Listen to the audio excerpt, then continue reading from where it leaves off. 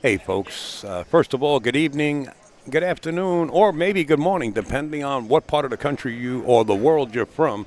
I'm upstate Al of AZB TV, and we have quite a show for you. Mr. Mike Massey, Tennessee Tarzan, is in the house. He's going to do a great trick exhibition. I don't know if he's going to play the guitar on live stream or not for a little while. He's a great singer. Dolly Parton's pianist, and many other famous musicians, country western musicians. He actually uses their team to produce his records. But Mike Massey is up next, and he will be doing a trick shot show in probably about 20 minutes, I would have to imagine. Johnny Archer and Gabe Martinez are in the house. The score you can see at the bottom. It resides at 25 to 15 in a race to 50 for actually instead of 20K, it went up to 28K. So we're looking forward to getting that. Right after Mike Massey, we'll get right down into the match. We're going to get started either on time or earlier. Just wanted to get on and let you guys know that I know you were out there, that you're out there right now, and we appreciate it. And we will be getting down as soon as they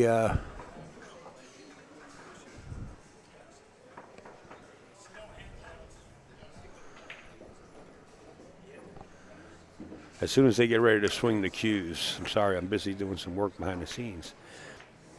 As soon as they get ready, we'll be ready here. Just we're going to enjoy Mr. Mike Massey. We don't get to see Mike that often, but we're going to get to see him. And so are you guys, by the way. What the hey am I doing here? Okay.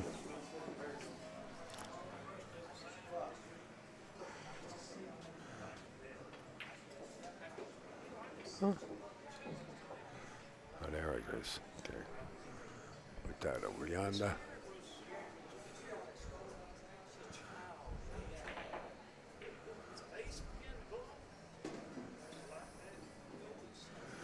I see there's about 33 people on hold out there. If you guys could kindly share the information, all you got to do is hit that little arrow underneath the video. It won't take you away from the video. Just share it and let other people know that you're going to see the great Mike Massey.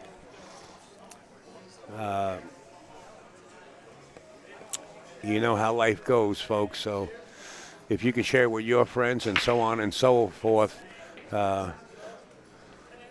would like everybody to enjoy the show. Mike does have a lot of new tricks coming up. I want to say hello to all you guys out there. I can go down my list and do it, but I do have some work behind the scenes. Thank you, everybody, for tuning in. We are live on YouTube also. The YouTube channel, if you want to go over there, is called, right as you see it in the narrative above your video, Big Time Billiards and Cafe on YouTube, and you could live stream it right to your television.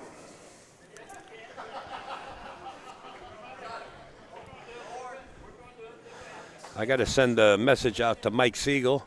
He wants to tune in, and I was talking to him a little while ago. So we're going to have Captain Hook actually come in.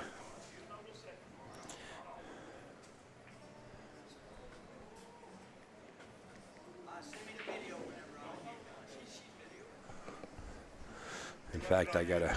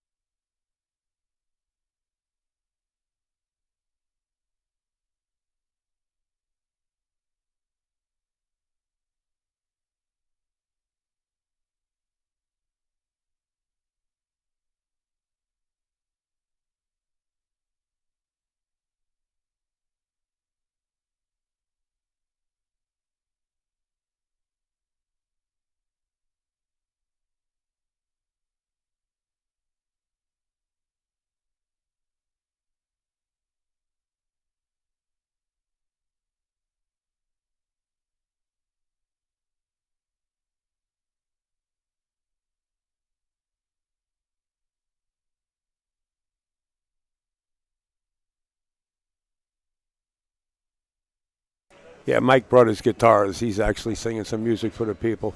I tried to send you money on PayPal. It's asking for your last name. You don't need my last name, Joe. It just, when you put in Upstate Al Pool at Gmail, you'll see AZBTV.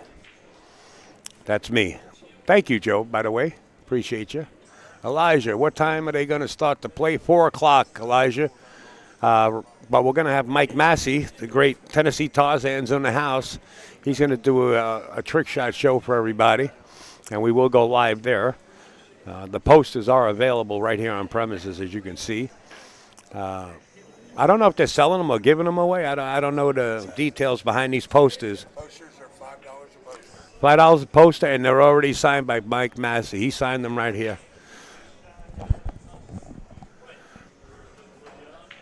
That Joe Blackburn's going to send me a little coffee and cake. How you like that? You know Joe? Oh, man, one of the top pool stick mechanics in the world. Him and Steve Lomax always hanging out together and down in Derby. Good guy. He's up there. Well, he's up there in Bristol. He's got a beautiful setup where he does all his work now. In Janet Atwell's room, yeah. That's the famous Joe. Been around him a while. He's almost a dinosaur. He walks like a dinosaur. All right, folks. Mike Massey will be up approximately. Time is it now? About 10 minutes or so. We'll have Mike Massey do his trick shot for you guys, and then at 4 o'clock we'll start the race to 50. Make sure you share the live stream because it's going to be right here. Hey, Wendy, did I see people bringing in guitars? Yeah, that's Wendy. I know her and her husband, Jason. Yes, you did. Mike Massey singing to a little bit of the front row seats right now. I have to go sing with him. We're going to do another video. We sung once before in Norfolk, Virginia. We did a lot of Kenny Rogers together. Look for a barbecue place and get some Brunswick stew while you're... Wendy, I can't fit another crumb. I made a mistake today. I've been eating the catfish with the shrimp with the seasoned fries, which is a relatively small dish. Mike Siegel, are you watching? Let's see. We will see them then. P.S.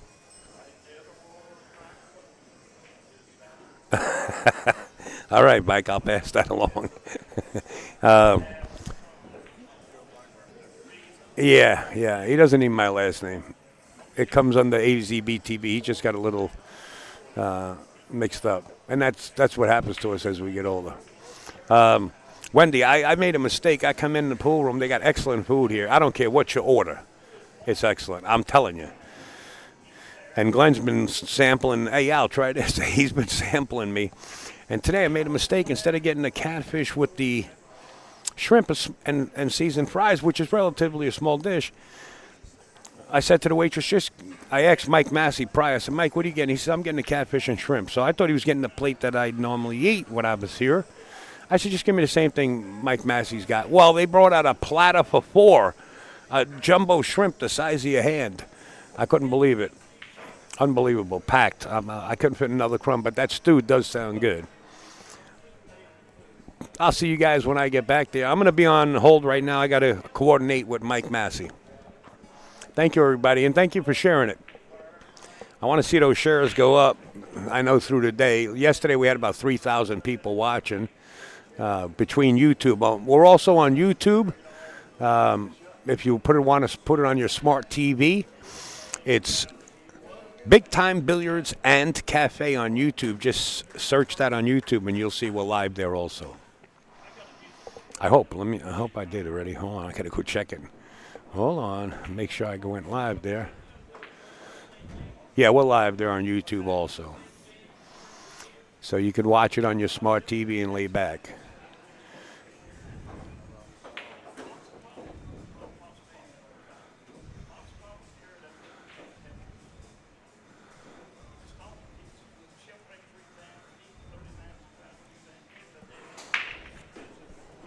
See you guys in about 9 minutes.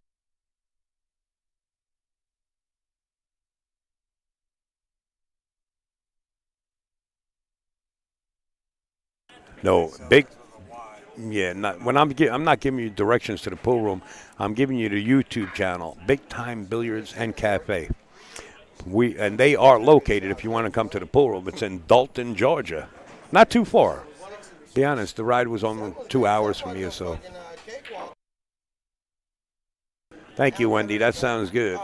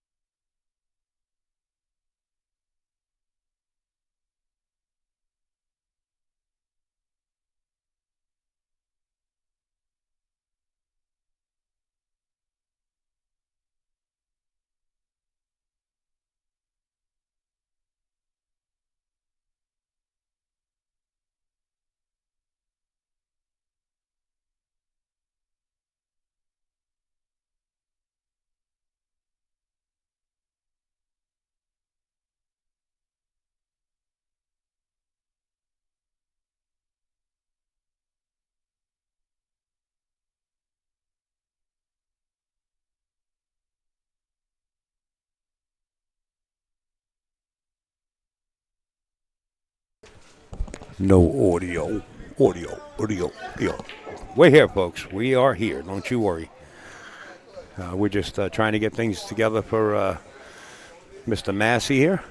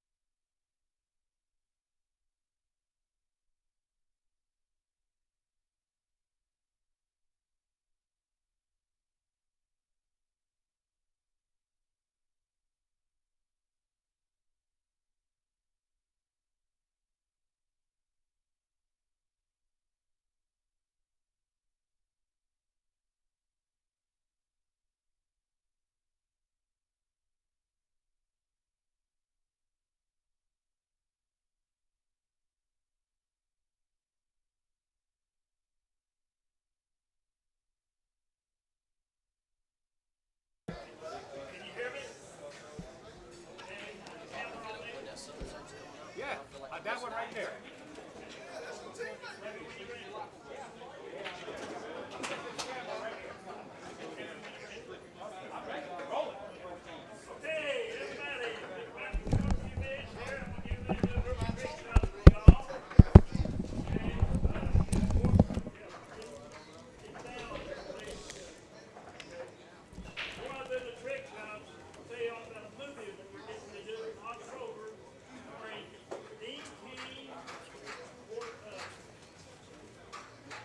What number's on the top of that?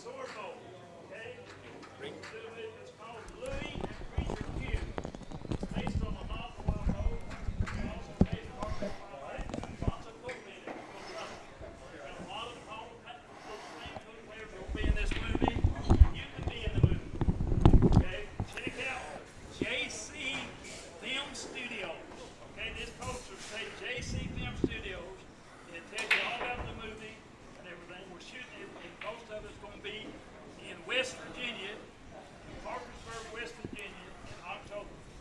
And this is the poster they have up there. But you can see the website. You can go to the website and check it out. It's going to be a good movie. It's a faith-based movie. Okay, it's a faith-based, kind of like a TV movie. You know, it will be. We got some good actors in it, and there'll be a lot of movies. You know, I love it. So now let's. Y'all want to see a few trick shots, right? You know, I haven't been doing these shows for a pretty good while now, but they say it's kind of like riding a bicycle, right? I've been doing more singing than I've been playing pool, really, you know. So anyway, we're going to do a few shots here. I hope y'all can hear me out there. Reminds me of motors. Yeah, they got See these cards laying on the table here. We've got 13 pool balls here.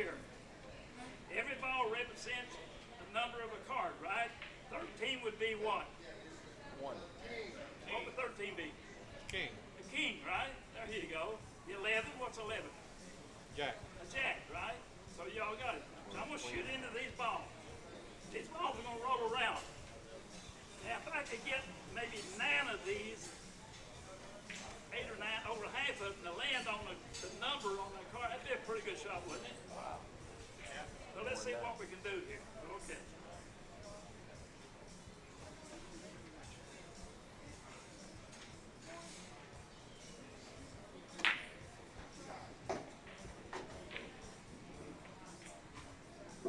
Okay, here we go. Let's check this out now. Okay, we got these cards right here.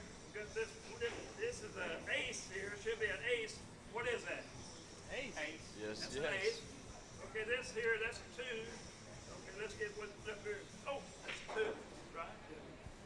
Okay, let's see here. What is this right here? That's a 5. Hey! Here, that's a 5. Okay. A 6. Hey, we're doing pretty good. Okay. Jack. Hey. Man, we got 100% here going so far. How about the queen here on this 12? Is that a queen? I don't even know if I want to check these out. Okay, a 3. Huh. 4. Huh. 13, what the king was saying. And we're on a roll. I tell you what, this will be a good day. 10.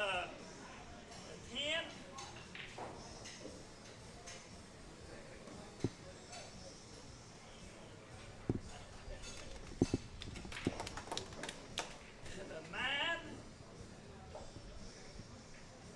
I ain't believing it. If we get that 7, that means we got every one of them. I tell you, I might not even do any more trick shots if that's a 7 there. I might just quit, you know. What is it? 7.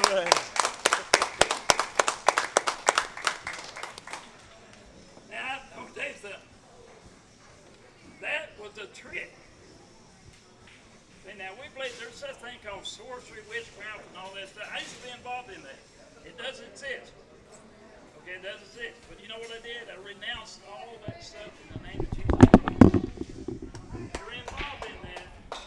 Those demons, those spirits, those Jezebel spirits, and all those spirits have been trying to use you. You renounce them. See, the Bible says, confess your sins, God is faithful to judge. We can get deliverance from that stuff.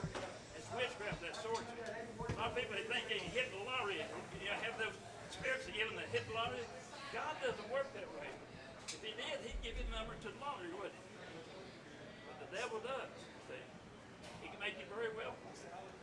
You know, kept the Jesus on the mount, right? So anyway, it's a trick. The people that's here earlier, they didn't know how I did it. Yeah, and y'all, I'm gonna let you think. I'm gonna let your minds think a little bit, and try to figure it out. You know.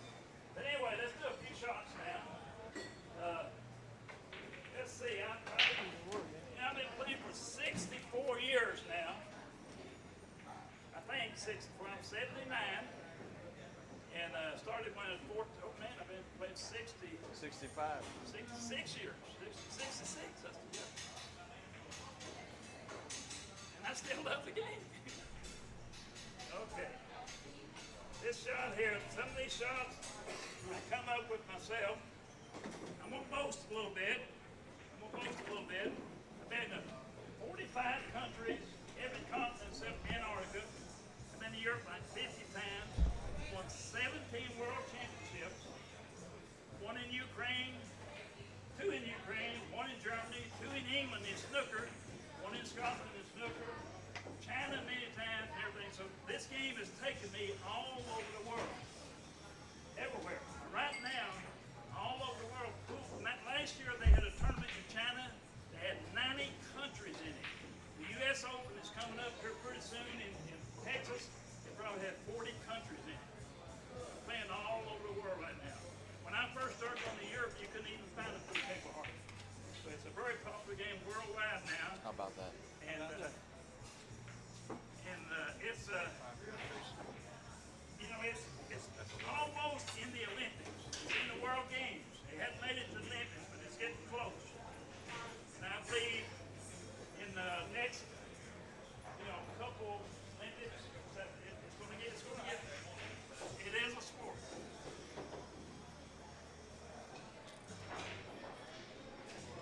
The WPA, I think they have 150 countries right now that's members of the WPA. And that's what the WPA is all about. Trying to promote it as a sport, get it into the Olympics. Nobody walks through against the wire. But I call this shot the one-handed shot. Check this chair. I call this the one-handed shot. Okay? Mr. Hager, I'm going to make that 9-ball in the corner pocket up there, okay? You guys ready? I'm ready. This is called the one-handed shot. This guy over here behind the head on, I had him doing a trick shot when he was 6 years old. True story. True story. And his dad, I've known his dad since I was 6 years old. All right, here we go. 9-ball, corner pocket. We'll move it with the one. Hey!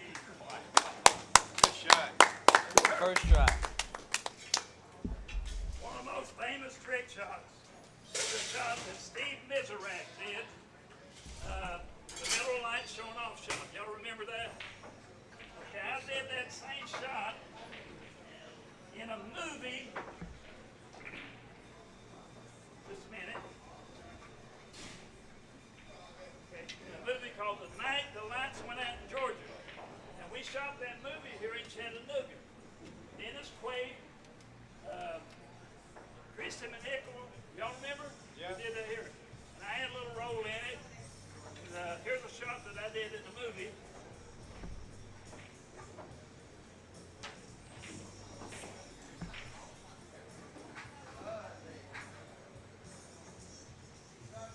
Is anybody here going to Las Vegas in August for the APA? Anybody going? Made it to August? APA, nobody? But we'll be out there promoting the movie. There'll be about 14,000 pool players there, 400 and something pool tables.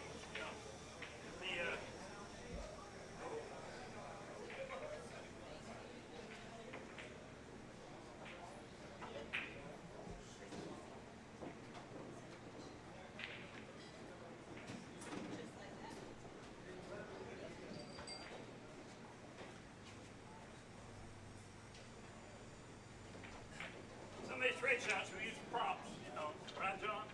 Right.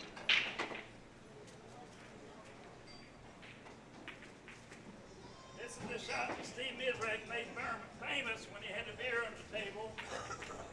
But in my shot, it was during the fight scene, and actually I had to pick a body up off the table. But on this one, I'm going to try to pocket these 8 balls in one shot.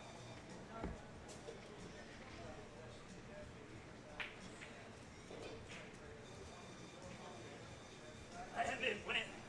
Hell, I haven't played hardly any in like the last year or two, I know that. It's like riding a bicycle, right? That's right. Get right back on it. What's that? Get right back on it.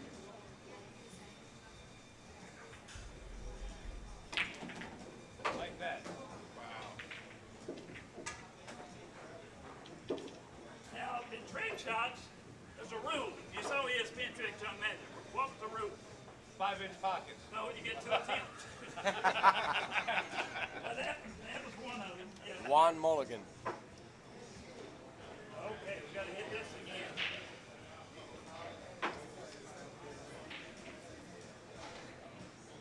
I'll tell you what. I'm going to use one of the best excuses. You've heard this many times, especially in the South. Down in Florida, Texas, the humidity. People don't realize how much the humidity really affects the Oh, thing. it's affected. I can see it roll. I need some dehumidifiers and it'll dry right up. Now, in the movie,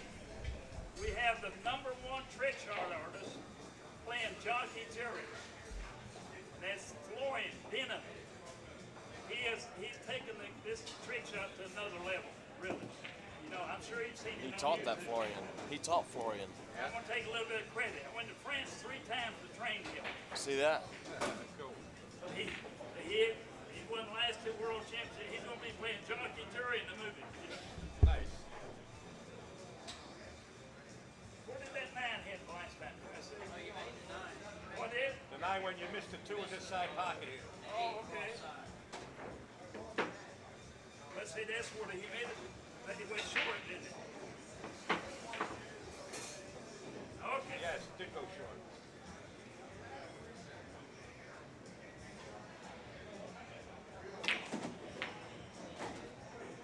Now they say this is like baseball. What's the rules in baseball? 3 strikes, you're out. There you go. Okay. And if you can bat 300, you're a Yeah. millionaire. I'm gonna tell you something about the commercial that Steve Mizrahi did. He's one of the greatest pool players of all time. He won 4 U.S. Opens in a row. How many takes do you think it took to make that commercial? 1. 192, I think. Wow. I'm serious. I know the guy who set that table up. For real? Yeah. Yeah, now he made the shot probably about every time. But he had to talk, he had to do all this extra stuff, broke the ball with one stuff. It looked like they did hear a sound or something when you're doing a commercial. I mean, he made the shot probably about every time.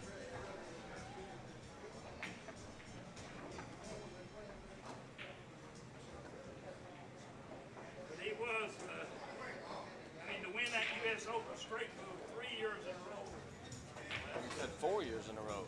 No, 4 years in a row. Yeah. That is tough. Well, that's off the chart.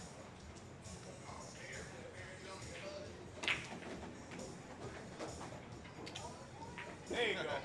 Bravo. Okay, we can get that shot. Yeah, the humidity got. Okay, let's see. Let's do something tough. Okay. Where's my assistant? Johnny Archer's supposed to be assistant. Where'd he go? Hitting balls. They can come out here. I mean, I need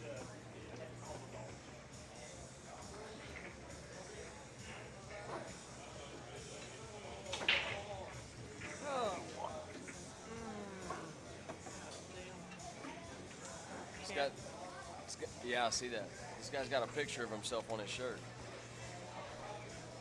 Thomas, is that a picture of you? Is that a picture of you on your shirt? That looks just like you.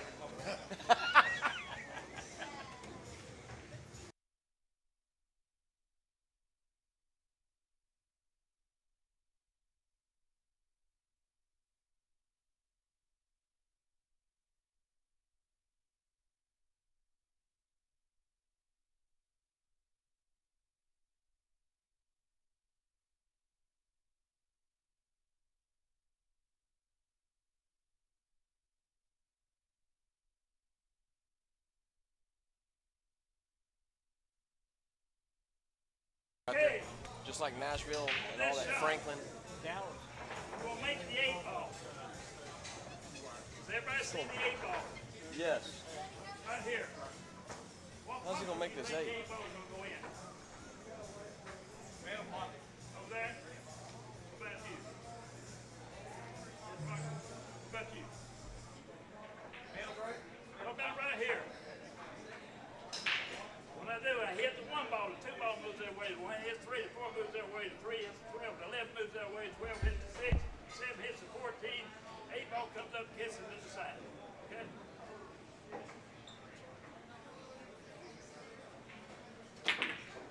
Just like that. Okay?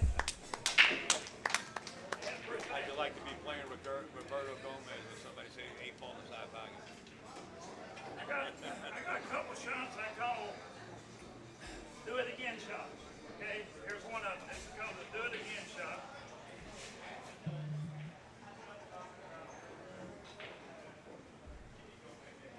Got the 3 ball straight in.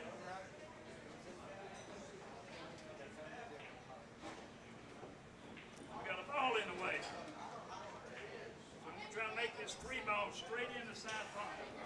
Legal shot. Legal shot, okay? Do it again. Okay. He pushes right through it and I hits left it. a $20 bill under a queue, and I grabbed a couple of those little posters. But It's a legal shot? I don't think so.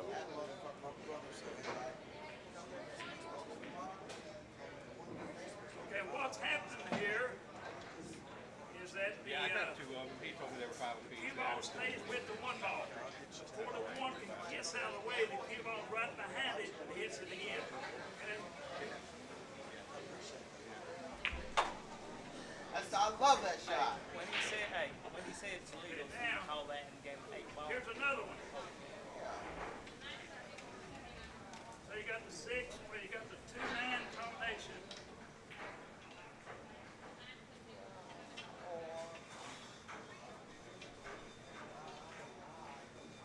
Got the 2-9 combination here. We don't need these cards now.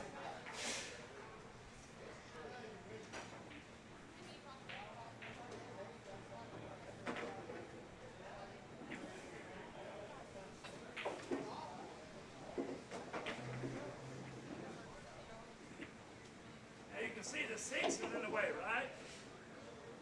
It would be different with the mass save because that 7 ball is pretty close for the mass save to get to go around, right? So I'm gonna try to make the 9 ball in the side pocket without moving the 6. You all ready? Whoops. One more time. He swerves it with the shaft. You want that again? Do it again. Okay, this is technically this is legal. I wouldn't want to be the referee on it though. You might need a lawyer. That's where you need a lawyer.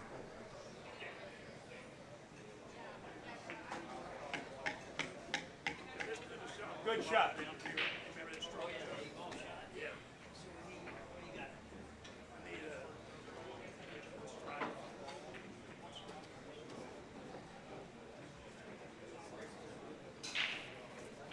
He lives fast, man. I think this one keeps him going. That's good. Oh, yeah. Critical. You can see right into his heart when he loves this. You sure can.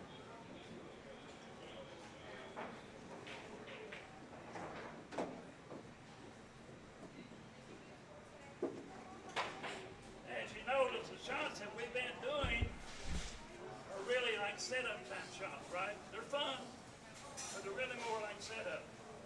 Now this is a stroke shot. Normally I'd be doing some stroke shots, but I haven't been playing that much. But this is one of my favorite ones. I call this the Fuete shot.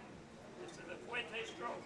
I'm gonna make the 12 and get over here for the 8. You very seldom will see this stroke in a game of pool. It's mostly used in 3-cushion billiards. I'm gonna get the cue ball over here. Good shot. Okay.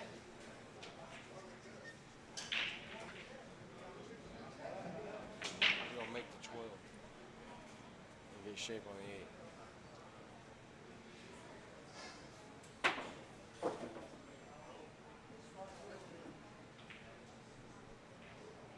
Oh! That's good. Do it one more time. Well, I'll tell you what, I'm getting the speed down now. How do you Anyway. get that? Watch the spin off this rail here. Yeah. We got really power it on this table. Guy knows a lot about stroking the ball, man.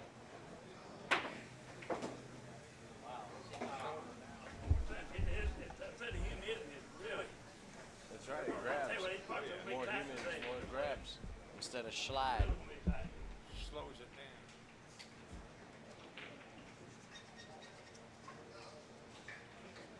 Do it. There it is. Really. There it is. There we go. Dang. Wow. Okay, well, I quit. and it's right. You lost your opponent. That's the problem with that shot. Make a guy go like this. I'm screwed. See you later. I've had all this I can stand. Find me somebody else. You got me. Okay, I'm gonna Can show I you buy a out? skill shot. I got a video I did with Tor Lowry. I don't know if you heard Tor Lowry. He helped me tremendously on this movie and everything. Without him, I couldn't have done it. He's a great instructor, you know, Tor Lowry. We did a video called 50 Shots Every Serious Player Needs to Know. These are skill shots that come up in the game and a lot of players don't know. So I'm going to do a couple of them for you.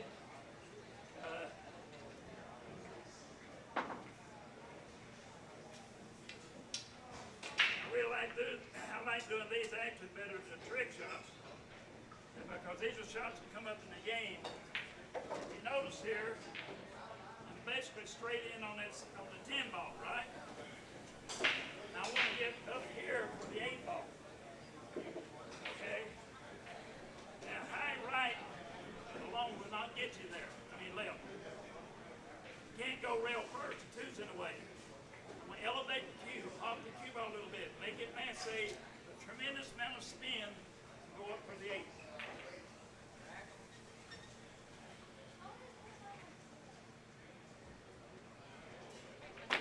Whoop. Let me get some.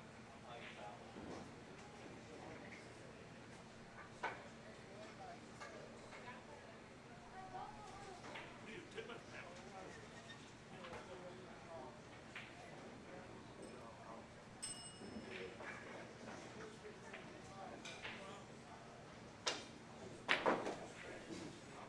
So you ain't got to elevate as much as some people would think. I quit. Throw in the towel. That's right. And it's But a lot of people think you got to elevate more. You don't have to elevate as much. Same thing with a draw shot. You know, I saw that with Sammy over there in Carolina when he was drawing that ball. He wasn't way up, it was more like this. But it was, been playing a long time. They know it by instinct. Forever. They might not know what they're doing, but it's by I'm going to explain what happens in this shot. See, I want to make the 13, and I want to come back up here for the 8.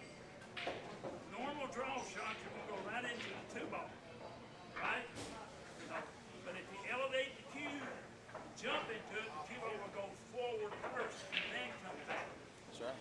So this shot here. It comes up all the time, especially playing one pocket. Around the stack. See it all the time. Winner, winner. Hang a little bit. Chicken dinner. I quit. And him is right. He ain't the only one that knows that one. I'll just tell you that right now. This is a little bit more difficult because of the aiming. You notice the angle's this way. Okay, the angle's that way, but I want down here. High left, the best I can do is there, maybe over here. But I want to get down here. So same thing, you got to elevate the cue. Get the cue ball off the table. Elevate the cue. Jump into it. Nice shot. And the shot. Same thing when you're drawing the ball linked to the table. You got to jack up to where the cue ball comes off the table. That way it don't lose all that spin. That's the secret. I'll show you a good shot. And then do it with accuracy. In 9 But ball. the cue ball has to come off the table to get the I showed max Steve amount of Green drill. going this shot. Great player. He saw how important it was. He worked on it. He saw how, like I said, how important the shot is.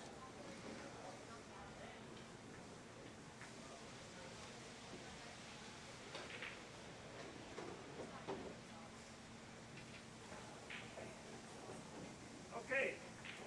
I can't play a combination on the 9, you can see here, right? Because I would have to hit on that side over there. I'm still going to try to make the 9 straight in the corner pocket.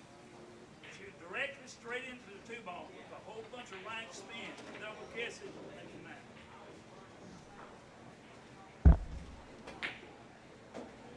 There. Do it again. I'm going to show you one pocket, okay?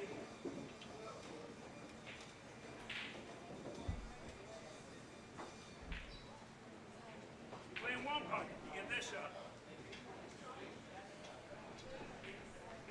Not make it in time. So get it over there. Okay.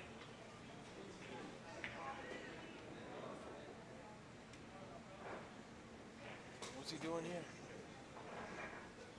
Playing the one down the bottom corner.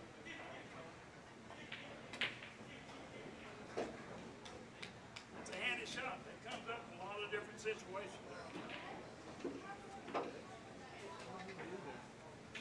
Here's a neat shot I came up with about 2 years ago. When you're Go back and really look at it in close, slow motion. when you're really close to the ball, give me a couple strikes.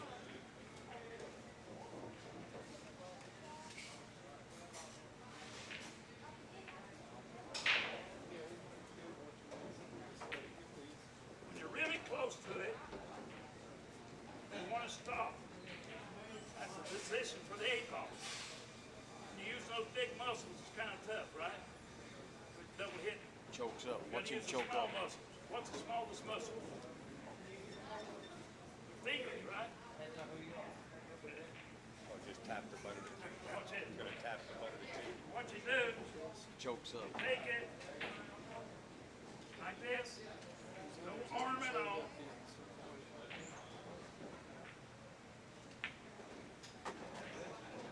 How about that? Isn't that neat? Yeah, it is. Here's the thing about it. Look here.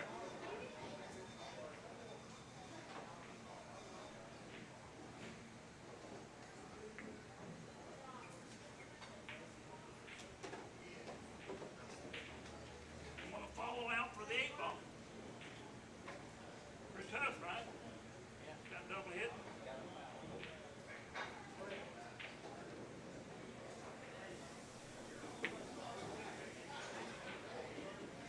How about that? You be doing that. It's crafty. It comes up right. It wasn't a foul. So Brett, now, after you had 3 or 4 cups of coffee, they might tell you. And then check this out. Put that over in front of the time. Okay, buddy. Thank you. You want to draw back for the 8. You're gonna choke up. Watch him choke up. You got yours? From yesterday?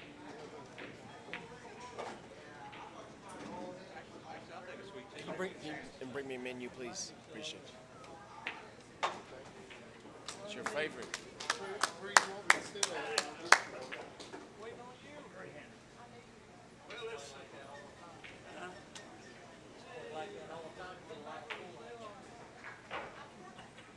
One more thing I want to show y'all. And I'd like to add next my exhibition up to hang me all the bones. This is for entertainment, right? Okay, I'm going to use, come out here, I'm going to use you.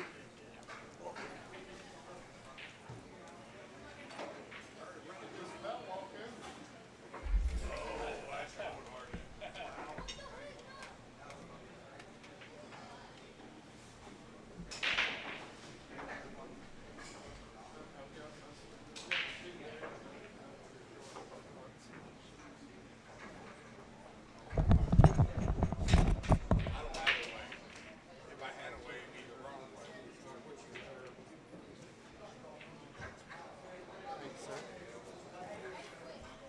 Okay, here's what we're going to do. I'm going to turn my back. He's going to take as many strikes as he wants to on this side, but on this side. Take one, go set one up. Right? When you do it, you'll do this. You put these over here, pull this up here, don't disturb the ball. Here.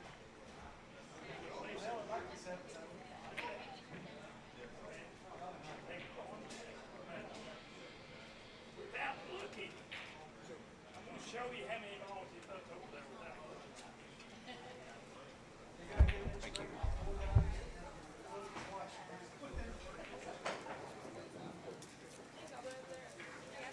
Yeah, Mike pulled him out there to help. Just lay it there. I'm All sure right, he'll. here we go. When you're done. 3, 2, As they just lay the menu there, he'll be back.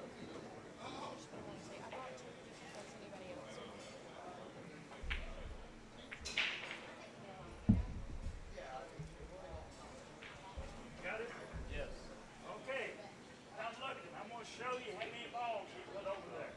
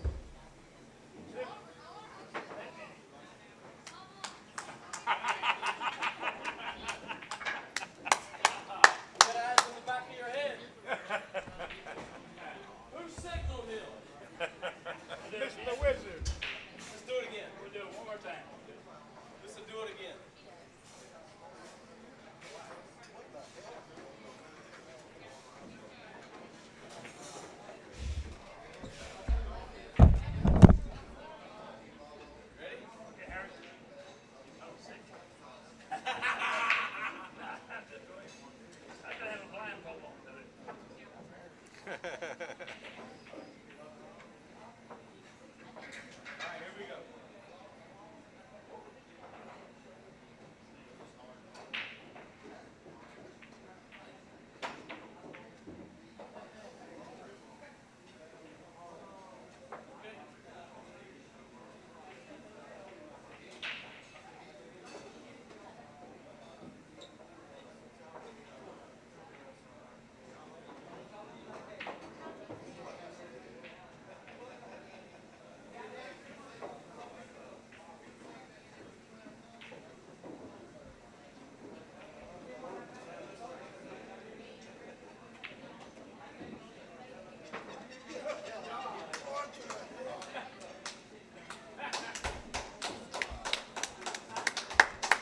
let me show you something.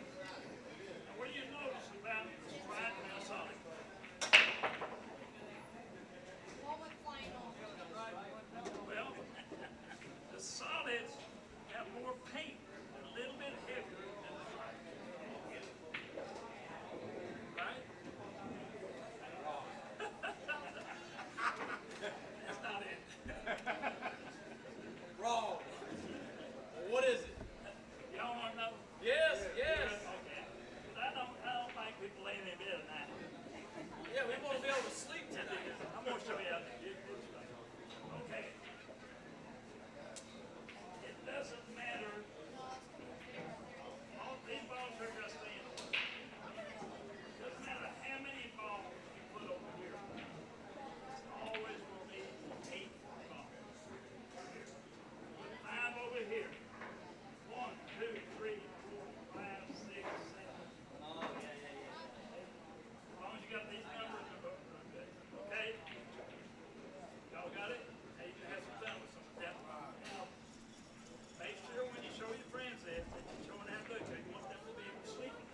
Yeah, we're going to lose some sleep, man. The 8th ball. Okay, well, thank y'all very much. Thank you, Mike.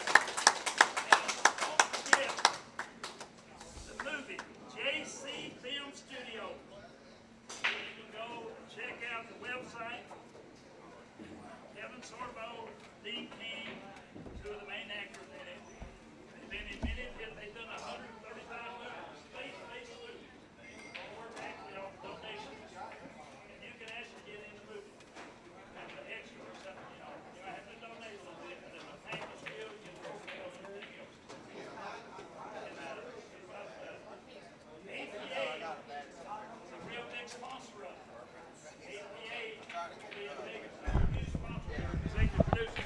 Also, Mucci Q's, I endorse Mucci Q's. Now look, listen to this. Mucci Q has made 10 limited Q's with the theme of Preacher Q. Beautiful Q's. They're 2,500 a piece. They're only making 10. But when you see this Q, I guarantee you, you'll think it's a $10,000 Q. It's got a lot of abalone in it and everything. You can look on the internet, yeah. Okay, that's beautiful. There's only 3 left. Which Sorbo will be using one in the movie. We sold 6 without them in seeing the design. Rasson Poo Tables is the other one.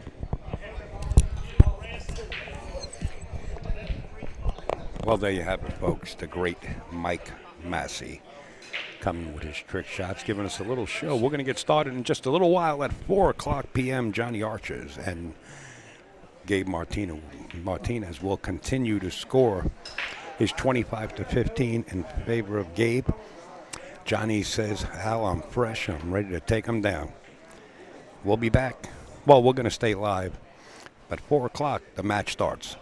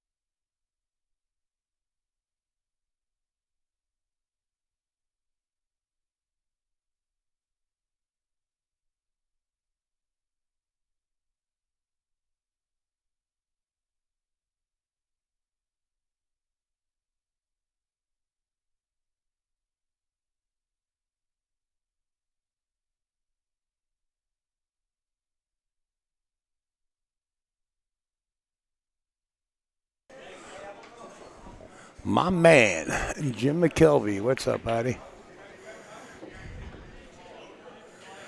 5-1. Huh. Upside down. I'll show him that trick shot where you missed the 9 and they rolling. Looks like YouTube feed doesn't have a chat open. That is correct, John. You want to chat? You come on over to Facebook. I'm glad you found us.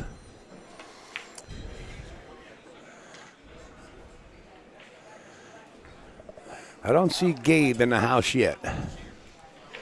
We're still waiting on Gabe Martinez. We plan on starting at 4 o'clock sharp, but again, it's not up to me. It's up to the players whenever they're ready. We're sitting here. We're just waiting.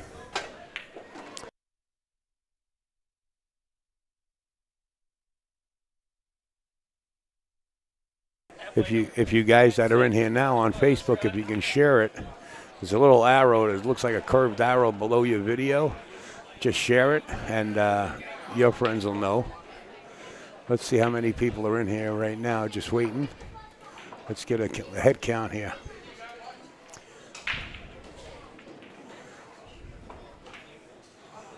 All right, we got 38 people in there. We got 28 shares. That's pretty darn good. Thank you, everybody that's been sharing it. Appreciate it.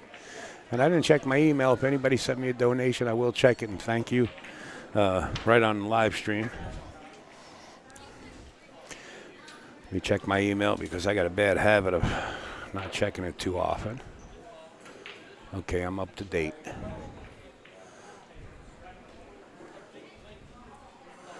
Also, what I want to remind you why we're here, and we got a couple of minutes. I'm going to bring up a graphic on your screen, and if you own a pool room, and there's a bunch of pool room owners here, I would suggest that you get involved in this next graphic that I'm going to bring up.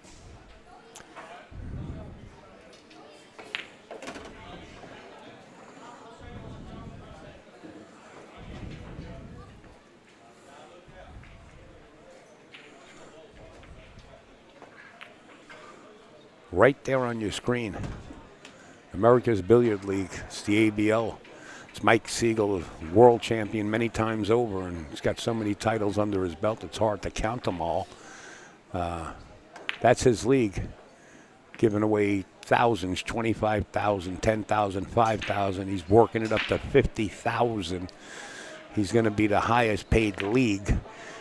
Get a team together and get involved with the ABL would be my suggestion. We had 4 teams make the money in Maryville Billiards in Tennessee. It's all cash. You're not getting a trophy. It's American Billiards League. Check it out. Make sure to go over to the website.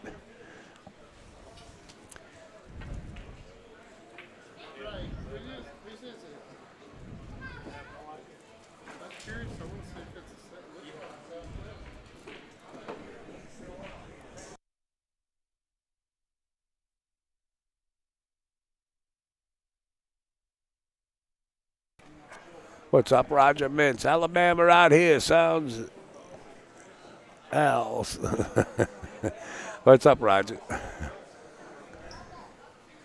Let's start spreading the word. They're going to start momentarily.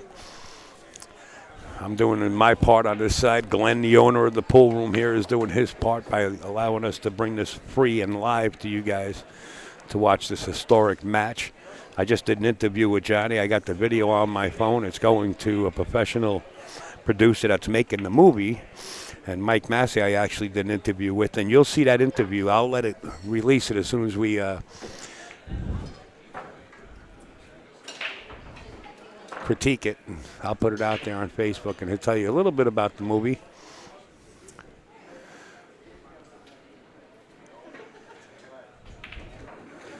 It's going to be interesting. 5-1. Wish I was down there.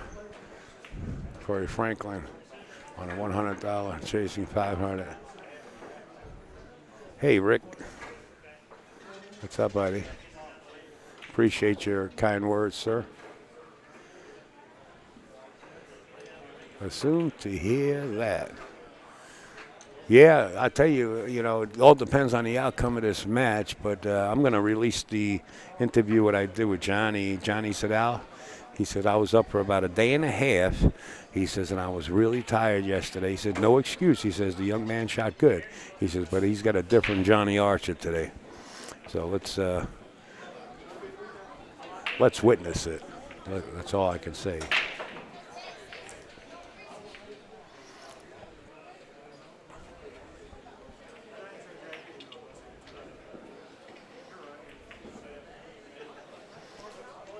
You know, when fatigue sets in, when you get really tired, your mind knows what you got to do, but your body doesn't react. You know, when you're really fresh and you're eating right and you got the right sleep, and your mind and your body are working as one without a tick in between, that's when that full punch gear comes into place, and you're like, boom, hitting the back of the pockets. And that's what I'm expecting today. I'm expecting both players to hit the back of those pockets, and you're going to hear the sound of it.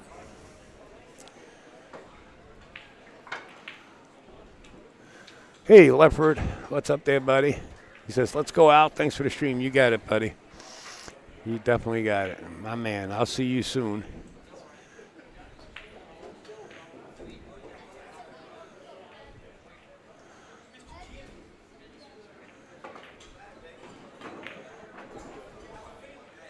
Henny today helping. I believe Henny might come in. I'm not sure. I know he's here. Whether he's going to sit in or not, I have no clue. But we do have another houseman that wants to get in.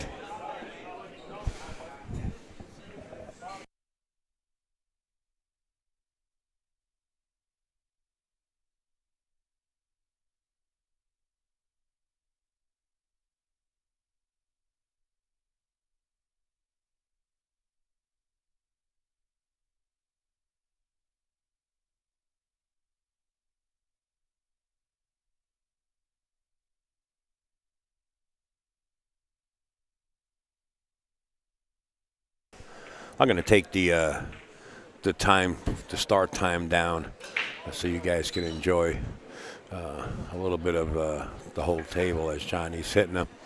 And somebody's destined to come in just a little while and say, hey, what time does it start? Even though it's out there already on Facebook.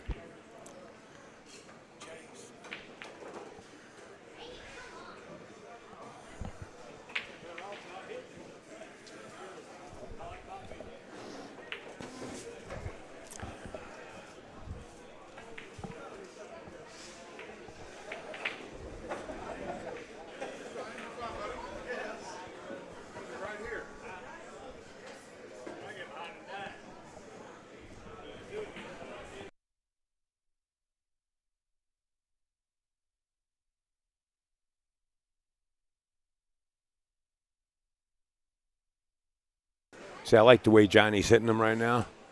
He's just getting down, aiming, a couple of strokes, and fire. And his body knows what to do. He's just got to get down there and produce. Forget about everything else going around. Oh, he's cutting this in the upper corner. How about that shot on the 4 1/4? Wow. Wow. Wow, the Scorpion with the stinger. Nice shot, J.A. I'll tell you a little story about a man named Jed. He took Ellie Mae. No, I'll tell you a little story about Johnny and Earl. When Mr. Tom Kennedy got ill, we had a benefit down in the Carolinas, and I went down there and streamed the benefit. And Johnny Archer and Earl Strickland put on an exhibition. And I had them both with wireless mics on them. And, you know, Johnny likes to get under your skin when you're playing him. He'll get in your head. And Johnny knew I can hear every word he was saying, but Earl didn't. And a few times when Earl got down there to make a shot in the exhibition, Johnny said, hey, Earl, Upstate's talking bad about you on the live stream. I could hear him. Earl come over to me. He wanted to take the mic off. I said, Earl, don't let him get in your head like that. That's a true story.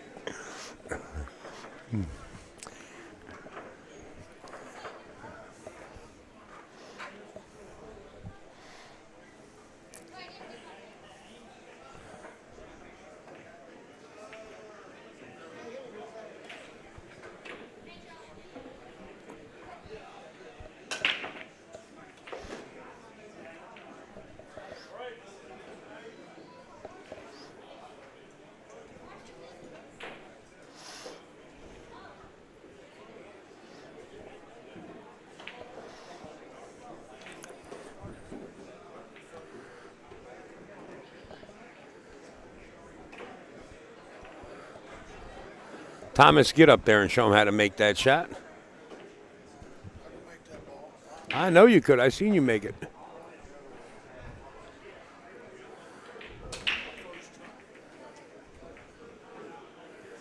I could mic him up, but I'm not going to.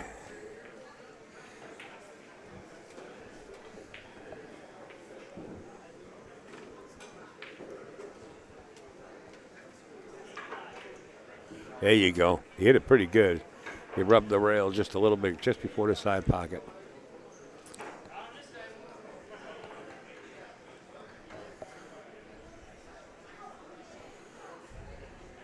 There's Mr. Hennessy right there, guys.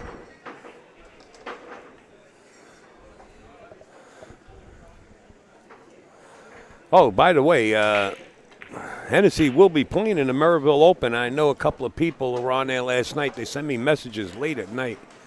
Let me show you that again. I know 6 players from this exhibition. I mean, this challenge match down here. We're getting real inquisitive. There it is right there. It's next weekend. There's only 64 players allowed. I think we only have about 9 or 10 spots open. So if you want to get in it, I suggest you get in touch with Matt or Farah. They're right there. You can scan that QR code or just take a screenshot. The last one we had, I think somebody walked out the door with 10,000 clean. Prior to that was 14 and then 15, and I think one time we had it at 16,500 for a weekend of play. Race to 7 on the winners, race to 5 on the losers, diamond bar box. Only accepting 64 players. The room is rather small, or else we would gladly open the field tomorrow. But 64 players, it's capped. Get over there right now on Facebook and get in touch with that, or pay Venmo or Cash App. To either one of those Venmos work. One is Matt and one is Farah's, his wife, and the other one is just Cash App to Matt. And I will get the confirmation from Matt and Farah, and I did get the ones that did get in, the other 3 or 4 players or 5, I forget. And when I get back, I'll make you a flyer and get it out to you, confirming that you are a player. There is no guarantee that you have a spot until it's paid for. So I would suggest you get over there right away. Let's get down and have a little bit of fun down there in Maryville. We did some renovation on the room. It's wide open now. And we're going to have a great time. Kim Davenport and Reed Pierce and many other players are in it. We'd like to see you down there. Oh, that's the wrong one. I'm over.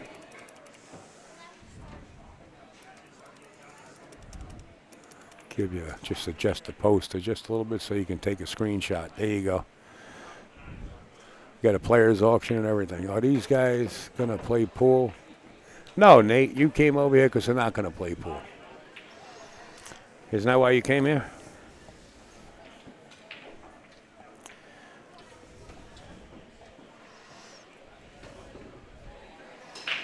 They're going to play next weekend.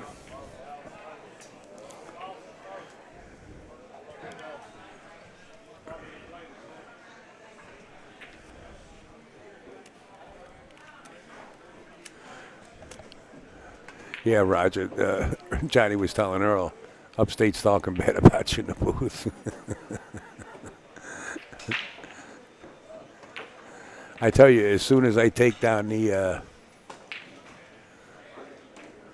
time when they're going to start, somebody will come in and say, are these guys going to play or what time it starts? And it's all right, Nate, from California. They're starting at 4 p.m. our time, which is what, 1 p.m. your time? Is that right? 3 hours?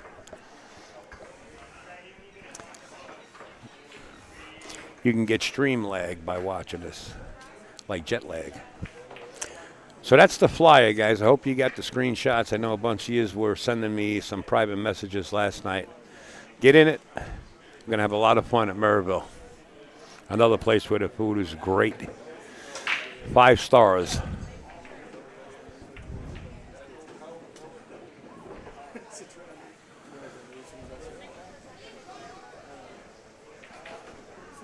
I met up with a gambler. Mike Massey's got me hooked on the song now. He was singing to the Railbirds here, playing the. Oh, Gabe just walked in.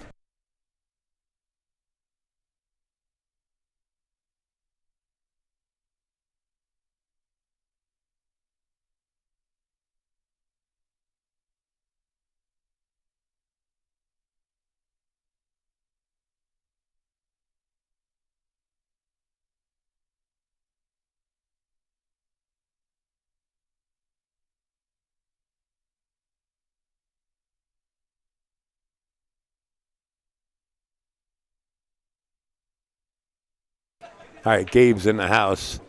I don't know if we can get a shot at him. Let's see. Oh, not that camera. He's in the opposite chair. Gabe is in the house. He just showed up wearing sunglasses. I said, "What's up, superstar?" You ever see that movie, The Longest Yard? And they called Burt Reynolds Superstar. Kip, how many friends in common do you have? Let's see. 3 friends and you're involved with the pool world? Come on now. Hey, Tom, what's up, buddy? Thanks for the kind words, Jamie.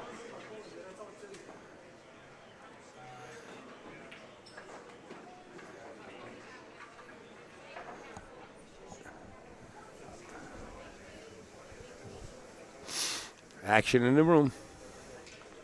Come on down. You can get some. How about a little side with it? It's Jonathan Hennessy. Let me see if I get a little side view on those characters. I think I got one. There they go right there. That's Glenn to Johnny Archer's right. That's Glenn the owner here. Stand-up gentleman, great guy, great staff. Really beautiful pool room. And, of course, everybody knows Tennessee Hennessy, Jonathan Pinniger. He actually did Johnny's tip before the match yesterday, and Johnny says he loves it. You can ask Hennessy about that when he gets in the booth if he comes in.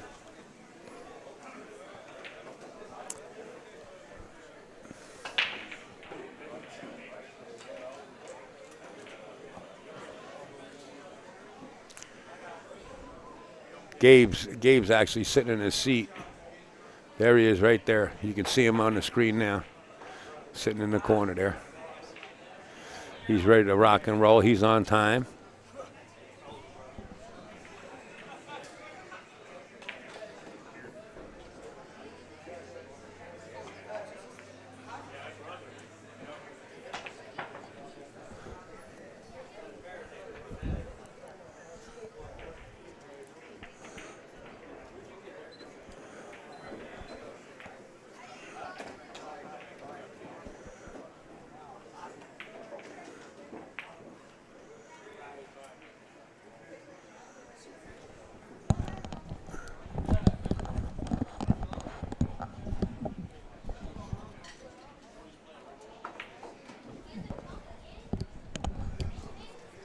That's exactly what Gabe predicted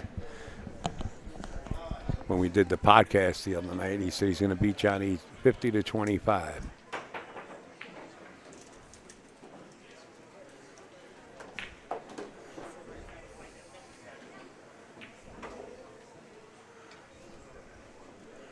Oh, software update tonight on the iPad.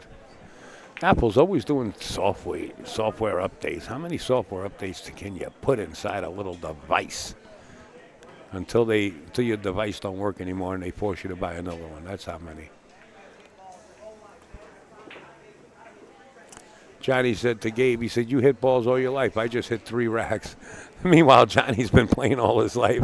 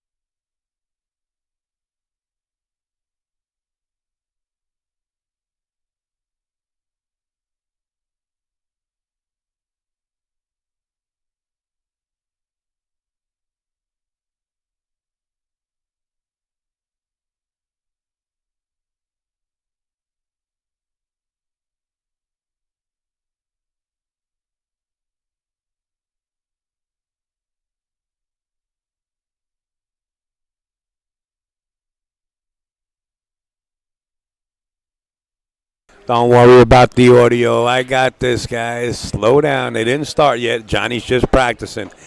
Johnny and Gabe will give me the yell and say, "Ah, we're ready to roll." We're good, folks. We're here. And by the way, Mr. Hennessy will be in the booth.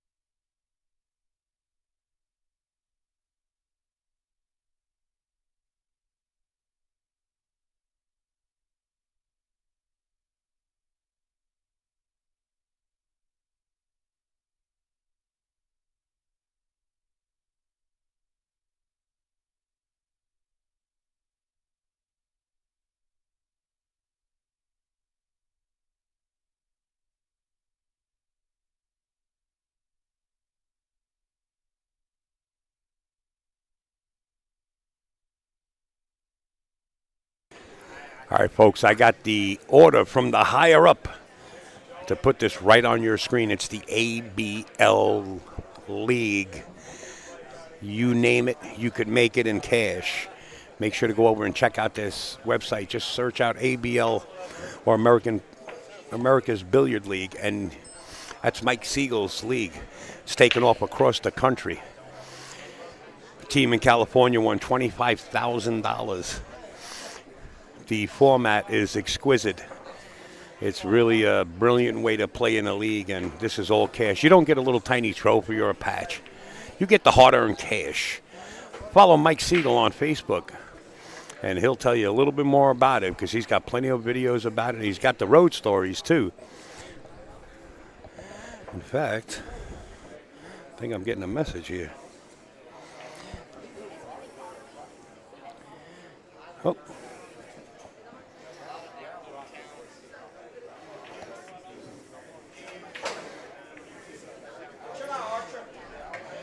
So, Mike Siegel, now listen, all you people out there, hey, Mr. Lomax, how are you, buddy? All you guys out there that are listening in, I want you to witness this because Mike Siegel says that it's ablplayers.com. That's the website. He also says, now you guys are my witness out there. He says every time I put up that logo for his league, he's going to buy me a steak dinner. So I plan on putting it up about 365 times. This way I can cover myself for the year. I'm joking. Don't hold him to that. If I tell him it's going to cost him 15 cents to put this up there, he's going to say, I don't want to buy the equipment. All I want to do is put the logo up. Anyway, make sure to check it out, folks. ablplayers.com. It's well, it's going to be. I could rest assured it's going to be the biggest league you're ever going to hear about. There's going to be plenty of money given away, $200,000. Right now, he's giving away $100,000. We did a commercial giving away a Lamborghini. I mean, we got it under wraps, and I say we. It's not me. I just help Mike out as much as I can, and I help everybody else out too. But Mike happens to be a personal friend of mine and his sons, and I want to help out all over. Mr. Lomax. What's up? We're getting ready to kick it off. Johnny says, Al, I got to practice a few more racks. ABLplayers.com. Check it out. Also, go to Maryville. I get another private message on Facebook. I don't know how many times I'm going to show this. I'll try to do as many times as I can. Next weekend, I'll be there to bring you this tournament right here. You're walking out the door for the weekend like $14,000, $15,000. The next session for the ABL session starts September 7th, by the way, guys. September, oh, gee whiz. I got it on the tip of my tongue, and I just can't spit it out because I was talking about something else. The next session starts September 7th. $25,000 first place prize, only for 15 weeks. 15 weeks, you can win $25K. Me, personally, I know a young lady that missed an 8-ball. And it was fairly easy. She wasn't under the gun. She wasn't even thinking that she could win the money. She would have put it in. It would have been $25,000 for her team. So, get over there and check it out, ablplayers.com. Anyway, this is the tournament that's going to be in that room where that young lady missed that 8-ball. But now we're going to have a 9-ball tournament there. We have it every 6 months in Maryville. Take a screenshot of that graphic on your screen and get that payment in. I think we have about 9 or 8 spots left. Yeah, Ultimate Pool, I can't see sticking around too long. But here you go, this one right here. I seen leagues go and come, I like to start things in America. Take a picture of this graphic right here, folks. Get involved with this tournament. Get that Venmo in or that Cash App. You got the addresses right there. Look forward to seeing you. We're going to have a lot of fun. And you can walk out the door with, like I said, 10, 15, 14,000. All depends on who shows up. All right. Where am I? Right here.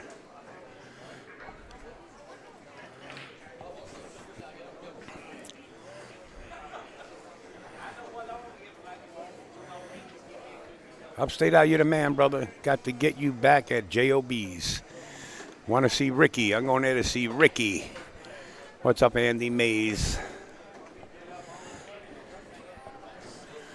All right, I guess a couple of more balls from Johnny. I hope we get started right away because I've been up so late yesterday, and I want to get this started. Johnny's going to shoot all his good shots right now and not make any good shots during the match.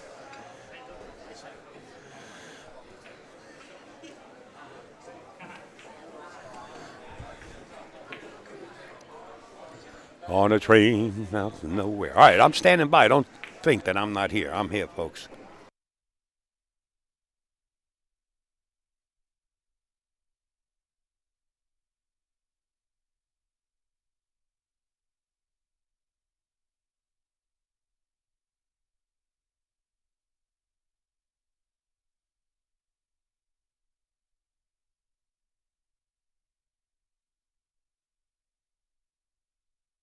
Andy Mays brings up a good point. You can also watch this on YouTube on your big screen TV if you have the YouTube app. Just search out Big Time Billiards and Cafe, and we're live right there. So, good point, Andy. Thank you for watching, buddy. And everybody share this information. Let's get it out.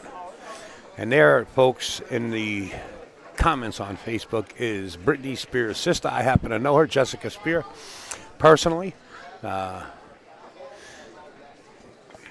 But she doesn't spell her name with an S on the end. She's undercover. It's Jessica Spear.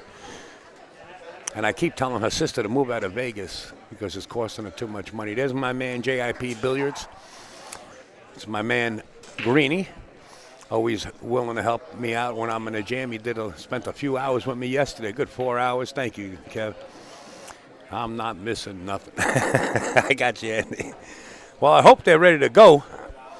Johnny might have to take that shirt off and play in a thong or something. He said he's claiming he's a little warm. He's gonna break another rack. All right, I'm here. Let's spread the word.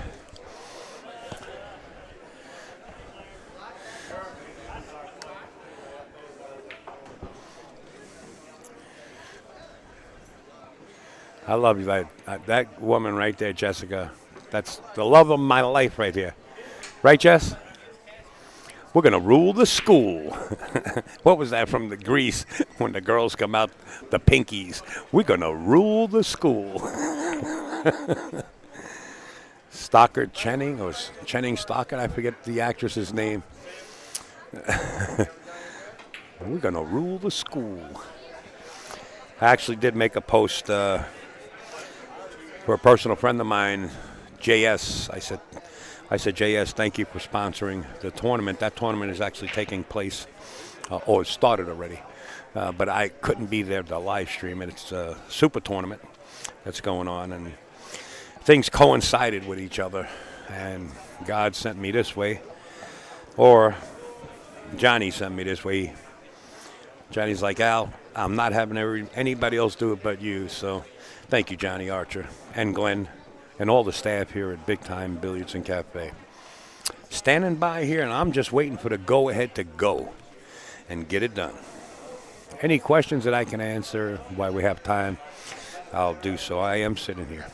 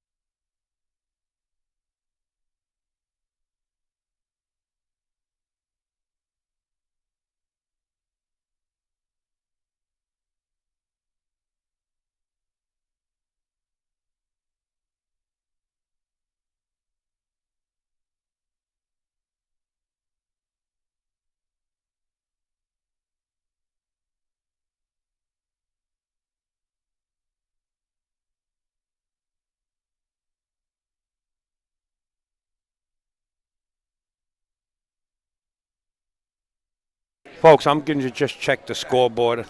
There's nothing going on. All right. I'm just going to just check it, make sure it's working, and then I'll put it back. Okay, Johnny's is working. Let me bring that back to 15. Let's check Gabe's side.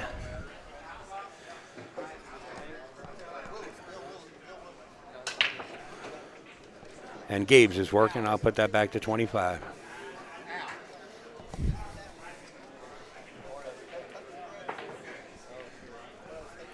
Yeah.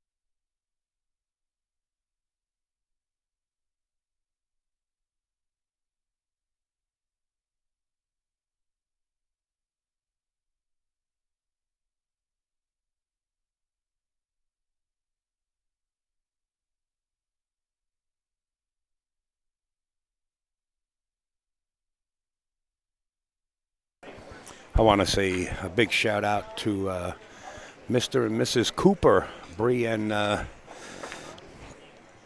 Corey Cooper got engaged.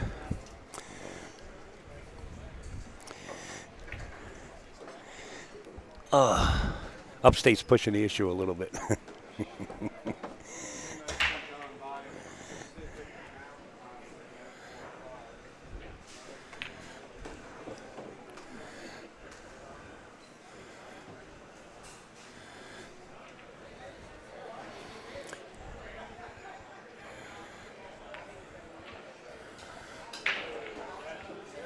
Slow down, James Goodman. Slow down, slow down. Sit back in the recliner and enjoy it. I think I got it figured out. I'll check your PayPal and let me know if it's correct, please. Oh, I'm sorry. I don't have my emails open. I'll check now, Andy.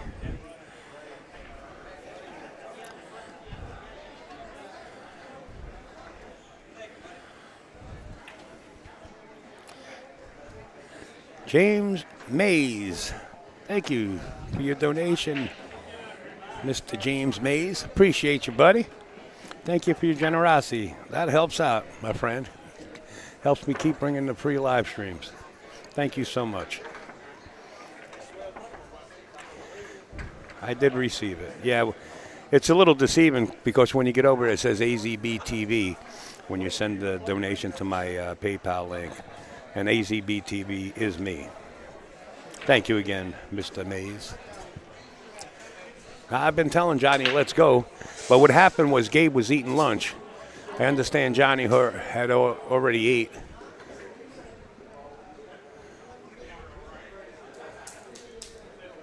Johnny had already eaten. What did I say, ate? So I think we're getting ready to start up. The crowd is, let me go to my PTZ. I'll give you a little look of what kind of crowd we got that's starting to scurry in here before they get started. Let's see if I can get it before they start. All right, here it is there. Let's swing over. Here's the VIP seating. They're starting to move in. You can see the next tier, then the next tier behind that. And I don't know if I can get all the way. There's a long, oh, I could get over here. Here's a long rail. You see everybody right here sitting along this whole rail goes all the way down to the booth where I'm sitting here, very end. So the people are starting to come in. What a beautiful pool room, just to give you a little bit of insight into big time billiards. Here you go right here. How about this, folks? And they will have digital pools soon also. They will be streaming every table and scoreboards and tablets and the whole 9 yards. And you could see the main bar is a huge bar. It's way back there. That's the main bar. And the kitchen, you look, we could look into the kitchen. The kitchen goes from that door all the way to the end here is the huge kitchen. They got like 4 or 5 cooks back there. It's incredible. Glenn gave me the full tour. All right, let's get away from this PTZ. I think they're getting ready to go. They're barking at each other right now. Johnny predicts 92-93. Johnny says that's how close I'm going to make this one. But we're only going to 50, so I don't know what he means by 92-93. I guess he means 48, 47 or something. They're just talking smack. 19-year-old, this gentleman here. That's Gabe right there. Oh, man, I'm giving you the whole tour without giving you the tour. All right, let me give you another tour. I'm sorry. But they're barking at each other. Johnny says it's going to be close within 2 or 3 games. So the kitchen goes from there, right, all the way to those double doors, and you got about 5 or 4 cooks in the back there. Here's the VIP seating. It's starting to merge in. You can see the young lady about to sit down. Those are very special seats. Phil Wyndham has one, and then you got the second tier and then the third tier. And then there's a long island right here. We're all smothered with people. As long as they rent a table, they can watch the match. So a lot of people are renting a table instead of paying the door prices. And what a beautiful menu they got here at Big Time Billiards and Cafe. We're getting ready. I think Johnny said he's almost ready. I sure hope so, because there's a lot of us that are ready. All right, let's get off of here. I gave you the tour. Oh, what's that on the table? Oh, what is this going on here? On the shot. We're betting $2 on the shot. What are they betting? Betting $2, folks. Looks like $2 bet. Or is that 200? I can't see it. Yeah, it's $2, I think. I think it's on the 7 ball, maybe. I'm not sure. What's the bet? What's the bet?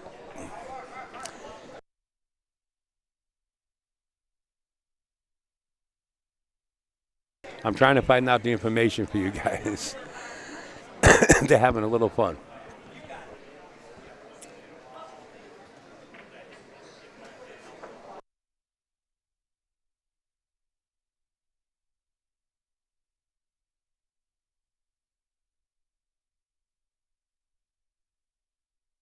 I think the bet is he's going to drag the cue ball past the money, is what he's got to do, I think. My man, Bobby Chamberlain, what's up, brother? I don't have your logos up here, Bobby. I'll explain it to you later. I'm working with a different system now, and I can't figure it out. It was one of the last-minute things. I think Johnny has to drag this cue ball back to the money or bounce it underneath the money.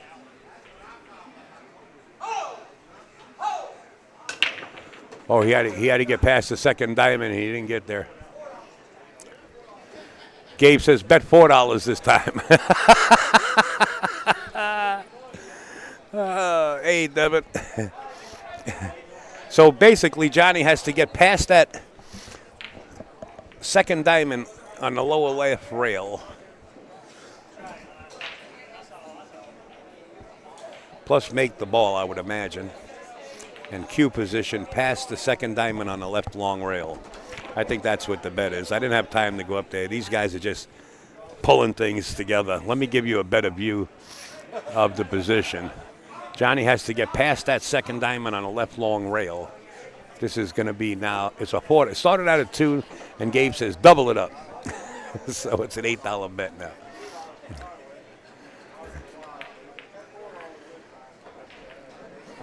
Here we go. Draw it around the table, make the ball and draw it around the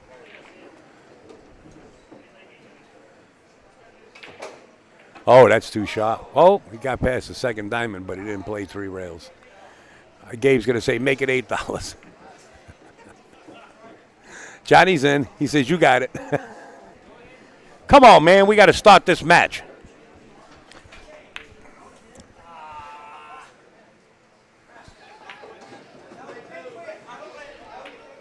Johnny says, you can't quit. You got to double up.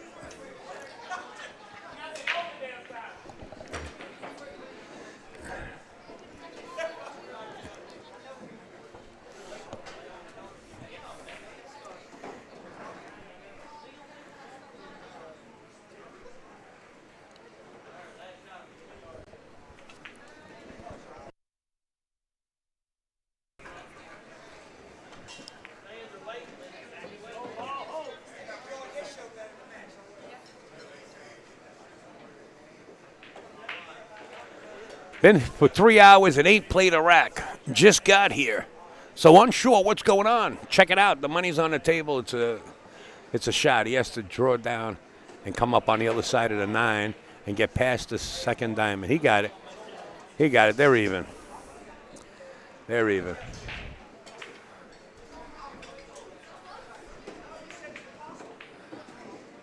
Johnny says, I ain't letting you do it. Gabe's got a hell of a stroke. Look at this, one shot.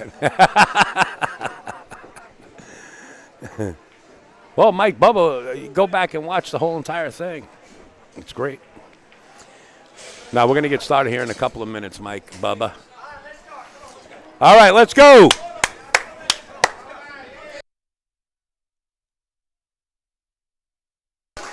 Let's go. Old school versus new school. It's time. All right, folks, we're getting started. I told him that Bubba complained.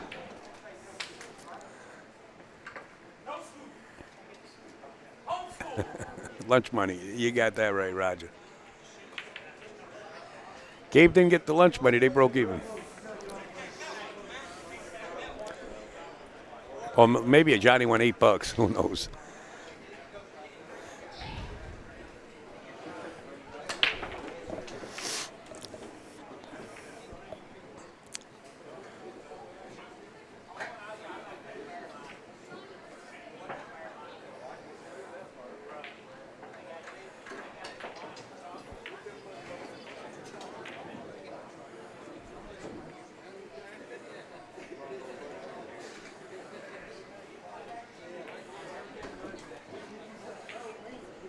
Johnny said, "You ain't practiced enough yet."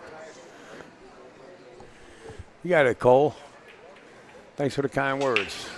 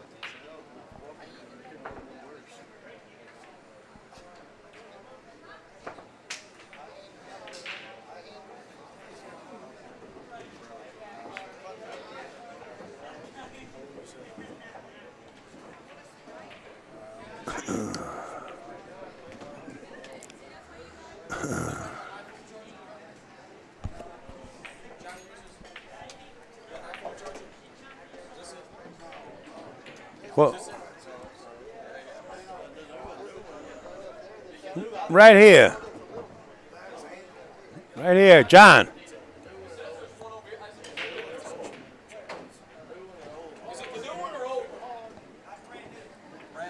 That ain't that one. No, that's Andy. The one you guys get. That's Andy's. It, it's not that one.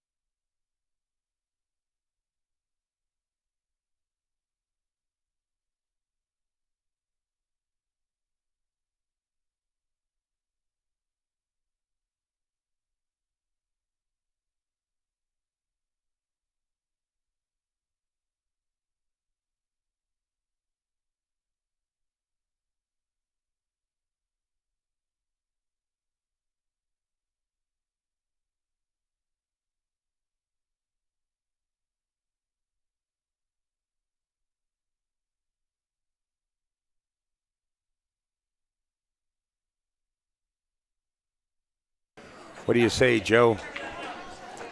Nice to see you out there, Joe, my man. Al, do you have Zelle? No, I don't use Zelle, Steve. I only use PayPal. I mean, it's usable with any credit card. You don't have to PayPal. You don't need a PayPal account. I don't know. It seems easy to me. I don't know. It could be hard. I don't know. Here we go. We're getting ready. Now, Facebook only allows me to stream 8 hours. So if Facebook happens to go down, I know a lot of people will be on here. Like yesterday, we had a total of 3,000 between Facebook and YouTube. But if Facebook happens to go down, do not panic. I'll bring it right back. It'll take me a couple of seconds. The only thing is there'll be a different link on my page. But YouTube, it will not shut down. We could go all night long. Somebody said they just sent me some. I got to look at my emails. I got to keep up to date with this. All right, the last one I got from Mr. Mays. Thank you, Mr. Mays. Andy Mays. Come on, let's get it on. Gee whiz.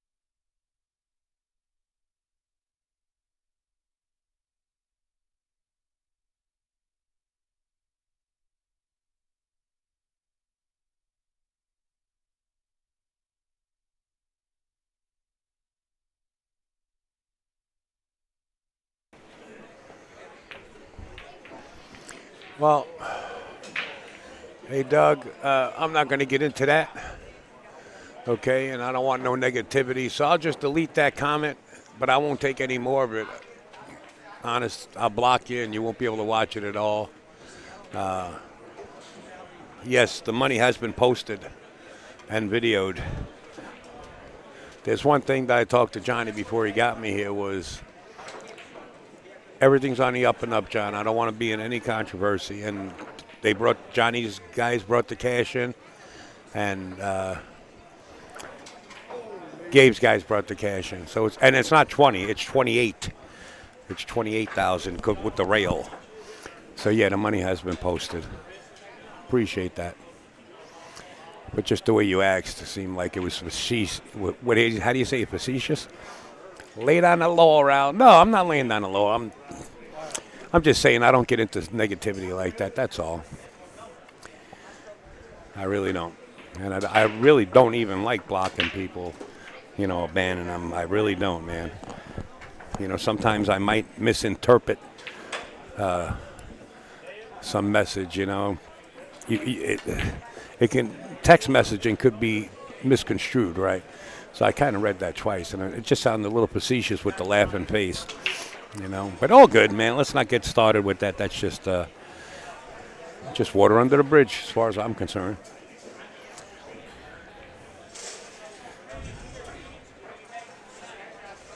Let's go. We're ready to see Johnny come back.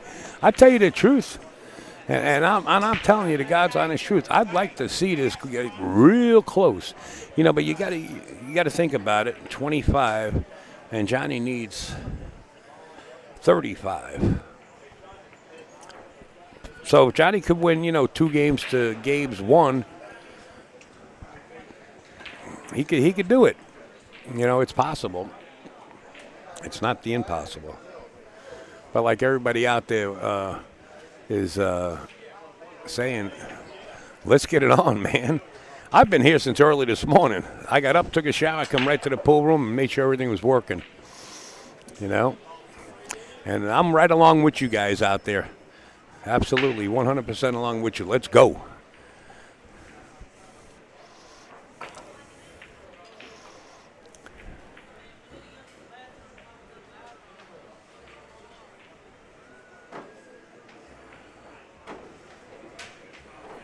Johnny needs to get 7 games quick and get some pressure on him. You know something, Michael, to be honest with you, I don't think this young man is going to sweat any pressure. You know, when you're that age, you're just firing. You got no fear gear on. You know, you're just going to get up there and keep firing no matter if Johnny wins 7, 8, 10 games on you. He's just going to get up there and shoot his game. I think he's that seasoned. I believe he just came off a win. He beat Chip Compton, if I'm not mistaken. You know, that's pretty strong. You know, it's pretty strong.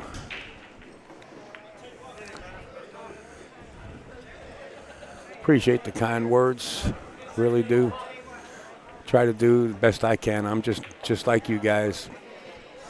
Put my shoes on. Well, I walk around with flip-flops, but because I like to be comfortable. But I put my clothes on just like you do, Danny, and I'm no better than the next guy, but I do appreciate you.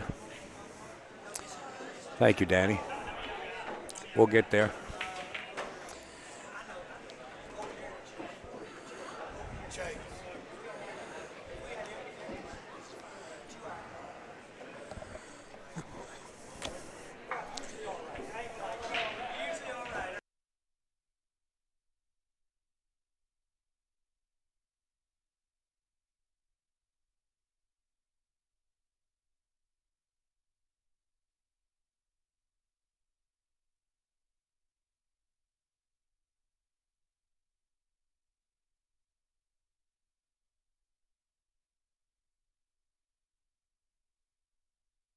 We were talking to Emmanuel Lewis. I don't know if you guys know who he is. He was Webster on the show. Webster, he's good friends with Johnny, and I think I talked to him about 3 or 4 times. And he's in Johnny's corner too. A real fine man with a big heart. And Johnny says, "Let's call Emmanuel right now." I told Johnny, do what Marvin Gaye does. He says, "What's that?" I said, "Let's get it on." Johnny will need to pick up the pace and get into a groove and then stroke. I think he's playing a little too deliberate. Yeah, absolutely. He's playing intensive. You know, he's overthinking a little bit. I gave him a little pep talk yesterday, Bobby. I said, "Johnny, your body knows what to do. Your mind knows what to do. You've been in many positions on the biggest stage. Just let the stick go, man." You know, Johnny knows that the kid at this stage of his life and Johnny's life, that, and I'm calling him a kid, but I'm talking about Gabe. Johnny said, "Al, he's a better pocketer than me right now." I said, "I get it. I really get it." I said, "But, you know, what Johnny's doing is when there's the slightest chance that, you know, where you might miss and he's overthinking it, he elects to play some safe, and the cue ball kind of rolls a couple of revolutions, leaving a shot for Gabe. And that's what's been going on. You know, he's got to really get out there and just let his cue stick go. His muscles will pick it up. You know, Bobby, you should have been here. It's only Georgia, brother. Josh Brothers, my man, what's up? I always see Josh Brothers every once in a while. We bump into each other when I least expect it. It's always fun to see him. All right, the handshake is done, folks. It looks like we're getting ready to rock and roll. You can see the score at the bottom of your monitor, 25-15. Johnny Archer trails. We're going to be going into game 41, rack 41. Right now as they're racking up. I do have somebody in the booth that he might get in here. I'm not sure if Dean is going to get on the air. If he does, that's up to him. I know I got Jonathan Pennigan coming in, but you guys can take it over, and I'll just do some work with you. Take this one, Dean, if you don't mind. This is number 2. Yeah, this way I can keep it in order. And I apologize, Dean. I didn't get your last name. It's Dean Mitchell. Dean Mitchell. Dean Mitchell from Poolhub. Poolhub. Yeah, it's poolhub.live is the website, or in the app stores, it's just Poolhub. Just Poolhub. Yep. Okay. And basically, I kind of got a little bit of the ingredients that you put in that special dish that you made out there. It's more or less like a Facebook type of thing, but strictly for pool and billiards. Is that correct? That is correct. We took all the best features from the social media platforms, from a live map to streaming to, the feed, everything and we custom built it just for pool. There you go. Poolhub.live, folks. All right, here, like I said, we're going into rack 41. They're having a little problem with the rack, and it's not a mechanic that's racking. Somebody at one point prior to the match wound up tapping a couple of the bowls in the rack, putting some divots and sort of grooves, like little divots they called, in the cloth. It's kind of hard to rack. We are playing on a Brunswick Crown 7, the newest table out. Gorgeous table. 4 1/4-inch pockets. Dean what? Mitchell. Mitchell. All right. Dean Mitchell. I got to remember that. Johnny needs to come out firing. Can't worry about missing. I get you, Randy. That's what he's got to do. I don't say don't worry about missing. If the odds are against you and you got to play it safe, we all know that. But he's been playing very tentative. He's protecting the money. He's protecting the money is what he's doing, and he's letting it get to him. And he needs every penny he could get. We all know that. Johnny's on his way back up. Now they just tapped the balls again.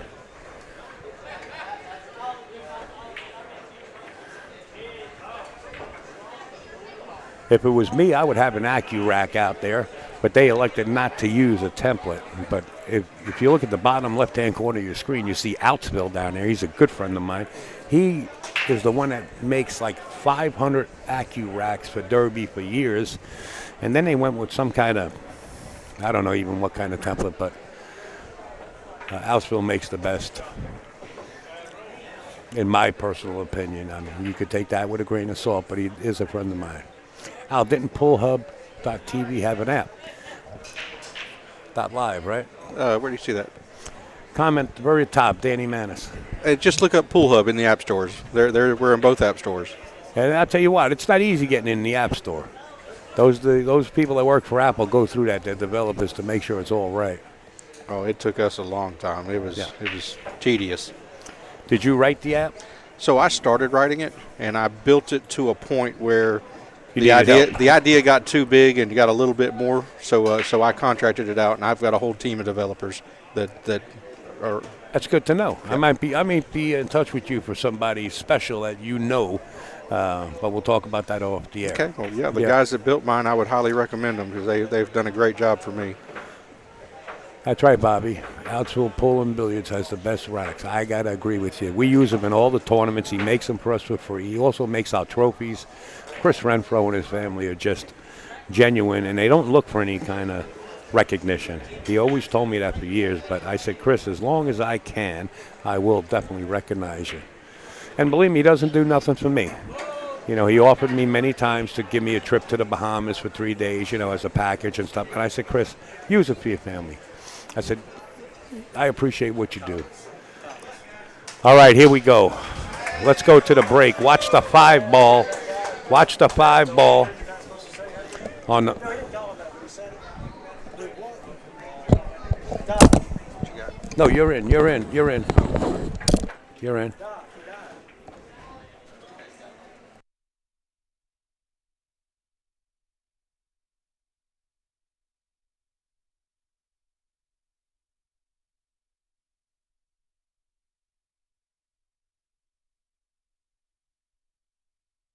All right, folks, guess what?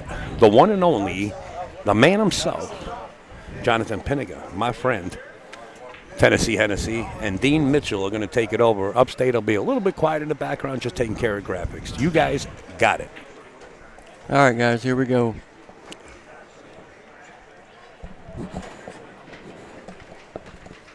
All right.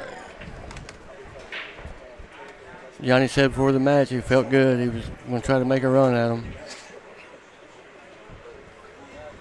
The rows are still continuing.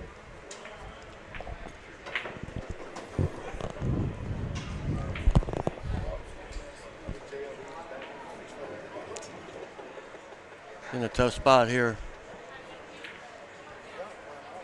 Might try to kick the 3 toward the side. Cue ball might slide up by the 4 or toward the 7.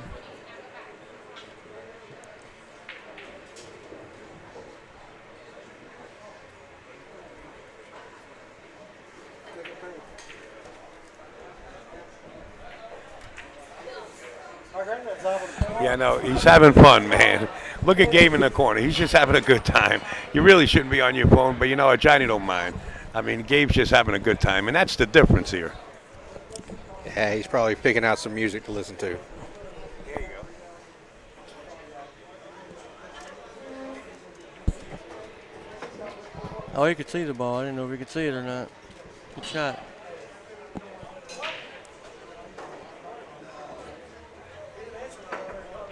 Maybe if he can maybe thin the ball right here and go up table. Get a little protection by the 9 and the 8. Yeah, that's a good shot. Good shot.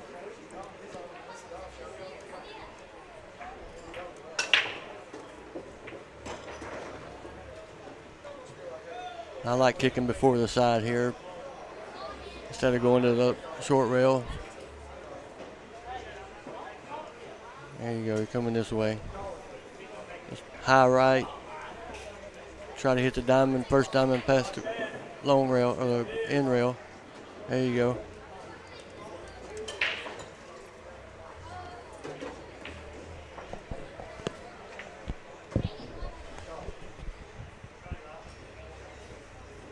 How you doing, Jackson? Yeah, it's been a while.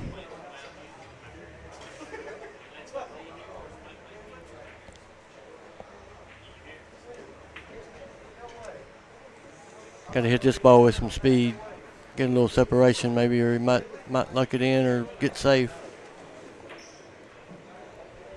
Looks like he's going a little short. No, got it. All right. Oh, he got a little jelly. Yep. Here comes the jump cue. He makes the ball, jumps the 3 in, he's got automatic shape for the 4.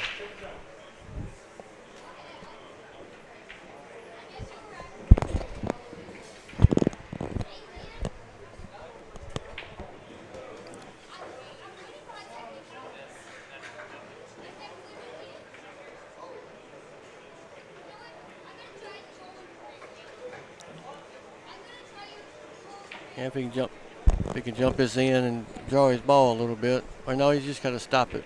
4 is right there at the side.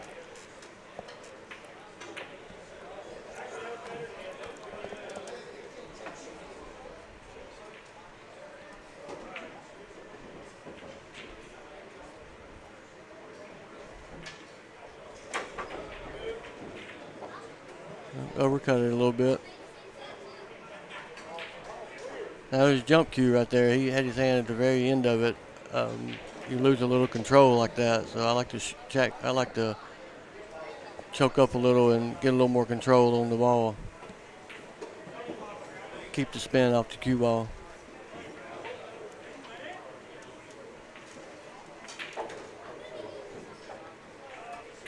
Just roll this ball in, a little punch maybe.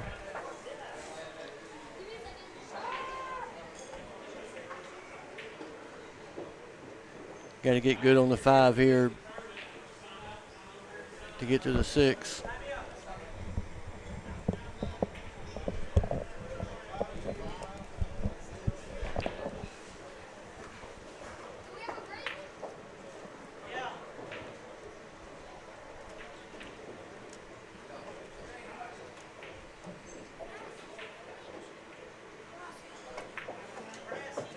I hear you, Randy.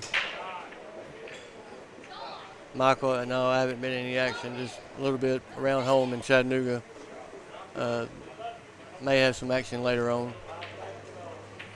How you doing, Andy?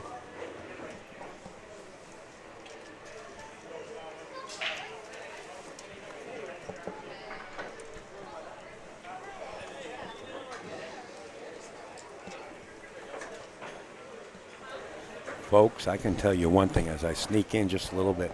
The fans here are really starting to get 2 rows and 3 rows deep.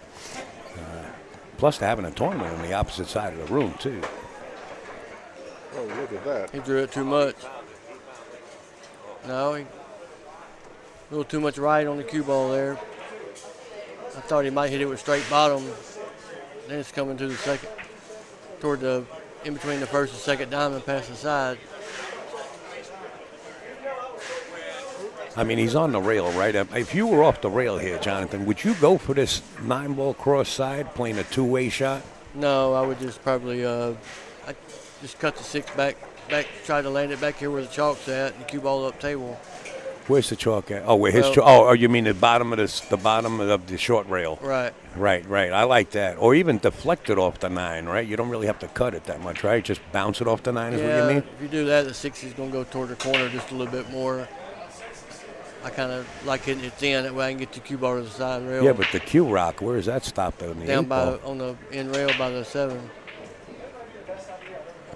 He shot it that way. And again, the humidity in here is tremendous right now.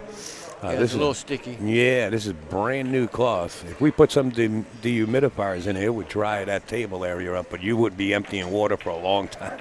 Yeah, it's pretty sticky. Yeah. I cleaned the balls earlier. Got to try to play a little better. All right, Gabe went at it. Oh yeah, he's gonna shoot. He's got How's- zero. He got zero faith of Johnny getting out, so he's gonna freewheel a little bit. What do you think about this 8-foot shot here with Johnny's eyes right now? Yeah. You know, it's risky, right? You play the shot. If you overcut it a little bit, you're gonna get automatic shape. So Yeah, got kind of a two-way shot. yeah. Play the rock. Yeah, just And make the sure you hit the speed. ball. Just make sure you hit it a little thin. Yeah.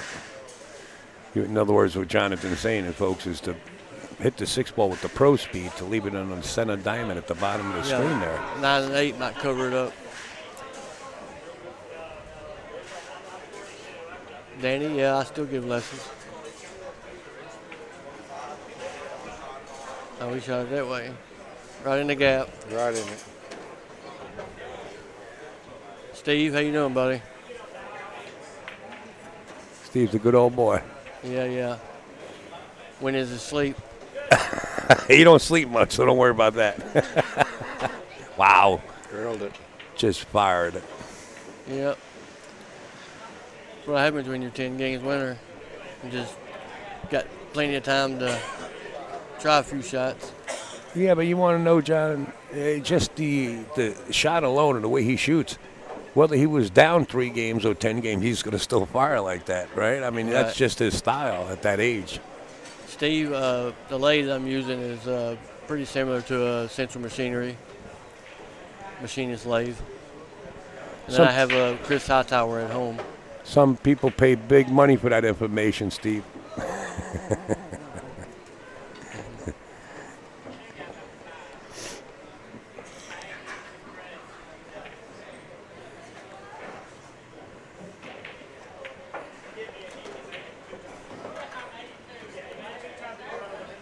He might be kind of straight. He's going to spin 2 rails. He elects to dig Yeah, I think down. he's gonna. I like going forward. Yeah. Yeah, I just like going forward and just let your cue ball just come up and shoot it from anywhere. He tries to draw it. I mean, you come up a little shorter, you might go right in the drink. Depending how sharp you are, how straight you are. I mean, these pockets are pretty tiny. You don't want to just draw into the side, right? If he's that straight. If it was that easy, he would have shot it already, right? He could shoot the 7 here and just kind of pinch it back a little bit, but yeah, I figured that's what he'd do, just take the shot. But see, he could have got to the bottom rail. Yeah, I see where he come off, yeah. Yeah, he could have got to the bottom rail and come up 2 rails, but he normally fires the ball, and he didn't that time. He laid off of it. Yeah. This is not easy. Yeah, you got to. Unless you're Kenny the Russian, and there he is. Kenny the Russian's watching. Sorry, folks. We got some people around with their phones tapping us right. on the back. 1-0 today, Gabe. 26-15. Wow. The final score might be for 50-13. 30, I mean. That's what Gabe predicted, 50-25.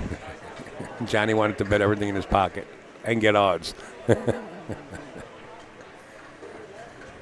Well, He better start doing something now.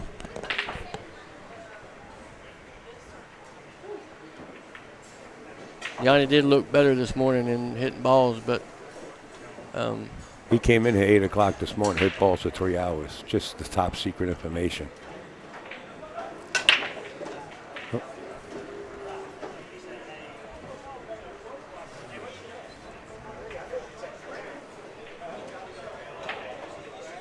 Roger, I don't, buddy.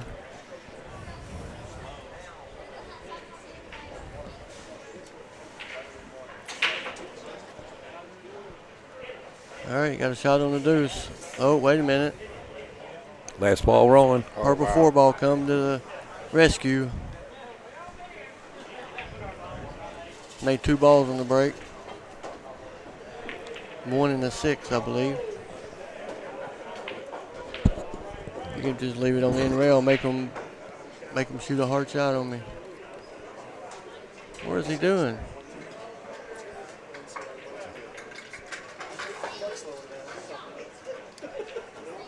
What is this ball here in front of the 3?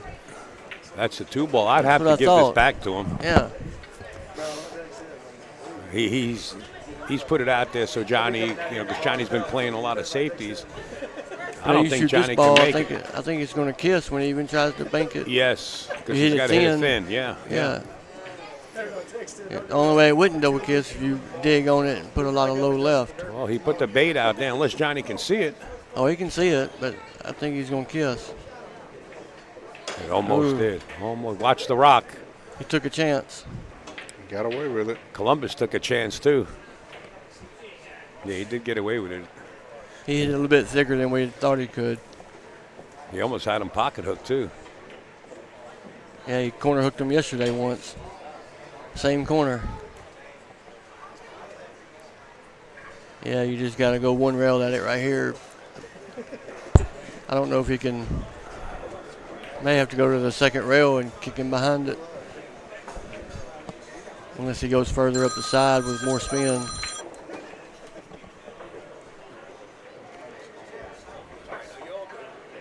All right, well, he's got a shot. See if he can get out.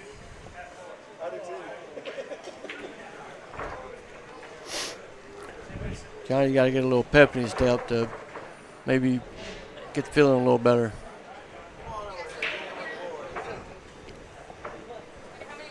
I think 2 balls tighter than we thought. Yeah. I think it still goes though. You gotta you gotta shoot it in. You can't roll it.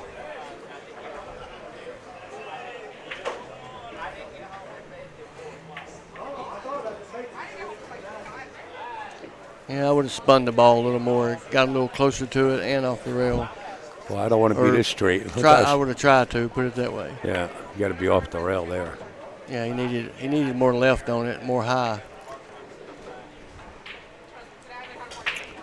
Cue ball should have come up 2 rails to the first diamond past the side.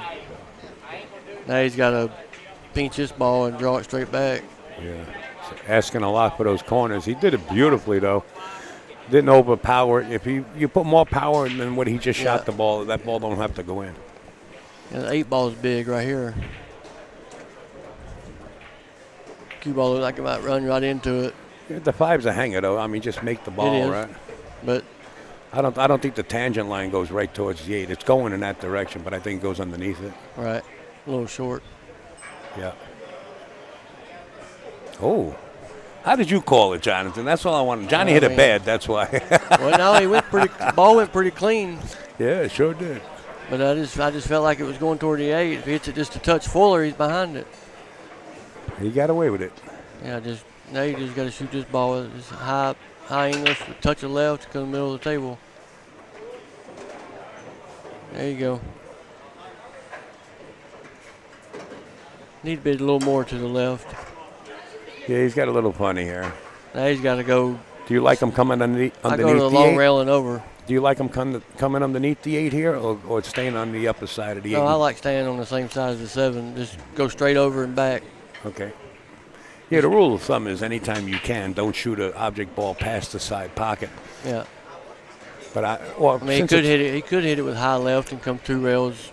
Since it's off the rail. But I played with Johnny. He's going to shoot it in and go across. And you can't muscle these. You got to make sure you make them. Oh, he split it. What a shot, Johnny. Ho, baby. I don't have no horse in the race. He drew it too much. He can make it. Yeah, he can. He can. Just shot here, you just got to make sure you stay down and follow through.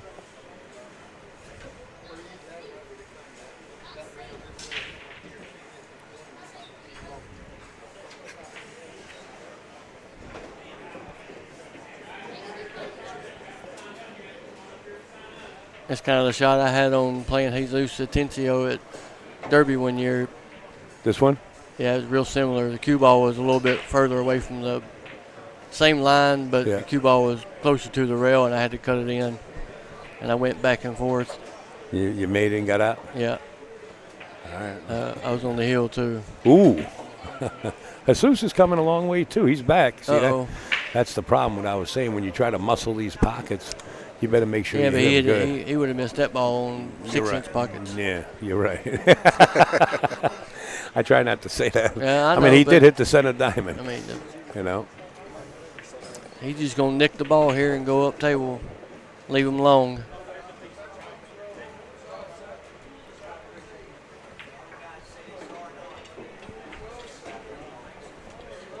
Well,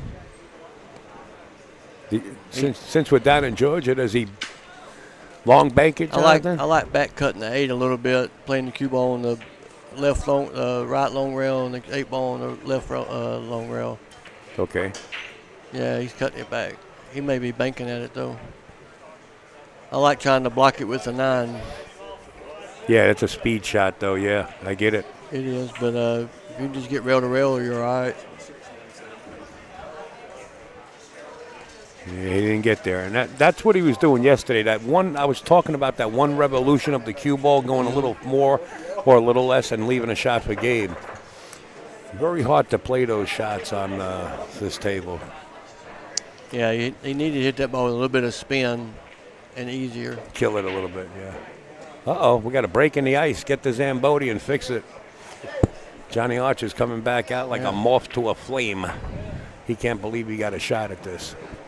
This ball here, you got a straight bottom and just stay down on it. Shoot it out. Let you stroke out.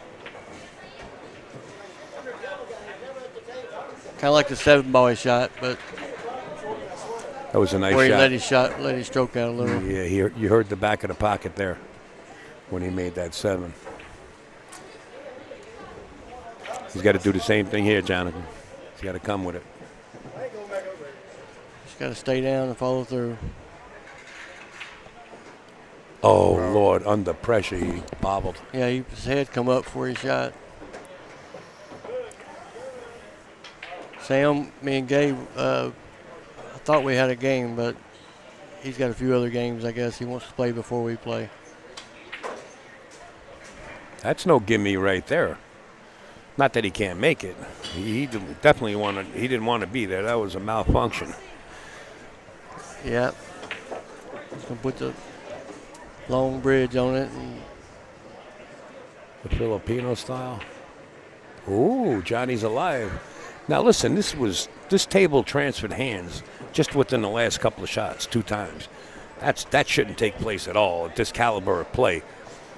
At all. No, it shouldn't. But when you first start the match, it usually takes a little while to get loose and start playing. Start seeing the balls a little better. All right, Johnny got that. Johnny. 26-16.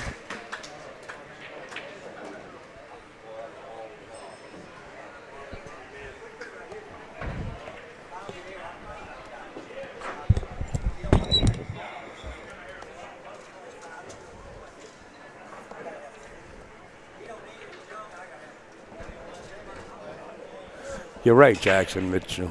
Jackson, I'm sorry, Michael. You happen to be right, yeah. But as you get older and your eyesight and you get more feelings, and then you're playing for this much money, it could give you a little bit of the shakes. Huh?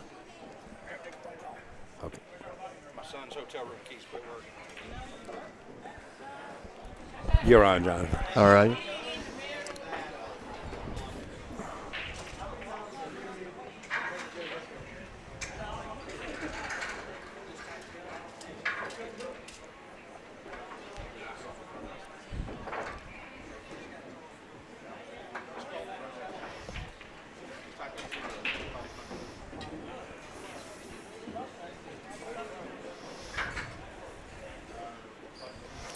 Thank you for the kind words, Jesse. Update Al. Yep. Who's in the booth? My man himself, Jonathan Pinniger, a.k.a. Hennessee, Tennessee. Or Tennessee, Hennessy. How do they say it, Jonathan? Hennessy from Tennessee. Hennessy from Tennessee. Yeah, I think I'm retiring. Paul wants to take up commentary. Yes, let's get on the road. Come on, let's do it. Yeah. It's probably not too long down the road. That's what Earl said. I heard Earl in the booth a couple times. I said, Earl, the people love your commentary. You got to do some more. He said, when I can't make a ball, he said, I'll be in the booth. That's right.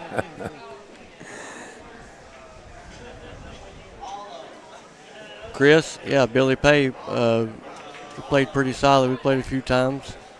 Came to Louisville and played them on some Pinnacle 9-foots for a couple of days. There's Jay I Bird. beat him, but he was a really solid player. Jay Bird, what's up?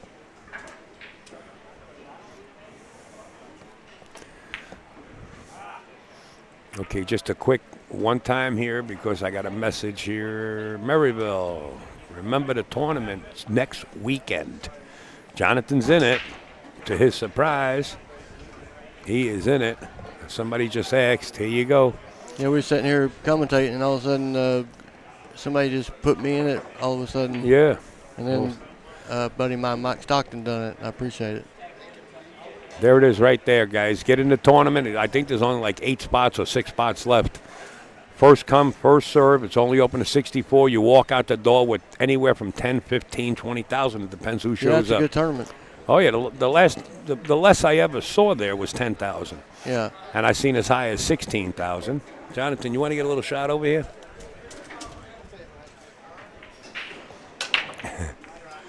Take a screenshot, folks.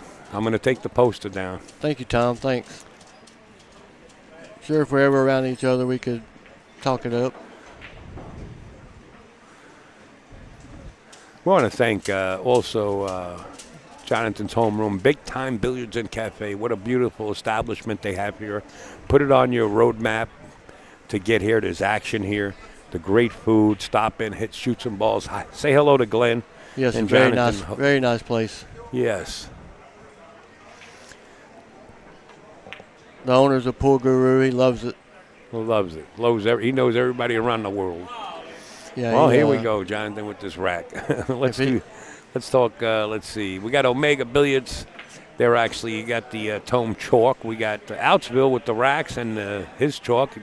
He come out with the new atomic chalk. Man, it's unbelievable. I happened to witness it and I actually used it. And of course, Brunswick Tables is on board. And I am AZB TV. And this guy sitting next to me has been in the booth. He says, Al, you want me in the booth? Absolutely. He's got knowledge. This man's got knowledge. And not just a part of it. He's got all the knowledge. I've seen him in action for many, many years. I've tried to put my dues in, that's for sure. Well, you definitely do, without a doubt. They're talking about the rack. I don't know what's going on here. We could zoom in, zoom out, and see what they're talking about. And I'm going to tell you the problem is Jonathan knows what the problem is. Both Jonathan and I were. The balls, they keep falling off. They don't want to stay together. Yeah, the back. It's because they was tapping them and stuff earlier. Yeah. What's up, Taylor? Thanks. What's up, Jeremy? Andy, Josh, I don't believe he would play, but yeah, I would play. Be nice to play.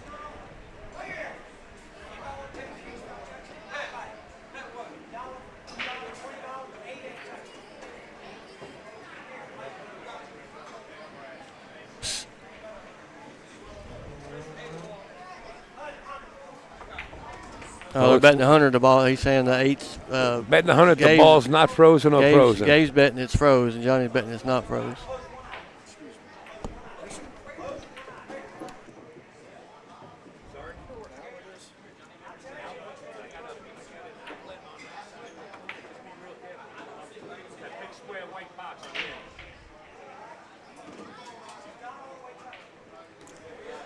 Boy, if it's taking Hager this time, this hard to see it. Johnny just needs to quit worrying about the rack. Just play pool. I actually got into not a confrontation, but Bloomdahl, three-cushion billiard player, was playing Frederick Cadron, and I was one of the world reps for the world title of three-cushion billiards. And Bloomdahl said it was frozen. I said it wasn't frozen. We took out a magnifying glass. You want me to go over there with glasses?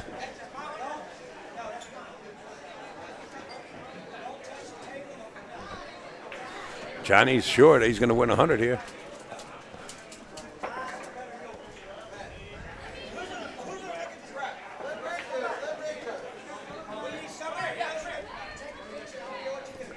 Yeah, Rick can't see. This is not a joke. The blindest guy in the building to check it. It's not a joke. They're betting on it. Look, they're taking pitches, and they're going to blow the pitches up. If Johnny says they're not frozen, I got to go with him. Johnny ain't betting 100.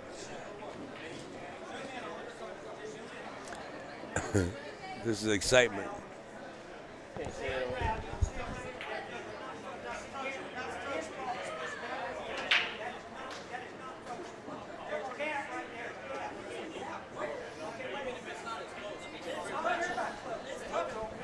I don't get in the middle of this. I let them talk it out. There you go. They got a man with glasses. That's the guy you want to look at.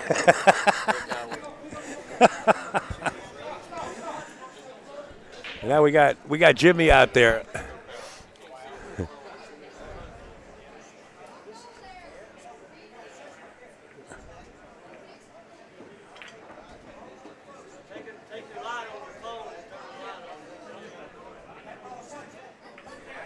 What do you think about this, folks out there? Johnny's not shocking. He just wants a good rack. I'm the lawyer. Don't worry, Murray is my name. Don't worry, Murray. Go to sleep, Santos. We'll wake you up when we start over again. I agree, Doug. Rack your own would be the way to go. ESPN owns you. Forget about ESPN. It's the worst thing that could ever happen. I heard all about it. As soon as you sign with ESPN, they own you. The only people making money is Matchroom and ESPN. The players are going home crying if they don't make the cash.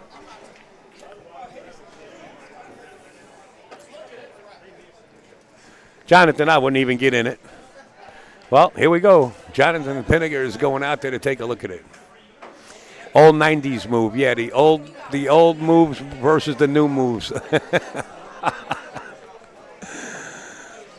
Look at this. We got a whole crowd. This is beautiful.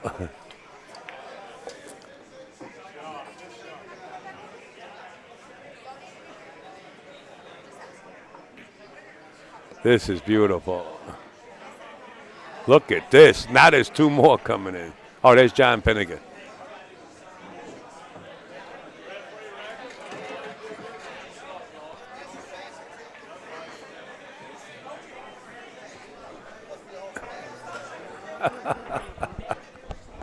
Who's in control of this match? The players are. That's who's in control.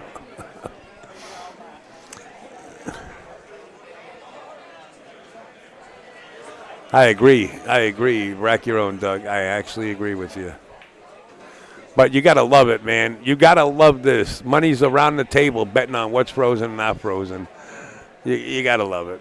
Come on. You know, when you watch the Philippine pool out there in the Philippines, you got goats, chickens running around the pool table. You got everybody around the rail putting money on the rails on every shot. You guys think that's great. We got that beat. We got the Five Stooges here. Hey, Mo. Hey, Larry. Knock, knock, knock, knock. We got everybody out there. It's ridiculous just play. All right, Dono, they're going to play. Relax. This is intermission time. We got a better chance of watching over France.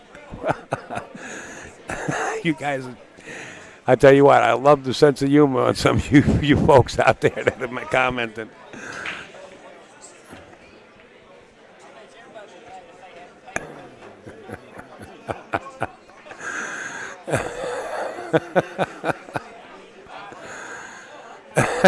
It's not sad, Logan. It's reality. It's happening right now. There's nobody getting hurt here.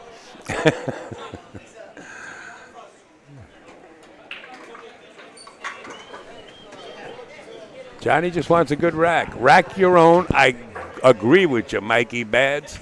But that's not the agreement that the players came to. You know, the players, when they decided to play, they decided to play with the rules that they set in place. You know, they got backers putting up money, too. So they got together and they smoothed out the rules. Gabe is telling Johnny Archer, then let's play rack your own and let's get it on. That's what Gabe is saying, and Gabe happens to be right, but Johnny's not going to agree with it. I don't think, anyway. I'm curious as to what the verdict was. Was there a gap or not? Did anybody put the cash in their pockets? I didn't see.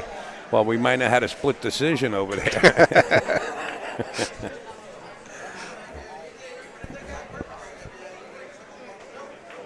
Anyway, I had that kind of situation with Bloomdahl. He's definitely at that time the world champion at three-cushion billiards, and I was refereeing the world three-cushion billiard tournament held at St. Lee's Pool Room in Queens, New York. And Bloomdahl told me they were frozen. I looked. Of course, I was younger. My eyes were perfect. I used to read jewelry, see diamonds, tell you the clarity. I was in the jewelry business, and I said they're not frozen. Then he came, then he got his glasses out. I said, wait a minute, you need your glasses now? And he still said they were frozen. And I said, no, they're not frozen. We didn't talk. It's just they give it, like if you put your fingers together to a referee, it means the balls are frozen. The referee knows that signal. There's very little transfer of any kind of language between the referees and the players. It's a very respectful game. And if you open your fingers, it means no, it's not frozen. Well, we wound up getting one of those big, huge magnifying glasses out of those projection TVs that was Sang Lee was throwing out, and we looked at it, and it was not frozen. Nevertheless, even though Bloomdahl was complaining that they were frozen, he still made 7 billiards off of that shot, and he won the tournament. We might have to get one of those big magnifying glasses for this to inspect every rack.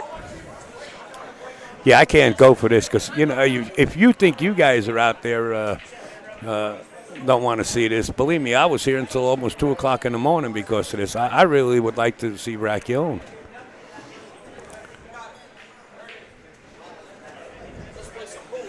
Thank you. Somebody said the audio sounds fine. Thank you. We're going to get Mr. Penniger back on. Hey, Jonathan. Hey.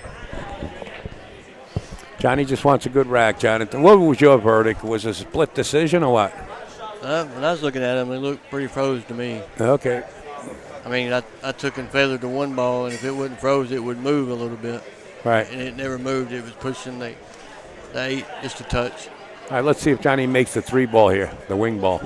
I don't think I like breaking closer to the rail. He came up long on that one there.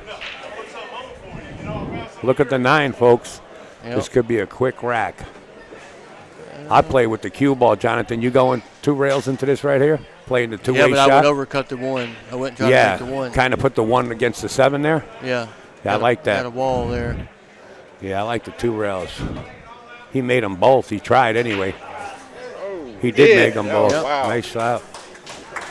27-16 after all that controversy, folks. Now we're stepping up the game.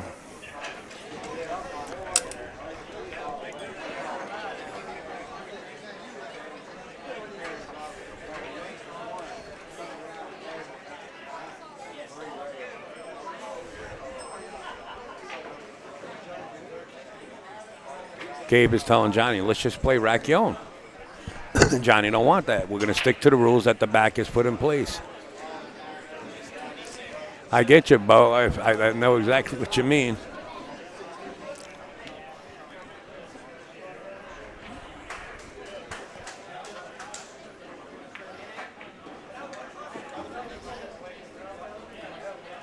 Glenn, the owner, is sitting right in front of the table right there, about to eat some food. That's Glenn Elrod, the owner of Big Time. So if you guys ever come through here, there he is. Glenn Elrod. Big Time Beards and Cafe, Dalton, Georgia. Hey, Steve Lechner. Thank you so much, Steve Lechner, for your help keeping Upstate bringing these for free for everybody. Thank you for sending in that donation. I appreciate it. Tommy Romano, my man. Well, we broke dry. Chris Jenkins, what's up, buddy? It's a little Good funny player shot right there. here. You may have to just bank it up 2 rails and leave the cue ball behind the 6 there. Or he could go over behind the 4 and the 5 that's together. Whatever he's got to do, he's now down by 11. Jonathan Gabe is really starting to spread this race here. Yep. Looks like he's playing safe behind the 3-6 and the cue ball 1 rail over to the long rail.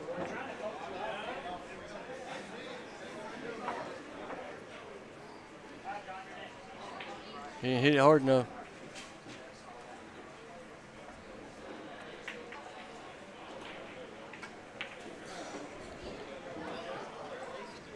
Scotty, he says, Al, I love your streams, but I can't watch this. Hey, you know, like it or don't like it, it's reality. It's what's going on during the pool match, Scotty. I get it. I get it.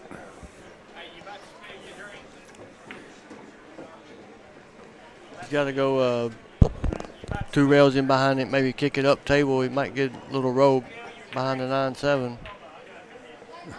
Look here. It was going toward the 9-7. Yeah, Gabe didn't even look at the rack, did he? Uh-oh. Oh. Gabe, he's not even taking 2 seconds to look at anything. Everything's got a pocket here. Yeah. He should get out. I mean, the 2 and the 3s together, 4 and 5s together. Yeah. He's looking good to get out here. He better get out here. Just don't hit the 6 ball on the way out. I thought he was going to come underneath it between the 3-6. That would have been a nice shot. This way he got a little low with the cue ball, too. Yeah. He can come around the 9, can't he? Now he's got to check it. No, just check it with a little left. Oh, I'm just playing in the upper corner.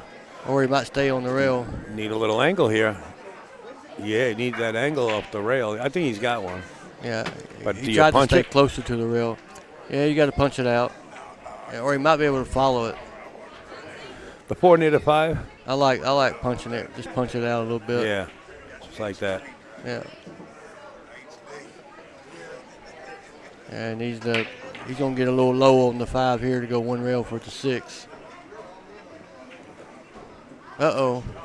That's no good. Look what Bo says. At least we finally learned the old school rules. LMAO. Honestly, it's kind of, yeah. Laugh my butt off. Yeah, yeah. He's going to have to go into the 6 right here. Tell Hennessy to put his coin on the table and I'll fly out. I don't know who you are, sir. Well, fly on out. Yeah, we actually have a gentleman that owns a private jet fleet. We might be able just to fly you out if the price is right. Yeah. Everybody knows I'm getting over the hill. They got to come after me. Getting over the hill now, Jonathan? How old are you now? 48. You're a puppy, man. Johnny gonna win this game here? He better. Yep. He's going to fire. Johnny Archer at 17. We're back to a 10-point lead. He better keep on firing.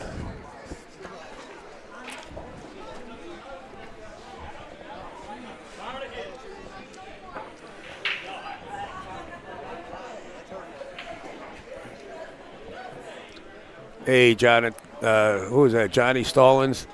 I'm just going to delete that comment. If you get in it again and start bringing up junk like that, I will block you right off of Facebook. You will not be able to watch the stream. That's water under the bridge. I love both of those guys, and we all know that. Let's move forward. Yeah, Zach, if I get a game, I'll let you know. Thanks.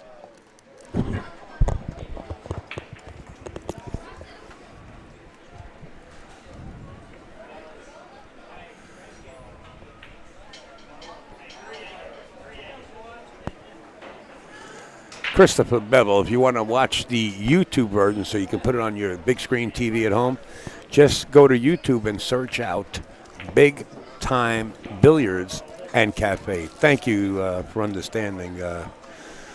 Is what I'm talking about. Appreciate you. You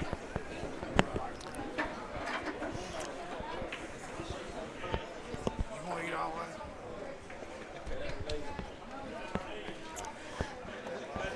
it? All right, come on, let's break them up. Nope, I don't like it.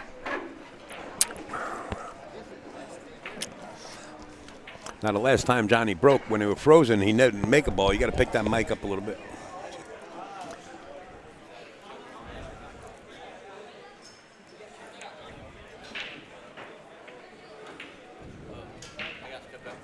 Yeah, I got you muted. Go right ahead, brother.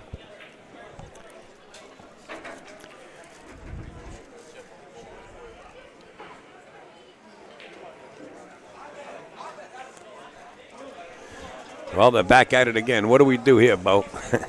Do we fly in a neutral racker? What do we do? It's not really funny, but it's funny, man. Now they want to bet another 100. Wow. Don't get in it, Jonathan. You're better off. Don't get in it. Oh, this is getting silly. Reffing, commentating, and trying to play him. That means a popular man.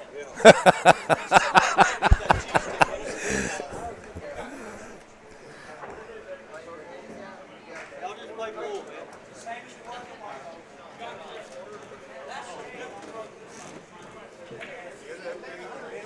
John Hagen's climbing underneath the table. He don't feel like walking around. He's pretty small, but he's a hell of a player. He got a big heart.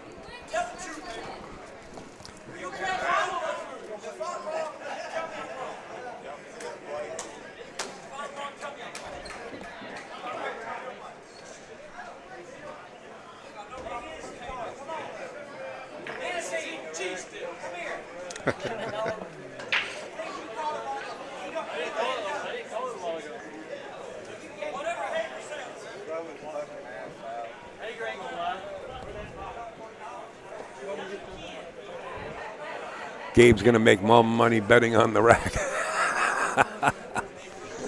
This is the only way Johnny can get even from here. He almost has to bet on the rack now. Oh, God. Look, you guys don't know who that gentleman is in the hat. It's Sean Hager.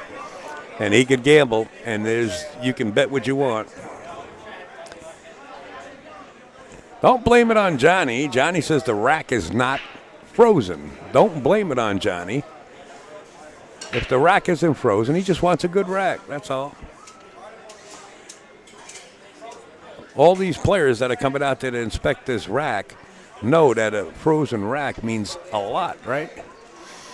The break is really a big part of the game.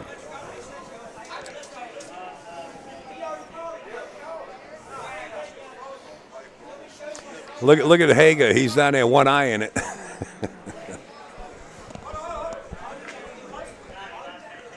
Now watch Johnny say, you guys pushed the felt and everything married up now. Just a matter of time before you can push the felt and marry it up. I say get Renfro down here with the AccuRack and let's get it on. Call Renfro. Tell him to get an AccuRack down here. There we go. Or else we'll be here to August, and I got a lot to do. Nah, they don't want to use the AccuRack because it's an automatic wing ball. Well, Johnny got gas money now. Did Johnny win it?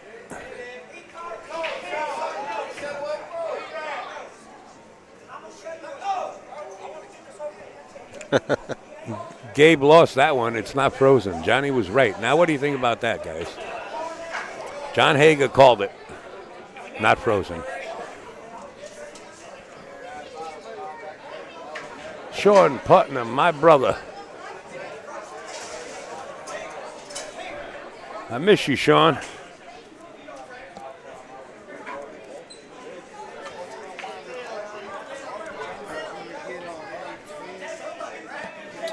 I don't even know. I can't see the monitor. Did I tape that right? This is now, no. My Facebook page.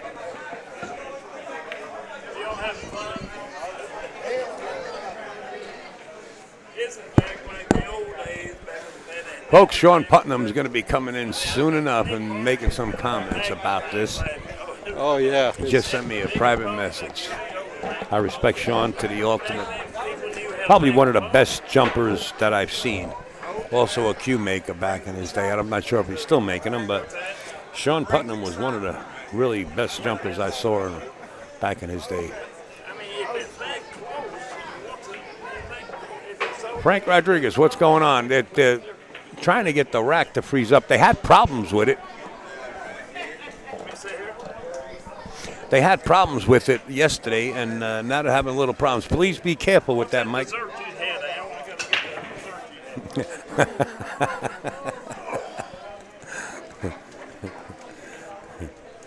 Folks, we're going to have a guest commentator come in. Dirty Larry. What's the character's name, Mike? What's the character's name, Mike? This is awful loud. It's too loud on you? Okay, I got you. Don't worry. Slow down, buddy. This is 1, 2. This is you. How about now, Mike? Talk to yourself. I think you turned mine down. Hello. Oh. That's go down. No, go down a little. Is that you? That's me. Yeah, there you go. That's all right. Yeah. Mike Massey, folks. The Tennessee Tarzan, the trick shot artist, won how many? 9, 10 world championships, even more? 17. 17 and traveled the world. Counting snooker. On 3 snooker. Is now in the box. What do you think about that racking creation that we're going through? Years ago when I was playing, in tournaments, 9-ball and everything, they had that problem back before the magic rack and everything, and because people did know how to do things, of course, on the rack. Put that mic a little closer. You got the wire wrapped around. Oh, that's your hat. Yeah. Put that mic a little closer. And put your hat here, Mike. Okay, and this is, to me, it's a little bit ridiculous. Fix his mic so yeah, it's because, more directional towards his lips. If it's just twist it. Yeah. There you go. I mean, if it's that close, is it going to matter? If it's so close you can't even tell if it's frozen or not?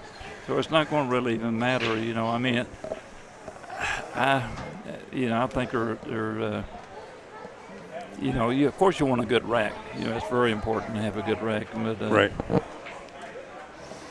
Yeah, rack is a big part of the game, as we all name. Huge. We all know that. Yeah. Mike, take a glance this way, my friend. Well, I don't have. Right there. Yo, you're good. Ready? 1, 2, 6. Hey. One more time. Hey there. Hi, there we go. Yeah. Thank you, Mike. Yeah. Thank you, Dean.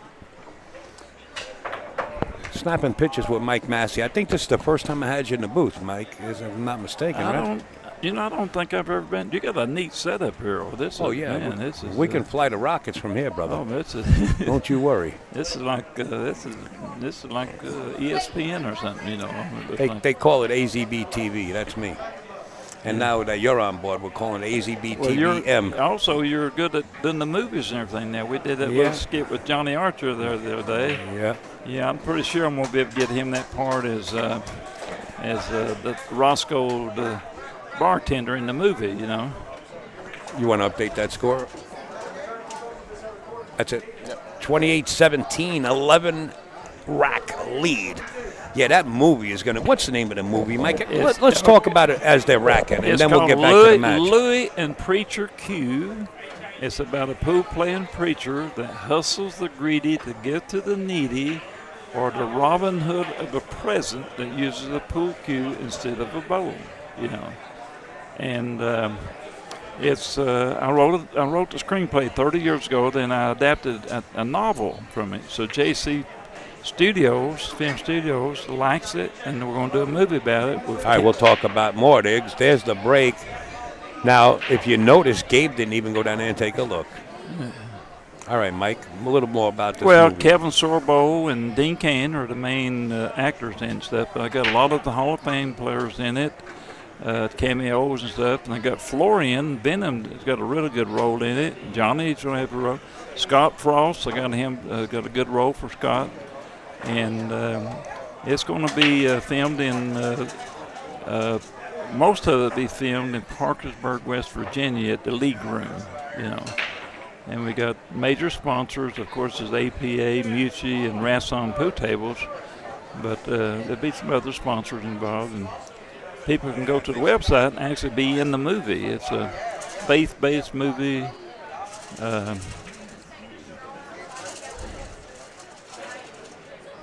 Playing safe, 100%. Yeah, yeah. Great shot. He's left a kick shot here if he wants to attempt to kick that. He can Look. kick. Say, oh, he's don't try to kick and make it. Yeah. Yeah, of course.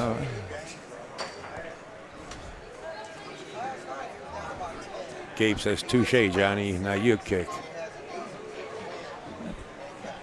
Unless he can see the shot here. Yeah, those pockets are tight. I played, earlier I hadn't been playing any at all in the last couple of years, but, I noticed on some of even the trick shots and stuff, the pockets, they're tight. Yeah. And the humidity and stuff, really. Hey, Robin Dodson. Love you. You and Roy. Hey, where they at? You see the chat right there? You see that yeah, top comment? Yeah, that Rob, we got inducted in the Hall of Fame the same time. I used to talk to Robin way back on Skype when it was Skype. No more. It wasn't FaceTime even invented. Yeah, we were inducted at the same time in the Hall of Fame, BCA Hall of Fame. You remember when she used to sell the frog? Yeah. I bought a frog for my son because he was so tiny. He used it like a pull stick.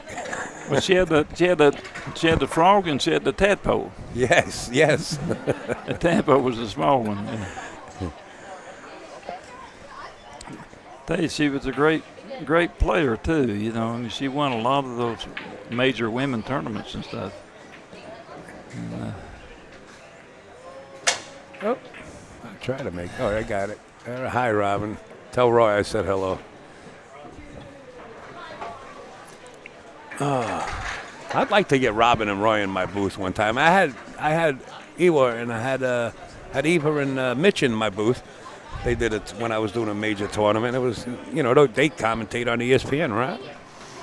I'd like to have Robin and Roy in the booth. Yeah, I sent Eva the script to give to Mitch because he was an actor, He'd been in a lot of TV series and everything, yeah. Mitch. And there's a good part in there for him,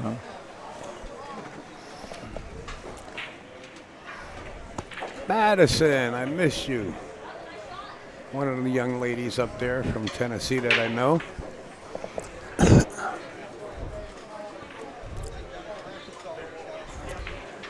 We call her Maddie. Tell you what, they do have good food here. I saw that sense of the food. God. Yeah, what's that dessert you had, Al? You was telling me about. I'm going to tell you about it. Because I'm going to get some of that. Yeah. First, let me tell you about what I had. I commentate from home all the time. Oh, you do the remote commentating? Of course, there is such a thing. They have like an empanada, but it's pretty big, Mike. It's going to be about 6 inches long and about 4 inches wide. Yeah. And they got one that has strawberries in it. Another one that has peaches in it. I had the peach twice. And then there's one that has apple and caramel in it. They make it here on premises. And it's delicious. I mean, just delicious. And it could come with ice cream. They put a little white powder on it if you wish. Oh, okay. But I couldn't have a crumb right now after what I ate. I ordered the same thing you did. I thought you were ordering a small plate, and you didn't even know that. Yeah, it's big. Wow, it's huge. Those shrimp are, man, those big shrimp. Yeah. SVB in the house. Shane, what happened is they're arguing over the gap in the rack. It's been an ongoing thing. Just hang in there. You'll laugh, too. Shane, I thought you were coming by. I had Shane in the booth.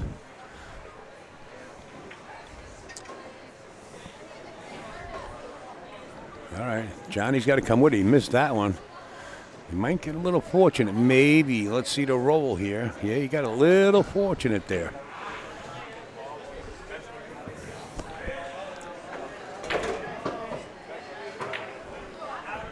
It's a nice shot. Did he get behind the Great Wall of China? No.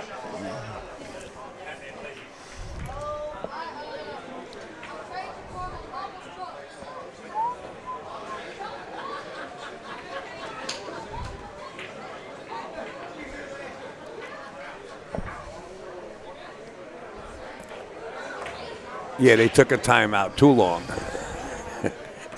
Wait until the end of this rack. You'll see the next one. Get your phone out and videotape it.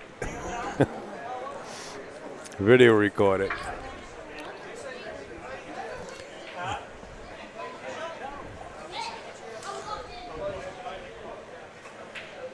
Yeah, he tried to come with it. Boy, he let the cue go. Yeah, again, he got a little bit of a roll, to be honest. The bottom left-hand pocket on the table. This ball here, he can see this to make this, so, yeah. The 2 ball is up table, I believe, next to the upper left-hand corner. So can he draw it to the rail above the 7 and back out? Between the 7 and 8, he draw over and get back over on the 2. He's playing safe. He's putting the 1 behind the 5, I think. Oh, he went right at it, too. Yeah. Which one's a 2? Is it then near the cue ball, or is it the one over here near the red? Upper left-hand corner there, Mike. Okay. I thought that looks like the 4 ball. Yeah, I brightened it up a little bit, and I didn't want to open up the iris on the camera too much. It looks like the 2 to the right of the red ball there. Yeah. I think the 4 is in the middle pocket there. Oh, that is, yeah. Yeah. There's Gary, the big road hustler. I just saw one of your comments. Reyes Gomez. Hola, Mr. Gomez. ¿Cómo está? Upstate speaks Spanish, French, English, a little Chinese, and Arabic. Enough to get me around.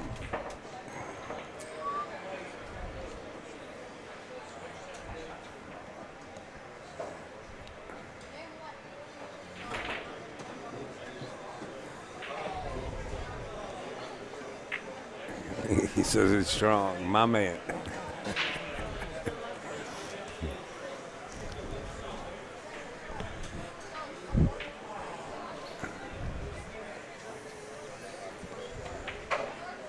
What is it on high? What is that?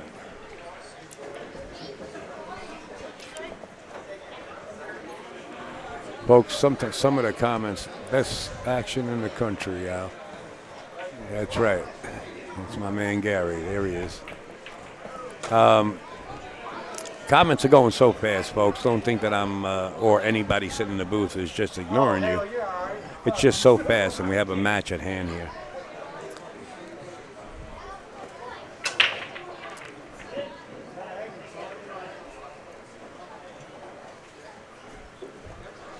This Gabe's got really good. He's got really good form. Real good. You can tell he's really worked on his basics, and everything. He's got almost like the snooker players, I mean, you really got to play this table a little careful. But when you're 19 years old, look at this. He even went for the snap.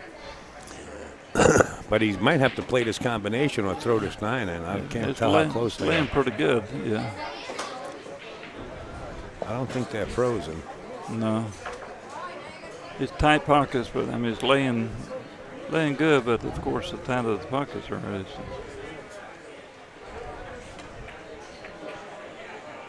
Hit it good, real good.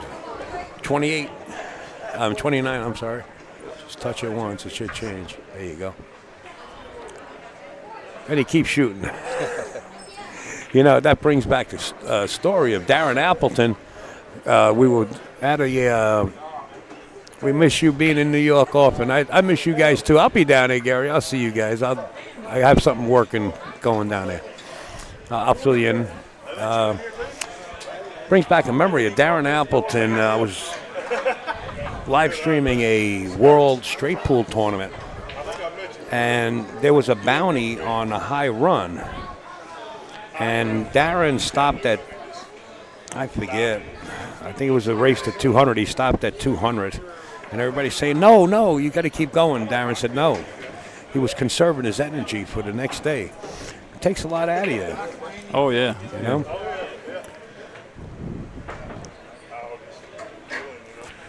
You got it, NJ Pool Player. That's my ace right there, my friend.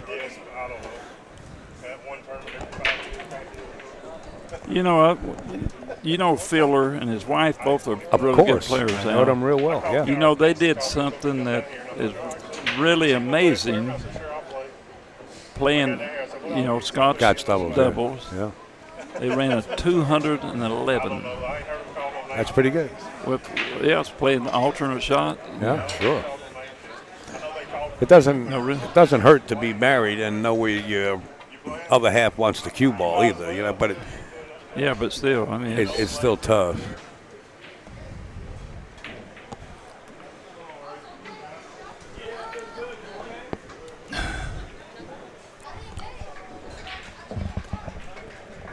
Al, order Yes, sir. that the strawberry thing. Order that for me, too. Okay, 1 second.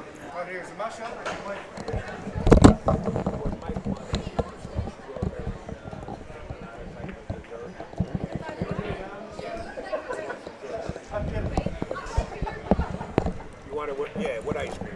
Yeah.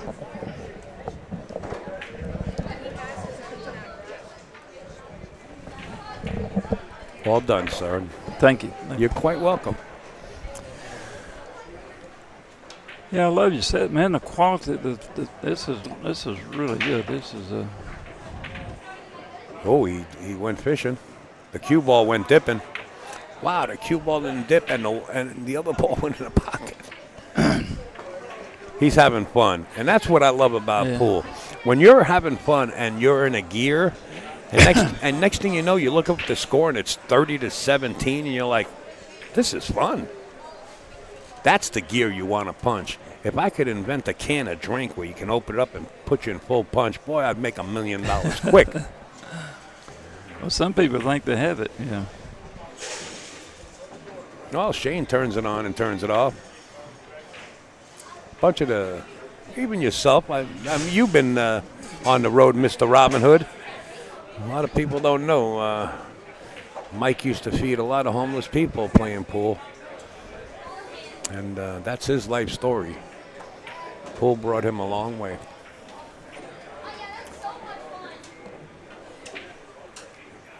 I think you went out to South Africa recently, didn't you, Mike, or something like that? No, the last place, as far as our Gospel Trick Shot Ministries, we went over to Morocco. That's been a few years ago, and then went to Scotland and England, and I've been to Egypt. Philippines, we spent a month in the Philippines. Was it you, Steve Lillis, and who else? Tom Rossman. Oh, Tom Rossman. Yeah. And Steve has kind of stepped down from his president. You know, he was the one that actually started the Gospel Trick Shot Ministries. Right. And Wayne Parker in South Africa now is the president of it. And but Steve, Steve's been, him and Tom both, Yeah, yeah. And yourself, too, and Tom Kennedy. Yeah. And, I've been to about at least 45 countries, but I've not just been to them, but I've been to them like many, many, many times. I've been to Europe like 50 times, China 8 times. Every continent except Antarctica, and I've been Russia, Ukraine, all this, yeah. To the break, rack 48. Sorry to cut you short, Mike. No, I'm just saying that the traveling, but in the last, I'm 79 years old now. Just the airports, the last few years, I haven't traveled hardly any. And been doing more music than pool, really, Yeah. Get my guitar out and just playing. And Tom Kennedy is such an amazing Christian. Yes, he is. Yeah, Tommy's for many years went to these tournaments and handed out tracks and everything. And yeah, I got a CD in my car, I believe. Plus, he's a great player. He was him and Dennis Hatch kind of dominated the Florida tour there for a few years. Back when they had a pretty good tour in Florida going down there. Yeah, that's when Dennis was in Buffalo, I believe, living at the time. Yeah, I won a few of them, but Dennis and Tommy, they won most of them. And another fun match to watch is Tom and TK playing. He has fun when he plays. Yeah, he really does. Get that little punch stroke, he's just a little short. Yeah, I think the best, and I'm going to repeat myself because I said this before, the best U.S. Open 9-ball tournament you could watch, I believe, was in 1992 against this man on your screen. Yeah. Johnny Archer and Tom Kennedy is probably the best match I ever watched, final match for U.S. Open. Yeah. Yeah, Tommy, I think, didn't he beat like Buddy Hall to get into the finals or something? I think. I don't recall. I just watched the final. Yeah, I think Jeanette Lee won the women's that year. I love Jeanette. Yeah, I talked to her the other day. She's going to be in the movie. I got a little cameo for her, and I got one, for That's a good thing. Allison. And that's a good thing, Mike. You're always helping. Ever since I've known you, you've been helping. And it's been many moons. I got to get one for Robin in there. I got to get her in there some way. I would have to say so. Yeah, I got to get Robin in there some way. And Robin's a very good Christian also, if I'm not mistaken, right? Oh, yeah. She's Christian, yeah. Yeah, she got a great testimony. Yeah. Yep. What's the movie called? Angelo Collins wants to know. It's Louis and Preacher Q. Now, they can get the novel on Amazon. It's based with the movie. Amazon, you can go to Amazon and Louis and Preacher Q by Mike Massey. And Pool playing preacher hustles the greedy to give to the needy. Yeah. Louis and Preacher Q is the name of the novel by Mike Massey. And that's the name of the movie. And that's the name of the movie. And the book is available on Amazon, like you said. Yeah, it's $24.95. Wow. And it got a 5-star review. Well, you see a lot of quotes and reviews from a lot of people there, Yeah. But the thing about it, too, is that novel has more in it, but also there's about 15 pages that explains how the things really happened in my life that's in this movie, The main theme of the movie is fictitious. Watch The Rock. The main theme is fictitious. Right. But almost everything that happens in the movie actually happened in my life. Yes. We fires in there, don't we? Mike Massey, folks, is like anybody else. We're not angels. We all have skeletons in the closet, so to say. And he preaches about it. Wow, another point, 31-17. Gabe is on a tear here. A tear.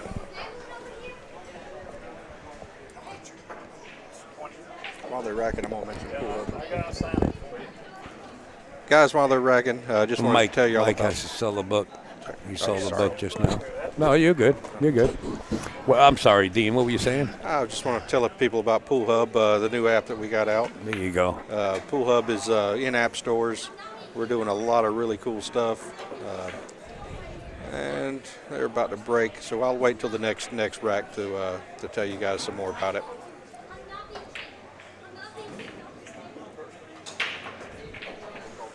Wow. Like I said, he's having fun.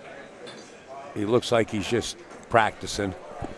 Meanwhile, he's playing so many time world champion, so many time Mosconi Cup player. And believe me, Gabe has a lot of respect for Johnny. You got to see them win it together. And Johnny praises Gabe on his pool game. Did he get in the window there? I believe he did. Pool Hub is amazing. Everyone should get it. There you go, David. Oh, thank you, David. There you go. Poolhub.live.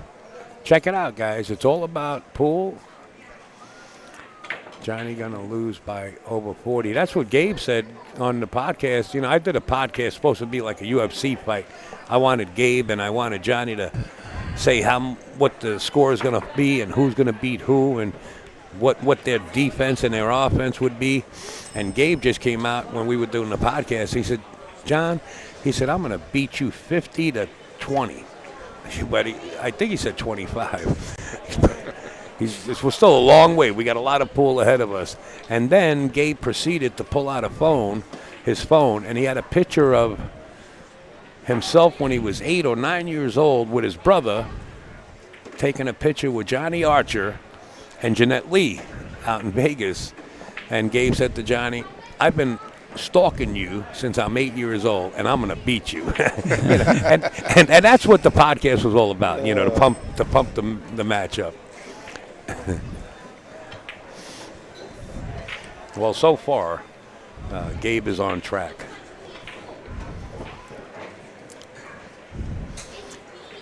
respect 100%. Fear is 0. Gotcha. Yeah.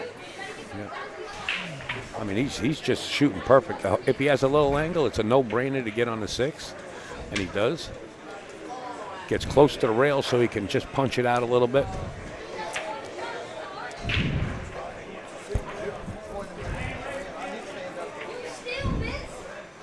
He almost looked like Jason Shaw when Jason first came over from Scotland playing so fast. He's just having too much fun. Yeah, and that's what it's all about. You know the fastest player when he came over, when he was like 17 years old, running around the table, looked like he was practicing. Machine Gun Luke? No, Rodney Morris. Oh, Rodney, yeah. Rodney was. But the fastest player that I've ever known as far as when he's playing regular pool was Luke Salvas in Canada. I think he owns Dooley's. I think he owns one of the pool rooms up there in Canada. He won the speed pool every time, but that was his natural play. He could put 5 racks on it, and he looked like he was almost going to hit the cue ball before it stopped. Yes. It looked like it was actually turning loose to the cue ball when he was playing. He actually plays in the Turning Stone occasionally that I stream. Still? Oh, he's still? Yeah, well, I haven't seen him in the last 2, but I did have him in the booth, and he doesn't speak much English. I know it. Yeah, many times he came over. He still. We played in a tournament in China. Him and Earl and me and Allison one year. Yeah. And listen to this. They said 400 million people saw it live. Wow. In China.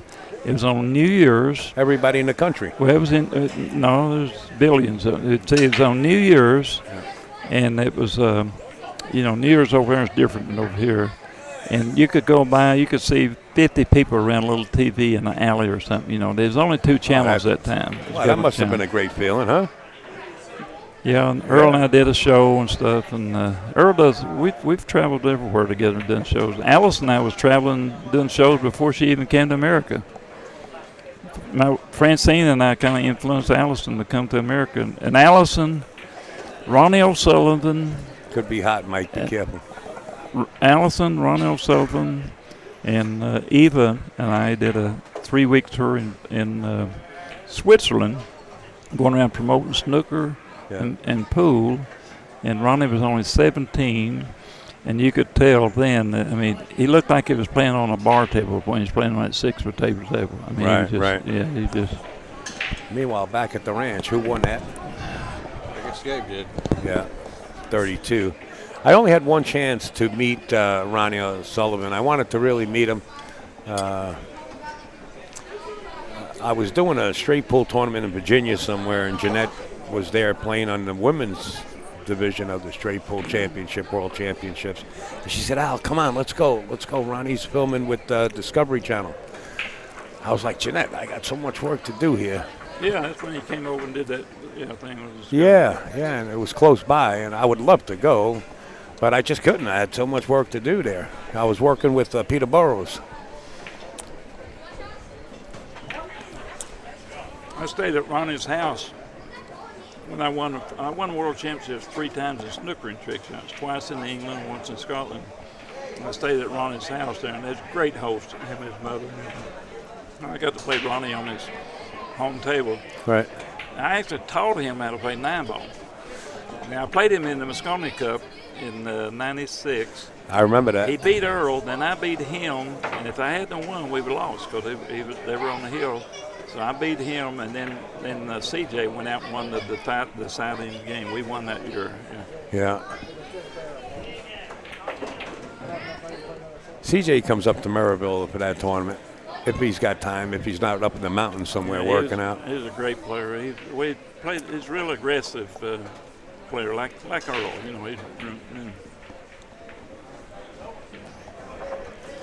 Earl and I, we've been everywhere together.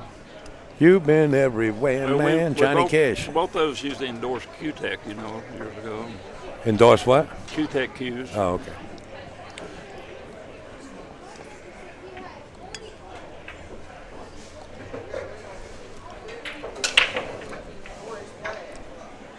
He's one of the best on the wing shots. Tom Rostron, I tell you, on those wing shots, he did. I think he's done like 50-something in a row before, and that's when he put a chalk on the spot too. Well, you know who else was good at that? Mr. Mike Massey, if he thinks, wow, I missed that comment, young lady, or somebody made a comment, wanted to ask a question. The comments are going by so fast. I'm sorry. Jeannie Belucas, she was good at those wing shots too. Well, you know, I tell you, he was pretty good at wing shots. He only knew 3 or 4 trick shots.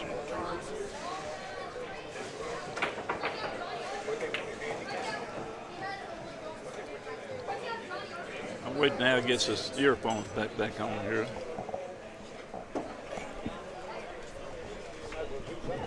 Well, this is good. That's good, huh? I might have to get myself one. Yeah. That looks good. Oh, they are delicious. You know, I did a lot of shows with Minnesota Fat stuff. You know? Yeah. And he was pretty good at the wing shots. He only knew about 3 or 4 trick shots. His show was mostly just talking, telling stories and stuff, you know. And people loved him. You know, he was funny. You know, like the WC Fields character.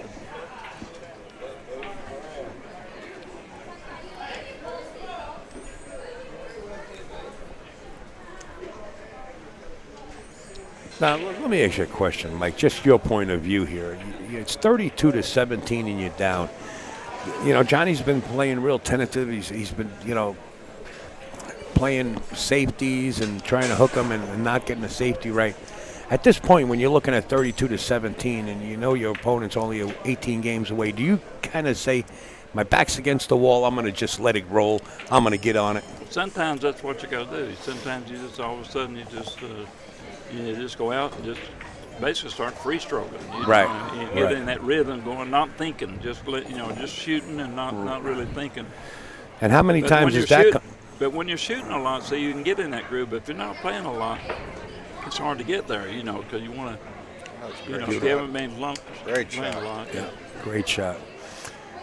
And how many times were you actually in that position or know of somebody that was in that position, let's say, where they did go free stroke and all of a sudden come back to bite them because now you're wide open and just playing offense and you're not even thinking about the yards of the shot, and that come back to bite them and wind up missing a shot too. The problem on this table, though, is hard to string racks.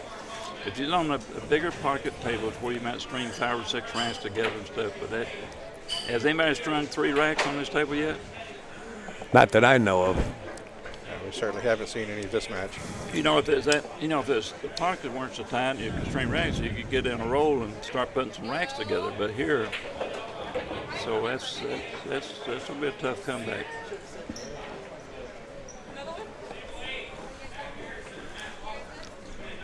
Ouch. That's John's gonna hurt. he's just missing too many balls. He's just,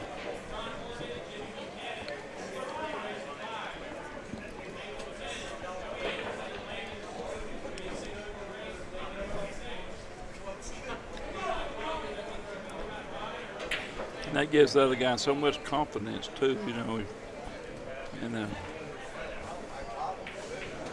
What happened to Mr. Mike Massey's mic is he's having a little mange dessert, so he's got it low away from his face so he doesn't touch the mic with his food. He'll be back soon enough, guys. I know it's a little low. You guys are great at audio and video. I mean, you guys are really great about keeping time to get started.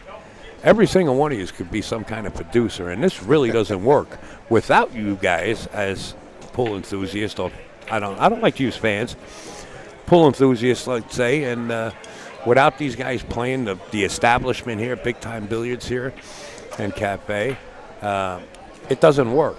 So we're all of us are a well-oiled machine, and we're working together, and that's what makes it happen. And I appreciate everybody out there that's been spreading the word and letting everybody know this match is going on. Thank you from the bottom of my heart. All right, and while they're racking, I'm going to take a minute to tell you guys some more about Pool Hub. There you go. Pool Hub is an app. We're in the app stores. Basically, we took all the key features of social media platforms and custom built it for the pool world. We've got a live map. We've got live streaming. We've got Pool Hub Shots, which is short form videos, you know, kind of like Facebook Reels, but just for pool. We got Messenger. I mean, it's a full standalone social media platform. We're doing some really cool stuff. You guys should check it out, and if you do check it out, make sure you check it out again after Monday. We got a big update hitting Monday, which is going to add a few more features. He sounds like a bear over there breathing, right? Who's that? Me? Can't you hear yourself? Oh, is that me? We are never going on the road sleeping in the same hotel room the way you breathe. Yeah, no, go ahead, Dean. I see why you ate 2 of those. Yeah. Oh, huh? No, one day and one the next day. Oh, okay. Yeah.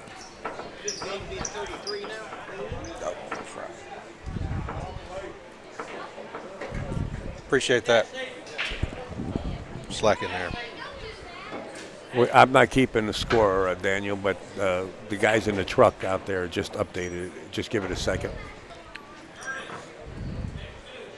In the truck. Yeah. You got a truck going too? You remember how ESPN used to just work from the truck? Yeah. Yeah, that's the way we work. You got a truck out there? No, I got a Mustang. I got a horse.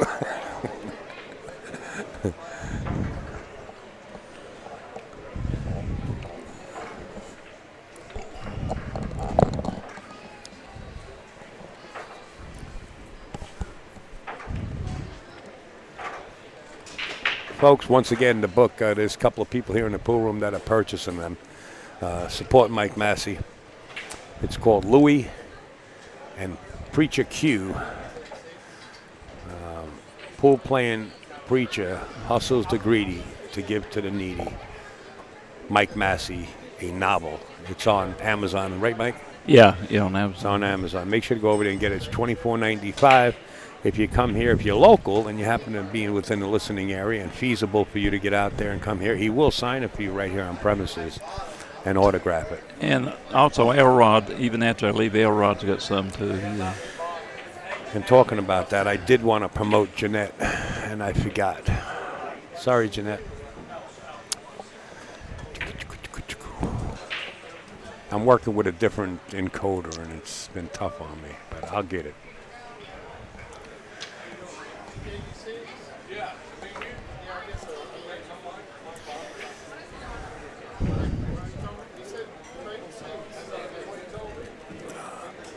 Dean, go ahead and tell us a little more about that pool hub. Okay. Well, yeah. So it's an app. We're in the app stores. Man, you really just got to go and check it out to see what it's all about. We're doing stuff that nobody's ever done. There's never been anything like it, and so far, everybody that checks it out absolutely loves it. We've got tournament software built in, bracket systems built in with push notifications. We've got basically it's Facebook for pool with live streaming. We got the easiest live streaming system you'll find on any platform. From our home page, you can click one button and be live. We've got a scoreboard overlay that lays right over for the viewers to be able to watch with the scoreboard. Sounds interesting. I'm going to have to check that out. I had the opportunity just to go there. I didn't really sign up yet, but I'll definitely get over there. Awesome. Yeah. Just quick as Johnny misses that 5 ball there, folks. Right there. That's all proceeds go to Jeanette's children. Forwarded by Billie Jean King. It's available at caramsports.com. You can see the 5 ball went in the hole. Gabe says, Al, you got no time for that. So I got to take this down and because Gabe's on a tear. But make sure to get over there to caramsports.com. Support Jeanette Lee. We all love her. We know that. If you don't, then you don't know Jeanette. And Caram Sports is Ira Lee. He'll ship them out to you. He has autographed memoir books by Jeanette or non. Johnny is getting to the point where he's saying, hey, kid, that's good enough. You had enough time at the table. 34-17, Mr. Mike Massey. What do you think about that?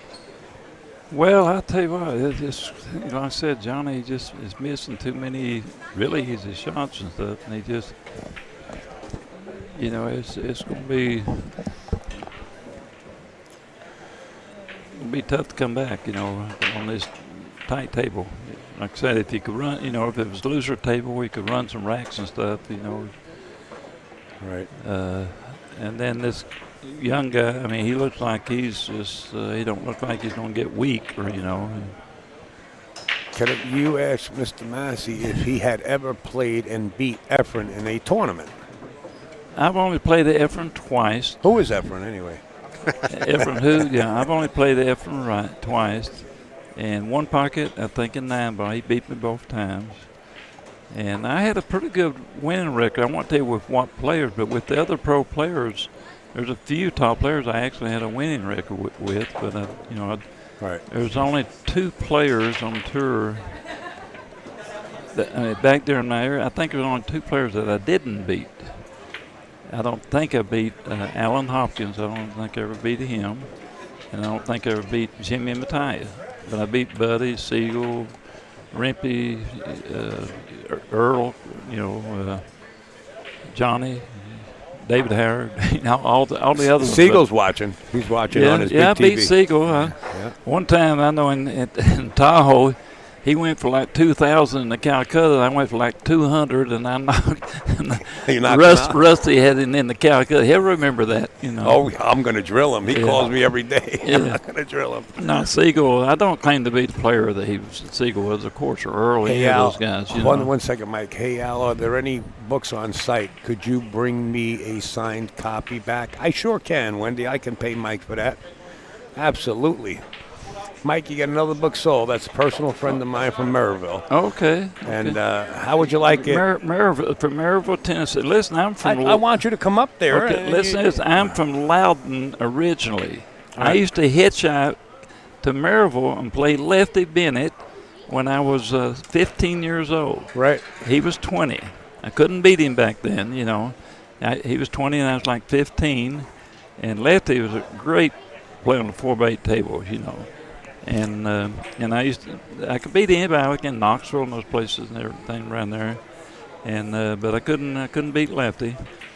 Right. And, Lefty was a heck of a player. A lot of people might not remember Lefty. Me personally, he was a big I didn't remember him. He was a big time gambler. Then Yes. he became a Christian, and he really had some bad stuff to happen to him. He became a devout Christian, and he gave $1 million away and found out later on it was in the cult, Yeah, Matt. And I called him up one time to gamble with him, and he quit gambling. He said, Mike, I don't even think it's right. Because after I became a Christian, at one time I started back gambling something, not hustling, but playing for money. Right. And I knew Lefty, if you beat him, you'd win a lot of money. And but he quit the gambling, and but he was he won $1 million playing golf.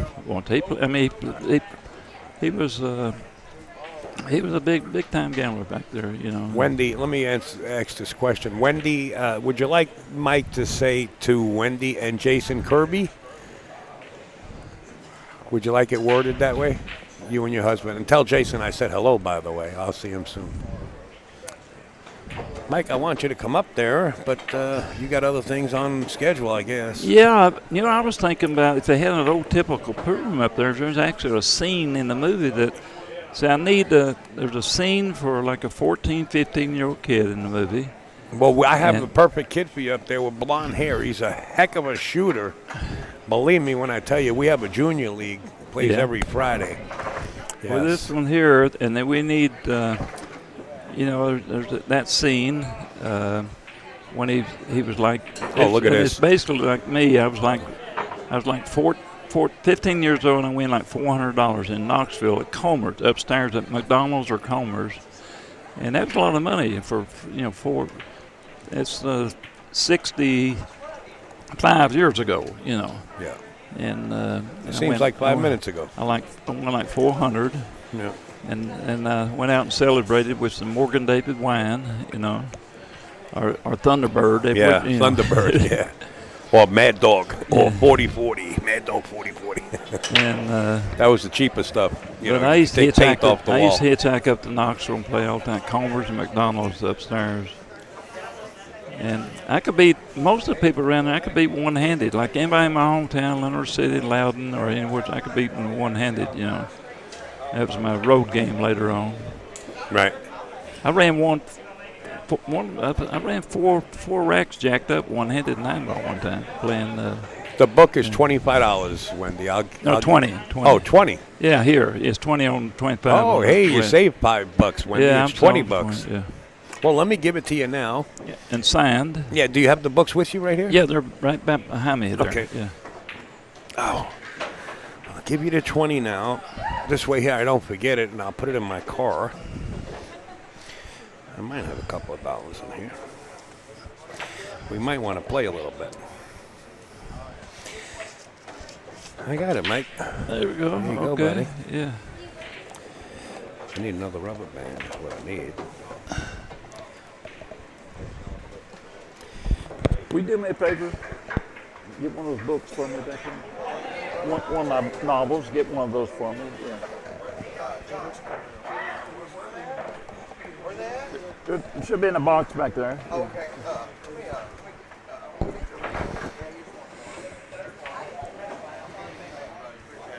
Here you go, Mike. Oh, okay. No, just a book. A book? Yeah. A novel. Yeah. All right, that was a great shot by Johnny. That's a good shot. He needed it.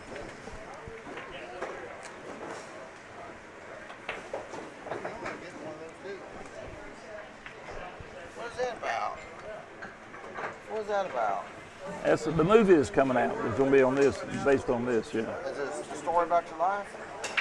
Well, it's in the end here it is, but it's based on my life. Yeah, it's a novel based on my life. Okay. Yeah. And we're doing a movie about it in October. Yeah. Dean Right, King and Johnny got Kevin one on the Cooper. board. Who's this to? Al, who's this to? Al took his headset off. He's on a phone call. He'll be right back. Hey, Al, who's he make that out to? Who's he make that out to? Wendy. Wendy? Wendy and Jason. Jayson. Wendy, W. Jason. And Jason. Kirby. K-I. Jason? Jayson. Oh, Jayson. And Kirby. Kirby.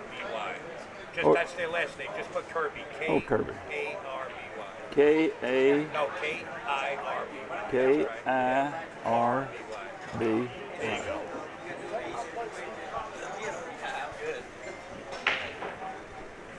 Now, I'm sure Eric could be in the tournament. Eric Roberts.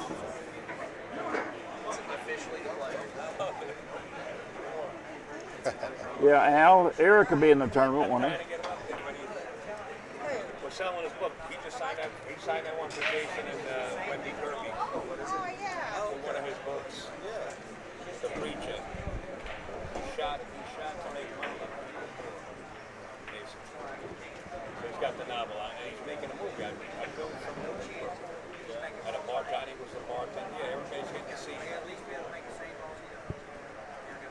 Yeah, send me that footage as long as soon as you can. You get it edited. Yeah, somebody just said 9-3, same as yesterday, and I believe that's accurate. So far, it's 9-3 for today. I straightened it out pretty quick. Yeah. What is this? Picture that. I'm going to sit back down there. I'm just getting up a minute. All right, turn them off. We're updated with the scores good? Yes, score's right. Scores right? This is...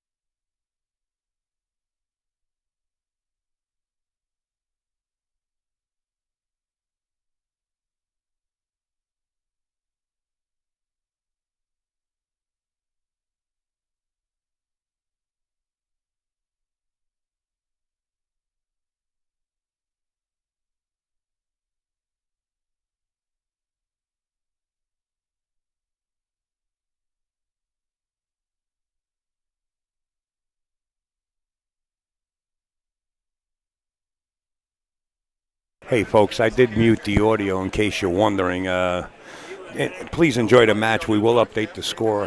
Matt and Faradek just come down from Merrillville Billiards, where the tournament is next weekend. They're actually the owners of Merrillville Billiards are actually here, and it was a surprise. They surprised us, and we're all talking with Mike and Dean, and we're all just chit chatting. So I muted the mics, but we are here. Kind of enjoy this for a little bit. Watch the balls. It's pool, right? Enjoy it, guys. I'll be back in the booth, but the folks just came in to say hello to everybody, and I want to introduce them to the owner. You know how things happen. Spur of the moment, right? I'm good like that.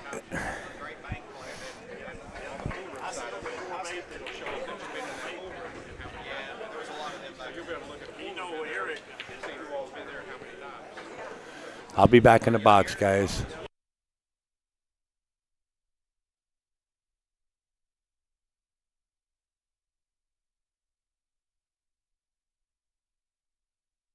Y'all missed my show earlier. Yeah, I'll tell you something I've done, I bet you like. I've been up on for 4 years. Country music. Yeah, I knew you played. I've heard a couple of your songs. I've been number one for 4 years on Reverb Nation. Really? I'm a storyteller. Yeah, I knew. Here on the radio, but I'm going to have the music rights to the movie that we're done. I got Get in there, Farrah.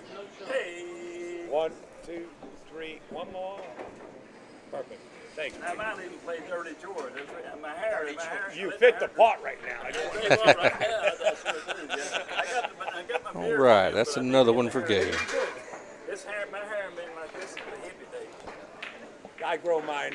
I neglect getting a haircut once in a while. I do let it grow. But you still look the same to me. The last time I saw one of your full shows, trick shows, Is somebody was in with? Miami. I already. Thanks, brother. Yep. I was only like 18 years old. And I remember, boy, it was a hell of a show. Yeah, you were. Yeah.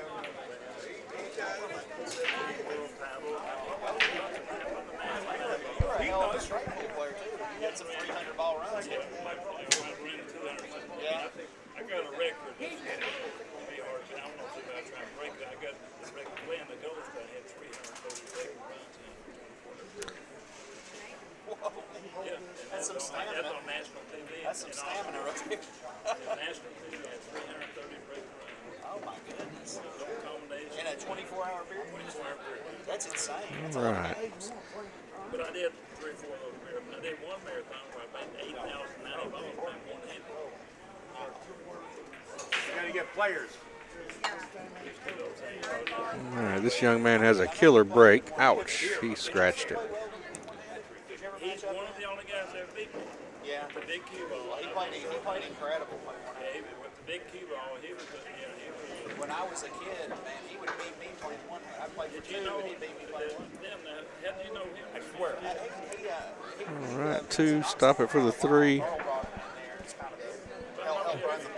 Getting on the 4 should be pretty easy. The 5 is going to be a bit of a challenge. He was up there a little after. He's back in Arizona. He's back in Arizona. I talked to him. That's who traveled with him. Yeah.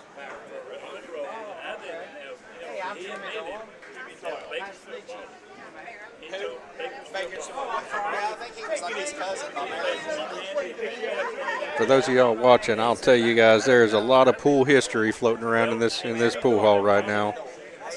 Some legends walking around in here that's got some stories that are just awesome. Yeah, that's what he told me. He said he played incredible. Bartender. Yeah. Played incredible one-handed. But he's the only guy that I short but he's still, I think 4 racks. I saw him do the same. I saw him run 4 racks on a 9-footer, a tough 9-footer. I want to get Glenn down here too. I couldn't believe it. He played that. Another guy What we got going on here? Yeah, he was, It looks like Johnny's changing his playlist on his in his ears.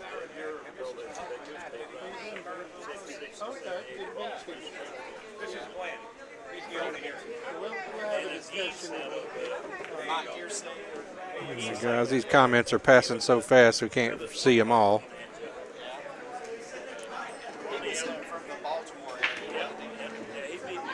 Mike Pearson. Yeah, he was always on the wire. Yeah. He beat me. Ronnie Allen was a really good one-hand player.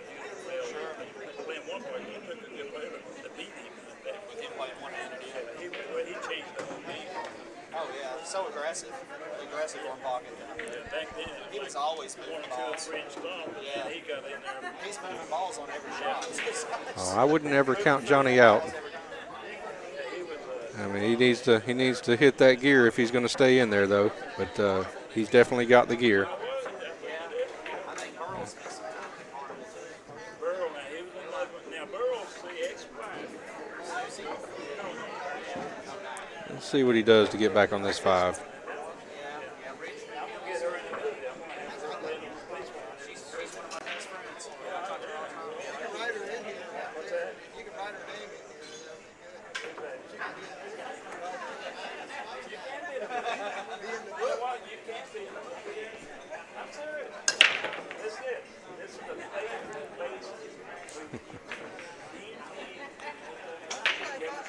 You guys in the comments are brutal.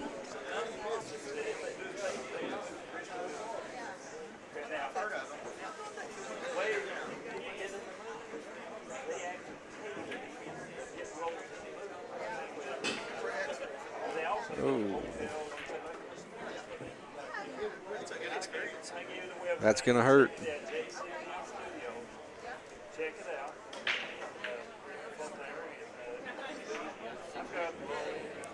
I got a huge stick. Got 3 big spots right now at the APA. They're the same.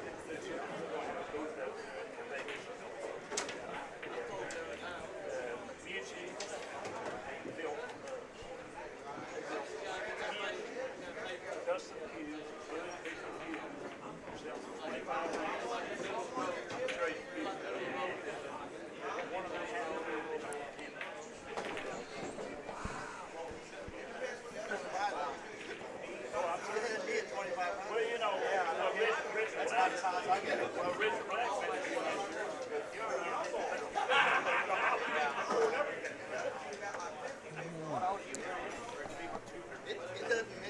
I can't tell for sure, but it looks like he left him the 4 there. Make sure you talk about pull hook. Yeah, will do.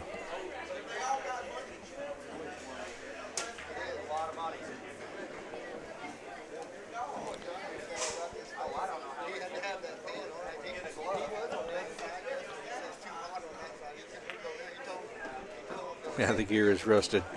Yeah, he's definitely having a hard time catching it today.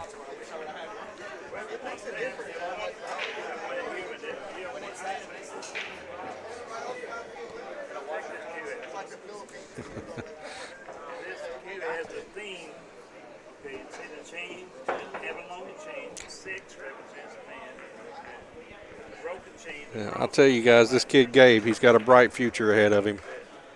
I can't wait to see what he does.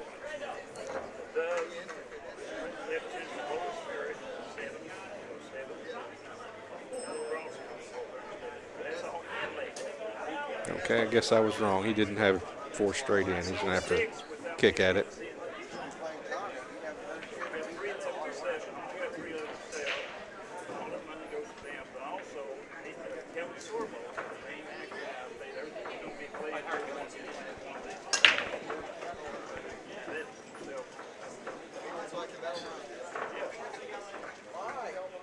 Look at that.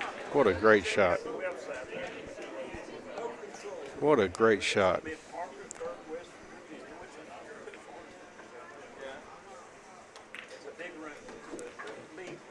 Guys, this is Dean Mitchell. I'm the founder of PoolHub.live. It's a horse seat. You know what horse is in basketball? Yeah. It's a 14 It's a big game, you know, $1,200,000. Got Scott Frost and referee there. Fantastic shot.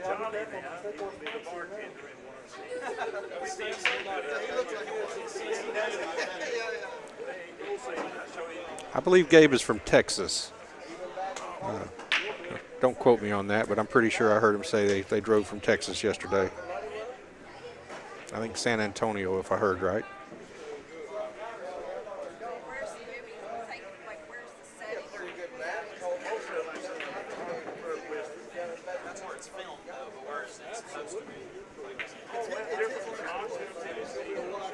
What's going on, Mike?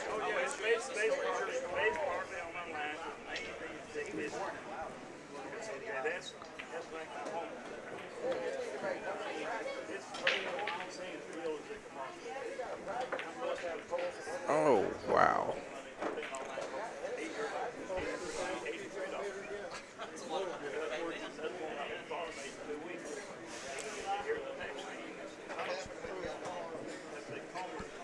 I would say these pockets being tight, but I don't think that's what cost him that shot. And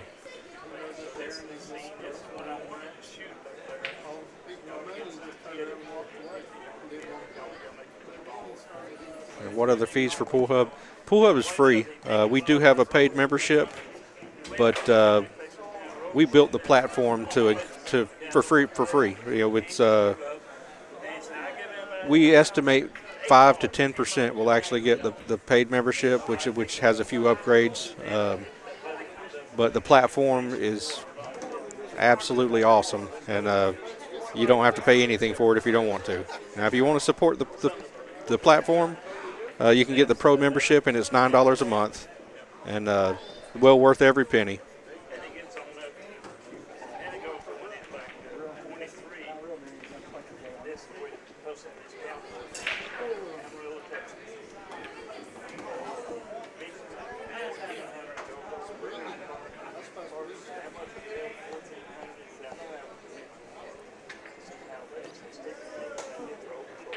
All right, Johnny got another one.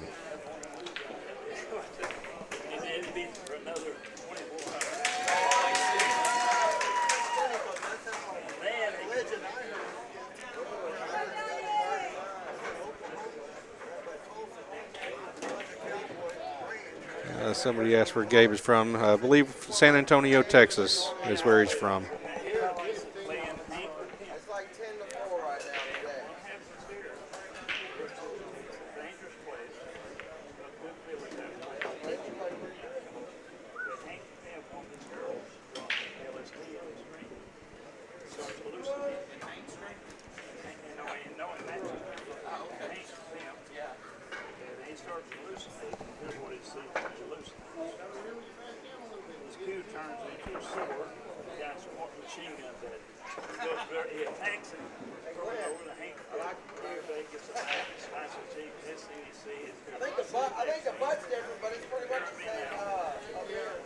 Oh, yeah. Yeah, SVB, definitely the GOAT. Of course, I guess Fedor is as well. That King of the Hill match was, it was close that first day, and Shane didn't seem too interested in the second day.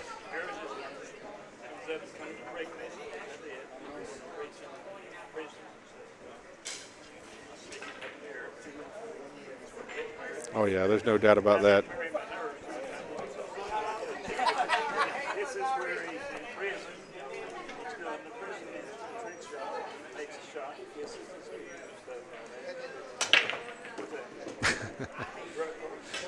No, Johnny bet all his own money on himself.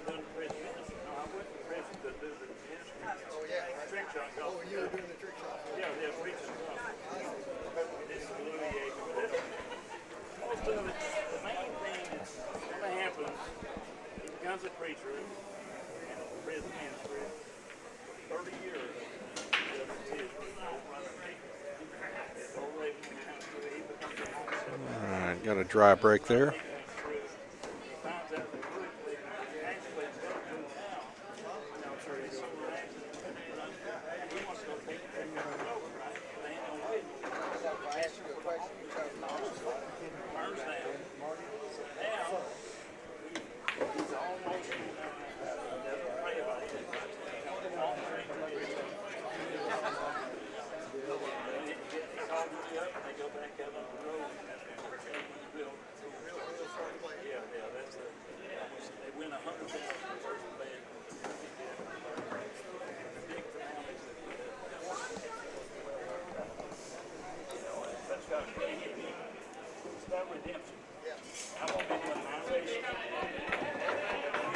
Oh, look at that. He went for it. Looks like he got a good leave out of it as well.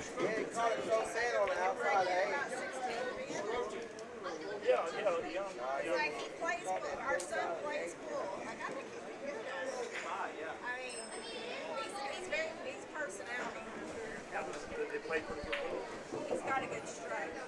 He's got a lot to learn, but he's got All a you good gotta do, all you do is probably 2 or 3 balls. Then he started throwing the balls up. Then he started whooping, like and we're being, Double kiss got him there. oh yeah. It's more. They have a crowd around. All about you, but the only part that comes out. And it's just a scene to show. Let's go back and show back in the past. So are you going to audition? Well, that role there, we want somebody to go to the Yeah, Gabe playing Thomas Haas would be a good match. I would love to see that.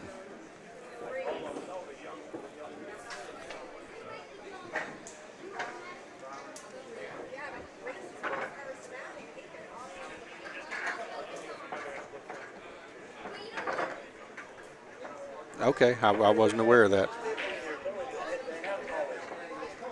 Any idea what the score between Gabe and Thomas was?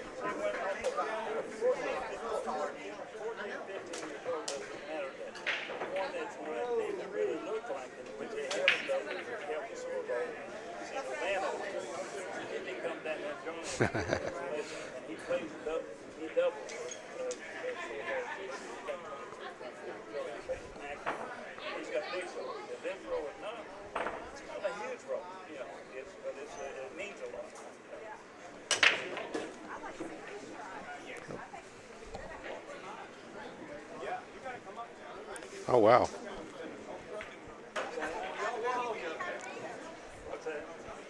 Yeah, I guess I just wasn't aware that they had played. I'm going to have to go look, see if there's any video footage of it. 'Cause, that kid Thomas, he plays strong.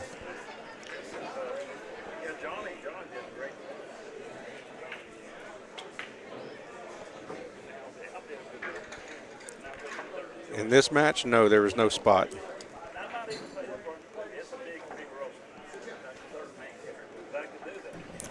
Dean, you as a commentator, you got to call it as you see it. And right here, 35-19 is looking real bad for Mr. Archer. It is. It is. What kind of table are they playing on? They're playing on a Brunswick Gold Crown 7, the brand new one. 4 1/4-inch pockets. Oh, you got the kiss. Jordan, the score is on your screen. Have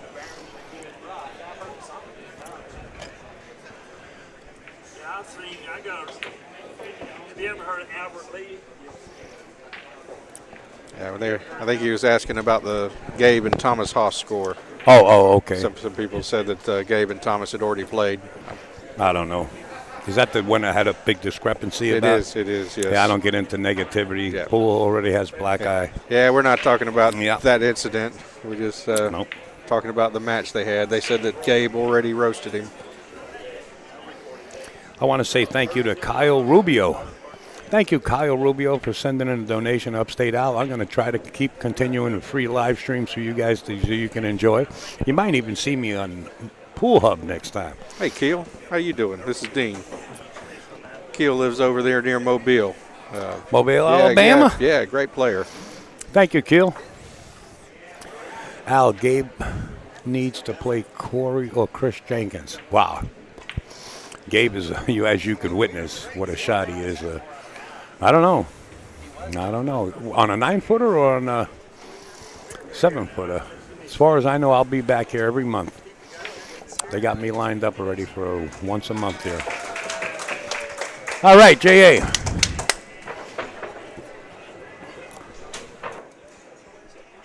Hey, Johnny.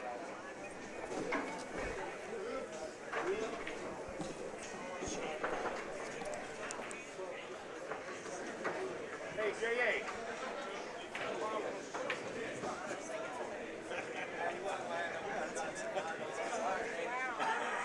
Where'd you get that quarter? 18-17 against Thomas. That's not exactly getting roasted.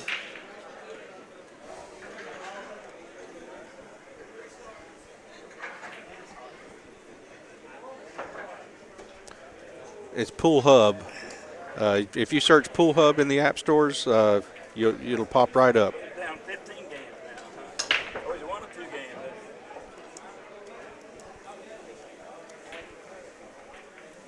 Sorry about that, folks. Hold on, Mike. I got to turn you on, Mike. There you go. We're all on now. Sorry, folks. Farrah Deck and Matt Deck has arrived, and we were having a little conversation out back. Oh, Mike's not on. Okay. Sorry, Mike.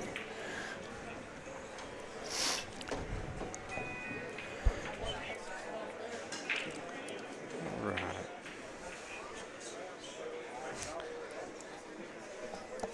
Let's see how this rack goes. 11-3 on the 9-foot. Okay. Yeah, that's getting roasted there.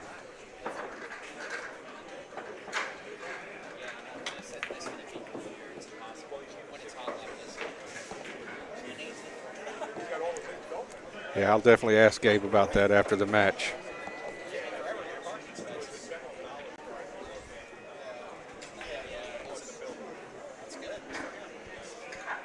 Jaybird, you're not the Jaybird out of Dothan, are you?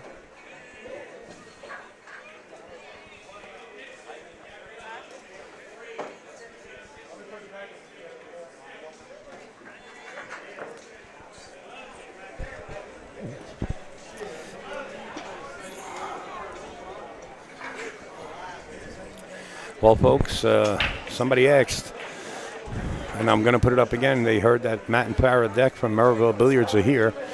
And here you go. It's on your screen right there. Make sure that you take a picture of this or scan the QR codes. There's only, I think, 6 or 8 spots. I'm not certain. But if you do pay for it and Matt gets back to you and says you're in, then you're in. You're talking about walking away for a weekend, and that's the next show I'll be doing. With like, you can walk out the door with anywhere from $15,000 to $20,000 for the $100 entry. The least amount I saw at that tournament, and I've been doing it for the last 2 or 3 years, was $10,000. Mike Davis won it. Kim Davenport came in second. Reed Pierce is coming up. Jonathan Hennessy will be there. Robbie Langford will be there. I mean, it's outstanding and a lot of fun too. It's a smaller place, but a lot of fun. We have a lot of great times up there. And if the backers all show up, sky's the limit. Al are posting YouTube. I don't know what that is. Joe Collins, that's my man from Pennsylvania. He owns a big Black Angus cattle farm. What do you say, Joe? Just seen you in there. I miss you, buddy. Hope everything's good. Merrillville Open is a great tournament. I live local, and some great action, especially on Sunday and for the finals. Yes, it will be. Thank you, Wendy.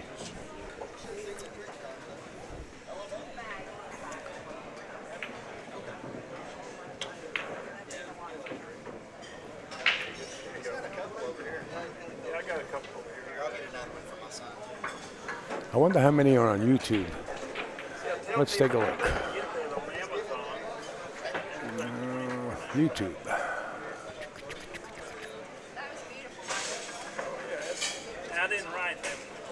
700. We got 700 on YouTube, and we got 500 on Facebook. That's a pretty good number, folks. Let's keep sharing it out there. Let your friends know we're live. It does help the pool world, but it helps me too, and it helps the establishment.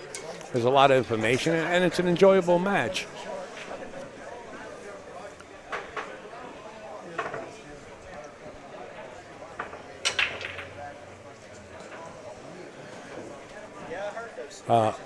Archer is staked here.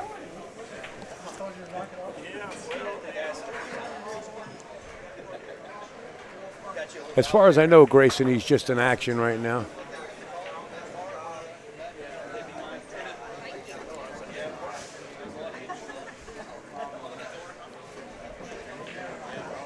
So Jaybird says he'll take Johnny for 1,000 to get to 27. Wow. Jay Bird going out on a limb. It's a pretty skinny limb. For me, it would have to be heavy to do that. So Gabe's got to win at least 2 to Johnny's 1 just to get there.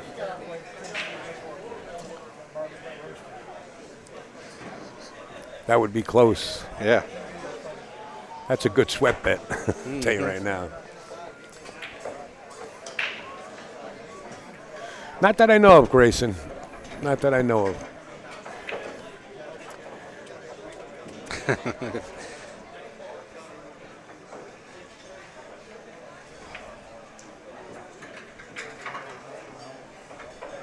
Shane. Just curious, is that the Jaybird out of Dothan? We got to. Yes, it is. Okay.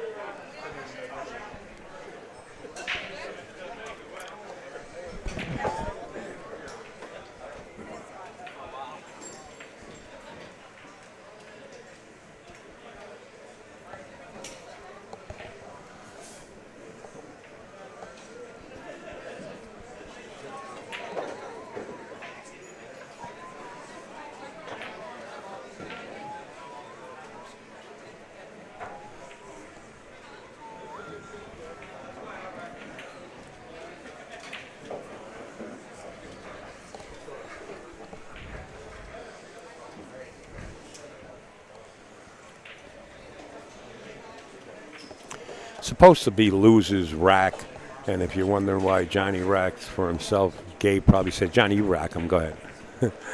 Gabe rather play rack your own. Not hating, I like his game, but you're all saying he's only 19. The next 3 to 5 years will determine a lot. Yeah, that's a good point you bring up there, NJ. Good point. Yeah, Gabe was only 19.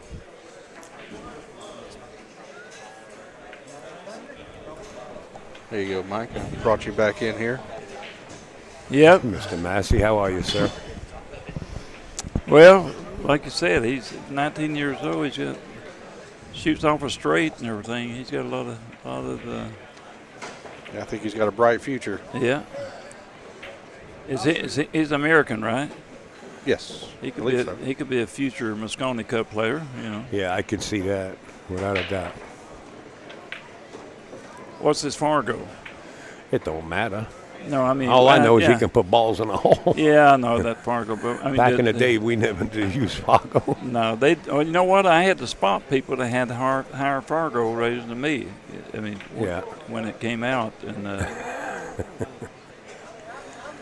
I get it.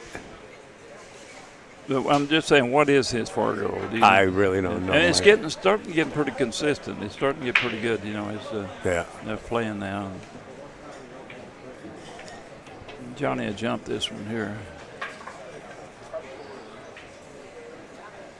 I don't know. He might be a little close to that 5 ball there.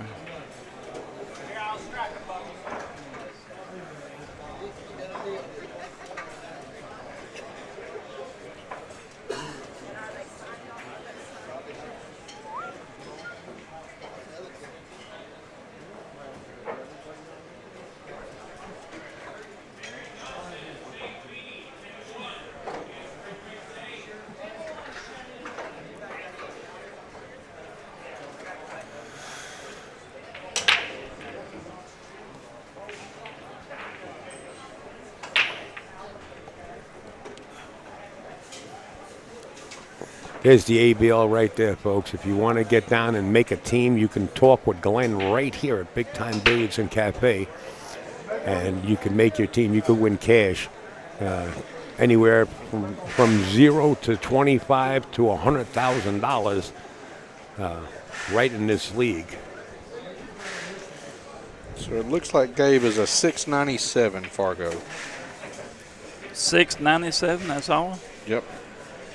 Simply go over to ablplayers.com and you could sign up right there and get your team signed up. It's all cash. And what is the ABL? ABL is Mike Siegel's league that he started. Okay. And we have a few teams out of Murrayville. They got them in California, New York.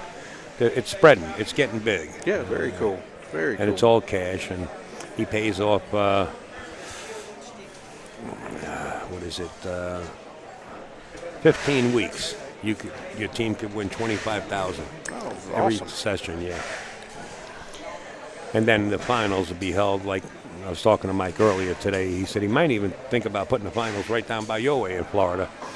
Hey, that'd be nice. Yeah, the last time we'd love to host them. we did that, we did in Chattanooga. Gave away like $300,000. I filmed it, have it all recorded, yeah.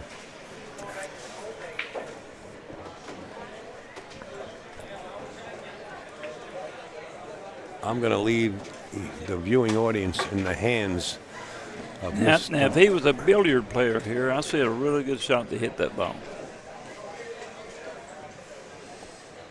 You see the first diamond to the left up there? Yep.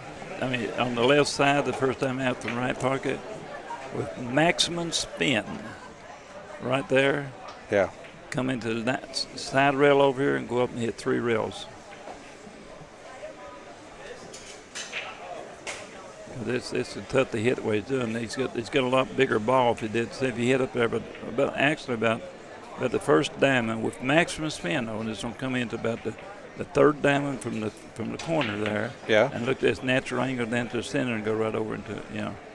I got you. I see what you're talking about.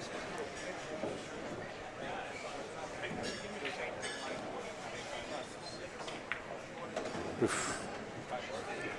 Yeah, that's a tough hit.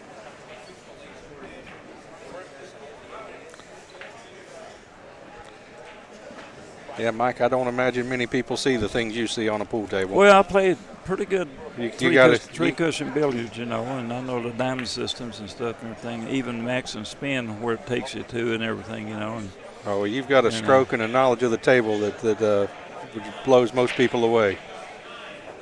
A stroke. When I was watching you in this little demonstration you did earlier, I was just amazed. I did get to do that Fueta shot. Yeah. But I don't have the stroke. Of course, I used to have and everything and stuff. And I tell you that Venom's got a great stroke, you know, and the Massage, I mean, he's good all around. But his Massage and his stroke, he's got a super powerful stroke. Plays good billiards, you know, and of course, in the billiards, probably the best stroke in the billiards at the time was Sammy Segner. You know, he really. And the pool players, if you go back, you know, Larry Neville had a very powerful stroke, good stroke, and he could do things with the cue ball, you know. And,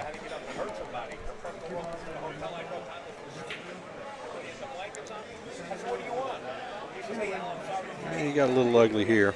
He can get down behind the 8 ball. That's what he's going to try to do, is clip it and go down behind the 8. Yeah. 2 rails. He can lock him up pretty good here.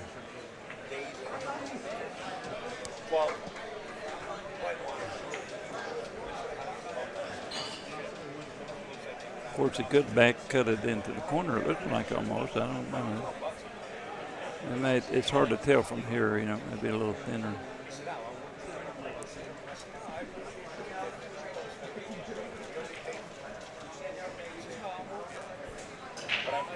Got a Rob Gear there giving you a shout out on the screen.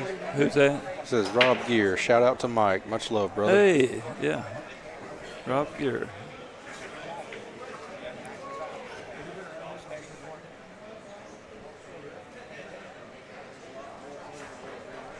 Well, I was looking at the wrong ball there. Yeah, I thought he was. I thought there was the 4 ball there. The other, you know, that's a 7 ball. Yeah. It's hard to tell on this screen. I've had a few shots I've had to glance over and look at the table to make sure.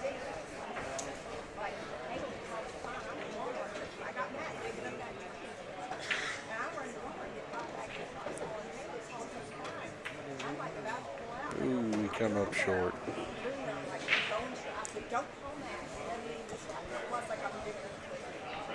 I called him.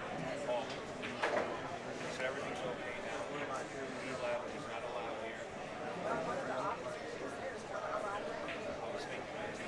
Well, he got jacked up, so that makes it a little tougher. If Johnny could, start putting some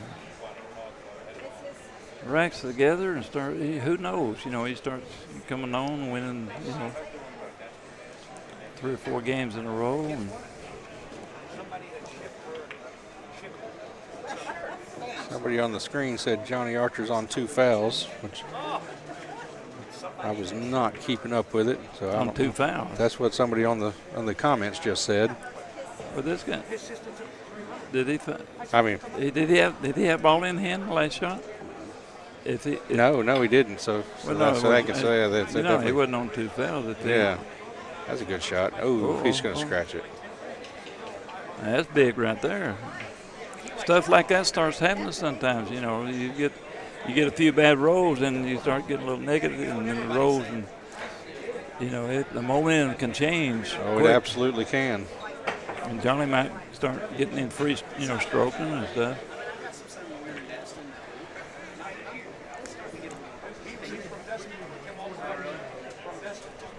This game here.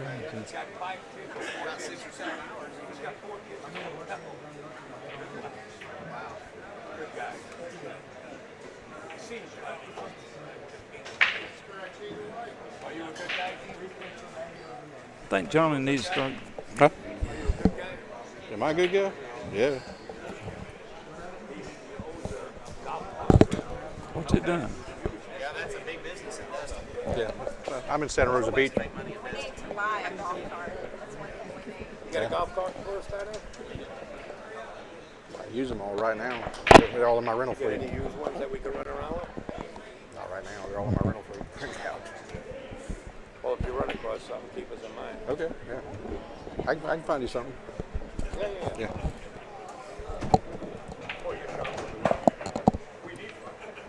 Well, John likes to fire those balls in, doesn't he? That dude is wrong. Who are they talking about?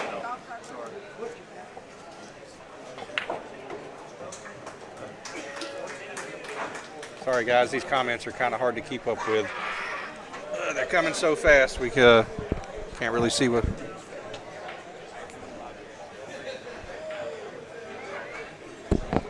Johnny got that one, huh?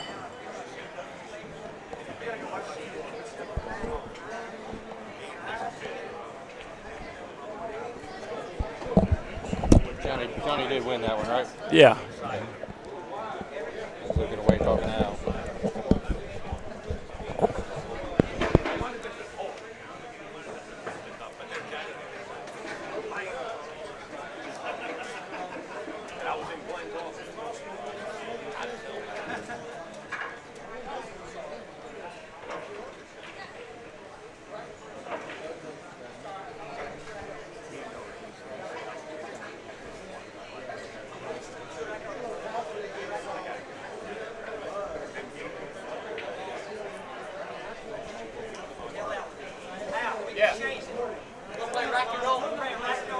Are you taking a break or no? No. Rack your own? Okay. Okay, guys. They have decided to do rack your own. So we're going to quit the nonsense here, and they're just going to rack for themselves.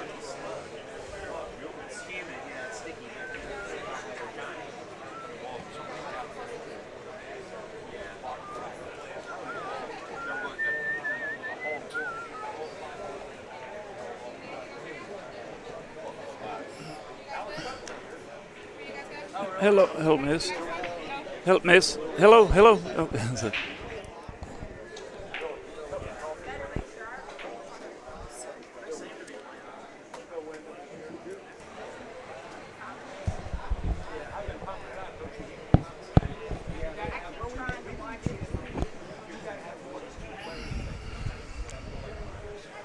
Guys, while he's racking, I guess I'm going to tell you guys again to check out Pool Hub. We're in the app stores. Very cool app. When I started building it, I set out to make the best app ever built for pool, and I think we're getting pretty dang close. So check it out. If you don't like us, tell us. If you don't like it, tell us. Tell us what you think about it. So far, everybody that's checked it out says they love it.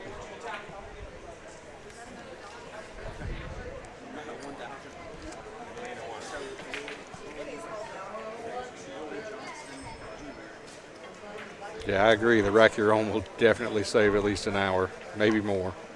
I think we lost 20 or 30 minutes to one rack earlier.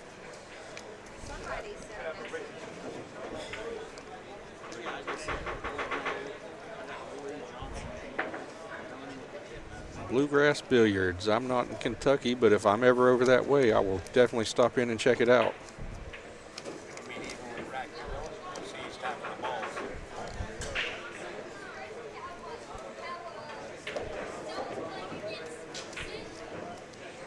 Yeah, that's Upstate Al. If you can thank Upstate Al for the stream.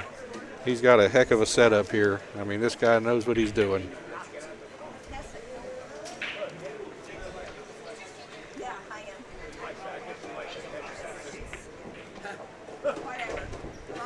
Sell a $4,000 dress, you can sit there for a while.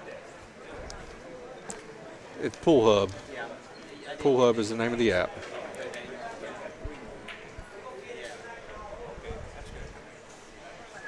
And if you want to go to the web version, it's poolhub.live. You can find it on the internet, or you can find us in the app stores under Pool Hub.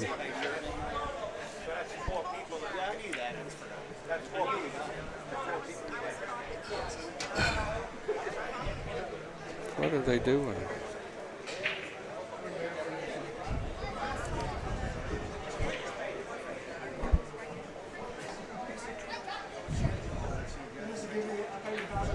Okay, so I believe the backers of the match don't like the idea of changing the rules. So they started with opponent racks, and I guess they're going to stick to that.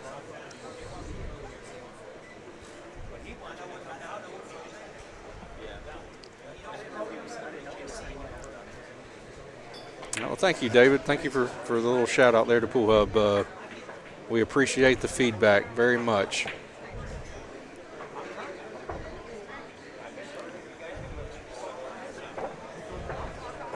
We got some big updates coming this week, so make sure you update the app around the first of the week, Monday or Tuesday. We got a lot of stuff coming that's really going to complete it. It's all good stuff.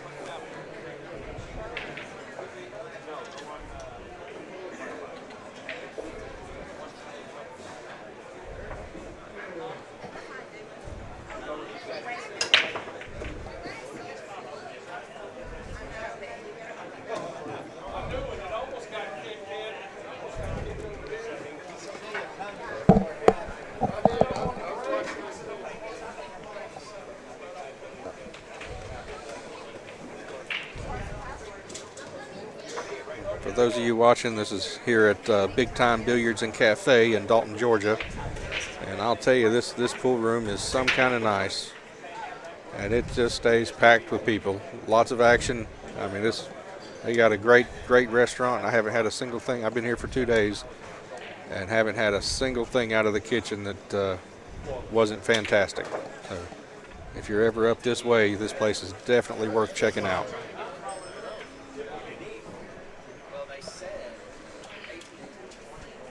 Eric, yeah, I kind of agree with you at this point.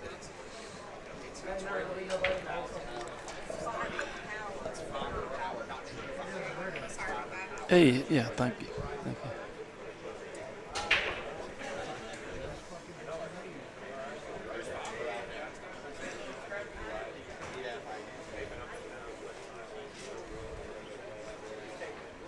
All right, we got us a dry break there.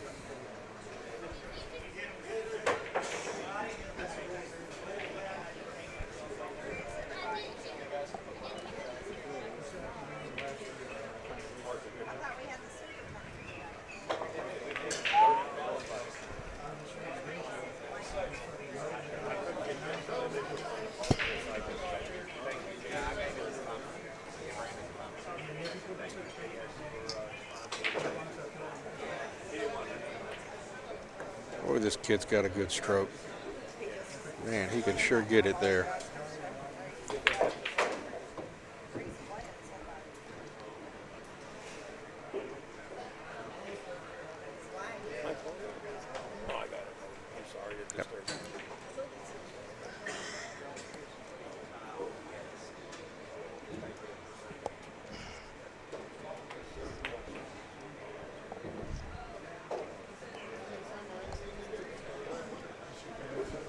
It's asking, iPad's asking if you want to share the password. Yes.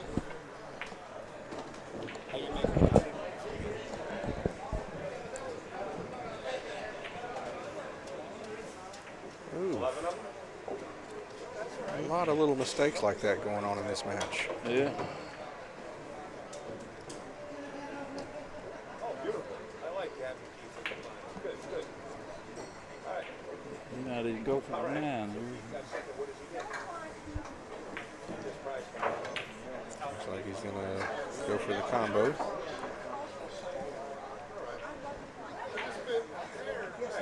And did not make it. Well, he's lucky. Look where the 9 ended up, right on the other upper part of the. Yep. If it ended up down here, they'd have a good billiard. It's a tough shot here to play any kind of safety unless he.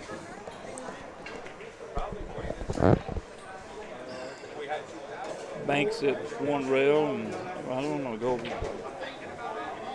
behind the 8.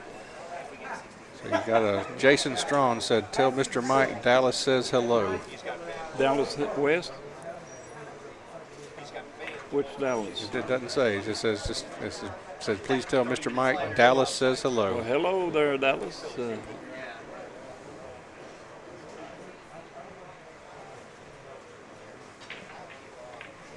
That's a good shot there. That was a good shot. That was a high skill level shot. Absolutely. Absolutely.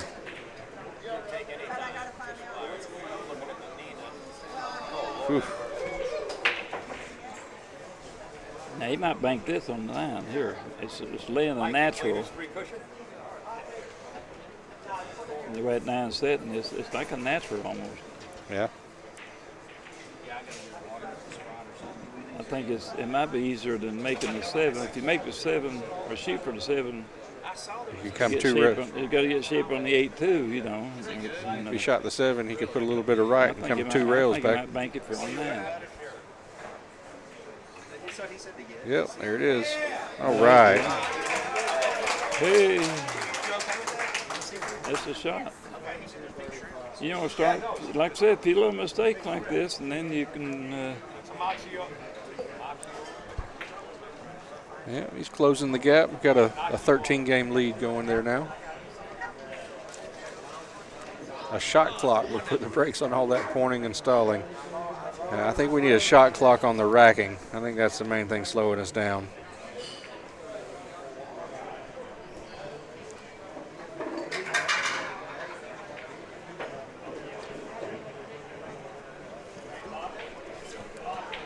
Today's Saturday, isn't it? Today is Saturday, yes, sir.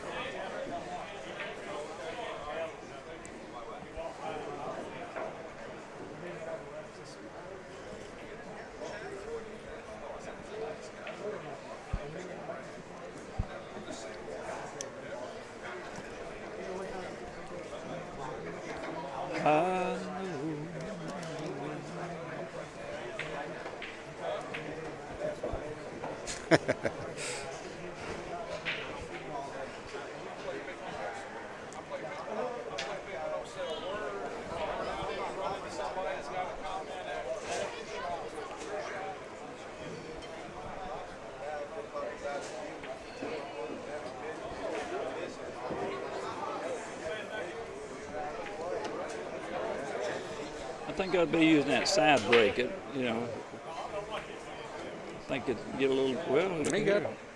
Nope. I think you got a better chance of making that 1 in the side by using a side brake. Yeah.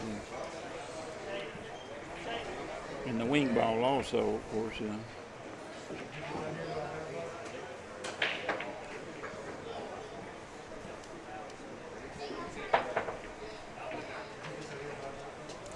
I think he might have come up a little bit short on the 2 there. to get where he wants to be. Yeah, because he wanted to be able to get.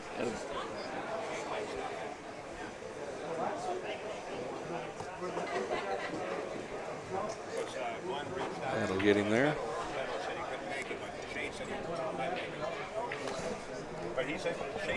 So that's the 4 ball there. Well, it looks like he's going to.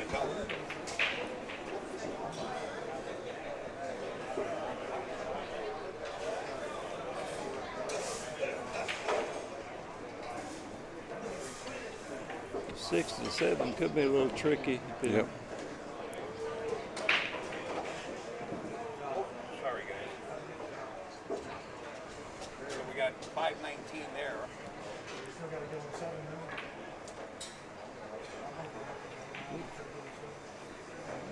He's got an angle. Yeah, he's looking good to get back. Well, it's a little bit tricky here. It's a little tricky. I almost have to. Let's see. Yeah, he hit that good. Yeah. The program that I use is not this program. ABS. The program that I use, I could get on Facebook. I called him. Yeah, the kid's got a great stroke. Just smooth, effortless, gets where he wants to be.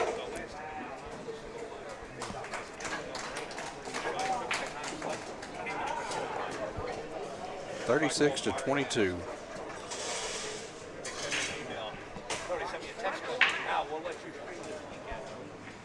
Yeah. I'm dropping.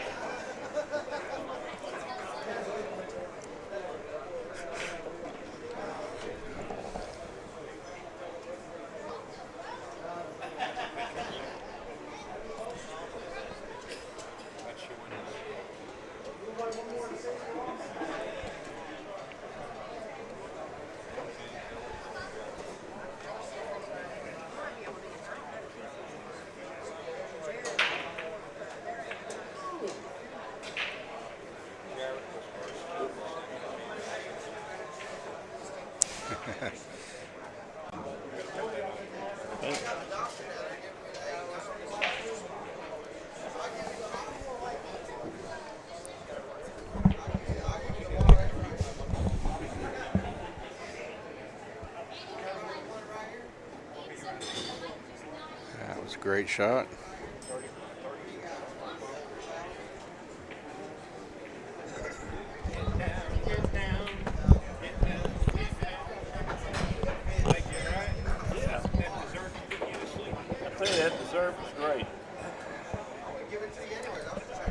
Somebody just asked if you could sing us a song, Mike. What's that? Somebody asked if you could sing us a song. Yeah, we can sing a song. They can't hear you if you don't have the microphone. Yeah.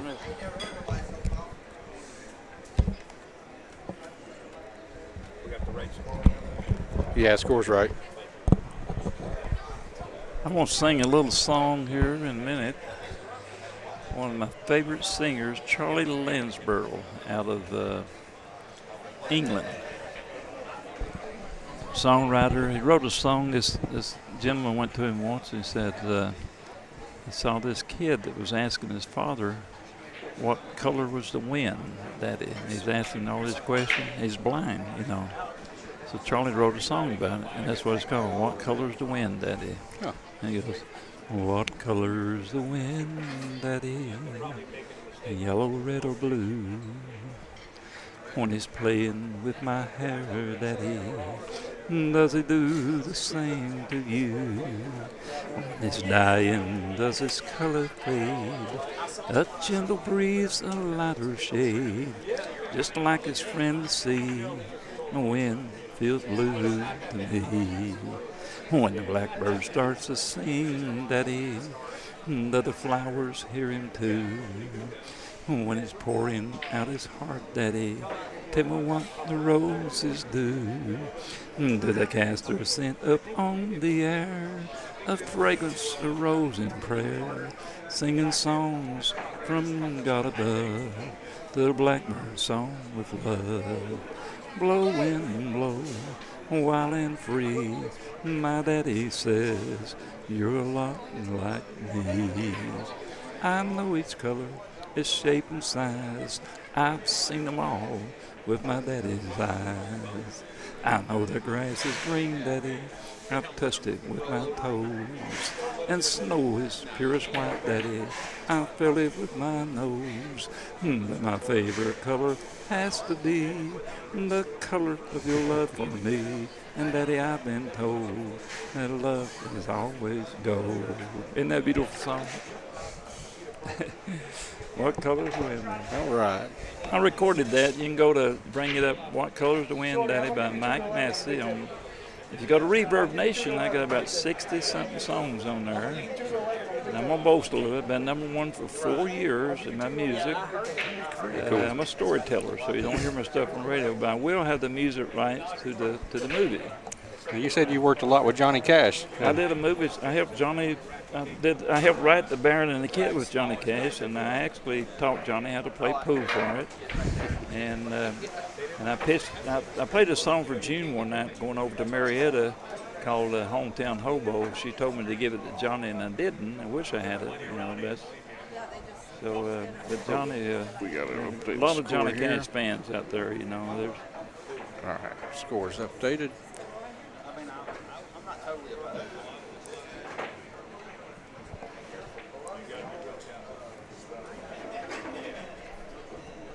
Music's powerful. It absolutely is.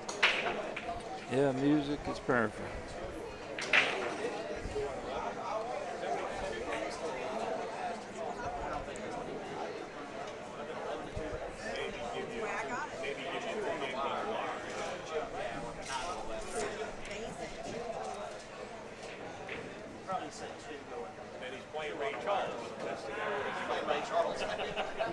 Ray Charles did too. We weren't lying. Ray Charles.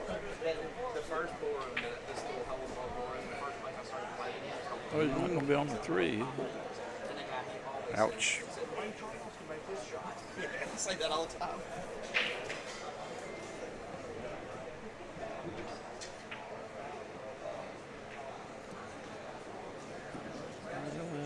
With a 3 go. Somebody asked if you knew a John Morris. John Morris out of Knoxville, Tennessee. I believe so. John and I go back way back. I used to hitchhike up there and play John, and then we used to play at the old McDonald's per room and stuff. And we played. They had ring game, bank games and stuff. But he's a good songwriter too. Yeah. And I went to one of their songwriting seminars there once and stuff. And yeah, John. I wonder how John's done. He played some stuff for me that he had written,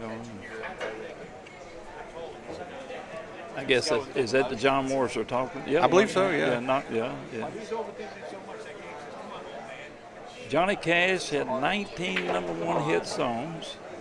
He gave me the black jacket when I did the movie with him, because I doubled for him in some scenes too, I don't know where that black jacket is now, but the picture you can see of me and Johnny Cash and Waylon Jennings. I bet you they don't much. It's on the internet somewhere there and stuff. When we did the movie, Waylon came by one day, and Johnny, the first day on the set, he had just quit smoking. And he said, "Mike," he says, "those drugs, there's no problem there, no temptation. Alcohol, no temptation." Because we had problems at one time, He said, "But these cigarettes are the hardest thing I ever quit in my life." He had just quit smoking. I actually was going to have Johnny we were going to have the Johnny Cash 9-ball open. Really? So I went to his house. We couldn't find a date. Oh, he was so busy and stuff. I've got a producer in Nashville that I think he had some songs from Johnny from about 16 tracks, him and Johnny Cash's son, that never had even been released and stuff. Somebody's asking, how many movies have you been in, Mike? Well, my first one was The Night the Lights Went Out in Georgia. with Dennis Quaid and Chris McNichol. And we actually did it in Chattanooga, Tennessee. And I had a role there that actually made me a SAG member actor. It was just a little trick shot I did in this fight scene and stuff. And then the movie was Johnny. And then I did a movie, I don't even want to mention one of them. I mean, it's not that I had a line or two in it and stuff. The movie wasn't that great a movie. But I did a movie with Maximilian Schell over in Switzerland. And I was a technical supervisor and double for him and actually helped him, taught him the mannerisms of how to look like a snooker player. Did a few snooker trick shots and stuff. And then Pool Hall Junkies, I had about 40-something lines in that one. That was a great movie, I had a legendary. pretty good speaking role in that movie. I keep in touch with Robert all the time, and also Chris, the co-writer of Chris Corso.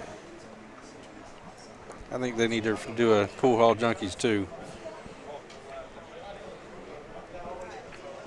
I think that The Baron and the Kid was a really good movie. It's a good storyline, father-son relationship. I think it would make a good feature movie. That was a CBS movie of the week when we did it, but they had Claude Akins, you had Darren McGavin, Jim Carter. They had some good actors in it. Tracy Pollan, who ended up marrying Michael J. Fox, and she was on like 17 then in the movie. But, Somebody asked, was Johnny Cash any good at pool? Well, I'll tell you what, watch that movie. I worked with him, and he hadn't played that much pool, but he did a really good job in the movie. I had him drawing the cue ball the full length of the table in the scene. There's one thing he did, he jerked the arm out once and stuff, but he looked good on there, and I set up all the shots and stuff and everything for him, but he did a good job. And the first day I taught him, the next day he comes in and he's aching all over. He said, man, I didn't know you had to use all these muscles and stuff to play foot because you're not used to playing, Oh, yeah, for sure.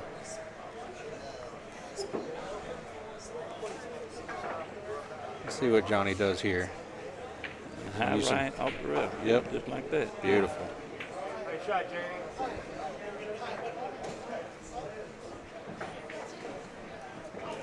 But I've done a lot of like celebrity events with Paul Trevino. Jerry Orbach was a good friend, from Law and Order. He actually had my screenplay in that red part of it. James Tolkien was one of my best friends from Top Gun. Mm-hmm. He passed away a few months ago. He was 94 years old. Real sweet guy. He always played a tough guy, but he really. Johnny got another one on the board there.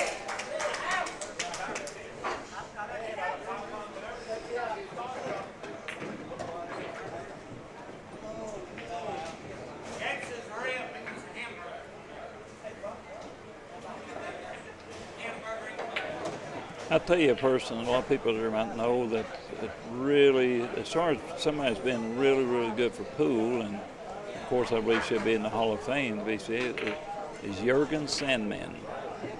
Jürgen is actually the founder, one of the first ones that found the WPA, to get pool into the Olympics. Okay. And he's done so much for the game. I'm sure he's traveled more than anybody in the pool world, And he actually had a course in Ukraine for about 3 years that they taught pool, just the history of the game and everything, Okay. Did you mark Johnny's up? Did you mark Johnny's up? I did, yes. Oh, yeah. You got a better voice, though. I'm not listening to you. All right. Oh, it's not Yeah, you're on. I turned you on. All right, guys, I'm back in. Gabe's still holding a 14-game lead.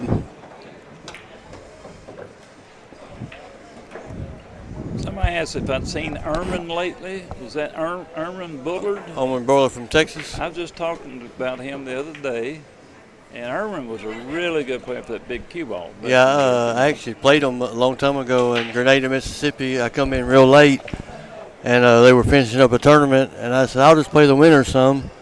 For whatever they win, he ends up winning the tournament, and he didn't know who I was. I didn't know who he was, and he said, flip the coin.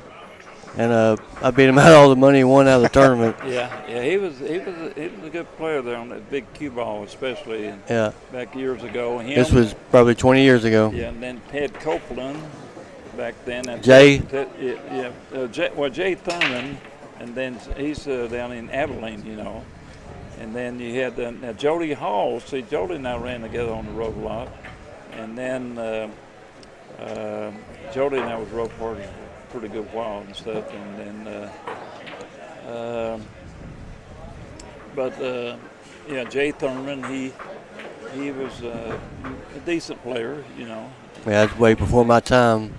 Yeah, he's still around down in Abilene. Ted Copeland, I talked to him not too awful long ago. And then you had Big Ralph. Remember Big Ralph, the big Indian? Ralph. Weighed about 500-something pounds. No, I don't remember Ralph. He played good on that bar table. I mean, he was huge, you know. Was he from Texas? Yeah, Dallas area.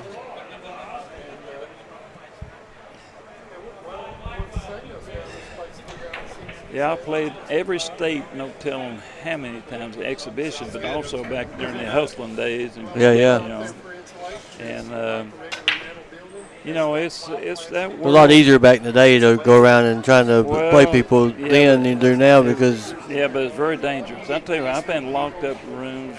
One time I was locked up in a room. One guy come at me, a German Luger, another guy that was Smith & Wesson, the guy stabbing at me with a knife. Yeah. And then I got busted, sucker punched many times, busted over the head, blood squirting on my head. I'm through it, you know. All the time. I mean, God watched, in my worst state, sinful state, God watched over me. I've been run over the car 3 times. I got in jail 6 times. But back then, What'd you do, total the car out? Yeah. Back then, you know, they caught you gambling for $5. They put you in jail. Oh, yeah. You know. So I'm saying, like back in the day, you could get a game a lot easier than you can now. Everybody wants to take a picture and send it to somebody and say, you know this guy, or... Yeah, it's now you can't. Back then, it was... You could slide in and get somebody every now and then. Yeah, that's what my movie's about. You know, it's more like the old days about the hustling part and stuff, you know, the part of it. And that era, matter of fact, one of the main hustling scenes started in 1971 during the hippie days. And that's when I got drugged with LSD. So I wouldn't even thought of by then. Well, somebody drugged me with LSD. And I ended up in a mental institution. And I was like, I didn't know who I was. I didn't know what I was for years. But I was involved in things I should have never been. I was involved in cybernetics, yoga, all kinds of these things of trying to find myself and trying to find God. And this happened, you know, and I was in super, super dark where I crawl around like a snake in the woods, beat myself, tortured, worse than Legion in the Bible. And King Nebuchadnezzar. Right. People out there that know the Bible, they know what happened to King Nebuchadnezzar, and that was me. You know, 7 years he was like a cow eating grass and everything else. You know? Well, they finally got the balls racked. Here goes Johnny, he's about to break. Yeah. Did you mark his up? Yes, I did. I thought he had 23 a while ago. I think he just hasn't played since that rack. Yeah. What's that? This is the next rack after he won that game. It's been several minutes with them racking. But I was involved in all kinds of ways of trying to find myself and thought I was trying to find God and everything else. And, I ended up tortured, you know. Well, you made it through, so. Well, Jesus, I found the truth. It's not that I found the truth, but no one...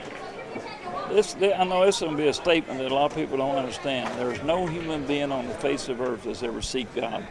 Oh. There's no one that's ever seek God. He comes to you in the form of the Holy Spirit and tells you about his Son who died on the cross for your sin. Yep. It's up to you to accept it and believe and then get into the Word, But there's no one that seeks God. Our nature is to run from God, just like Adam and Eve did. We've been running ever since. Yeah. So but after we get to know Jesus, now we run to him instead of from him. There's a difference, see. When you get caught up in sin, you run to him and confess your sins and pour your heart out and stuff. He's there to forgive you and pick you up and get you back on the right track. Right. But before that, everybody thinks they're trying to find some guru that's going to teach them the truth and everything stuff. They're trying to find what they want. See, what they want God to be instead of what the true God. You know, there's a God that created the heavens and the earth, and that's the Father of Jesus Christ. Right. And Jesus' main purpose was to come and destroy the works of Satan, you know, and die for us. He shed his blood. The wrath of God was poured totally upon him that was meant for us. You know, and you know, people want to try to do it themselves. We try to do it. Our ego or our pride wants to say, I can do this, God. I can do this. You can't do it.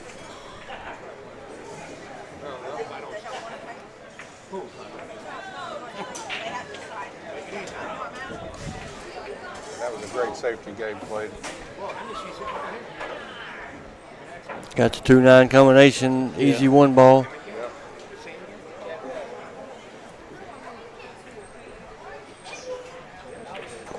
Yep. 38-23, guys. Back to 15-game lead.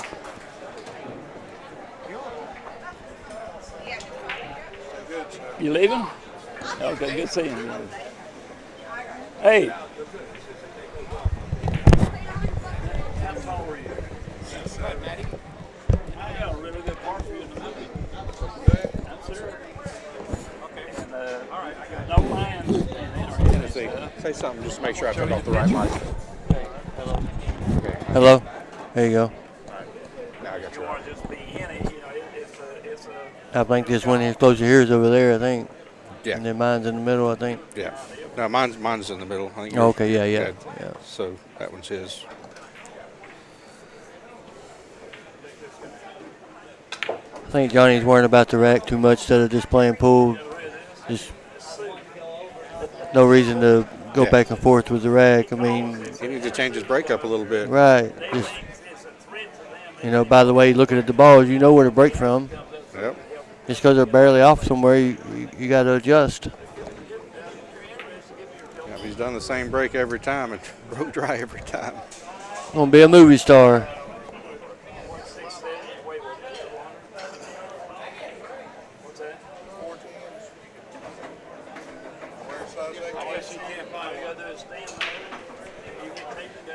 What is it, Al?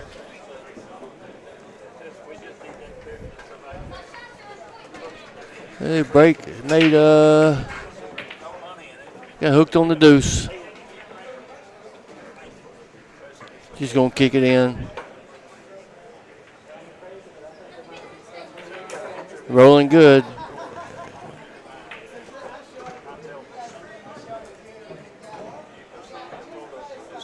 Now he needs to just roll right up on top of the deuce right here, just real easy, real lightly. I don't think he has anything else to shoot at.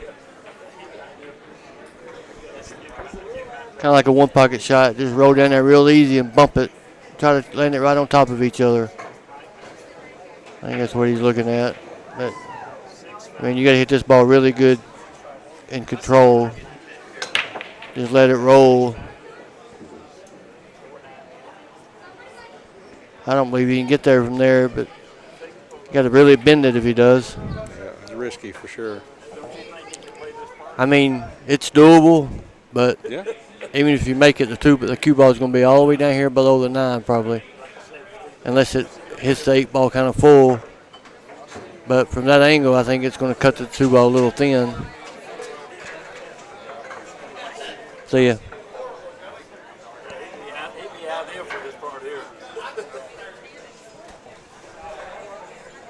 Absolutely. Yeah.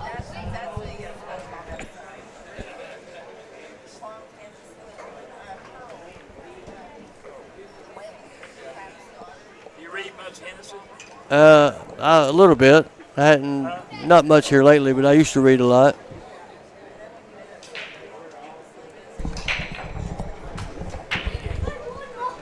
He's got to shoot this ball and draw his ball a little bit, make it bend.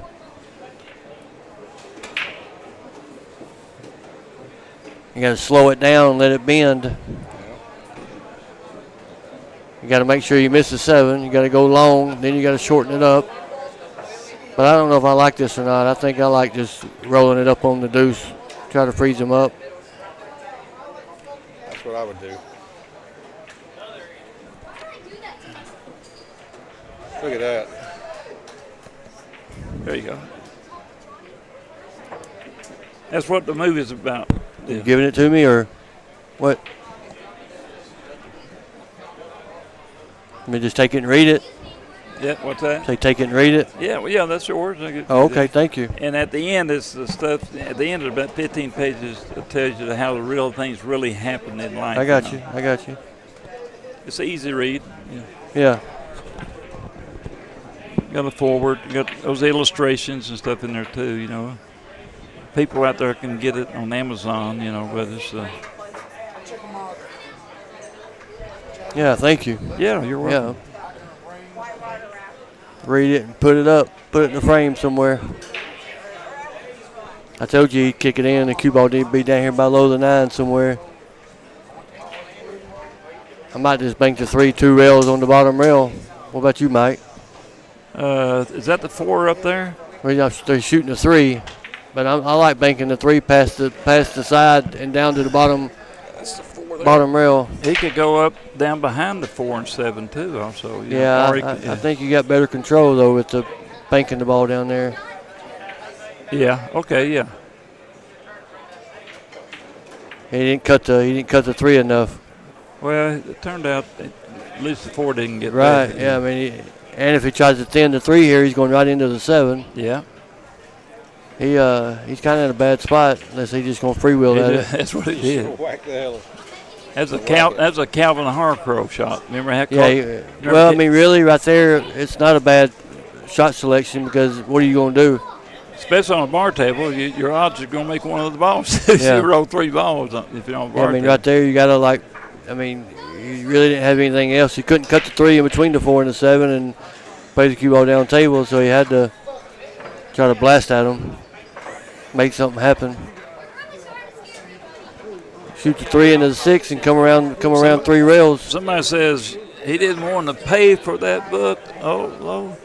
Well, Hennessy and I go back a long time. See, Hennessy is the second best player to ever come out of Tennessee, you know.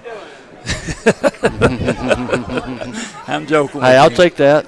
I'll take that. I'm joking with you. No, I'll take that. Yeah.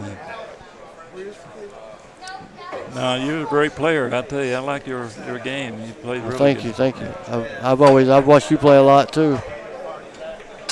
You know, was you around back when everybody used to go over there and play Rayford and all those finals? I was too young. My dad knew all of them. Oh, they had. I mean, they. Alan really Hopkins, but he lived there for a while. Well, they flew me in there, and the thing about it, another real good player come in at the same time. I didn't even know.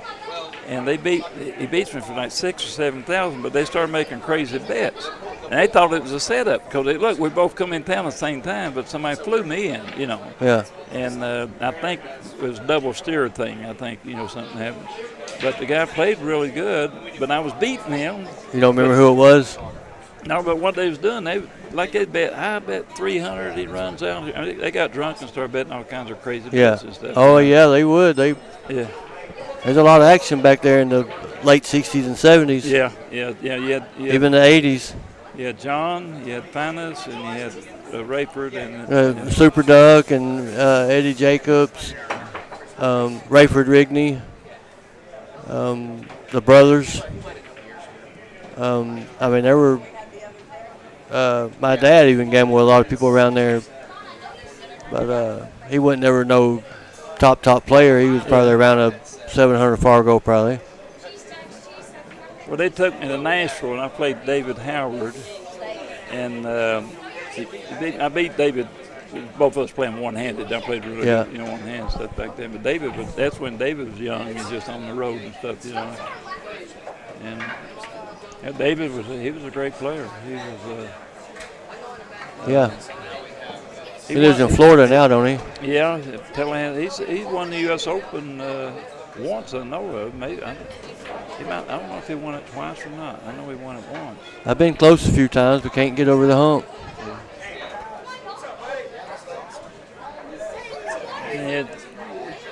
Yeah, back then, you had Jimmy Reed. Of course, Jimmy Reed was a great player. Yeah. No time for negative. Yeah. He's got a lessons book, kicking system or whatever. It says no time for negative. Yeah. And I watched the video for about 5 minutes. I knew exactly what he was talking about. Yeah. And I pretty much use the same kicking system and stuff of that book. I use the diamonds a lot. Yeah, Yeah, I use the diamonds. 0, 10, 20, 30, 40. Yeah. And then kick 2 rails, divide by 3. Kick 3 rails, divide by 4.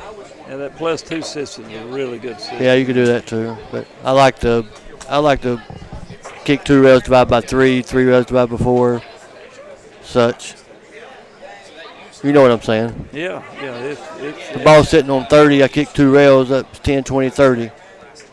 Well, that's what those diamonds are for, see. But the diamonds, a lot of people think it's for decoration, but that's what, and that's the billiard tables, of course, they all, the top great players playing billiards, though, they don't use that diamond system that much. Like no, a lot of field. Yeah, field. Okay, now they use it on kicking and stuff.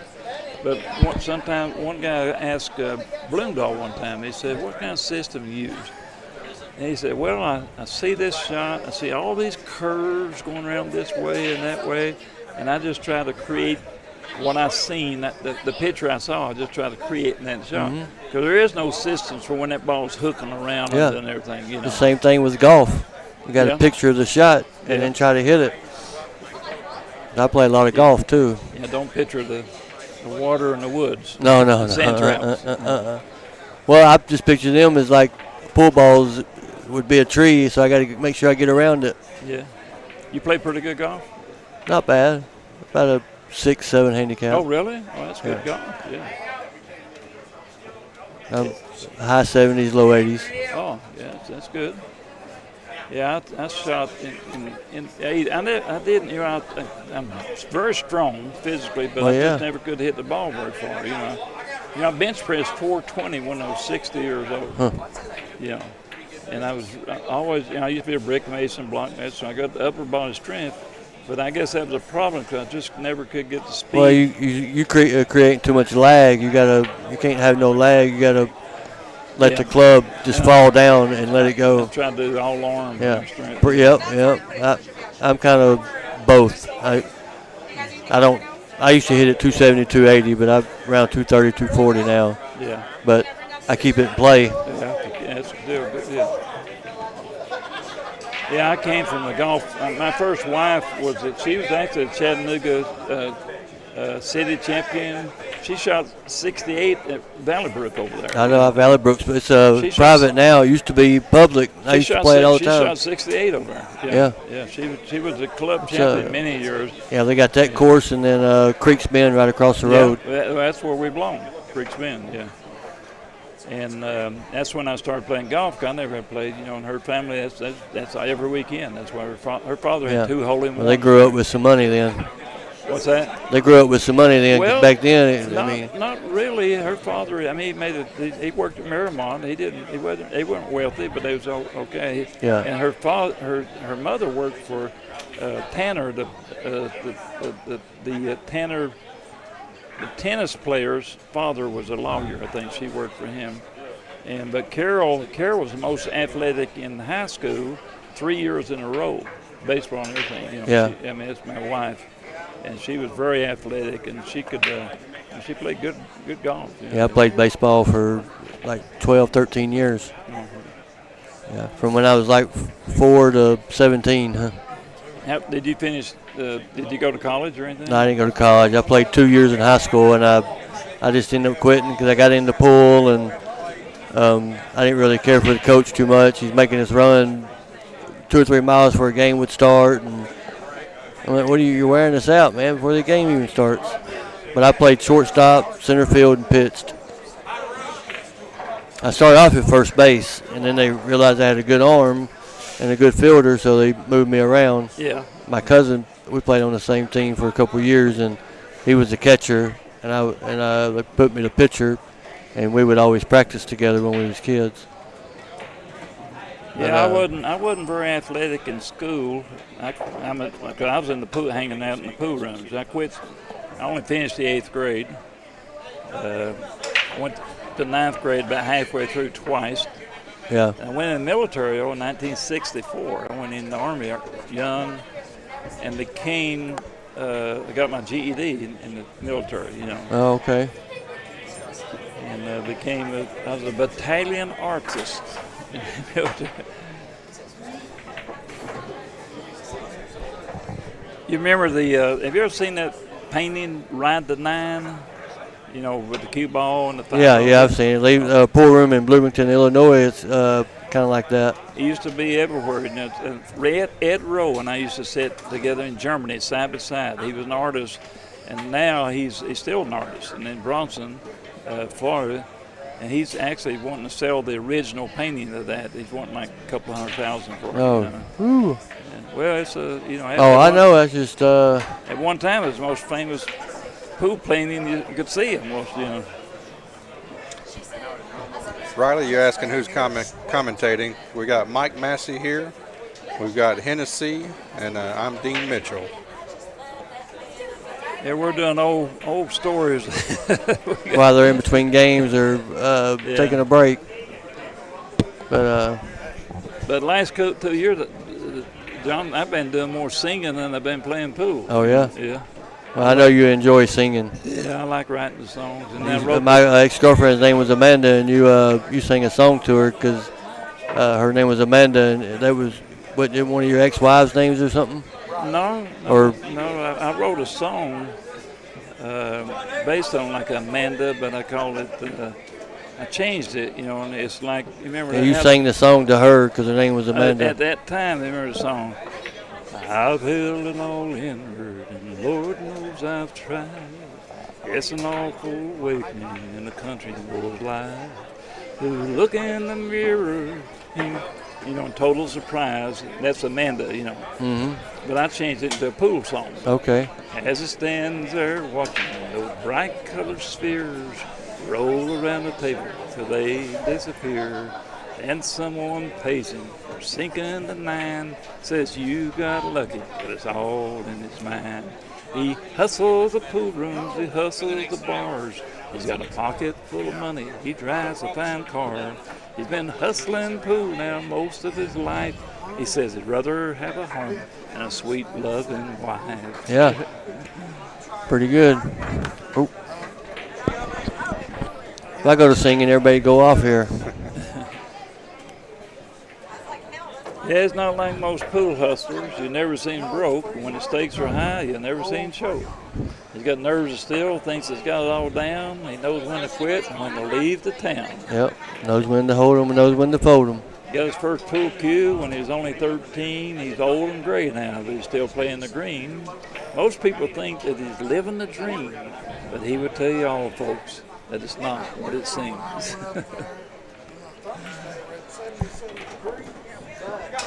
Seems like a bad time to take a break.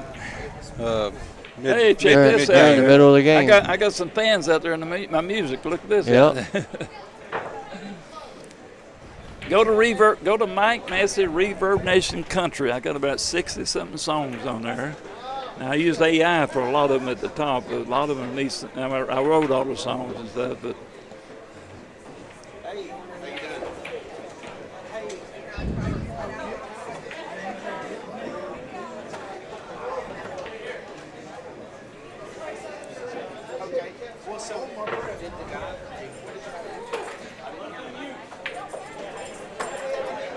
I got an autograph session going on. Sorry, guys. Somebody said Gabe needs to sign Archer's shirt.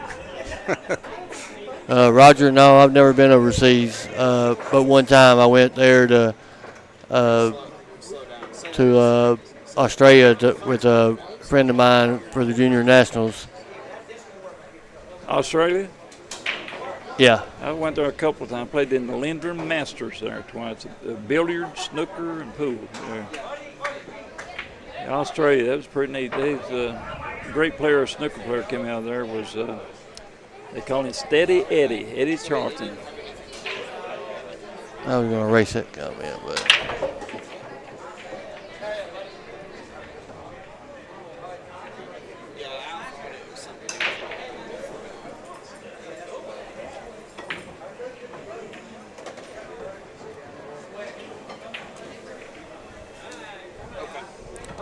This seems like a bad time. Normally they finish the game before they. I don't know what's going on. Johnny's trying to stall, maybe. I don't know. Somebody asked me if I had any signed pool balls with me. No, I don't have any signed pool balls. Sure, we could find some. I got my novels. I got a few novels left here. If anybody wants a novel, you know, and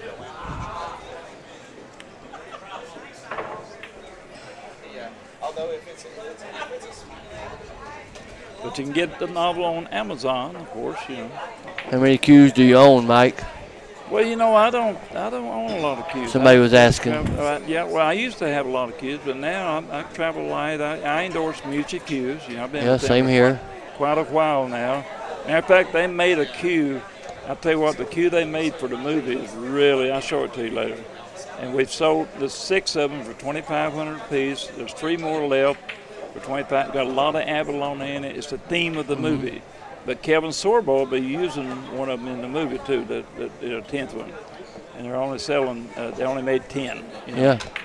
And I'll show you the pictures later. It's beautiful, beautiful cue. I just got a new shaft for my cue. I've been playing with the same shaft for like 7 years, and they just built me a new one, and I feel so much better about my game. Oh, really? Yeah. It's hard sometimes to break a shaft in that tip in. Oh, you get used to something, you know. Yeah, well, my shaft's it's a little bit smaller than 12 millimeter. They built me one 12.25, and I feel way more comfortable with it. You knew Rafael Martinez. You know, I did. Great player. Real small shaft. The tip was on a slither. Yeah. Usually when he played. Now he was the best at jumping with a regular cue. Yeah. When I played with Pat Davini custom cues, I could jump full cues with those, but they're a lot stiffer than Mucci. You know what I mean? That Rafael, I love to watch him. I mean, I've played him quite a few times. I beat him twice in one tournament in Reno out there and stuff, and but he was tough competitive. Yeah, I beat him in the tournament at the Rack in Memphis a couple times. Great player. I love the way he spin the cue ball. He played good one pocket, good nine ball. He's always quiet. He just sat there, wouldn't say a word. You know. Cut the 3 into the 6 here and come 3 rails and play the 6 in the upper. I mean, come on. I thought he was going to shoot the ball, and he babied it. Yeah.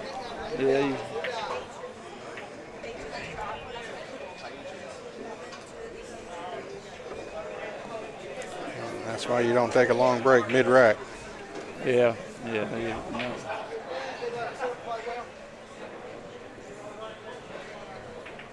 Yeah, just roll this ball in. Now you can just shoot and stop.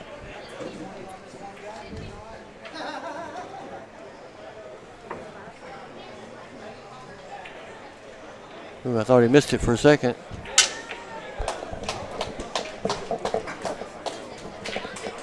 I'll tell you, they got some of the best food here. Oh, they got great food.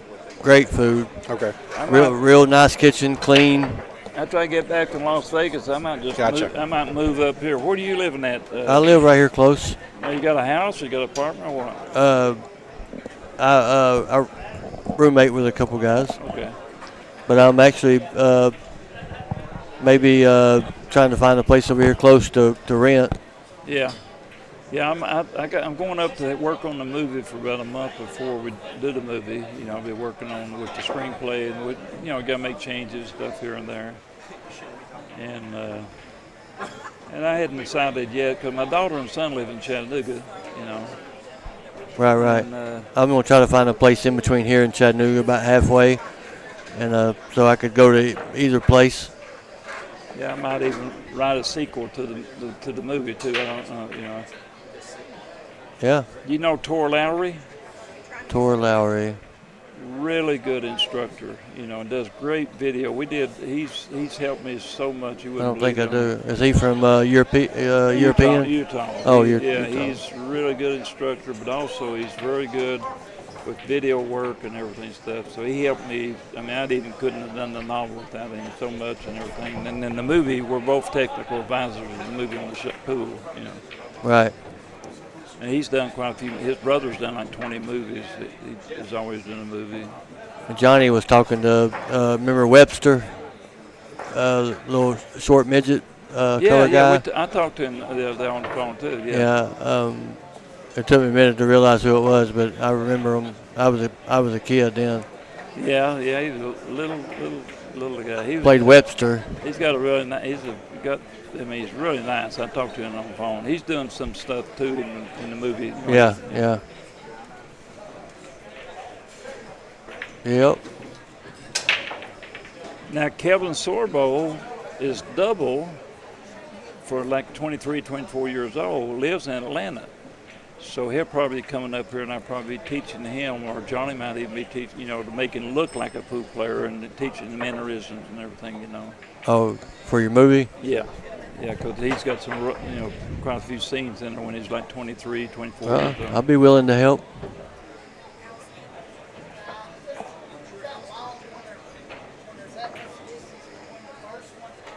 Ooh, he didn't get behind. I thought he might just cut that ball in with low inside English. Yeah.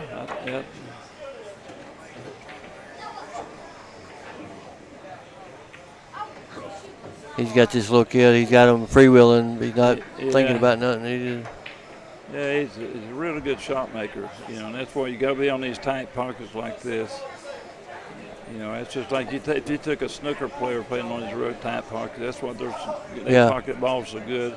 Allison Fisher, when she first came to America, even if they played on women's considered some pockets was tight, she just pocketed the ball. She didn't know the game that well when first came over. Mm-hmm. If she had the ball that straight in the corner down here, in the right side, she would cut it over in the other corner because of the open pocket like a snooker. They weren't used to shooting balls down the rail. Right.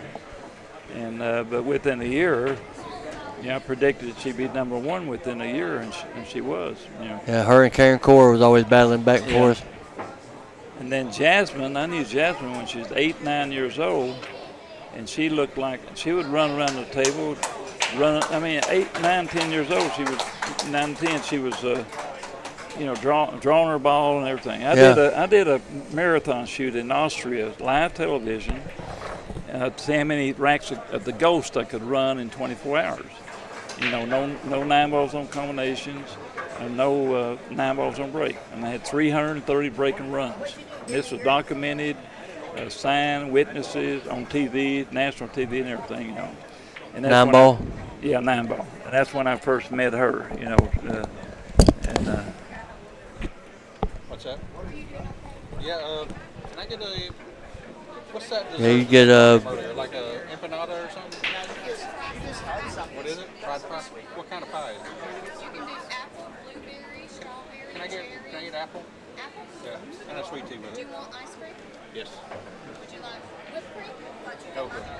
What about caramel drizzle or chocolate drizzle? Caramel? Yeah, I'm gonna get one of those. You got an apple? Oh, they got him hungry now. You got There goes Gabe breaking. What? We have apple, peach, blueberry, strawberry, cherry. Oh, tic-tac-toe here. Just a little straight top, come to the center of the table.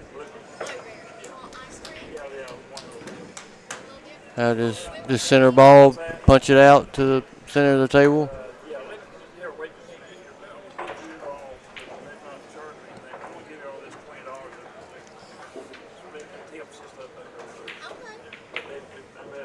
Several different people, I'm sure. Do you want whipped cream on it? A little bit. Okay. What about chocolate Just top inside.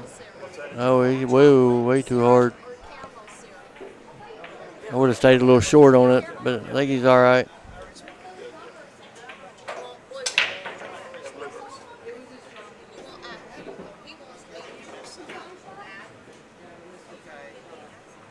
I might have drew that ball to the side rail and over instead of the way he shot it. Yeah, I thought the same thing, but he made it work. Yeah.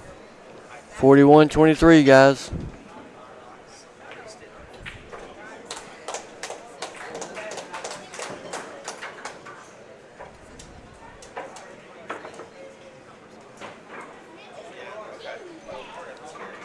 Well, if Johnny does come back win, he'd have to really do something. 27-8 from here. The thing about it, you can't string out racks on these tables.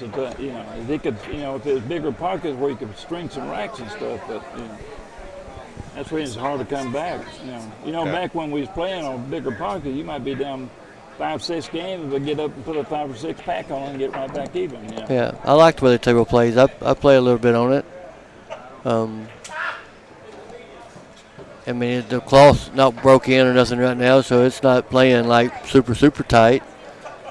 I mean, you got to hit the ball good, of course, but it's still letting some balls go that are probably not going to go in a few months. Yeah. Well, right now it's humid in here too. It is. A lot of people here.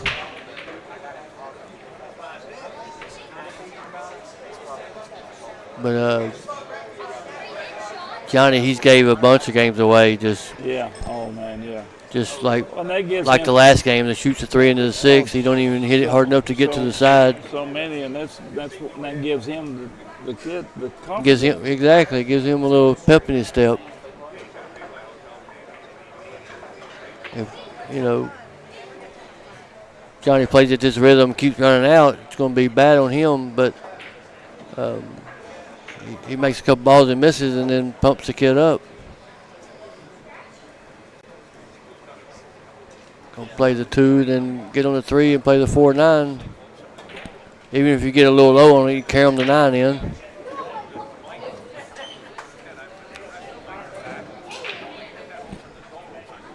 Okay, the cue that they made for the movie, because somebody asked me, it's a Mucci cue, and they're all making 10, and it's called Louis and the Preacher Cue. It's got the theme of the movie. Lots of abalone in it. Beautiful cue. It's there's been 6 already sold. And we got 4 left. 3 actually, because one of them, Kevin's going to use one in the movie. I got you. Yeah, and then he'll probably sign that and sell it afterwards. Yeah, Ship might get probably $30,000 for it afterwards. But these cues, if you took a one-of-a-kind cue, if it's a cue maker like Richard Black or something like that, it would be at least a $10,000-$12,000 cue. I'll show you the pictures of it. And I believe. What series is it? What series number is it? What series number what? For the model of the cue. That way, can they look it up and look at it? No, it's not. It's not. The design is not even totally right now. It's going to move the cross up near the joint. 6 cues were sold without even people seeing the design. I got you. And, I'll show you a picture. But it's good investment as far as people want to make. Surely he ain't playing the 3 off the 9 and moving the 9 right here. I just draw it back and then play the 4 into the 9. Looks like he's playing the 3 off the 9. No good. Now he's got to thin this ball in and avoid going into the 7 or the 6.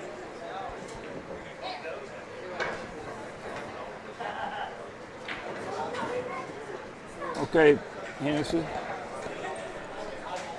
This is the butt part. See that chain? Yeah. There? That's abalone. The 6 represents man there. The cross will go here. And check this out. All these abalone points with the 7 doves that represent the Holy Spirit. And see the points? Yeah. That's all abalone inlaid on both sides. We like that. Yeah, that's nice. I mean, look at it. Yeah. And this will be moved up here, Right. Yeah, that's going to be nice. And it's only $2,500 for that cue? Yeah. That's cheap. Oh, yeah. My cue don't have as much work as that, and it's like $3,500. Yeah. Well, but mine's all custom, of course. This is their, see, that Mucci is one of the sponsors of the movie, Yeah. See, the movie works off donations and everything. It's like an independent movie, If anybody donates to the movie, it's all a tax write-off. Okay? Now, they can pay and get a line in. If they go to JC Film Studio, they can actually come in and be in the movie, and pay something. But you get the package deal. You get the hotel, you get food and everything too. That's the way they raise money. They've done 135 movies. Dean Kane's in a lot of them, and Kelvin Sorbo did. That's a good shot. Oops, I thought he was going to get behind it there. Yeah, he's going to thin it and play the cue ball back up table here. He may try to bank it. Yep. Well, the 9 ball is going to come to his rescue right here. Yeah. Yeah. Play the 5 back down there, but close to where the cue ball's at, and You better leave him behind that got 9, to though. put a little right on it to check it. If you don't leave him behind the 9, he's. Yeah. Pretty much just play the cue ball. You get the cue ball where you want it. It don't matter where the 5's at. Yeah.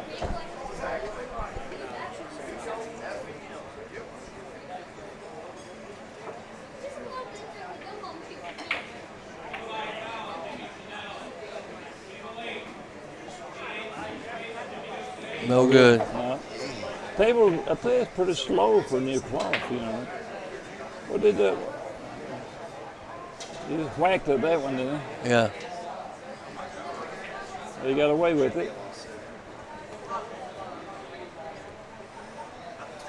Trying to free wheel. He kind of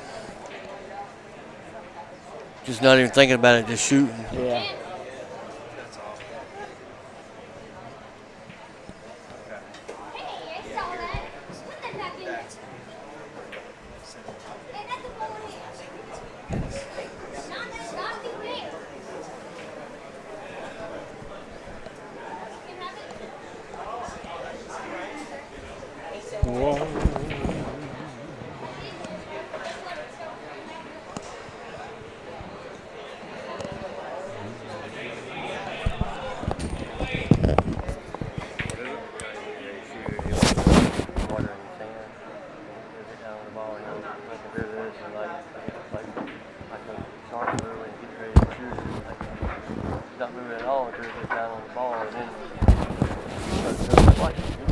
Yep, went in, I sign it. Yeah. You save $5 or $10 by not going to Amazon. So, yeah. Oh, he's overcut it again. What's that? Who doesn't like a deal? Yeah. What's your name? Mark. Yep, this game got to go to the rail and back over, maybe, or roll it just straight forward. It's hard to tell the angle right here on the camera, guys. I think he just roll it in.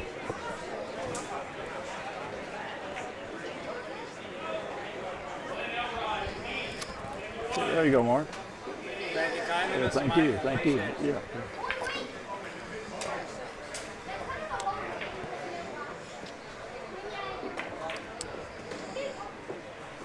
Do me a favor. Can you have it? Get about 3 or 4 of those books out of the box and hand them to me. Yeah.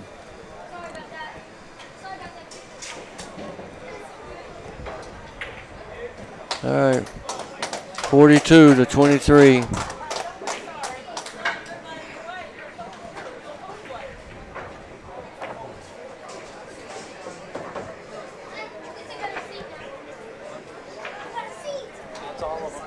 Oh, it's all okay. Thank you. Yeah. Run this.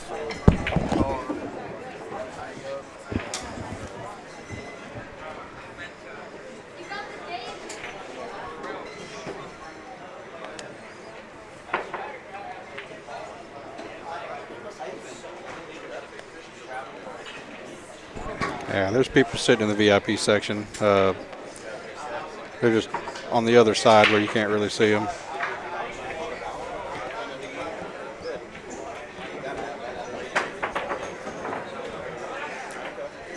As far as any other action, I guess it's possible. Just depends on when this ends. I've heard of a few possible matches brewing, but nothing solid.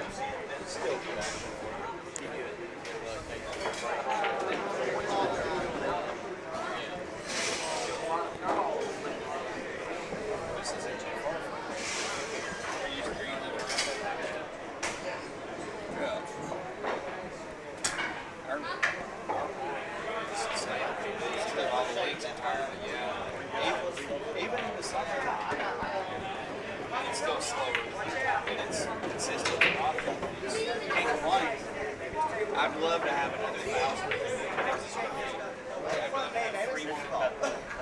Yes, yeah. I'd love to have 3 more tables. I feel some hair off this. It'd be nice to have a free non-filter and have a good 10 bar.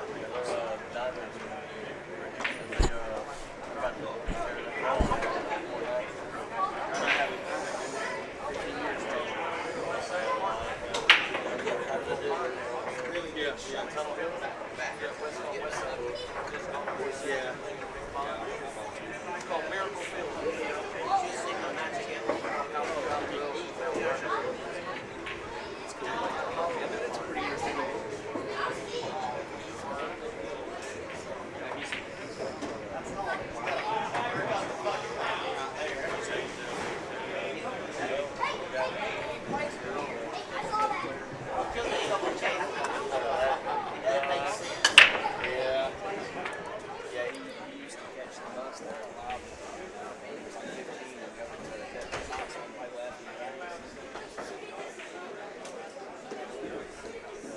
You got another one sold at 7 now. I guess you are the best player ever. Oh yeah, Archer would have beat anybody in the 90s. That's why he was the player of the decade.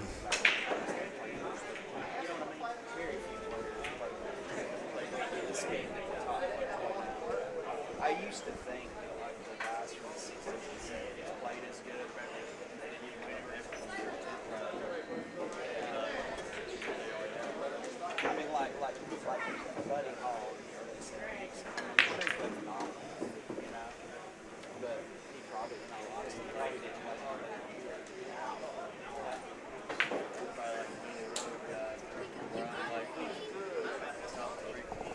Yeah, but back then, he was unbeatable. Just a different game, too. It's just like golf or anything else. Baseball. There's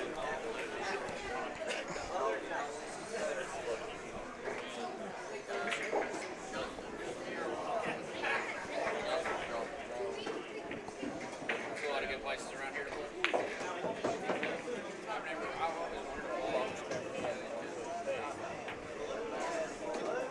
Ouch.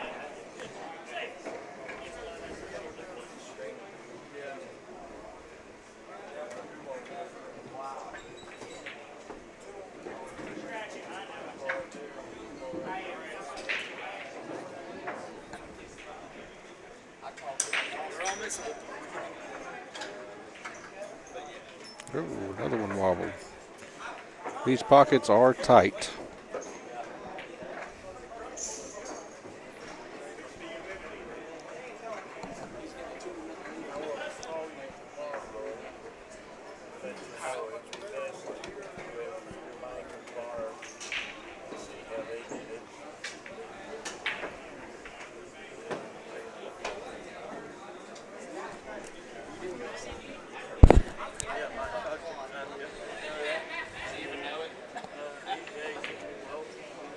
All right, let's see what Johnny does here.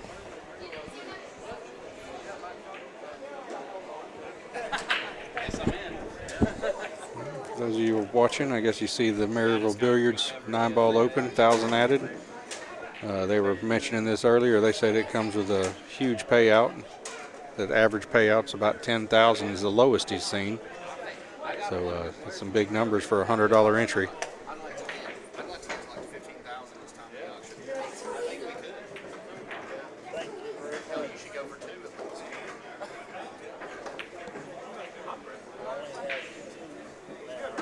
That was a great shot. Should be able to just run into the rail and come back across the table.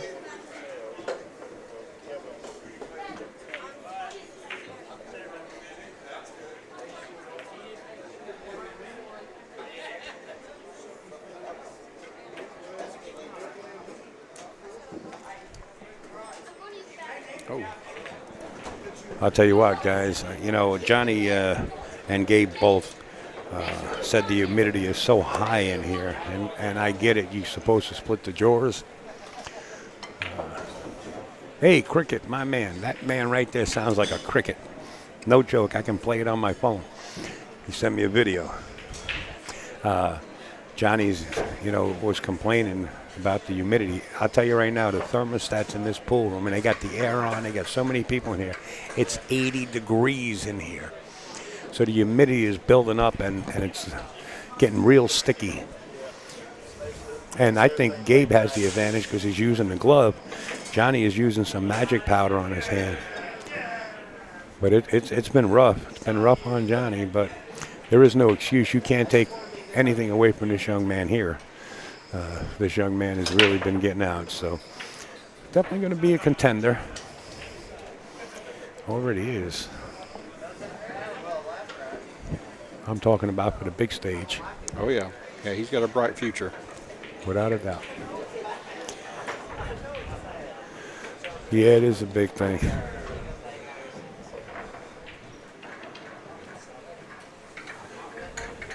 I like his consistency. There you go. his consistency on his stroke, you can notice it's almost the same every time. It takes a couple little dips and it comes back and strokes one time. You know, it's like takes like 3 little practice strokes and boom, stroke. So it's real consistent, you know, doing the same thing just over and over. You know. Yeah, it's pre-shot routine. Yeah. I want to say thank you to Liquid and I'm tongue-tied. Integrity LLC sent in a nice donation. Thank you, Liquid Integrity. Appreciate that.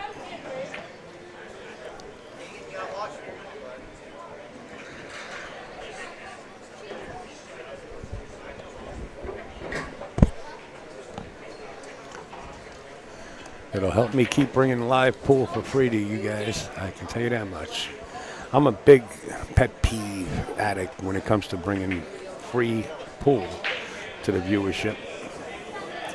I think the sponsors that get on board get more for their bang. For those of you watching, Upstate Al here has got one impressive setup. And for him to bring this stream to everybody for free is a big deal because there's a lot of work here and a lot of equipment and a lot of money. Yes, sir. It's a beautiful setup. Yes. Wow, thank you guys. Appreciate the kind words. But Gabe is just firing away. Yeah, he's got a great rhythm going. You know, that's, if you notice, a lot of really good players like Earl Strickland, C.J. Wiley, Moscone had a really fast rhythm too. You know, Dallas West, a lot of really good players had a really fast. Now, you had a difference. You had some others like Buddy Hall and Nick Varner, of course, was different. You know, but a lot of the top players, they have that really good fast rhythm. You know, going. Right. They're playing more. It's more. You got that feel going. You know, it's more. You're not too methodical. You're not thinking too much. You just. It's nice to be 19 and keep firing away like that, right, Mike? Yeah. Just stay in the action. Thank you. I'm blaming you for this, Al. It's my second one. Don't blame me, sir. I'm hooked already. We're talking desserts, folks. I tell you, this place here has probably got one of the best food. I mean, as far as pool rooms, and you're not going to find any better. You know. That's what I've been saying. Anyway, folks, we got another 4 players that did get paid for the Maryville Open. I'm not sure how many spots are left. Maybe another 4. This is a bloodbath. What's the score now? I didn't even look at it. 42-43, or is it 43-23? 23. Thank you. We got a very intelligent group out there on YouTube and also on Facebook. Thank you, guys. Appreciate it. We're only human. We do make mistakes.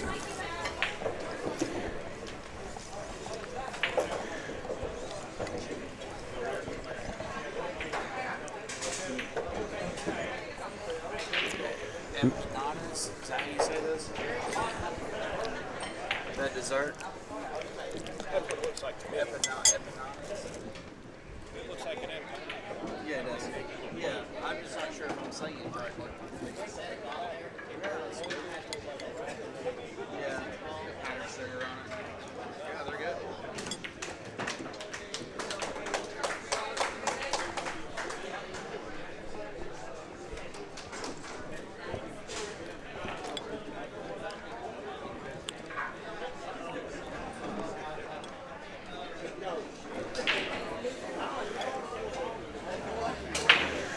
It was an honor to see you today, Mr. Massey. You are always so kind and a true legend, says Stacy Neal.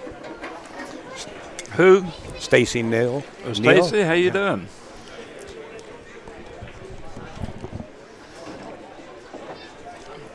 It's thank you, Stacy. You know, Al and I go back a long time. You know. Yes. Johnny and I go way back. When I'm talking about when he was a kid.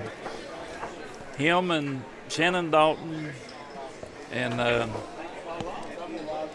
wait a minute. And Dennis Hatch came out about the same time. You know, about that's pretty close to the same age. You know, and they came on about the same time. And all 3 of them ended up being great players.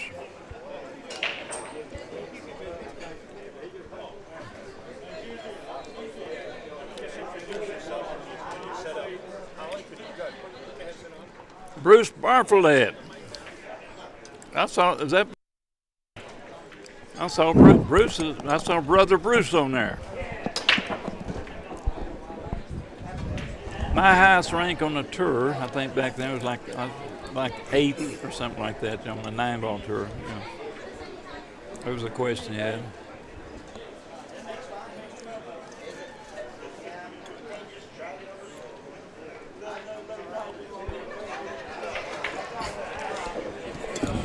You like him, Shira?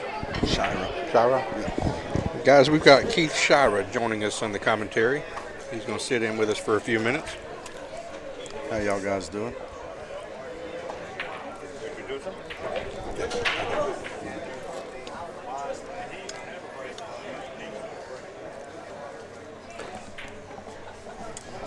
I'm gonna have to be honest, guys. This hurts my heart.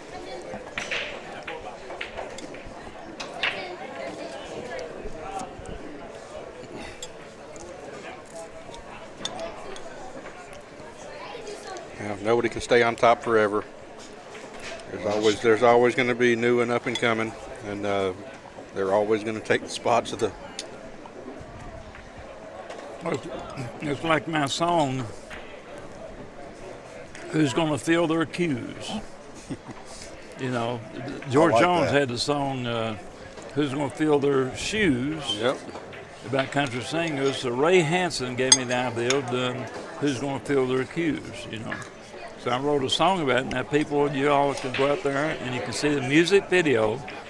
You see the pool players in it, just like the video, and Who's Going to Fill Their Cues? I did one on pool, and I did one on snooker.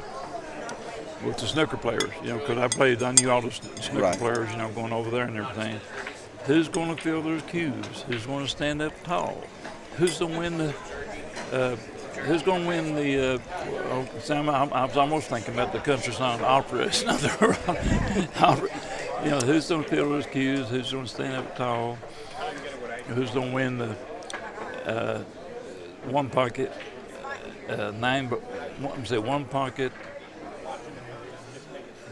Man, I almost have to sing it before I can say it, but it's basically like the song, you know, Who's Going to Fill Their Cues.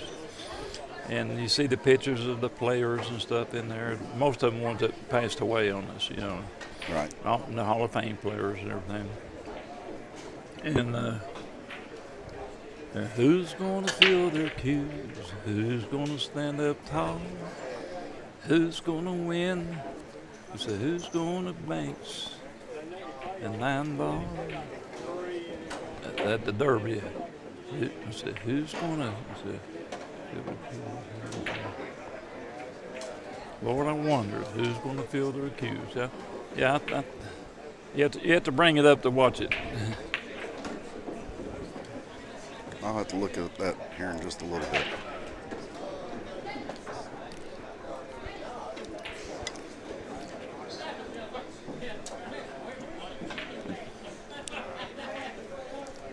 Well, Johnny, that's good there. You got a little angle there. That's good.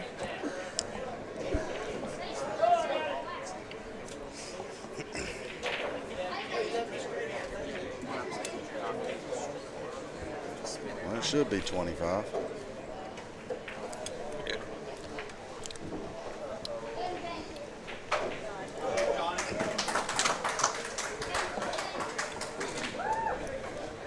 I tell you what, I can't even finish this. This is really good. Keith, while they're racking, you want to tell us a little bit about your operation?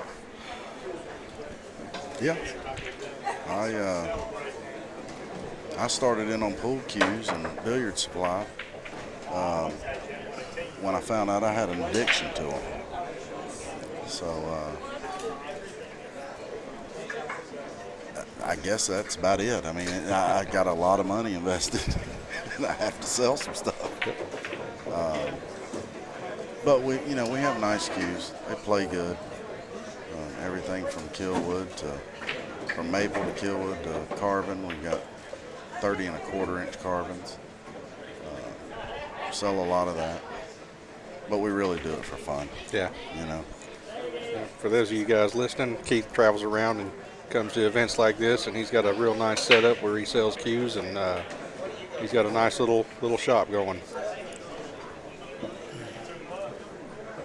I appreciate that. But like I said, this you Panther though. You can take that one too. Thank you. It was good. Too good.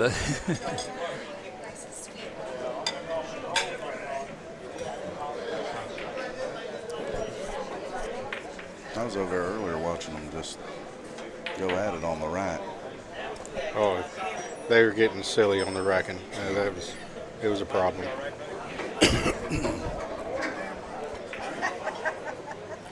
I guess now they're racking their own. Yeah, they decided to rack their own earlier, and then I guess some of the backers didn't like changing the rules mid match. Yeah. And they went back to racking for each other, and now I guess they've decided racking your own is just a better option. And I'm glad they did, because it was 15. I will call you tomorrow. 15, 20 minutes per rack is just ridiculous. You need me to come over there? Is that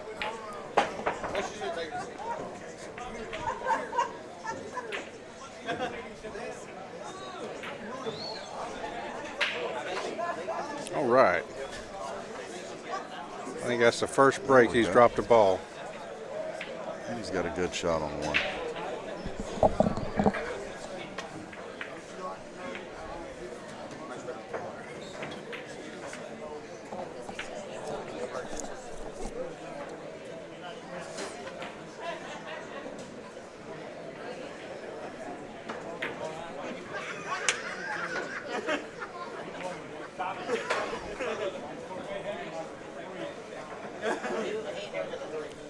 I don't think he got quite where he wanted to be there. Billy Reynolds.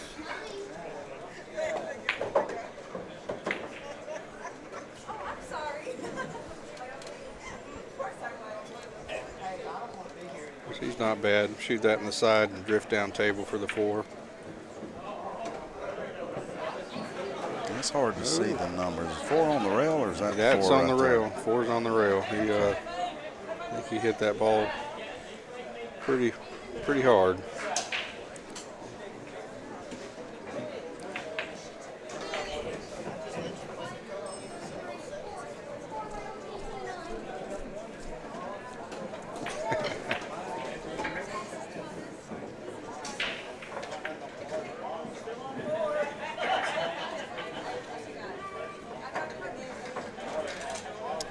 Lord, what an extension.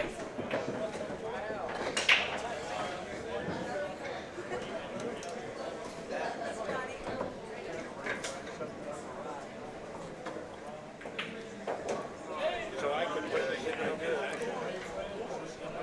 I suppose. Well, running into the 6 there kind of hurt him. Gabe's still got a tough shot, but we'll see what he'll do with it here. He's a hard one to keep safe, isn't he? He's got a strong game all the way around. Yeah. I imagine he'll probably lay up on the other side of the 9 or the 7. But we'll see.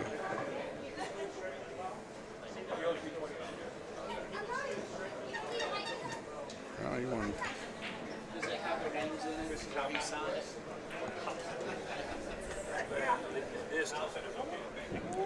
Yeah.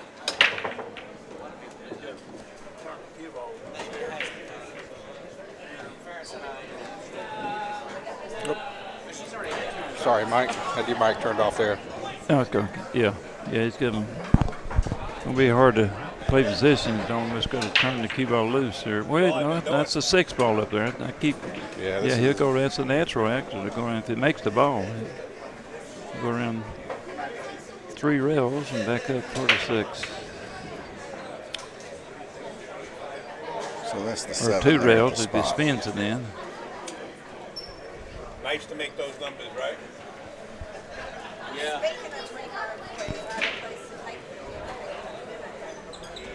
Oh, yeah.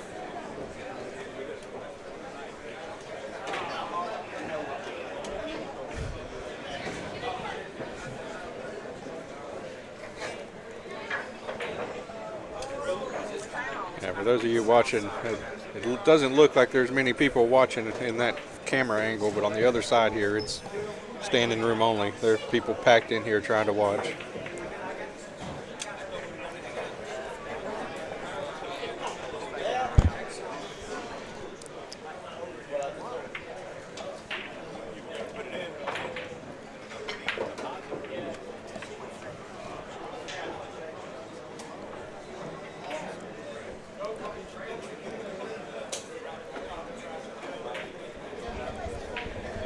Looks like we're back at it.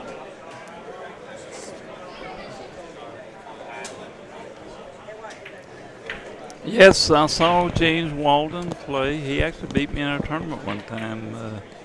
It's probably 10, 12 years ago, and he was a really good one pocket player and a big money player. Who's it? I didn't even notice that. Notice what? The comments? Yeah. Yeah, I was answering one of the questions up there.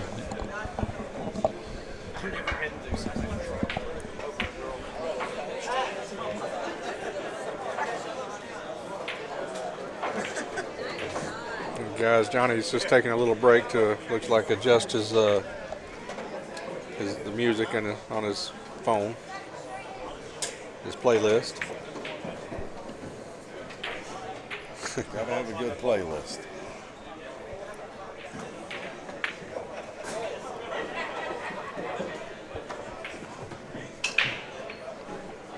All right, here we go. So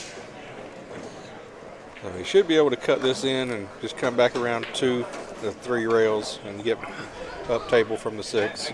Yeah. Well, what's he looking at? He's going to play a safety, I think. Looks like.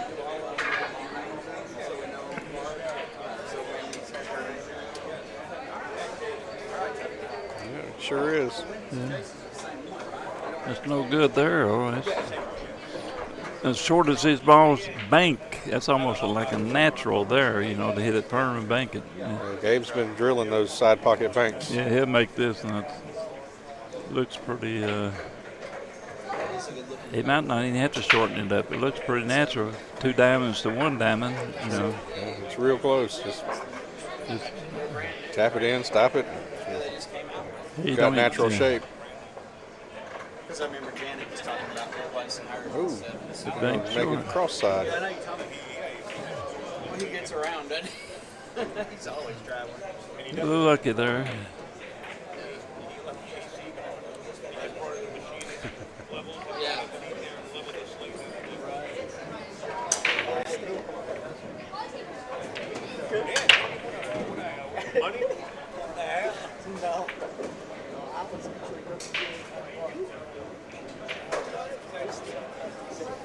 Somebody said, how about a 5-minute shot clock for the next one?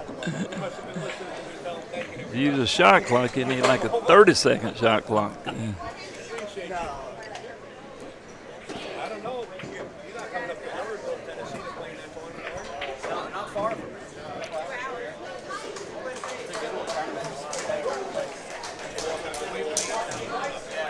All right, 44-25. There's a 19-game gap there. I'm pretty optimistic. I'd like to say that can happen. I want you to get up. I want you to get in. I would like to say it could happen as well, but There's only 6 spots left. I've seen some weird stuff in my life. And this looks like one of them. Stranger things have happened. That's right. I got into a match one time, walked straight in for race to 15, put my cue together, never hit a ball, thinking I didn't need to. And the guy I was playing proved to me I did. He had me 13-0, and I still came back, and he still beat me, but he beat me 15-13. Yeah, then he won. But if he had run it out, I mean. Yeah, but he won, but I came back. Did you really lose if you didn't shoot? I mean. No, I'm talking about I came back and. Oh, no, I'm just saying at first when I was listening to that story, I thought you were saying that you never got to shoot. No, I got to shoot. I just missed a bunch the first 13 games. Yeah, I was going to say, but did you really lose if you never got to shoot?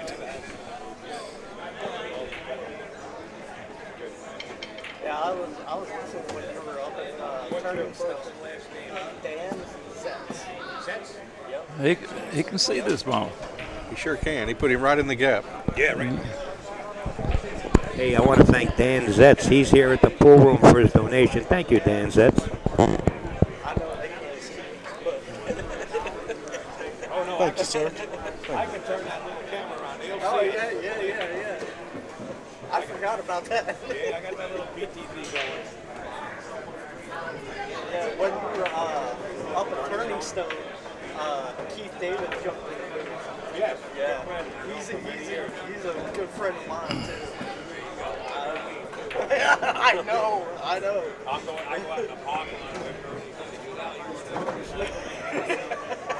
No, I want to stay awake. Did he look like he's fixing to kick that? Great guy. Yeah, think about the Murrayville if you want to come up. I mean, it's a nice tournament. He's going to probably try to kick and stick. If he could see the whole ball, he could bank it straight up and leave him behind the 8. I live in Hennessee, Georgia. Oh, so you It's about an hour from here. So you need to ride up to this hotel 3 hours to get there. probably about And you need a 30. place like a hotel in Fresh Out. Yeah. Good get up there. Somebody send me a message.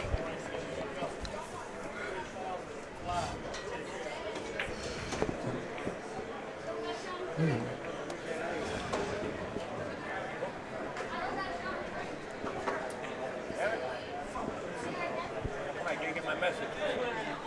Oh, see all? See all is message? Whatever that means.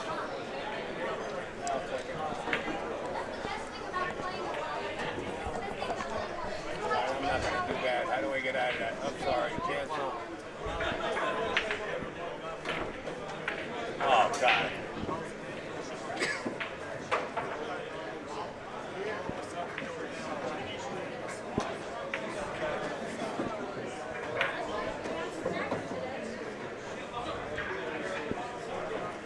I don't know what's going on with that. Guys, just so you know, if Facebook cuts off, we'll come right back on. Facebook will only allow you to stream for 8 hours consecutively, so I believe we're approaching that time. So if Facebook comes off, we'll have it right back on as soon as we can just re-upload it.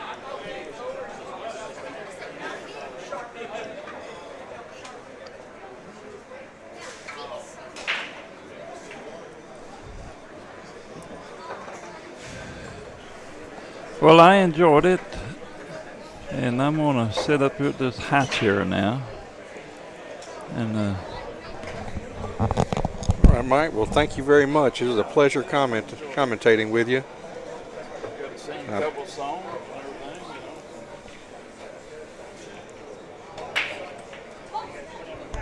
everything, spare time there, we got to be a little entertaining. Yes, sir. Oh, that's Sean Putnam. Already answered that. How do I get out of here? We get 300 an hour. Hey, Al? Yes, sir. I think 2 hours worth 300 an hour. Is that what it is? No. You're like Mike Siegel. You get 100 for every word. He bankrupted me already. Oh, man. He bankrupted you in 5 minutes. There you go, guys. Sorry about that. There you go. How would you like to be riding in a limousine down the road, and you got Earl Strickland, Mike Siegel, and Minnesota Pat sitting in the back seat? I'd like to be a fly on the wall. Yes. Minnesota Pat's going to beat both of them. He's going to get that last word in, I guarantee. His real name is Rudolph Wanderon. Rudolph Wanderon. Yes, sir. New York He did live upstate New York in Little Falls for a while. That's at New York Pass, or it's Triple Smart Pass. You must have heard me say what's his move, Minnesota Pat's move. You ever hear that? He would like to play you in the daytime. And if you were ahead of him, beating him in a match, say, you know what, I'm all let me take you out of his stuff you like a fat All right, he got back there. Coma. Should be an easy out from here. Exactly right. Yeah, absolutely. I want to keep doing it. Yeah. I have enjoyed it. Enjoyed it, Mike. Yeah, thank you very much, sir. I helped them more or less.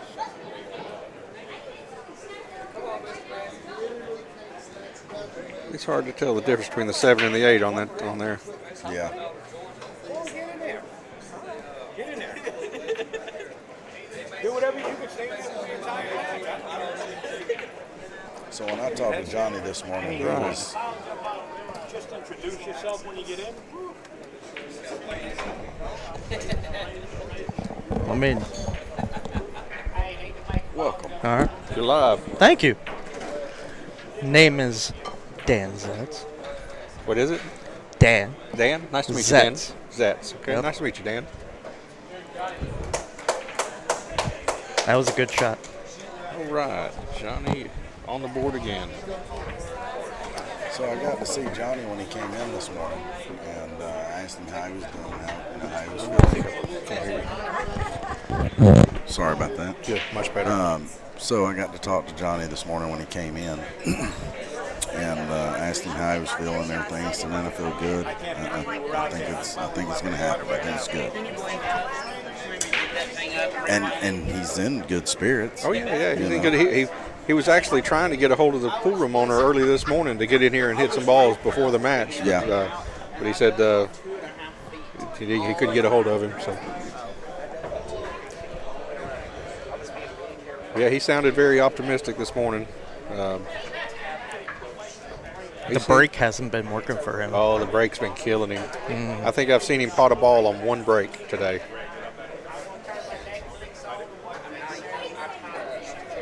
Somebody just tagged Earl Strickland there. Sure did.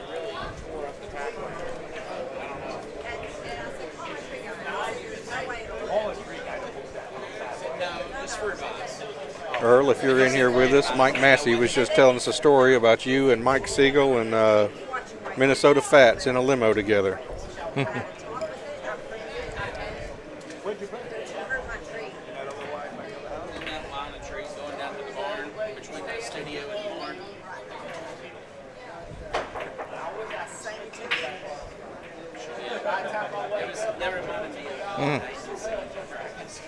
All right, another dry break.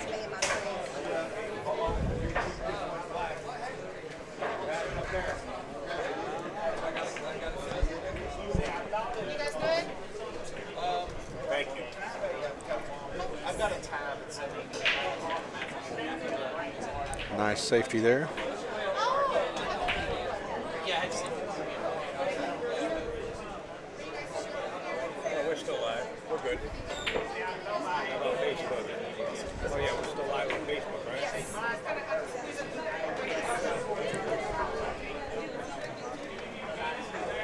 How old are you, Dean?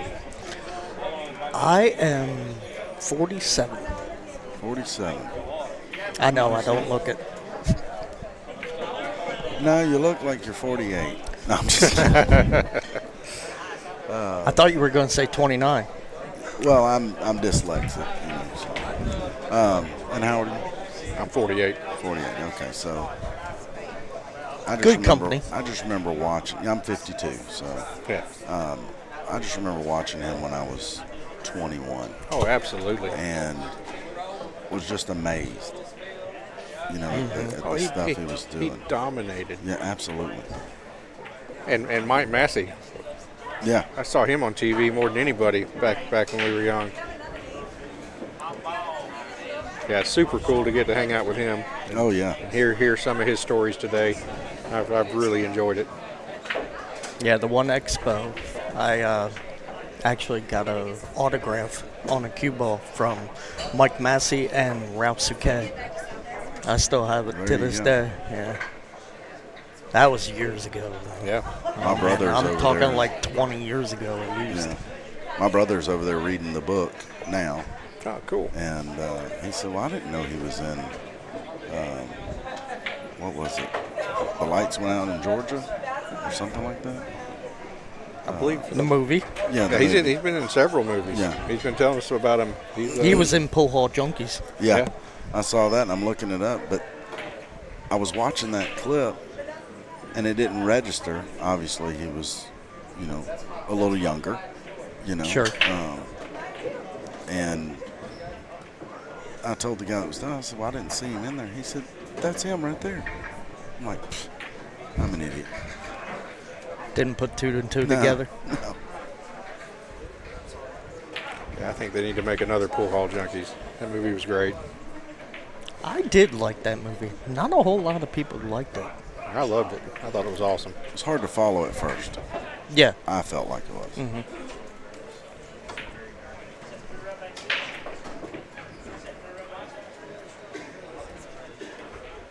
Daniel said, yep, Trick Shot Pool was on ESPN a lot when we were young. Yes, it was. It was on more than in fact, regular pool didn't get shown. Yeah. It was either the ladies' tournaments or trick shots. Mm-hmm.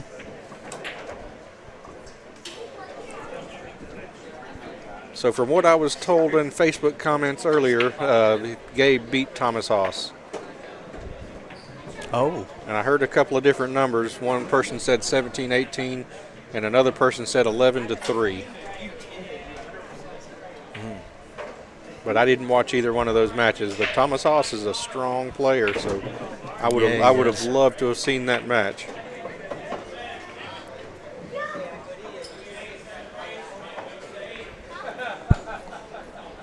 Jamie's asking about junior golf. Oh wow! I've never seen him. Oh, but I played junior. I have a friend of mine in my neighborhood that talks about him all the time. Yeah, I played junior before he got into LASIK, and he had those glasses that covered half his face. Mm-hmm. He had some special glasses made, and even at then, I believe he was in his mid 80s, and he could just shoot the lights out. Yeah. I played him. We got on a table one day and played $10 a rack, and after a couple of hours, I was really happy to only be down about $80. There you go.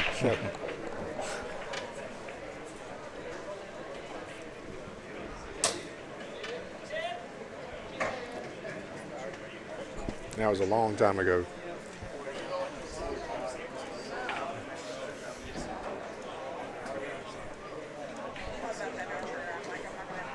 It's hard to follow those.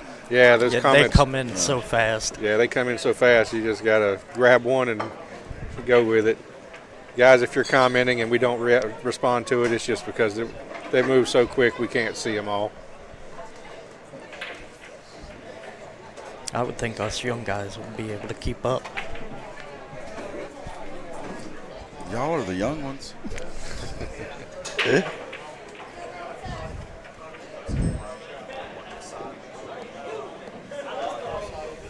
The one break game was like, man, if I can break like that all the time. Oh yeah, he's been killing He's it. been breaking good.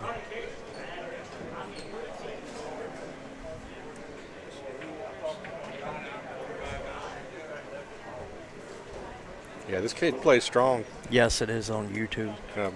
I was actually coming prepared to possibly put a little bit of money on Johnny, but I got here early enough to see the straight pool match on Thursday. Oh, okay. And, let's just say I saved some money. I got up here early Friday, and when he walked in and started practicing, he just walked straight in and started practicing. And I walked over there and just kind of watched for a little bit. So, well, that's going to be rough. Yeah. Nice. Super nice guy, too. Yeah, he's going to be a champion for sure.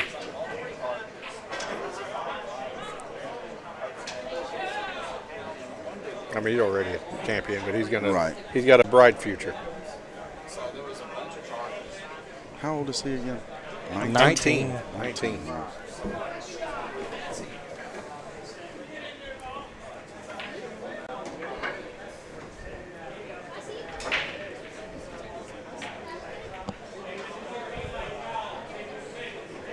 Any of you you guys heard any Bobby Pickle stories. I don't think I've ever heard of any Bobby Pickle stories. Not sure who that is. I've heard of Bobby Pickle, but don't know who he is.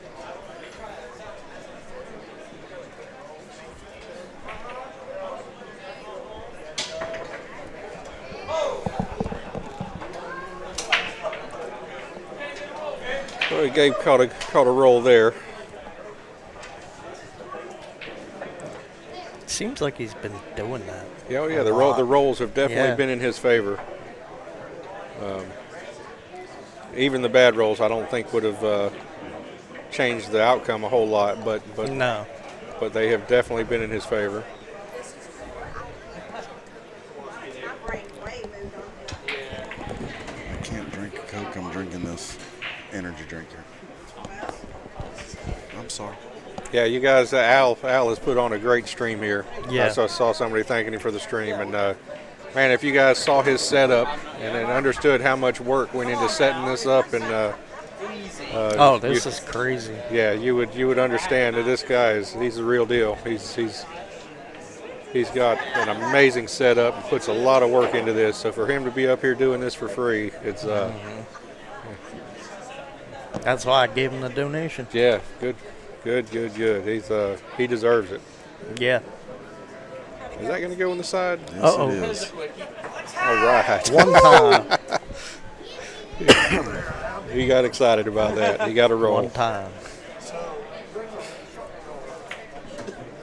Is that the 4 at the bottom left corner? I believe it is. I think so. No. No, that's 7. 7. Yeah. So that's the 6. 7. That's the 6 down table. Yeah. Okay. 7 in the pocket there. Yeah, 6 in the upper left.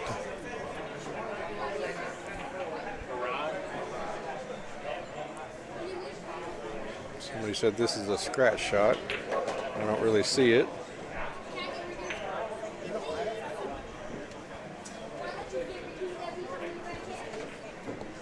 I believe I just cut it in and come back down table for the 7. If he can make the cut, he's out. Should be.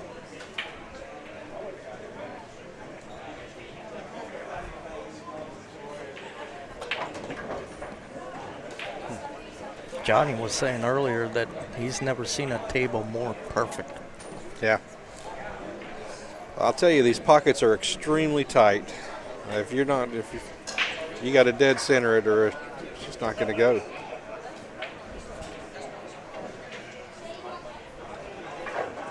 And Glenn's taking a lot of pride in that setup over there. He really has. It's a real nice setup.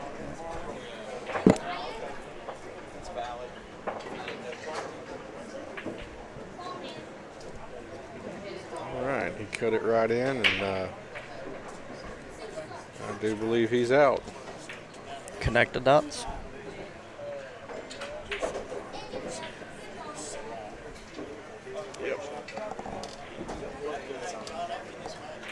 All right, 46-26. There's a 20-game lead there.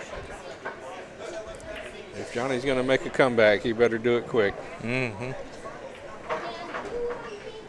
Turn on the afterburners.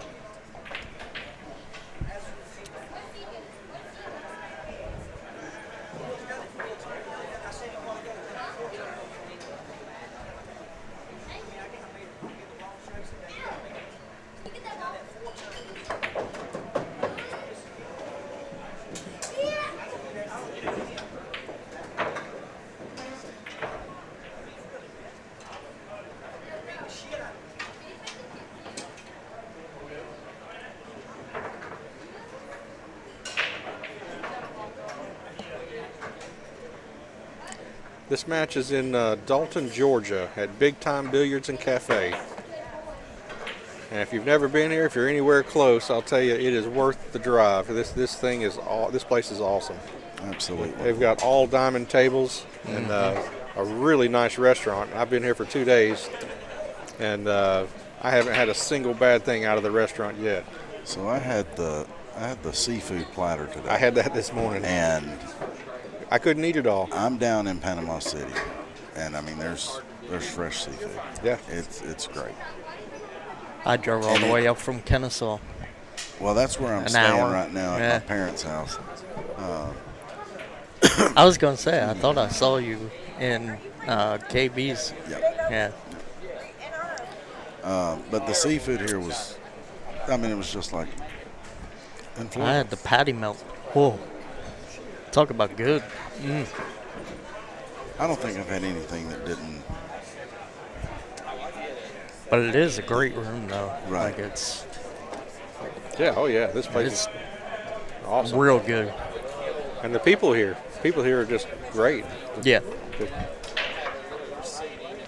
Uh-oh. It's just a great atmosphere here. A really, really great pool vibe. You know, they're all about the pool, and you know, you got just absolute champions hanging out in here, like Hennessee, and of course Mike Massey. You know, and he's apparently staying close by and in here all the time, and Rodney Morris. Yeah, just and of course Johnny, and just absolute legends here. Just any day of the week. Yeah, I donated to the Rocket Fund one day at KB's. Yeah. Where's KB's? It's in Kennesaw. Yeah, Kennesaw Kennesaw Billiards. Billiards. Yeah. So I used to play there when it was. Where's Kennesaw? You've never been. It's an down hour south. and- Okay. Yeah. About an hour south. Yeah, an hour 75. south. Yep. Okay. That place is really. I mean, it's changed. It's a lot nicer than it was back in the 90s. Well, Johnny just caught a roll there.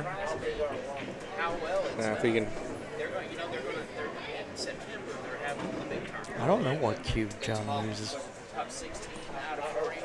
I'm not sure. I don't know. I don't know what his cue is. I know what his jump break is. What's he using? That's a Rick Howard. Okay. I was talking to him earlier. Oh, Rick makes a fine cue. Yeah, and he said he made it for him in the 90s. I think he said the 90s. Yeah, everybody says Rick's cues are one of the best you'll shoot with.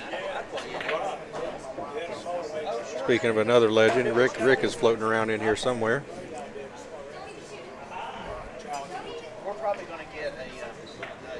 I think he's actually sitting right here. Is that him? No. I caught Rick slipping in a tournament here a few months ago and actually beat him. Took a swing at the 9.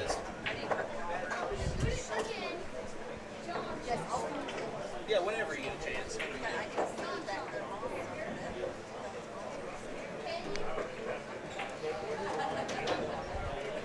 What do you think? Think Johnny's out? I'm scared to guess. I would think he should be. He come up a little short there. He's just not getting there. The table seems to be rolling slow. He's coming up short.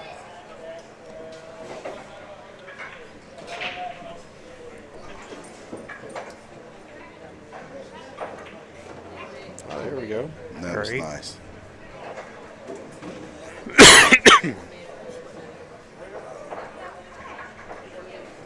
Somebody said he.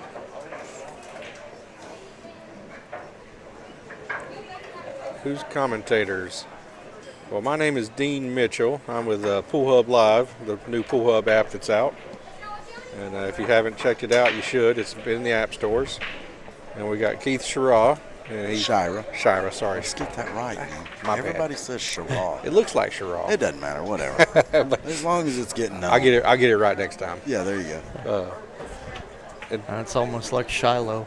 And Dan, what was your My last name is Dan Zetz. Dan Yeah. Zetz, yep. Yep. I'm just a local guy.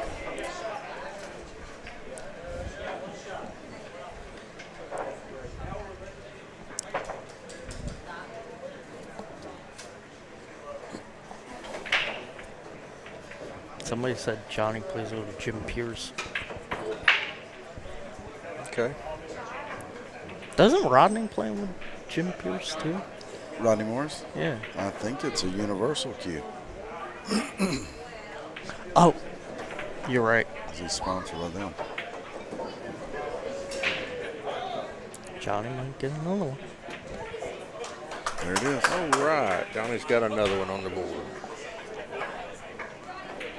We got a 19-game spread now.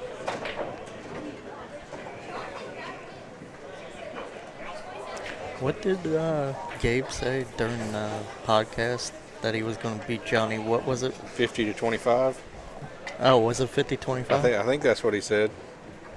I thought it was 50-30, but Yeah, I didn't watch the podcast. I heard somebody else talking about it earlier. Somebody in the comments said that they called it 50-30. 50-30? Okay. I told her.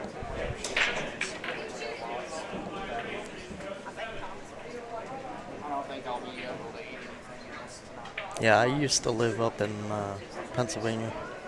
Yeah, I can go to Rhonda's. Yep. How are you, Jamie? Yeah, Rhonda's is my home base. Where's that? In Defuniak Springs, Florida. Oh. Yeah. It's a great little pool, a small little pool hall, but it's awesome. I bet that Dr. Pepper gave them a bunch of free cups. We have a big monthly tournament there if anybody's around in that part of the world on the first Saturday of every month. Strong players, too. Yeah, really strong players. A strong field. We normally book out a month in advance, so if you want to play, get your name on the list in advance. And, it's a 1,000 added tournament every first Saturday of every month at Rhonda's Billiards.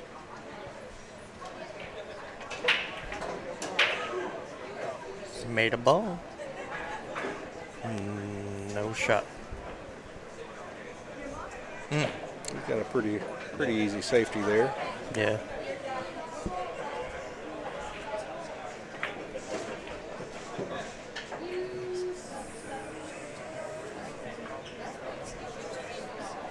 I have not shot in Mississippi, not in a long time anyway.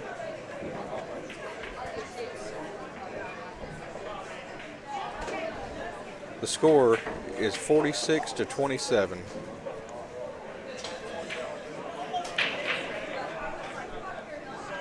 Well, he fired that one out. Or fired at it. I've noticed he does that.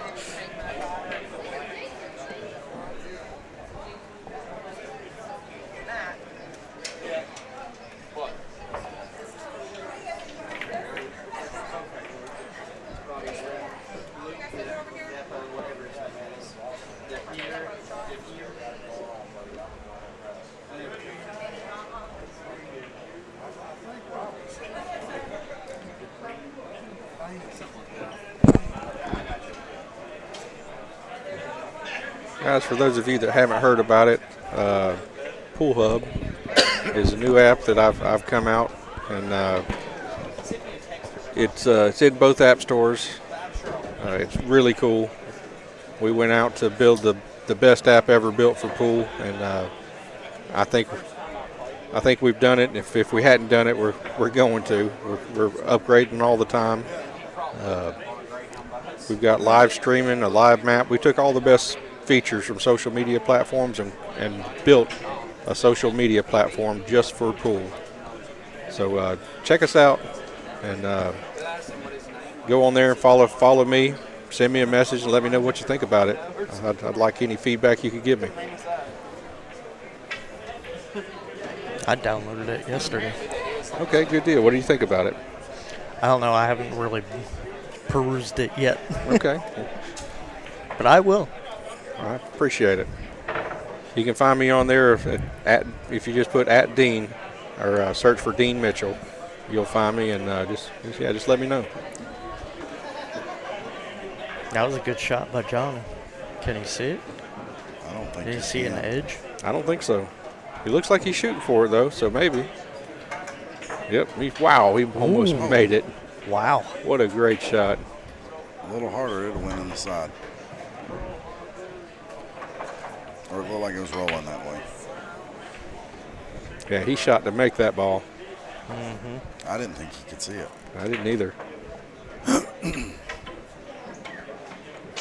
What's your name? My name is Dean Mitchell.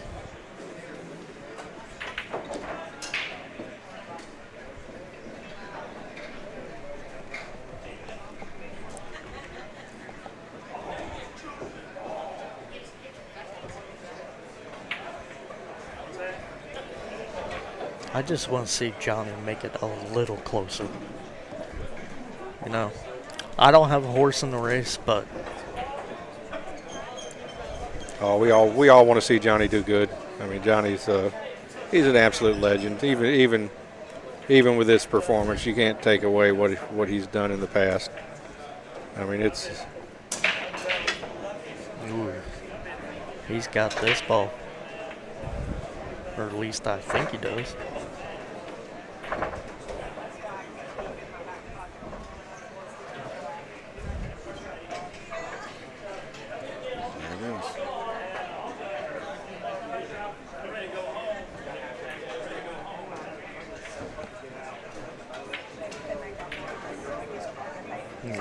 No problem. The name of the platform is Pool Hub.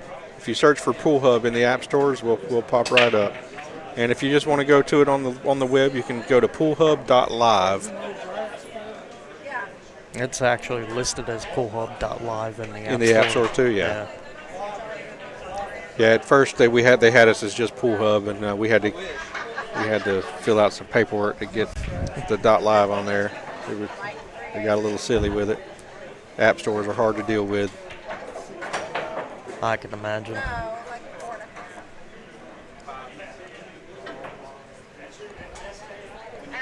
always mows all the wrong things, and Matt misses a bunch of spots. No, Al mows the wrong things. And then Matt leaves all the spring stickers, and nobody can do it, so I have to do it myself. All right, let's game at 47. Whew, 20-game lead again. Yeah.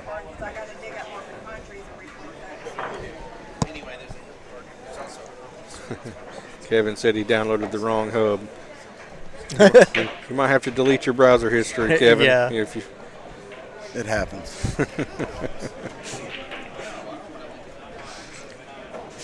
I wasn't going to say it, but it's probably the reason for the .live.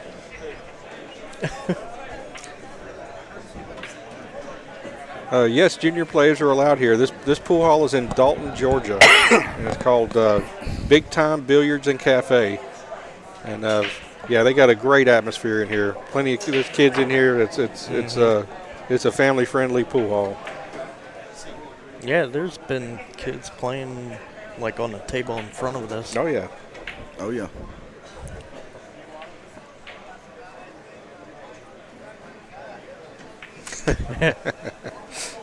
Yeah, a lot of people get a kick out of the name. Mm-hmm. It's easy to remember. Yeah.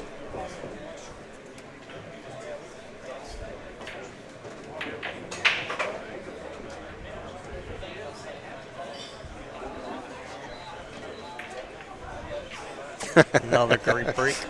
Both hubs have balls.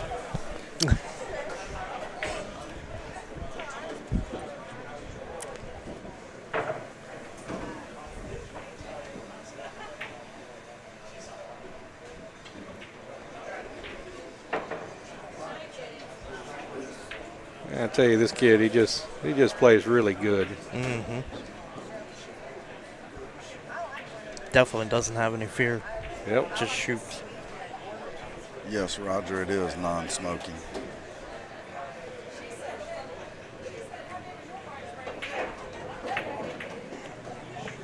I heard some talk about Hager versus Hennessee. I don't think they've come to any kind of agreement yet, but that would be one hell of a match. Yeah, I'd love to stick around for it. Tap him on the shoulder over there and ask him. Yeah, both those guys are just absolute champions.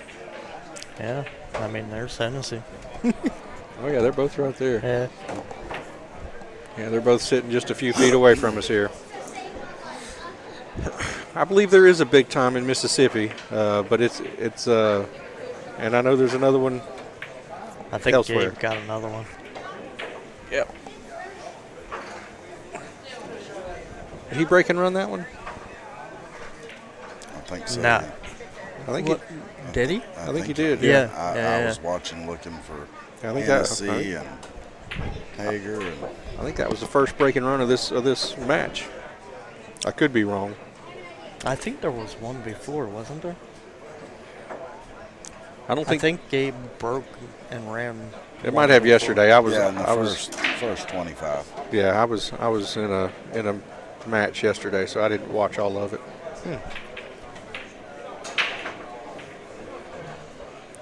Oh. If Hager had a Fargo, what do you think it would be? 980. He's strong. He might get mad at me if I put a number out there, so I won't. He obviously tries to hide a little bit. But yeah, he's a monster player. Well, looks like we got another player timeout.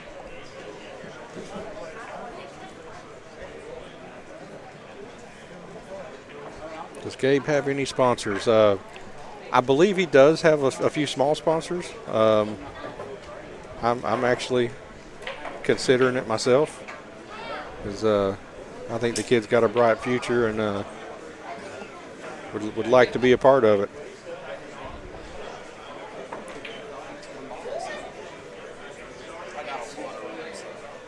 Bernice said yes, it was a breaking run.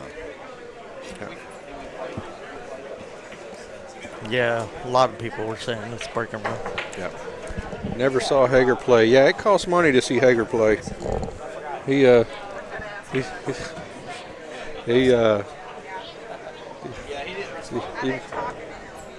takes a pretty large stack to get him on the table.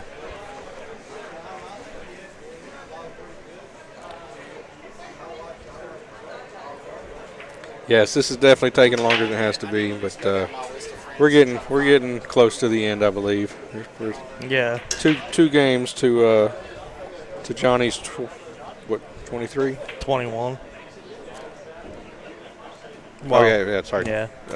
21 right now. 21 difference. Yeah, 21 difference, but he'd need 23 to close the match. And Gabe needs 2. Yeah. Somebody said Gabe's brother is a beast. I'll have to look him up.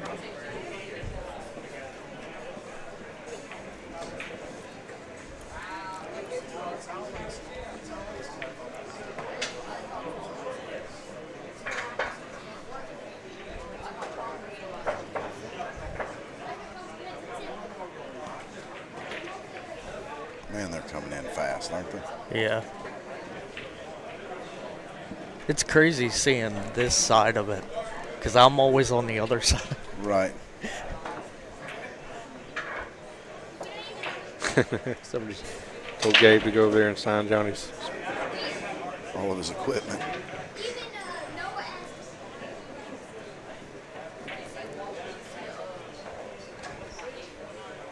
All right. We're back in action. All right. I couldn't see who it was. Somebody said, just give it to him. It's over. Well, it's not over until. Yeah. I mean, I get it. It's not over until it's over. Yeah. And, as bad as it looks, there's people with money involved that would be very upset at that.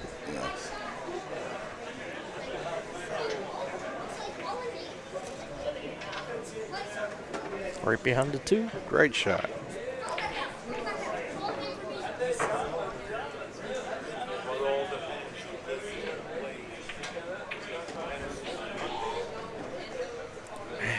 It's crazy how he just gets up there and just hits it. Somebody said there's some good tournaments coming in up in Bama. So I just saw the poster for an Alabama Open in Mobile, and supposed to be 10,000 added and a 2,000 added one pocket, and yes, look, I think it's in September. It's going to be an awesome tournament.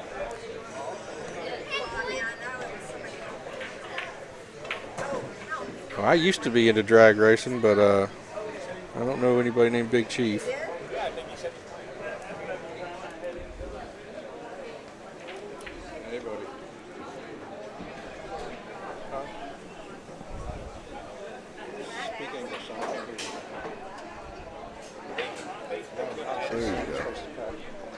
Yeah, he's got a good shot on 3.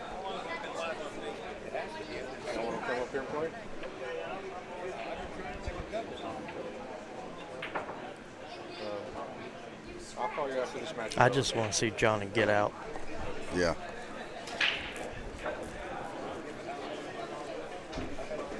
What do you think? Play the 5 inside? That's what I would play for. Oh, absolutely. Just stop it. 5 in the side. Yeah. Pull back for the 6 in the same pocket. Probably rolled a little further forward than he wanted, but looked like it. Yeah, he's okay though. Yeah, he's fine.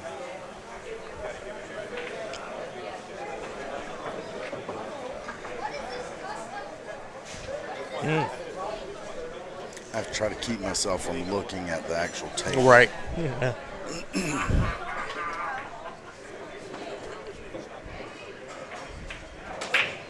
Uh-oh. It's about to hit 8 hours and end on us. Okay, let me, Al, they're saying that we're about to be at the 8-hour mark. That's what I was just looking at. Yeah.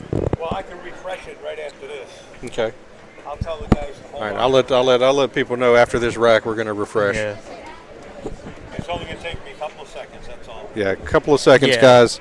Y'all log right back But on. there'll be a new link on my Facebook page. Okay. Yeah, it'll be quick. There'll be a new link on the Facebook page. It'll be right back on. Before you guys go, I'll tell you one more After time. this rack, I think. Yeah. But before you guys go, check out Pool Hub. We're doing some really cool stuff. I'd love to see you on there.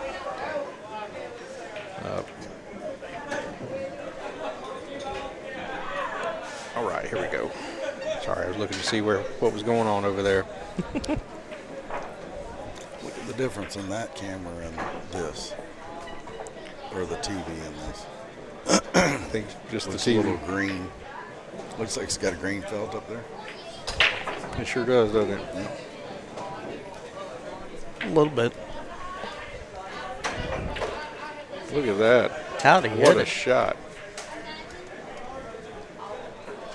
Let's go.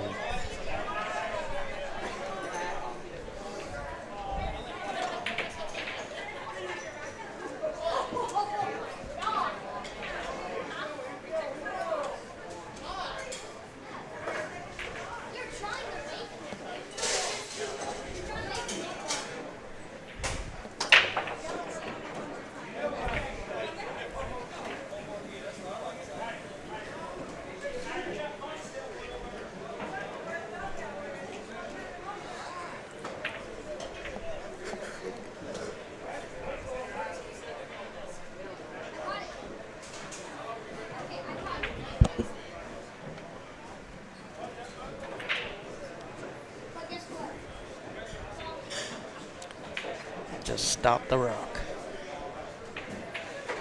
There it is. Perfect. All right. Hey, there's Rhonda Billiards. All right.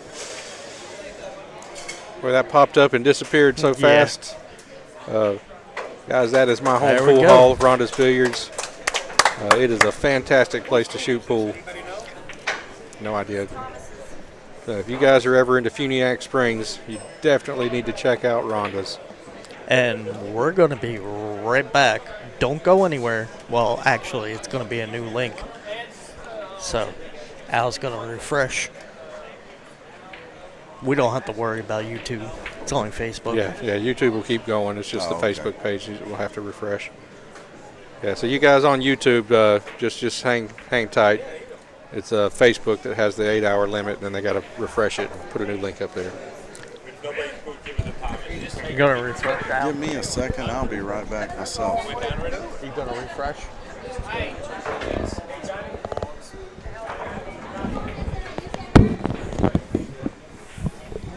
All right, guys, we're going to do a quick refresh here.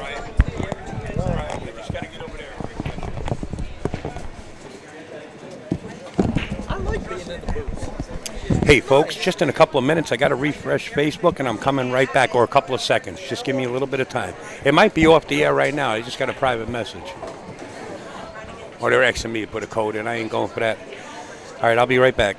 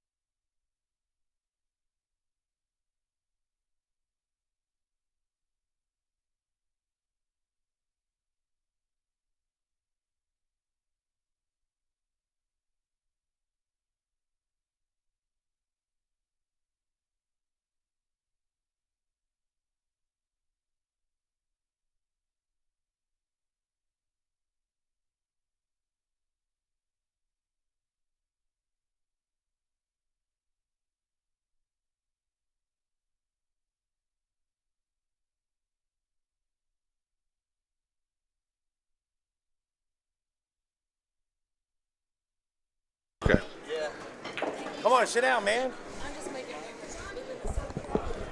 Okay, guys, we're back online on Facebook, YouTube. We're never left. Everywhere. We just had to put everything on standstill just for a second and send a couple of missiles overseas, but the missiles are full of food for people that are hungry. We got Mike Massey sitting here, and he wants to look out for anybody that's hungry. That's right. All right, let's give Johnny the okay. Somebody yell over there. Hey, Johnny. You're good. All right. Come on, you ain't going nowhere. Come on over. Yeah, get back over there.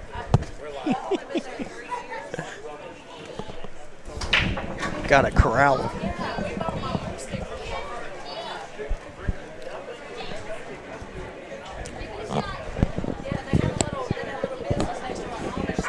Do we need to? Still got 700 people on YouTube right now. Nice. Change the comments to the new link? Oh, yeah, I get it. I get it for you. Sorry about that.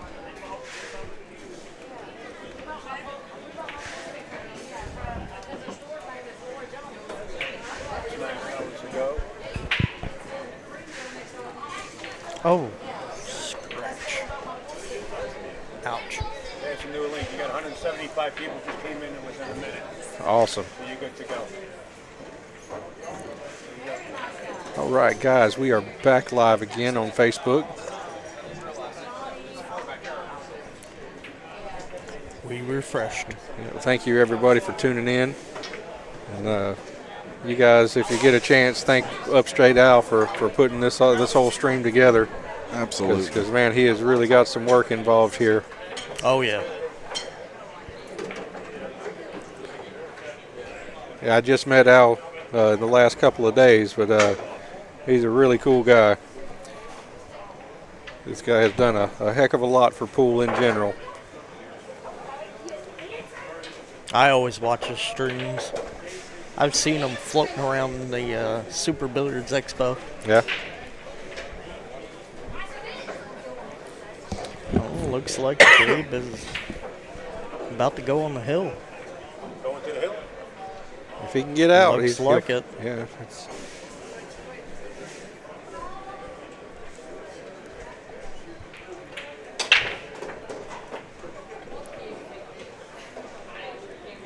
He's strong. Yeah.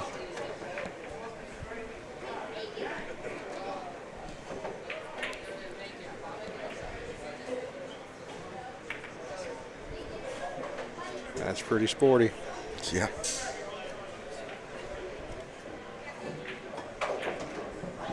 Boom. Just like that. Gabe on the hill. On the hill with a 21-game lead. He almost called this match to the tee if he said 50-30. Yeah.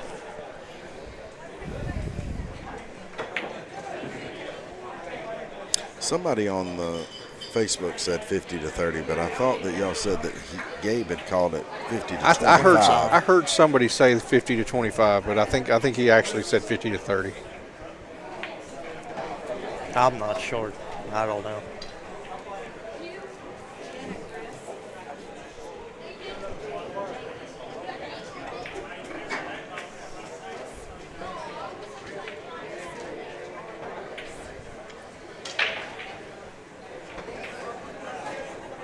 Yep. For the dough. The do-re-mi. Oh, did he come up dry? Yep, got him a dry break there. Wow. Is that the 4 in the top right? Yes. It rattled around a little bit. Up in the upper right? Yeah. No, that's the 2 ball. Near the 1 ball? In the middle? Yeah, that's a 2 up there. Oh, okay. Yeah. Yeah, no, I think the 4 ball's by the side. Right across from the 3. Man, I got to clean my contacts. Don't worry, they're pretty hard to see.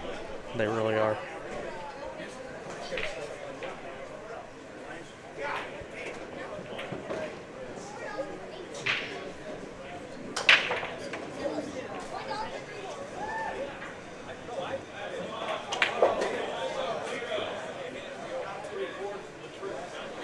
Johnny playing it safe again.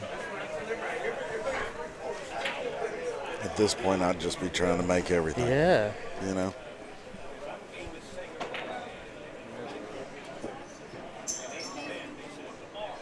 Ma'am, you come up to me. I'm not on the pool. I'm putting On the side there. Ooh. I'll take your coat. 3241. Can I get a sweet tea? Go to YouTube. It's Upstate Owl. No, not on YouTube. Upstate Owl. Not on YouTube. It's not on YouTube. Well, no. Actually, on YouTube, it's under Big Time Juniors in Tampa. There you go. He got it now. He got it now. I mean, don't y'all agree? You just go ahead and start trying to make everything. I would. Especially being down this much. Yeah. I'd be free stroking at this point. Not especially down this much. I try to make everything anyway. Yeah. Good shot.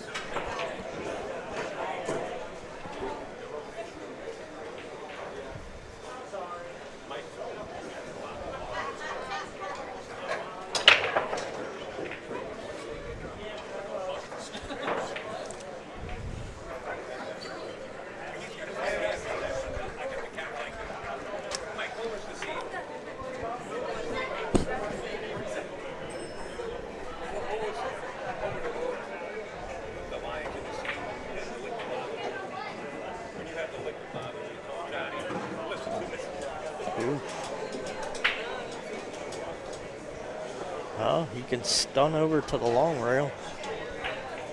Come out for the full inside.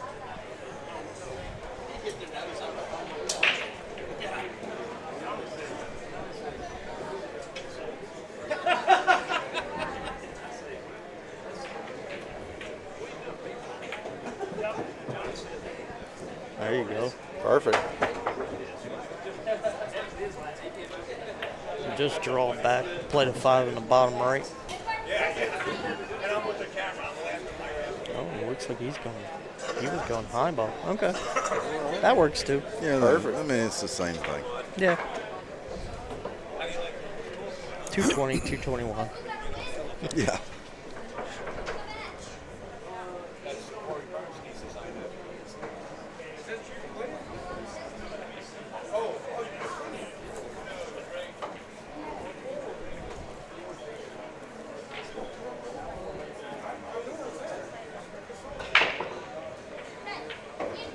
I don't think you meant to let loose of it there. Yeah.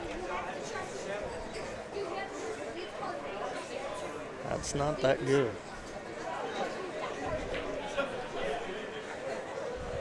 Yeah. That's where he wanted to be.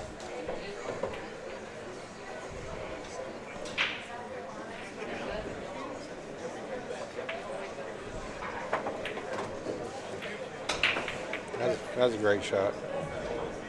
Ooh, It did he stuck get out a him little though? bit. Yeah. I think he can make it. Yeah, I think you're right. It's a tough shot, but I think he's got it. This kid Gabe, he's been on fire. I've heard about some of his recent matches. Somebody said he beat Little John. Who else were they saying? It was a pretty healthy list of serious competitors he's beaten recently.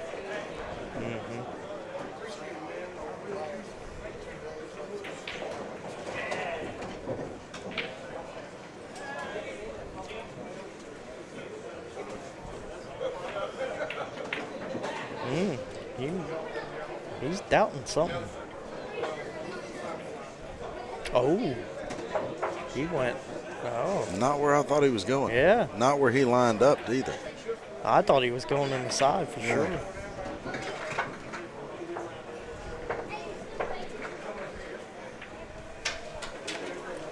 What do you think? Just slow roll this?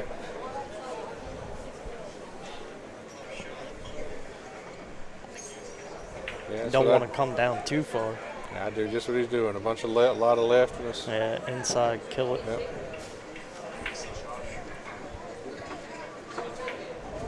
Done it over.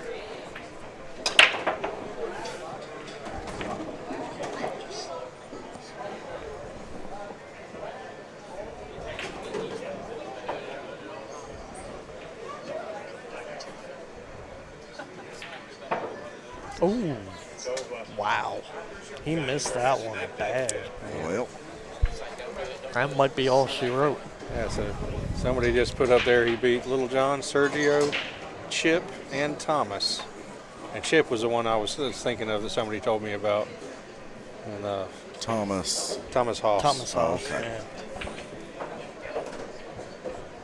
This 9-ball. Oh, come on. Oh, absolutely.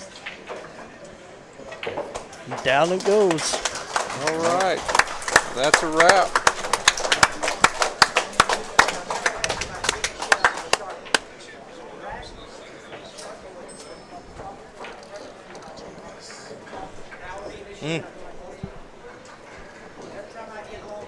All right, now what? Yeah, I guess we just look at the table here and talk about what happened. But well, guys, I'm going to get on Pool Hub and see if I can't get an interview for my site from them. There you go. And hey, come on over and interview me also now. I will. I will. I mean, you can if you want to. That'd be great. Absolutely. There you go. Well, I think it went the way a lot of people thought it was going to, and it was a lot of fun either way. And yeah, it was a lot of fun getting in the booth finally. Yeah. And just being here, all the people that are here. Yeah, yeah. I mean, everybody's been great. Oh yeah, this whole thing was a great experience. You get a chance to come down here. I'm getting to hang out with Mike Massey. And, yeah. I was just about to say the legendary Mike Massey. All right, guys. Well, Woo. hey. Yeah. Fun. Thank you. Yeah. It's been real. Guys, any of you guys want to donate to Upstate Al? I think he's got a link on here. Yeah, it should be in the pinned comment. Yeah, he's done this whole show for free, and let me tell you, he is. If you saw his setup, you would understand how long it took him to set this up. And oh, absolutely. It's not an easy task what he's done here. So do you have Facebook? Does Pool Hub have a Facebook? Yeah, Pool Hub's got a Facebook. Yeah. Yeah, we got a Facebook Everybody and needs to TikTok. check that out.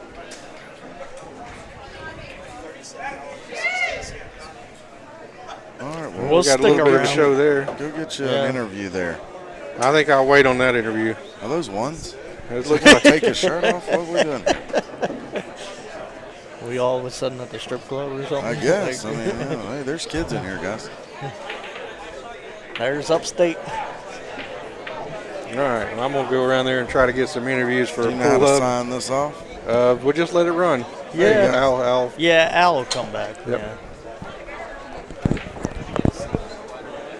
I'll probably stay on. Yeah, stay on. I'm Talk gonna go to around there and peeps. talk to everybody. Yeah, I'll stay in there too. That's correct. It is What Pool state? Hub. Georgia. We are in Dalton, Georgia.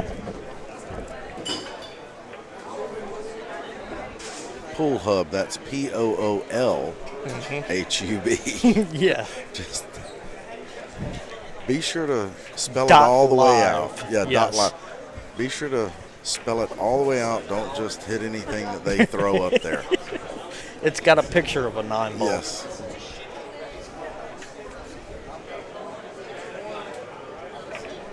He's upset, but I sat there and I watched him a second ago. He said, "Man, he's just beaten. He's just beat the dog out of me."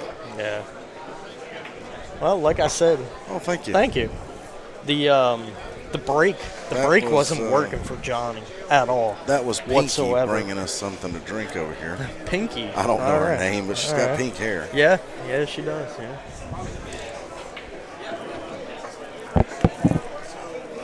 Yeah, when I first got in here, I asked Hennessee what he charges for lessons because I've been trying to catch up with Rodney Morris for a lesson, but he's always on the road, so. I figured he was going to be here this weekend, and he could be tomorrow,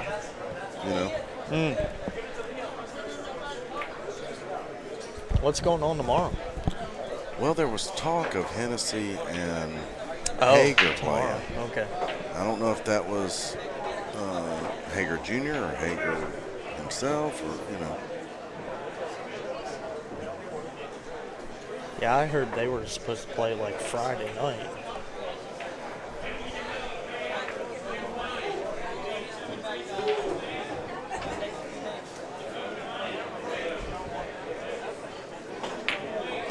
The money presentation. The do-re-mi. Yeah. Hold on 1 second. I'll be right back. Yeah. I'll be here. I've loaned a cue out to a gentleman. I think he's about to leave. Oh, Give yeah. me 1 second. Go get that. Go get that.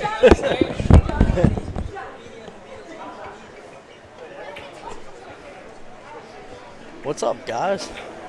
How's everybody doing this fine Saturday night?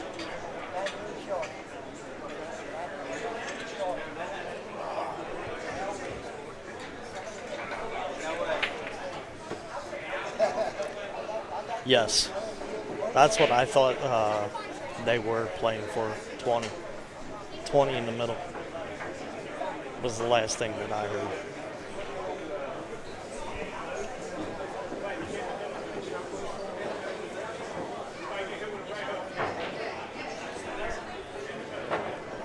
Picture time.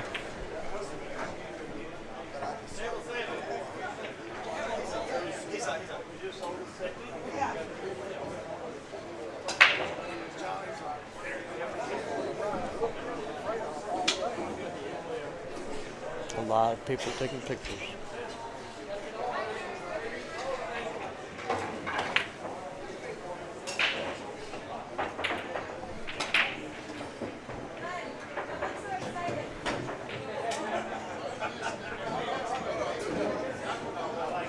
Rodney Marr's living the good life. Yes, he is. I am kind of jelly.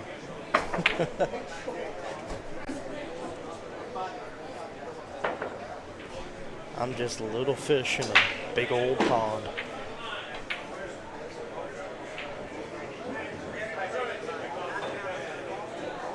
I did hear 28. Like, I heard 28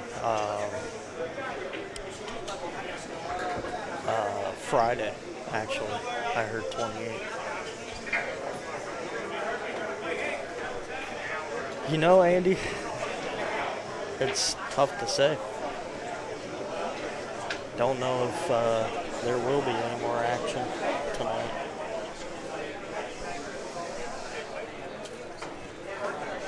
There are plenty of people, gambling, but they're just not on the stream. Sorry about that. What now? I was just answering Andy's question there as to whether or not we'll see any more action tonight. It's hard to tell. I don't know. We might. They might run it back and double it. Oh, come on. I don't have that kind of time. I got to get back to Florida.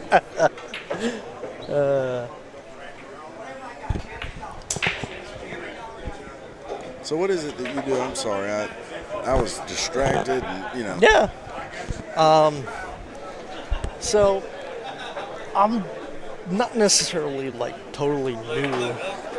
What? Hey, we're commentating over here, bud. Yeah. We're trying to get some. Grab it. Hey, come here. Grab a headset. No, I don't need all that. You don't want to get on? Hey, I ain't. He's like, nope. He turned that down real quick. Hold on 1 Good job second. y'all did. It was a great tournament. Wish you would have left it off, but it didn't. Wish the numbers would have been a little closer. Yeah. Wish the numbers would have been a little closer. Exactly. Oh, I forget. You can't hear what I'm saying. I'm hearing myself in the ear, so I'm just talking low. Did your wife... Hold on 1 second. Just press that button. Did your wife get the... There's Al. Look, they're trying to get me to talk on this shit. I don't do that. You can't stop. You get it. I know. Hey, I didn't come That's over what here I was to telling stand him. there. I just came I over was here We try to get anybody to talk over here. You did a great job, bro. Great job. I mean, if they'll let me talk on here, they'll let anybody. Well, Hey, I'm just happy to actually get in here and actually commentate. Right. This is my first time ever commentating. But as I was saying, I used to live up in Pennsylvania. Okay. So, like, in the Philly area. So, like, every year I would go to the Super Billiards Expo. And, man, have I seen some stuff. Woo! And the whole internet. There's J.A. There he is. There he is. Please tell him no. We'll make it. I'm trying to get it off now. Say what I feel. You go straight up 411. Straight up. Tell him I'm doing the interview. Please, I want Hey, folks, we got Johnny Archer going to sit down here and give you a little insight, and then we're probably going to grab Gabe after Johnny. I ain't never been so mad. But you're good, Johnny. Put this headset on, Johnny.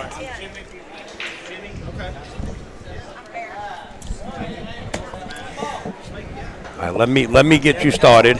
I know I don't have to start you up, but let me get you started first. Okay. Folks, the gentleman that just got defeated, Johnny Archer, wants to do a little interview here, and then maybe we will have Gabe Martinez sit in. But Johnny has a few words to say. He wants to just blow off and vent. He's a true champion in every shape or form. Tell him I want to tell him exactly what happened Okay, today. go right ahead, Johnny. I want everybody to know what this guy just done to me. Go ahead. It's all you, Johnny. You're on the air. Well, first of all, we're racking the balls, and the balls would freeze. I could get them froze. He would not rack the one froze. Everybody's seen that.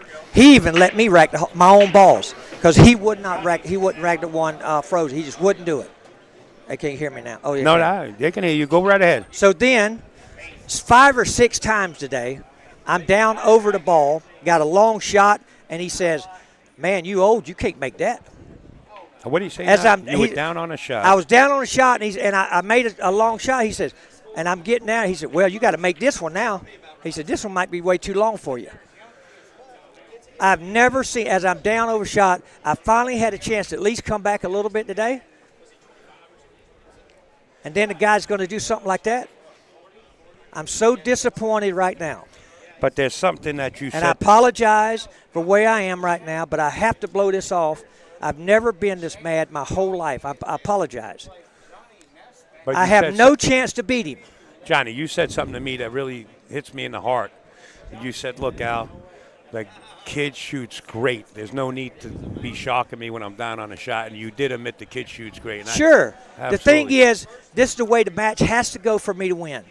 And there's no other way it could go this way. I have to play perfect. I have to get every break perfect, every rack perfect like him. The table's so tight, it has to be so precise. And I got to get all the rolls.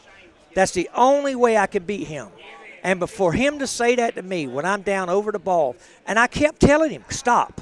You don't do that. I don't know if you're just stupid or something." I said, "Maybe you don't know." I don't know. But you know, he's played enough pool. He knows better than that. I've never, ever in my life ever been treated that way. Never. And I'm getting killed.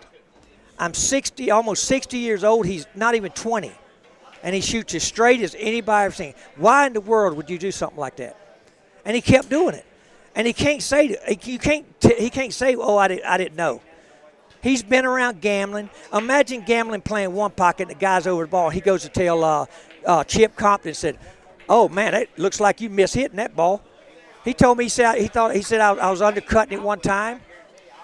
I've never, oh, man. And I'm sorry, everybody, for being this way, but I've never been treated like that when I had no chance to win.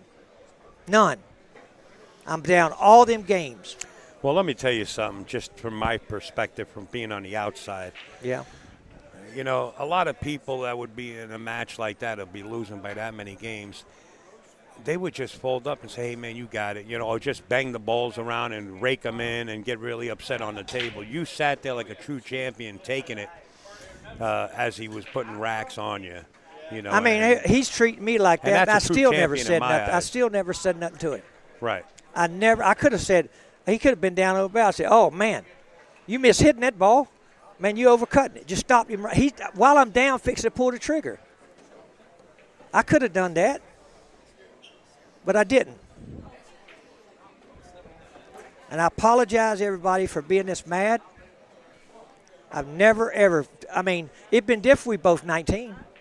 We both, Oh, you know, can we both forget could about shoot that. straight. I mean, I'm just saying we both firing balls in. We both got the long strokes like that. I'm 60. I can't hardly pull the cue back. I got arthritis, bad back. I got to get down and up over the ball. I can't see. Imagine Tiger Woods at 18 years old and get out there with Jack Nicklaus and say, Jack, oh man, gets ready to hit the ball, and they're gambling. And Tiger says you gained about 10 pounds. No, he said, Jack, boy, look, you can't take the club back no more. Right as he's hitting the ball and they're gambling. Imagine that. Now, that's a scenario. It's exactly what just happened right here. And I apologize to everybody. I mean, I really am. I'm glad I ain't cussed. I mean, I was so bad yesterday. I'm talking about I didn't sleep the night before. I never went to bed. And I finally got a good night's sleep, and I woke up fresh today. Now, yes, was I probably going to come back? No. But you don't, I mean, anyway, I don't know what to say. Everybody, I'm sorry. No, you're all right, John. I mean, he wouldn't rack the balls. So how you like that? I get to rack the balls for both of us. That's how bad he was. I get to rack the balls for me and him. He just. Oh man! And for you guys out there on the internet that are listening in, I would get every quarter in life to play that game again if I racked the balls for both of us again. Johnny did explain this to every Gabe in a quarter nice in way. life. Johnny explained it to Gabe in a nice way because Gabe is 19. He's young. It don't matter. He gambles for a living. I get it. Hey, I was 19 too. I know. And I never done that long as I lived. But what I'm saying is you did explain it to him in person also. I told him 5 times. I said, you can't. What is wrong with you? We can kid around, but you don't get up when I'm getting ready to shoot the ball and say that to me. I made one good shot. I had that long cut shot on the 6. He says, well, now you got to make that one. You can't cut that one in. Not as I'm at the chair, while I'm down getting ready to shoot the ball.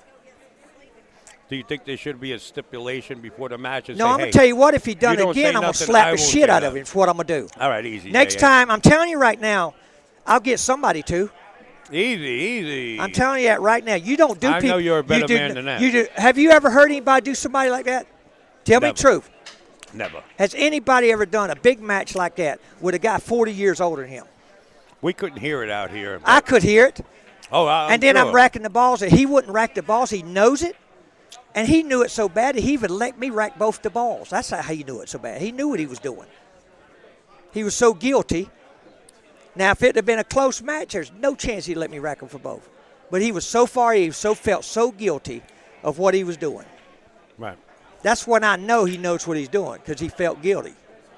It ain't like he's stupid or something. He's smart. He's a very smart kid. He plays unbelievable. Yes, sir. And I had to have everything perfect go for me. Yes, sir. And I had to overcome a 10-game deficit. Yep. On top of that. Gotcha.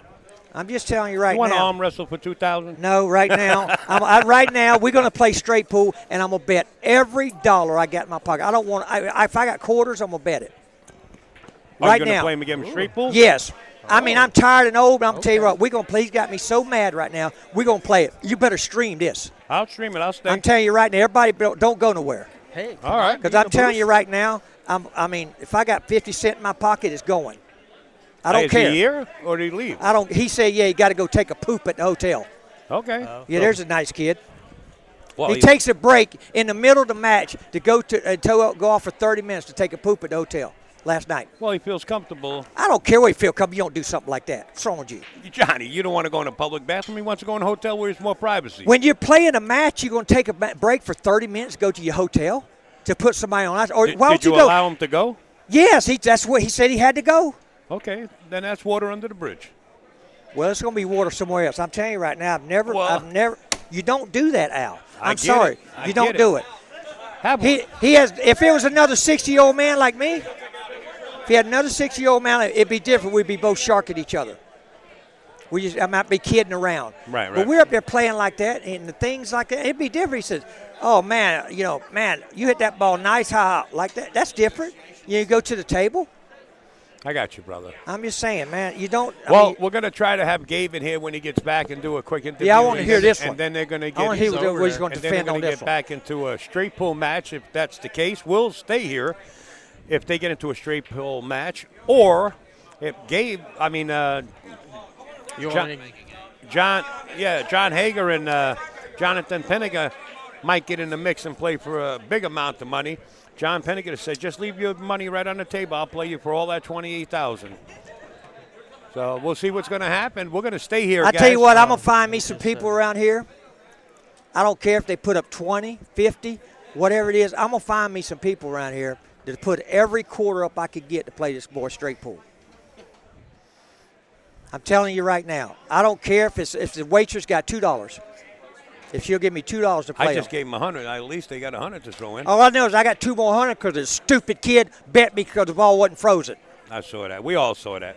Twice. All right, calm it. And I told him not to do it. I said, man, don't do it. I could tell Calm down. I'm sorry, man. That's all right. Johnny's a true champion, I folks. apologize for everybody. Sometimes we gotta my vent, sponsors right? will probably get mad at me. I got Glenn and I got Dean from Pool Hub. He's here. I'm gonna have to apologize. I'm telling y'all, I'm sorry. I really am. I'll buy you a glass of orange juice and you'll chill out right now. All I know is I won't never drink another soda as long as I finally woke up today from not drinking sodas for 2 weeks and you on feel good. on vitamin regimen. I went to the massage therapist. I have bad scar tissue, and my buddy Cody down there in Florida knows. I have a bad scar from bad trauma from breaking the balls. I got diagnosed in 1998, and she gave me collagen. I guess it's for tendons, and she was able to break it open. And today's the first day. You seen? I kept overhitting everything because finally my stroke is where I could stroke the ball. I hadn't played like that since 1998. I heard you mention earlier. You see all the shots I'm making. I had to calm the stroke down because I couldn't take it back. Today I'm like, what is going on? And I kept overhitting everything. And so I finally had my stroke back. Now my elbow's not swollen. The scar tissue, it's probably there. Poor Cody, he's always working it out.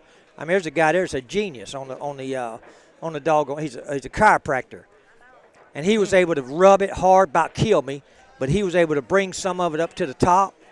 And finally got where I can at least stroke. But this woman with this collagen, evidently, I don't know what she's done, but I went to 2 massages, and I got to get on my neck, but my back, all my arthritis is gone. I'm telling you now, this lady's an absolute genius. And she said it's going to take a little bit, and she said, you'll be able to stroke again. Because I told her, I said, ma'am, I ain't been able to stroke it since 1998. She said, you're going to wake up in few days or how long? And it was today. That's why I felt so good. So I'm gonna tell you, y'all gonna see difference. I finally can stroke the ball. You see, I ain't having to stand up on the thing. My back, she's got my back where I can bend over. And I'm just saying, I'm sorry, everybody, for hollering, but I apologize. I really do. Yeah, you know why I delayed the game for 2.5? Because the money wasn't here. You want to sit there and call me out for delaying the game for 2.5 hours? I don't know who you was. You don't have a clue where you're at in life, son, whoever you are. You got to scroll up, Al. You people going to come over here and tell me because I delayed the game because the money wasn't here? We had to wait till the money got here? Hey, guys, you know Upstate Al, and I don't stand for none of that. I will ban you and block you. You won't be able to watch the rest of the show. There's going to be some more action going on. Come on, people ain't heard me like this before. You got to understand there's some kind of venting going on here, but don't feed into it because if I do block you, you can't watch this show. You won't watch the show next weekend and any other show that I'm doing, and I don't want to do that. What happened in one game there, Jake Thompson? What happened in one game? Let me hear it. He beat me by 20. What happened in one game? I want to hear you say something. Come on, no, don't delete him. Don't delete him. I want to hear what Jake Thompson says. You said something happened in one game and he beat me by 22. I want to hear something. Johnny, I don't want to feed into it. I don't Negativity. care. I want to hear. I'm going to sit here and address. Let me vent, please. These people are going to sit here and holler at me. You're going to get your blood pressure over. It's already up. Over some words on the internet. No, really? I'm telling you right now, I'm not going to be disrespected anymore. The other pool players ain't going to be disrespectful. Y'all going to quit talking about these people like this. Now, that is not right, because you don't have a clue what you're talking about. You're stupid, every one of you.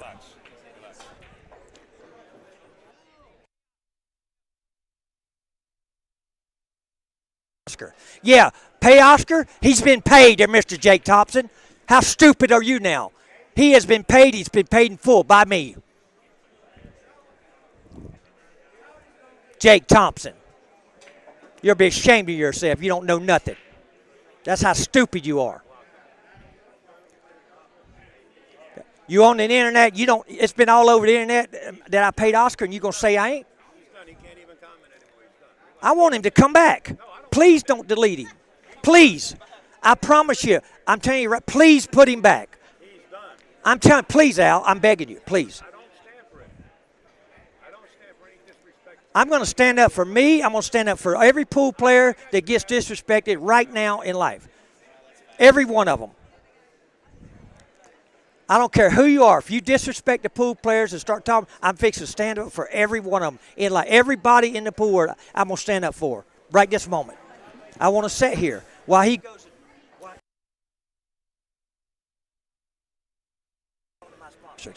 Right here, he's gone to take a poop. So I've got enough time to sit here. Everybody wants to disrespect these pool players. I'm going to sit here and stand up for them. I don't care. I'll take every hit in the world for every pool player, every person in the industry right now. Please go out. Just leave me alone. Come on. Come on. Let's hear it. I don't see no bad ones now. I want to hear it more. Where'd you go there, Mr. Thompson? Hey, buddy, what's going on? I delayed the match for 2.5 hours. You keep saying that. Because the money wasn't here yet. We had to wait for the money. Everybody got on me about not putting the money up before when something happened. So I was sticking up to make sure the money was here. That's why it was delayed for 2.5 hours there, whoever you stupid guy you were. Come on, come on. Y'all got me so mad right now. I'm tired of it. Yeah, I need a Xanax. I probably need 10 of them. You're right. I'll take a deep breath tomorrow. Don't worry about it right now. I'm getting ready. I'm so tired of this. He was shocking me from the beginning every time. Okay, finally, somebody understood. Yeah, I've lost my marbles. Yeah, I probably have. Thank you, Mr. Little. Thank you so much, Mr. Shane Little. Yes, I was in a bad match. Sure was. You're right.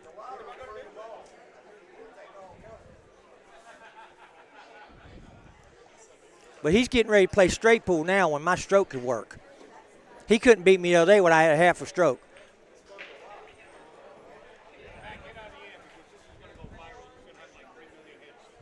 Yeah, I used to shark people. Okay, don't let Garcia go. Who'd I used to shark, you stupid guy?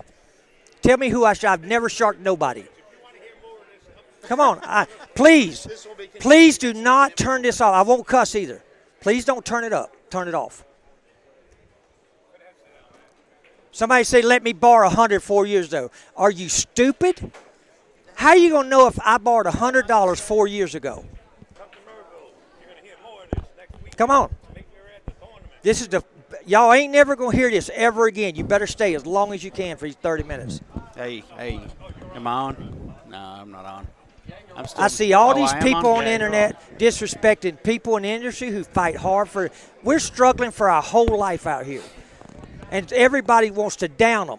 It ain't like we're golfers where we don't have to go make a cut because we got plenty of money. Every dollar that every match, we're struggling to even keep food to end it on the table. He ain't wrong. But listen, don't forget the Maryville Open. Don't worry, I'll give you money. If you want to hear this, maybe possibly a continuance of this, tune in next Whoever weekend wants at the to send Maryville in some Open. donations for me to play straight pool right now, You're in on it. Al, July take care of it. 25th and I don't know if 26th. anybody wants to. You probably don't want to, but I'm telling you right now, Maryville, I Tennessee. finally have my stroke back, and I'm going to bet every dollar in my pocket. If I got 50 cents, I'm going to bet that too. Johnny, you can't fight every idiot on the internet. You can't fight Well, the I'm telling you, internet. I'm going to fight every one of them right now today. You're going to be up all night. I don't care if I am You'll up. have a bad fucking right headache. now. Right now, I'm going to stand up for every pool player Well, that's you're been not disrespected. wrong. I mean, it is. Everybody it does get disrespect ridiculous. pool players, and the pool players ain't got no money.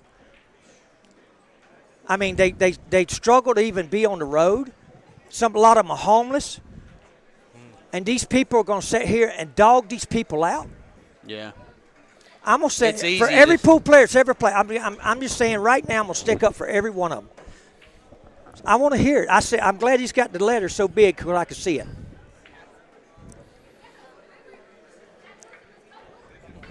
And this, you know how stupid the kid is? I sat there and told him not this to for? bet me on the one ball not For being Johnny? froze. I said, don't bet me, son. It's not, and he Hey, bet anywhere. John Hager wants to talk to you. I'm sorry, John. John, I'm sorry. Could John hear me? Take the mic. Oh, I got my He wants- earphone. I got my earphones Answer on. the phone. Sorry. He wants to- Here. Guys, Johnny's off for just a minute.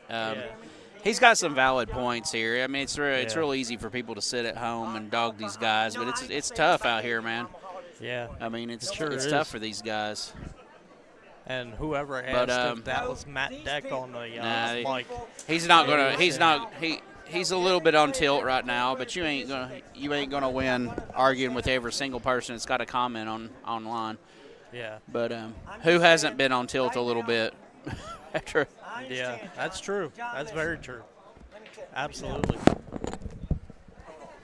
Tell him how good this guy is. Turn it on. So here's this guy, John Hager, right now has called me, and I'm going to tell you how good this guy is.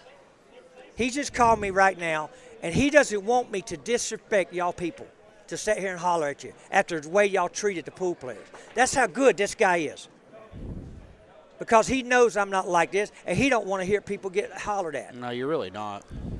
I'm just saying. You don't hear this very often. That's how good John Hager is. But it gets frustrating, yeah. When you sit there, these people out there that sit behind this, what do you call it, this warrior board or keyboard, that ain't never made one pool ball in their life.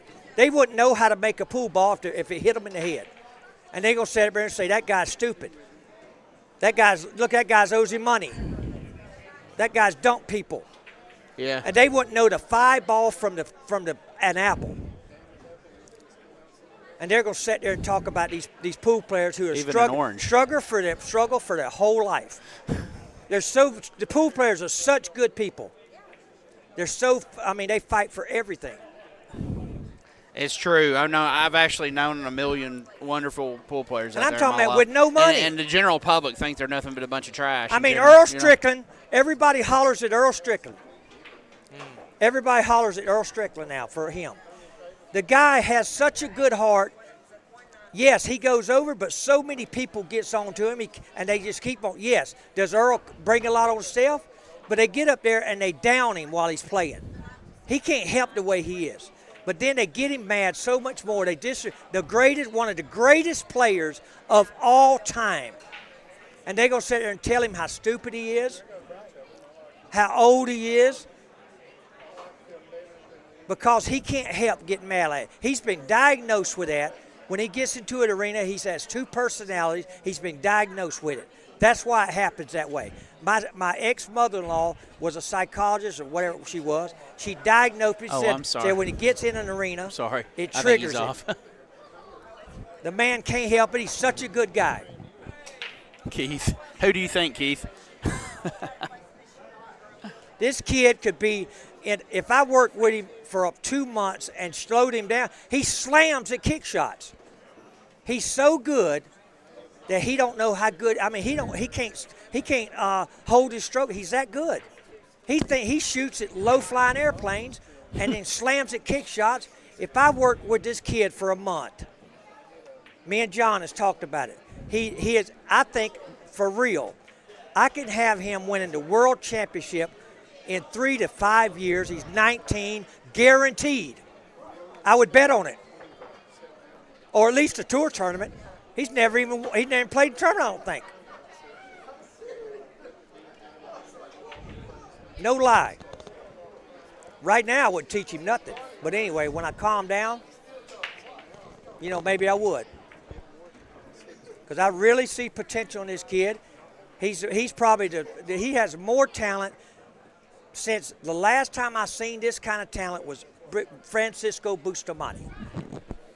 And I don't know how many, 50 years ago. He's 19, isn't he, Joe? He's 19, and he has more talent than anybody that plays on tour that I've ever seen. He's impressed the hell out of me. Only one right now that has a talent close to him is Filler. Yeah. Is Josh Filler. His shot making's so pure. His ball making. I mean, now Federer just is he's such a robot. Yeah. He just don't have the talent and free throwing like him. He gets it done, but he's just such a robot. He has to do it that way. He just don't have. I mean, and he gets it done. But he don't have the talent. Look at the way. Look at the difference how Filler shoots and Federer. Filler might run out on you. He might run out on you in 2 minutes, and shoot every long shot in. Cody Cameron wants to play me. I don't have no clue who Cody Cameron is, but whoever you are, you can play. Just because I don't know your name. That's how mad I am right now. I don't care who you are. Yes, everybody said he's 19. He's been gambling. Since he was a kid. He's been gambling. You think them gamblers is going to let him do that? Imagine he's up there playing. Chip Compton at 100,000, and Chip's getting over the ball, and he looks at Chip and says, "Oh man, you look like you overcutting that ball. That's the wrong shot." While he's getting ready to stroke. Imagine Chip Compton might have stabbed him in the heart with his cue for 100,000, and he had all right to do it. Somebody do something like that. Stab him right in the heart. Just stab him right with his cue, right in the neck. My Fargo, I ain't got a clue. I probably ain't worth nothing. I think it's like $7.95 or something. I ain't worth 2 cents. Stab him right in the neck, huh? That's harsh. Damn. But I'm gonna tell you something. I've never seen Chip have that kind of temper. I tell you what, you can bet you. Imagine Jeremy Jones up there, who's one of the biggest champions I've ever seen, the nicest guy. And Jeremy, sure. he could get his temper. I've seen him at the Moscone Cup when him and Mickey Inman got in it one year. Y'all getting ready to hear some super stories right now. Y'all want to hear some real stories? I'm getting ready to vent them. Here we go. Y'all better all call your friends, because y'all won't never y'all never ever hear me like this again. This will be it. It's a one-time But I will sit here and I'm going to sit here and tell the stories over the years. Jeremy Jones. Him and Mika Inman got into it at the Moscone Cup. And you know what Jeremy Jones done? He stood up for his teammates. He was getting sharked. Mika was sharking. So Jeremy, you know what he done? He come in after the match after Mika sharked him. Said a few, whatever. I don't know what they said. Mika was rough like that sometimes. I know he's dead. I'm sorry. I apologize about that. But I will say, and Jeremy Jones, this is how good a person he is. He come into the players' room, put his cue down, and took off to the players' room for Mika, knowing every one of the Europeans were over there. He was going by himself. He was standing up for his teammates. He didn't care if he had to take on 5 people. So I looked at him, and here goes me and Nick, whoever it was, we went over there, we stopped it. That's what kind of person Jeremy Jones is now. These guys, real teammates, real Americans. You stand up for your teammate. Earl Strickland would stand up for his teammate. You see Earl, you know what he does when he's up there? He racks for all of us. He helps us. Man, your stroke looks good. We might be terrible. You ever seen that side of Earl? But when he's a true American, he changes whenever he's there for his team. And he never does it all year. All of a sudden, he's going to stand up for his team. That's his team. There's a guy that has a hard time in life doing that. I've seen him do it so many times. Them are real, true patriots. Now, them are Americans. Earl's one of the nicest guys around when he's not. The guys playing nowadays, they may not say 2 words to each other the whole event. Yeah. I mean, I hate to say it. I mean, I'm looking at the guys now. They have no attitude with each other. Or, I mean, during the year, they may not say nothing. During the year when Earl and all us, when we're getting ready for the Moscone, we start months ahead of time when we know who's on the team. You can't be like that on the team. The Europeans, you know why? Because they're a team. They stand up for each other. They're fixing each other's sandwiches. The Americans, the guys on their team nowadays, they wouldn't give each other the time of day until the Moscone Cup. They hate each other. They get at the Moscone and put on a show. They put on a show. Oh yeah, I'm a team. Terrible. Shane and Skylar Woodward is the only ones on there for their team. The only ones. I ain't going to let you, whoever the rest of them is, you call out. I ain't going to say your name. Skylar Woodward and Shane. You see Shane always coming up. He's trying to help his teammate, pumping up. You see Skylar, look at the rest of them. All they're doing is coming up to get on the camera so they can be seen. You're a team, and we are the biggest underdogs. You need to be a team. We have to do it. We can't make no mistakes. They're that much better we are. Yeah. We have to. You have to pump up every teammate you got. Make him play better than he's supposed to at that moment. Bring the best out of him. Mm-hmm. Don't sit there and give him a cold shoulder. You say, oh, man, no, get him next time. That's the only word you tell him.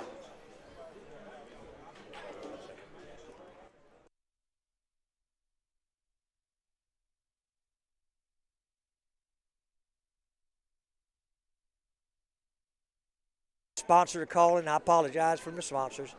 It ain't Al's fault. It ain't Al's fault. Whoever's the sponsor, it's my fault. Yes. Who is Cody Cameron who wants to play me? Who is this guy? Or is this just a come find a joke? You want to act like you know somebody, act like you are somebody.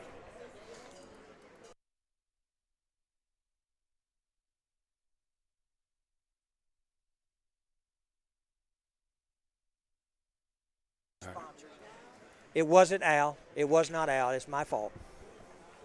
I apologize. I'm not gonna holler anymore. I'm gonna say all the mean things lightly. I apologize. No, the sponsors, they were right. Your sponsors, every one of them's right.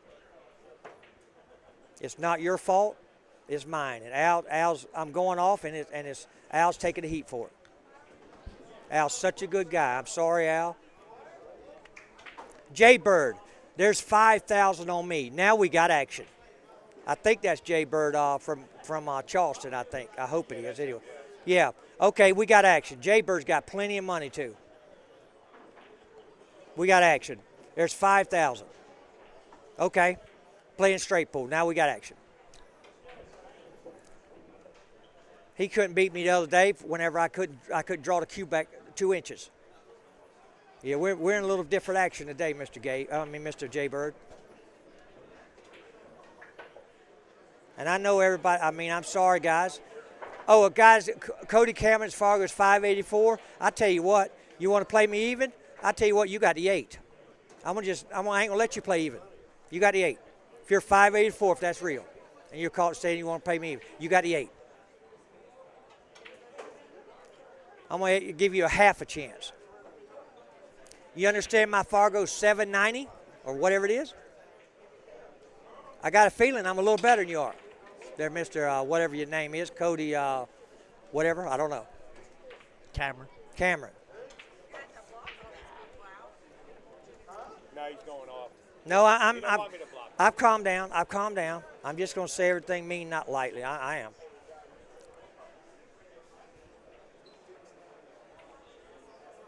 Where's Gabe? Jay Bird said, and I think Jay Bird's telling the truth. He's my buddy.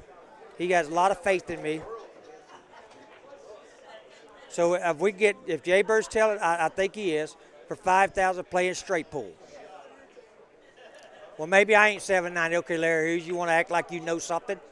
Maybe I ain't. But I'm going to bet I'm at least probably 760. These guys, they're 754. There you go. Thank you, Mr. Whitmore. Whoever your other guy, you want to act like you know something. Ross or something.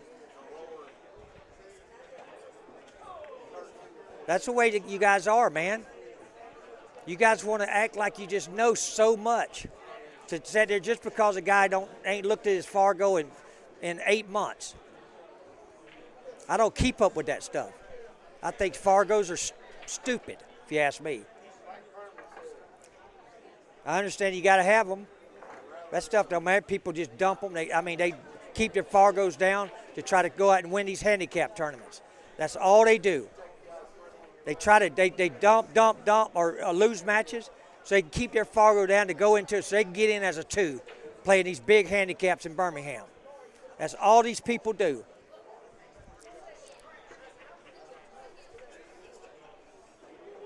And I'm sorry I'm calling everybody up, but I'm telling the truth. And I would never do this before. And it probably ain't never going to do it again. I'm just tired of all these people just talking bad and everything. When they don't know their ass from a hole in the ground.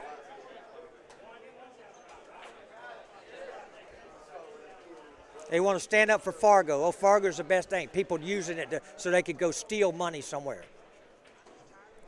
I know a kid that won the Birmingham that had only been playing pool for 8 months.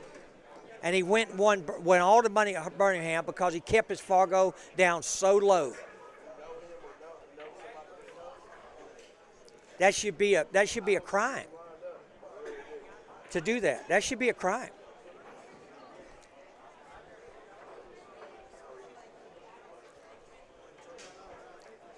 Upstate's such a good guy.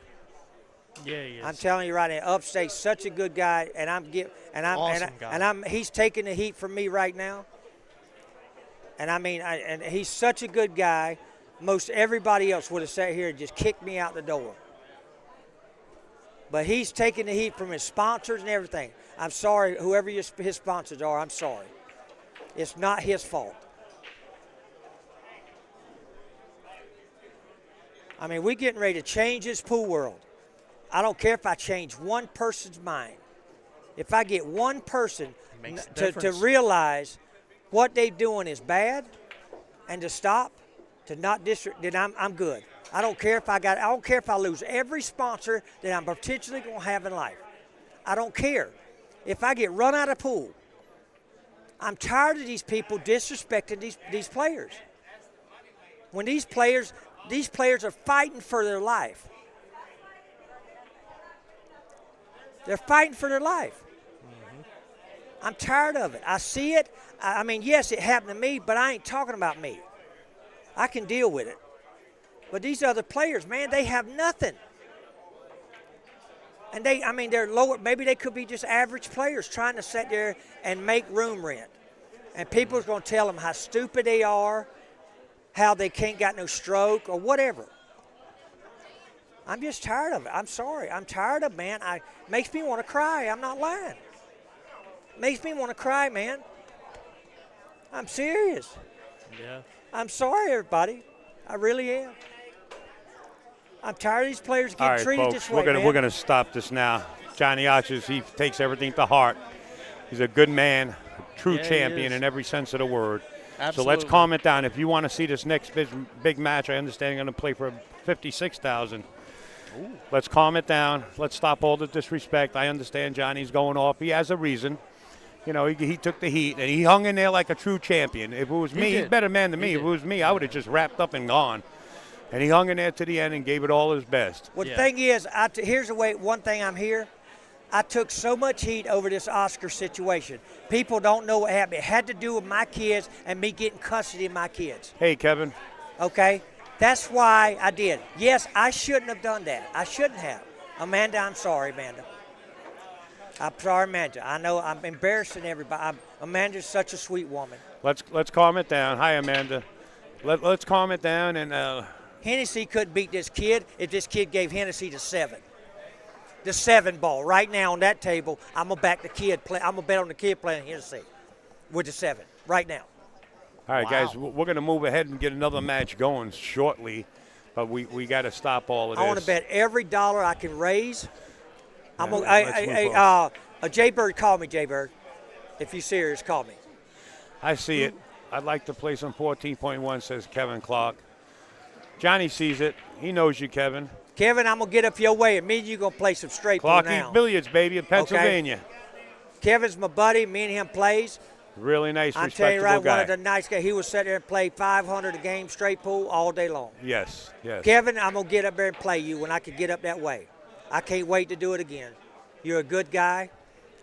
And I mean, guys like that are such wonderful people in pool. We have such great people. Now, we have some turd heads now, no lie. Yeah, Jay Bird just said, I'm very serious here. There you go. He's serious.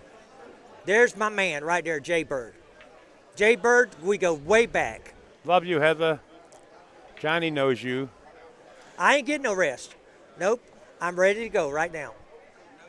I'm ready to go. No, I slept 7 hours last night. I had 7 hours in all the days. Today, last night I slept 7 hours. No, I'm ready to go tonight. No. All right, J.A., that's Johnny Archer, folks. He vented a little bit. I'm glad he did. No, Kevin.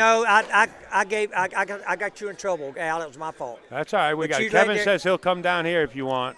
I tell you what, Kevin, if you do come down here, that ain't Jay Bird from Charleston? No, it's Jay Bird. Somebody said that's not Jay Bird from Charleston. I think it is. Is that Jay Bird from Charleston? If Jay Bird, will you say you're from Charleston? Oh, that's not Jay Bird from Charleston. My wife, your seat, buddy, on Monday nights. I don't know what that means, my man. We can bet bigger number. Well, Johnny will talk to you, Kevin. If you put it together, I'll come down and stream it. Who we got coming up, Al? I thought that was Jay Bird from Charleston. All right, folks. Mr. Archer, my friend. I want to say here and end this. This was 15, 20 minutes, whatever it was. And I do apologize. Yes, I got emotional.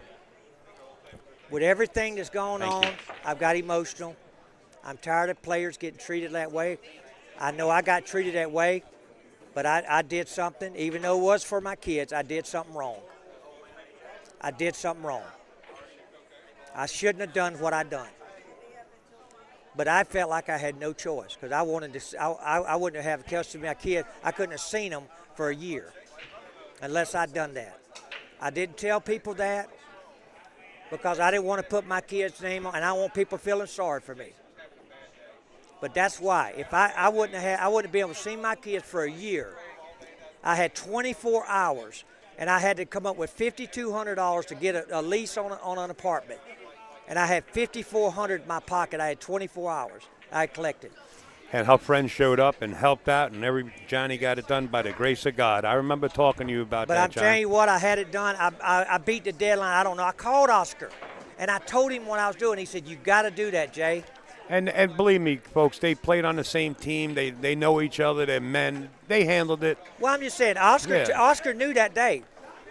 I don't know if people know that. Oscar ain't the one that started all this mess. It was these other people that got Oscar mad. They got Oscar mad. Oscar was not like the Oscar knew what it was, and Oscar okayed it because he said family comes first. Just like Heather Graham just said, look at her. She said it at the same time I said it. And Oscar said the same thing. If I don't, it's either seeing at the time I hadn't seen my kids probably for. Thank you, Adam, 6, for putting months. that out there. Thank you, Adam.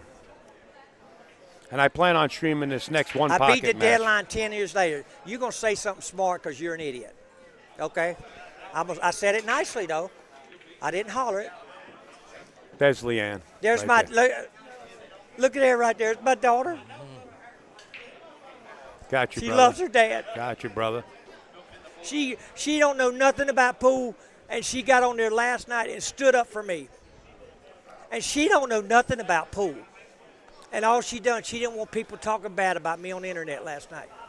There's my daughter right there. She's 19, first time she'll come to a Happy pool. birthday. Everybody say happy birthday to Leanne. That tells you Happy right birthday. there what kind of person she is. She don't want nobody saying nothing bad about her dad. She don't have no clue about pool. And she stood up for me. Let's cut it off. All right, everybody. All I'm right, sorry. Leanne. Have a I'm good calling night. it a Everybody, have a good night. The next If one people, pocket match. whoever this guy is for this money, get in touch with me. I don't know how you get up with me about playing straight pool. I don't know if you're serious. I thought it was Jay Bird from Charleston, but it's not. I don't know. I'm not sure. Johnny will check his messages after Kevin, I'm sure. He said I sit with somebody on Monday nights. That's league night. Up Shout here. out to Murrayville. Hey, Dave Hedrick. So I'm There thinking he that's, is. I'm thinking, he said I sit with the lady. I'm wondering if this lady, we pick at each other and share seats. That's the only thing I can think of. Well, this is the first time, Heather, I saw Leanne since she was a toddler. She's I a wanna full-grown let young Mr. lady right now. Very respectful. I want Mr. J. Bird, whoever you are, if that's you, then I do know you. You're welcome, Adam. Say it on here if that's you.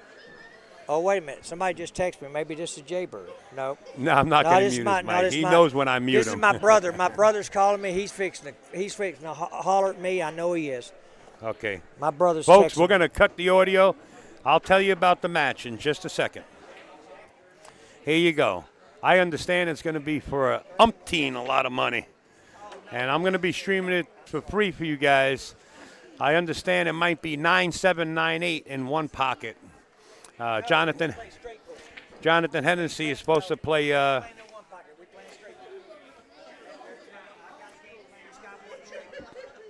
Well, Johnny's running back out to the arena. He says, nobody using that table. I want some revenge in straight pool. But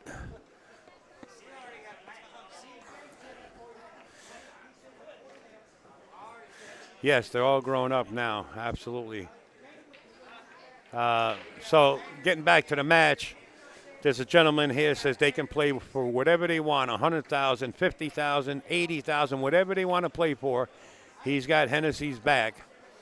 And I understand it might be 9-8, 9-7 in one pocket.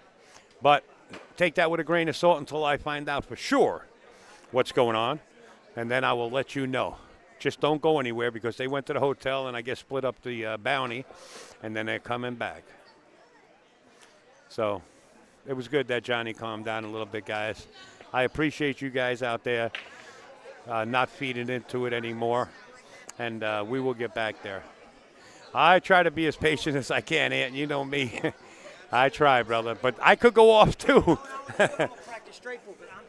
Go ahead, Johnny. Johnny's going to go out there and hit some balls in straight pool. But I will stream it for nothing. I will be here. I don't know if they're going to play straight pool. Johnny wants to play Gabe in straight pool. I don't think it's going to happen. But if that does happen, I'll stay here anyway. Henny's supposed to be playing Hager. Billy Reynolds got upstate's back. My man. I know Billy well. All right, folks. So I'm going to be standing by. I want to thank all the commentators that took out of their time to sit in the booth and help me out. Gives me a chance to walk around and smoke my dirty habit and have a cold drink. But we do have another match coming. As soon as I know about it, I'll let you guys know. Don't go anywhere. You see Hennessy hitting some balls on the table. I think he's pretty serious about this one-pocket match. So, thank you for your donation. It's great meeting you, too. And I like the hat. Diamond happens to be one of my sponsors. Jason said he's got your back, too, Al. My man, Jay. I love these guys, man. There's no reason to have my back. I got Thomas Hollis down here. I'll just throw Thomas Hollis in front of everybody. All right, guys. I'm glad you guys calmed it down. And like I said, I try to keep positive, but I understand when a player like John himself, if he does go off like that, you know, I advise him not to feed into it. But, you know, he vented, and he's done. True champion in every sense of the word. Give him a chance just to blow off some steam, and he's done. And he's still looking to get back in the box. What kind of champion does that tell you who he is? Johnny and I go way back into Chicago. You name it. Johnny and I go back into Virginia. Any state, you name it. Johnny and I have been there together. So, you know, I understand the venting part of it. So, again, I don't want to feed into this anymore. I couldn't watch the entire set of state. How would you summarize the set? Did Gabe just get out on a run? Gabe's a 19-year-old, no fear gear, straight shooter. definitely had the goods. Johnny actually told me, he says, Al, this kid's a straight shooter. He says, and I'm up in age right now. And Johnny was, he was taking the heat a little bit, not because of the match and only the match. The heat in the pool room got to about 80 degrees because it's a beautiful pool room. And Glenn's putting 3 60-ton units up on the roof, adding to 3 more. So this place will be like walking into a Home Depot in the summertime if you ever experienced that. Or Walmart. He's going to have beautiful AC here. Believe me when I tell you, he's a first-class owner. And if you get a chance, make sure you stop by Big Time Billiards and Cafe in Dalton, Georgia, and say hello to Glenn. Say, hey, Glenn, I was watching that stream when you had that match going. And I'm going to be back here. They want me here every once a month, but now they got another action match. Jason said it's time to take a break and go smoke. My man. All right, guys, I'm going to mute the mic. I'll be back in the box shortly and let you know exactly what happens. Now, as long as you see Hennessy shooting on the table by himself, then you know Gabe and Hager are not here yet. As soon as you see Hager and Gabe come back in, then that's probably when it's going to start happening, okay? Hennessy's back is ready to go. He's ready to go off. So just give us some time, and I'll be back in the box. And I appreciate everybody sending a donation. It isn't easy. I try to help. Al is all hot. You got that right, Rob. That's just the way I am. All right, and I think there's not only me, all of us out there have a good heart. It's just, sometimes we get caught off guard with comments. All right, folks. I'll be back in a little bit. Thank you, everybody that's been sharing the live stream and helping out here. And I want to bring more free live streams to you.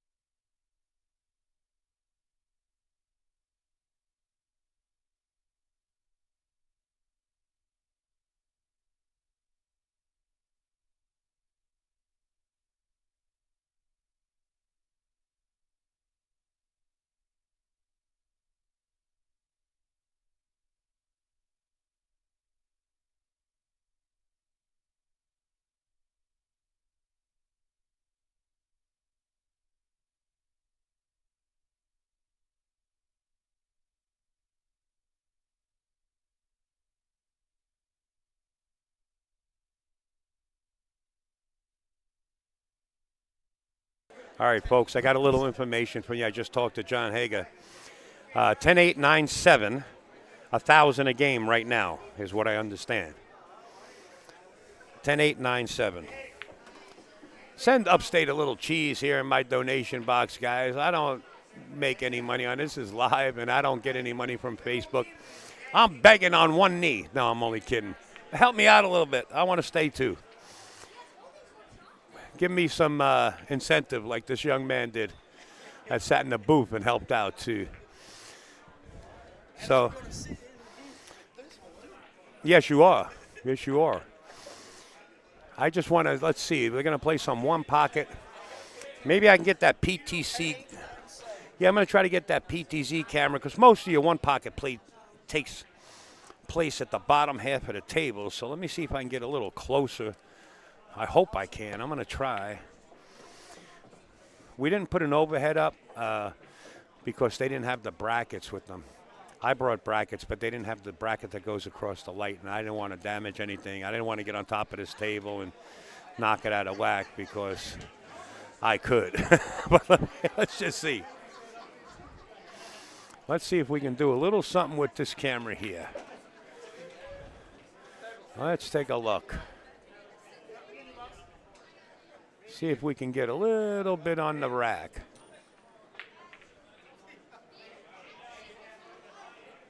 I'll do some focusing, but usually it's played at the bottom half of the table. Of course, we'll have the full shot, but when there's a touchy shot, I got to go into the settings and try to whiteboard.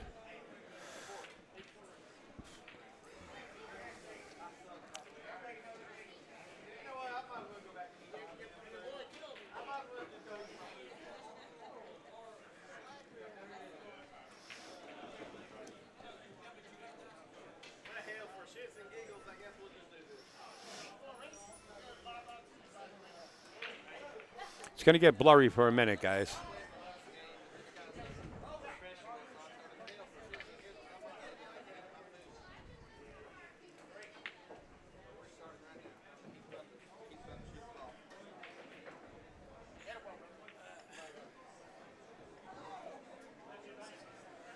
Now, we're not going to use this camera that often, but just want to get it a little sharper. By the way, Jonathan Pinniger will be at Maryville Billiards, and if you guys want to play in that Maryville Billiard Tournament, I keep saying I don't know how many places are still available, but Matt and Farrah that own the pool room are here on premises if you want to try to get your entry in. It's a good tournament. You walk out the door with over 10,000 for the weekend of play. All right, well, we're not going to really use this camera all the time. Just I can go zoom in a little bit closer. We're going to use mainly, maybe I'll put up another one. Let's see. I do have another one. Okay, I think we're going to be all right. I understand 1,000 a game, but I'm not sure if it's confirmed. Hager says, what was it? 10-8-9-7, something like that. I'll find out the details.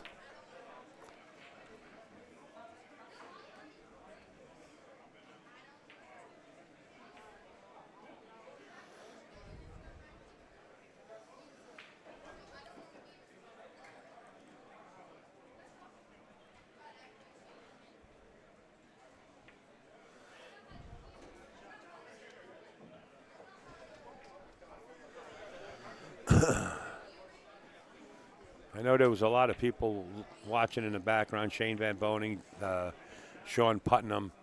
You know, a lot of pros are watching in the background. I want to give a big shout out to every pool player that's out there. It's a tough road, guys. Trust me, a tough road. Hey, Adam, my man Adam Stickless. Thank you, Adam. I have received your donation. Thank you so much for sending in. Everything helps. Thank you, Adam. Appreciate you. Adam says, Al, you could tell them all they got the 7. No, I'm only kidding. Thanks, Adam. 10-8-9-7? Yep. All right, I'm going to have to get a scoreboard here. Let me see.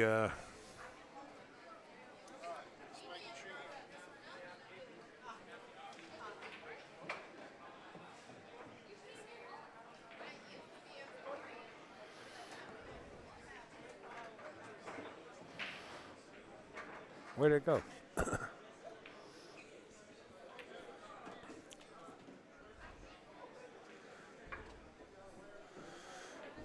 Can you let me try to get a one pocket scoreboard up, folks. Hold on.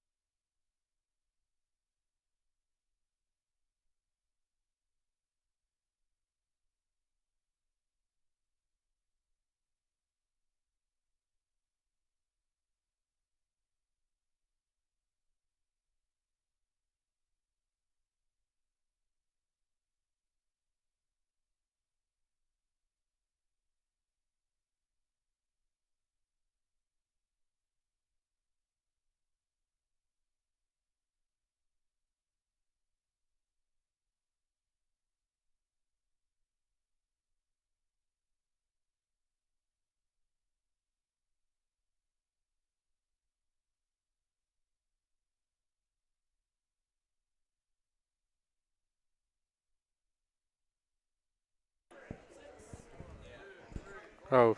They haven't started yet. Check 1, 2. Well, they're started now. No, Al, You pull the plug on it? yeah, Al told him to wait. And he said that, what's his name? Hager. Yeah. Hager? Yeah. He said Al told him to wait. So Hager said, all right. He said, I'll wait.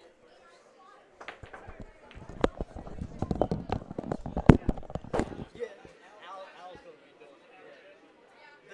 Al actually told him not to start yet because he wanted to get everything else. I don't think they listen. No, they definitely didn't listen. No. What they say, money don't sleep. Okay. I ain't got none of it. Yeah. He is.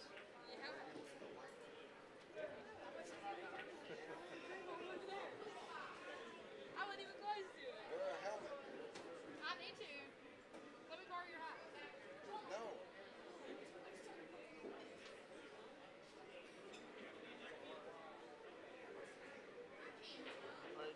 Al was on the phone with somebody, trying to get the scoreboard, get the scoreboard going for one pocket.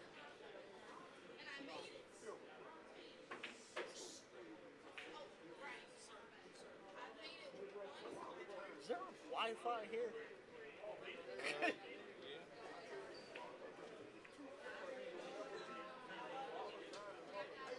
You play Jason? I have no idea, Chief. I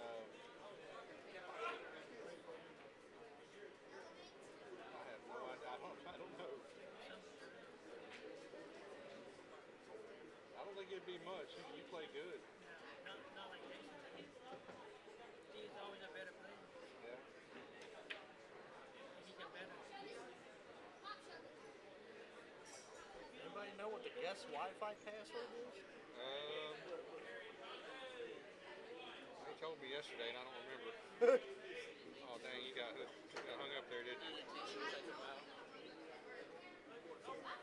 Oh, no, he played that on purpose. Okay.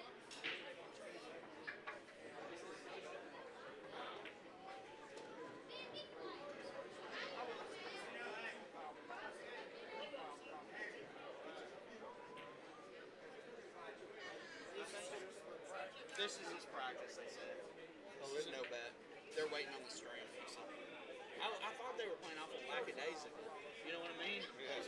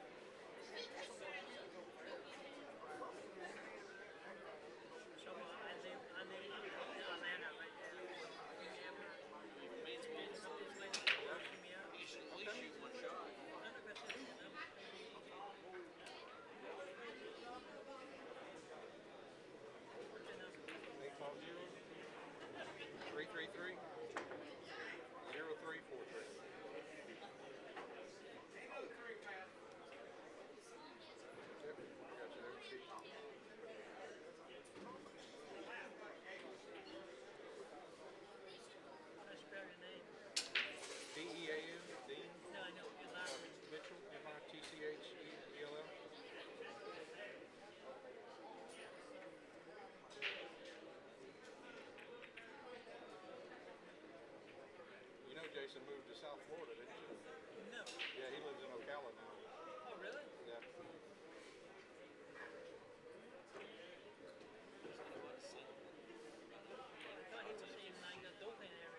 He was. His wife got a good job down in Ocala. Yeah. She takes care of him for sure. Yep.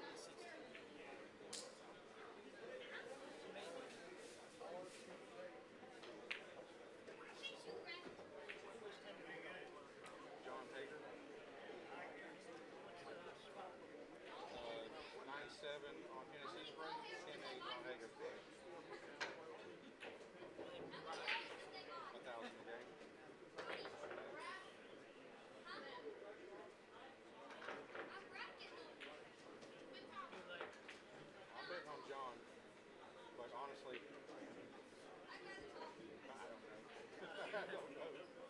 They're both really good.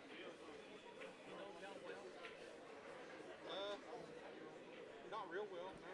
But Yeah.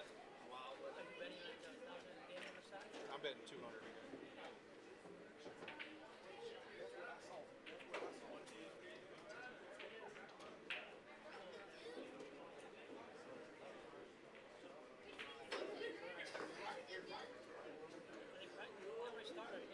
No, they're practicing. They're practicing right now.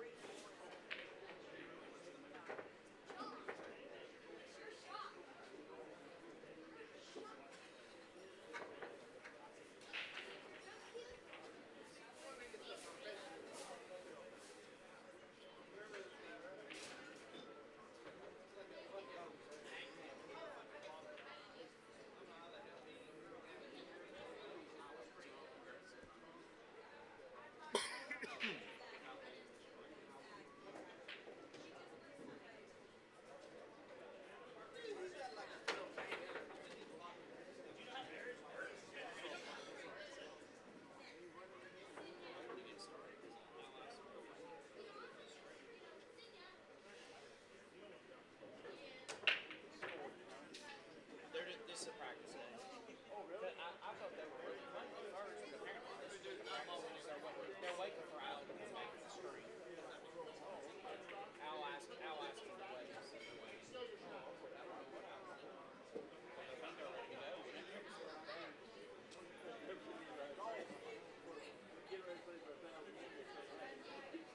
Right.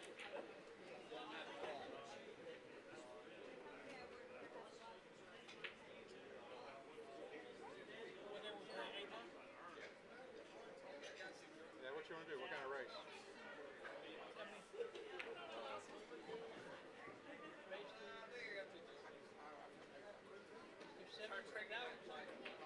don't want to bet that high. You're gonna beat me. How do race to 5 for 100? Race to 5 for 100. 100, yeah. From you? Huh? What you thinking? I'm thinking 200? 500 something else now.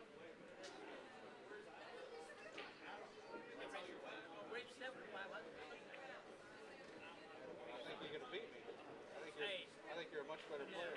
I don't think so. And we never play April. There's something to do. I was here for my message.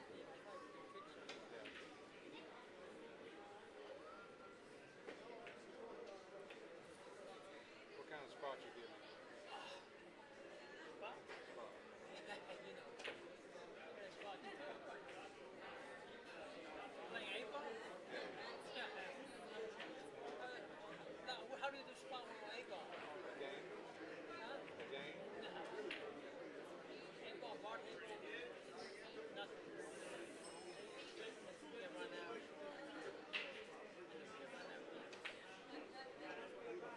I played terrible.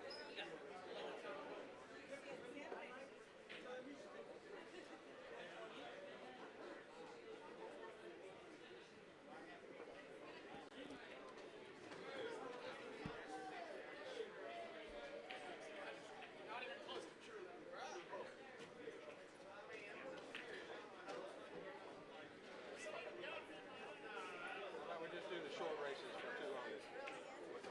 Race to 5 for 200. Or you can do race to 4, a little faster.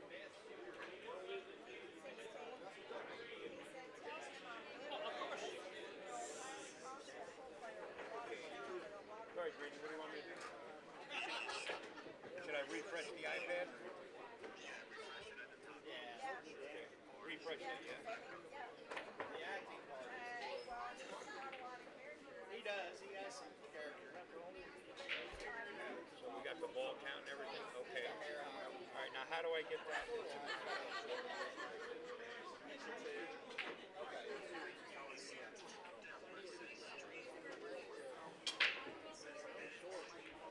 I see URL.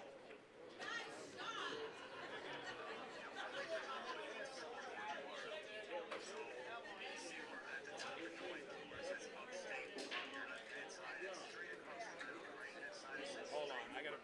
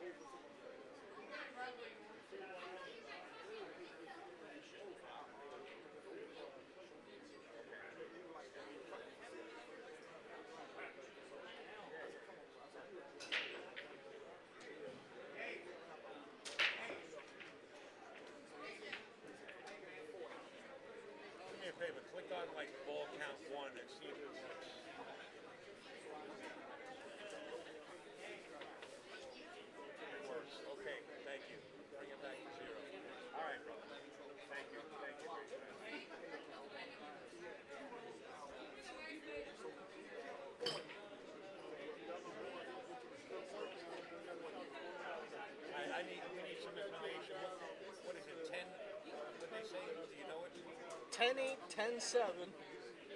So it's 10-7 when Hager breaks. It's 9-7 on Hennessy's right. Okay. 10-8 on John Deere's right. Okay, you know what? Let me put a text in here. 'Cause I ain't going to remember that shit. Yeah, hell if I remember it. Yeah, I'm not going to remember it. The only thing I know is it's 1,000 a game. 9-7 on Hennessy's right. 10-8 on Hager.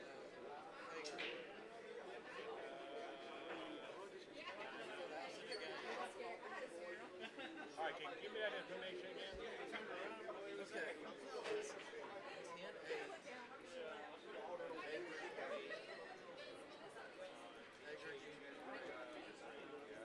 Al, what are we waiting on? You're trying to figure out how to. Yeah, he's almost Oh, got he's it. just trying to. Yeah. I think the natives are restless over here. I'm sorry, 9-7 on Hennessy break? Yeah. Yeah, 9-7 on Hennessy's break. What is it?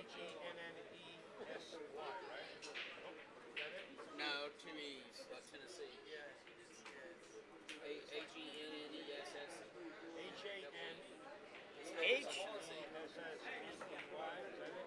S-S-E-Y. Yeah, he used the Y. No. Yeah, it's H-E-N-N-E-S. That's the way he has it. Yeah. Just add another N there, you're perfect. Yep. Yeah. Right. Most of these people. Although there's a Y on this one. Yeah, it's 2 N's. It's H-E-N-N-E-S-S. It's like you spell Tennessee. Yeah. They can go There's now, a right? Y on Yeah. this one. They've been going, weren't they? No, they were playing a practice game. Oh, okay. They were waiting on you.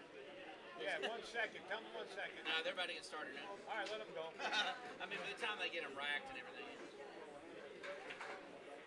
Anybody know the guest Wi-Fi password? Yes, it's the password is the same as the network. Just type it in just like that. Big Oh. time guest. And it's nice. It's fast.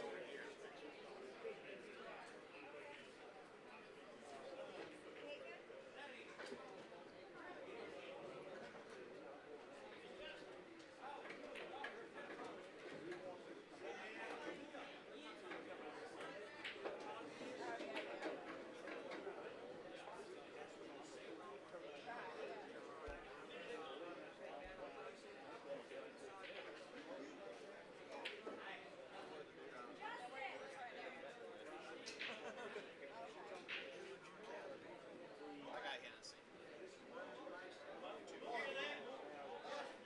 That's it.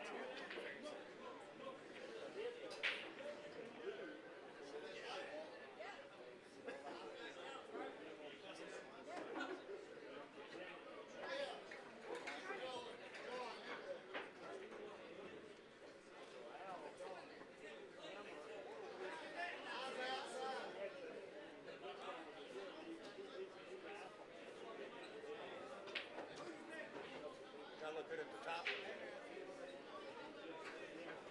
Good. That looks good. You're going to keep the score, right? I got you. My man. And it's only a race to 1. That's all it is, a race to 1 game. It's 1,000 a rack, right? 1,000 a game, yeah. Okay, I'll post that on Facebook. Yeah.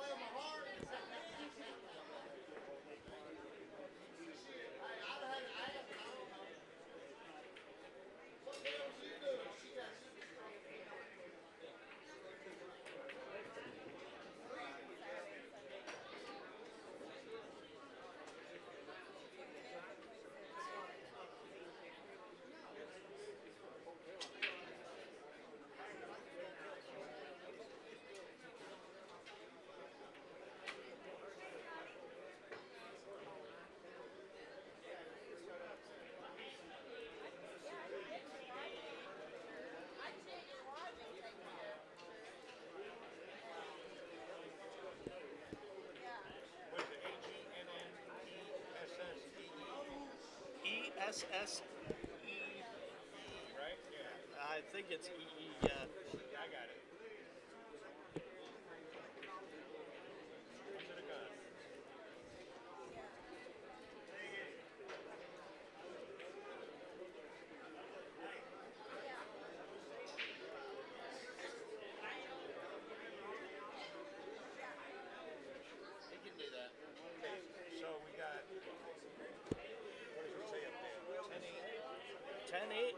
Hager break.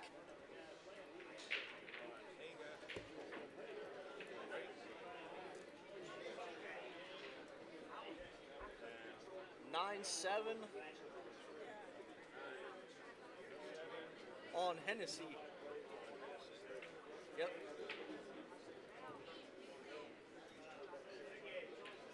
And I'm dogging it over here. Did anybody make anything?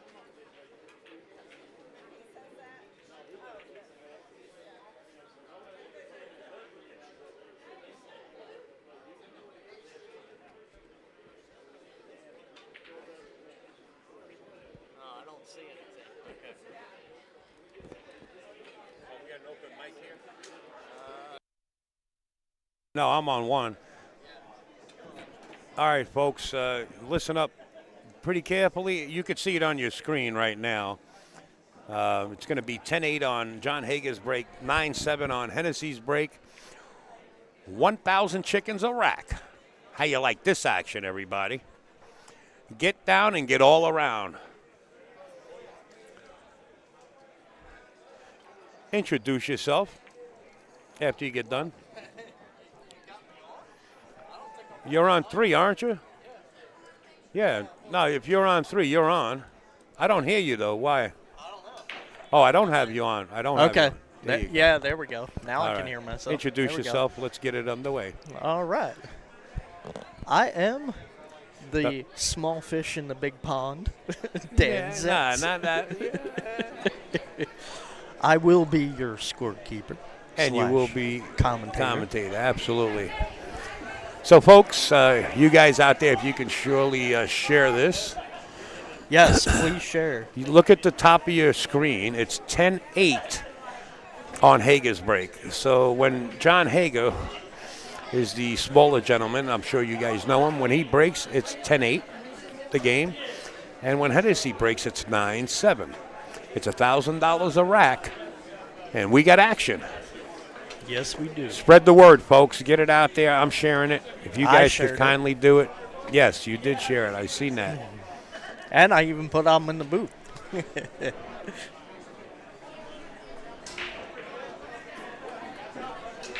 Okay, so this one I can close. And that one we could leave open. Oh, I got to edit the one on YouTube. Oh, okay. Excuse me. I'm sorry. Edit? No, I don't want to end stream. How do I edit the studio? Studio. That's above my head. System setting. Yeah, I'll get it. I got it right here. Okay, let me just full screen this. Edit title. Okay, we're good to go.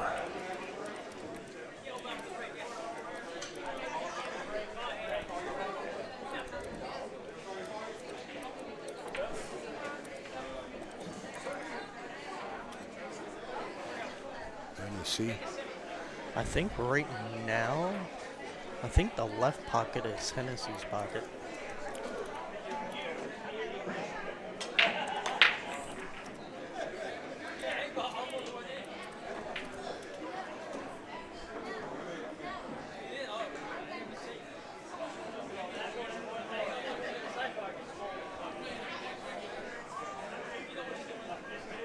So Hager must have broken. Well, maybe. Yeah, because they had 2 coins over on the bottom left.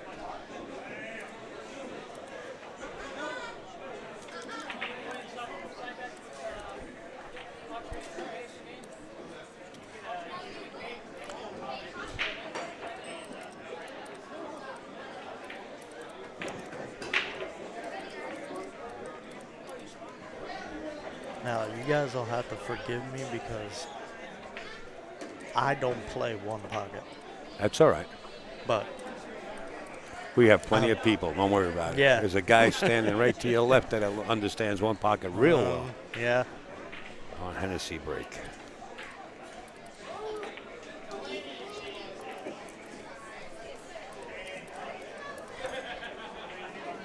All right, Say- so it's one Okay. for Hager.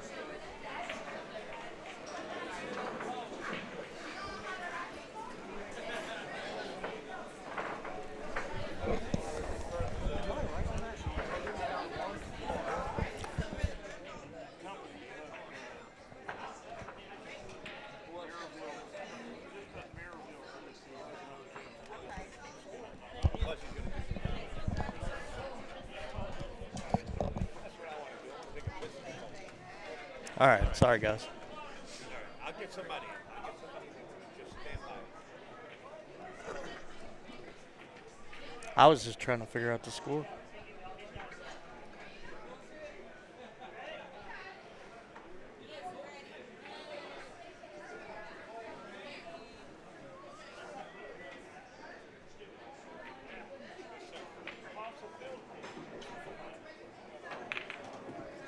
I think John is on -1.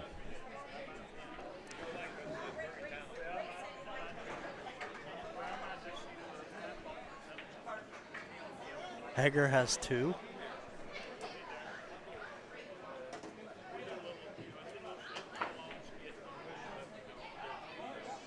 It's a little more than 100. It's 1,000 chickens.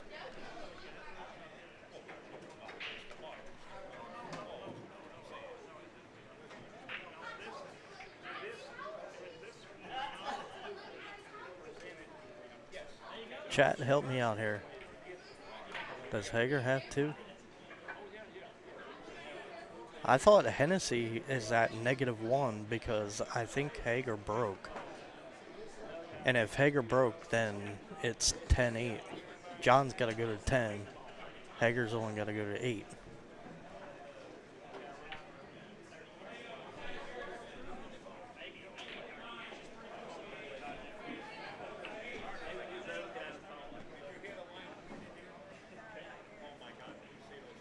Current score is -1 to 2. Oh, is it? I've been trying to look at the table.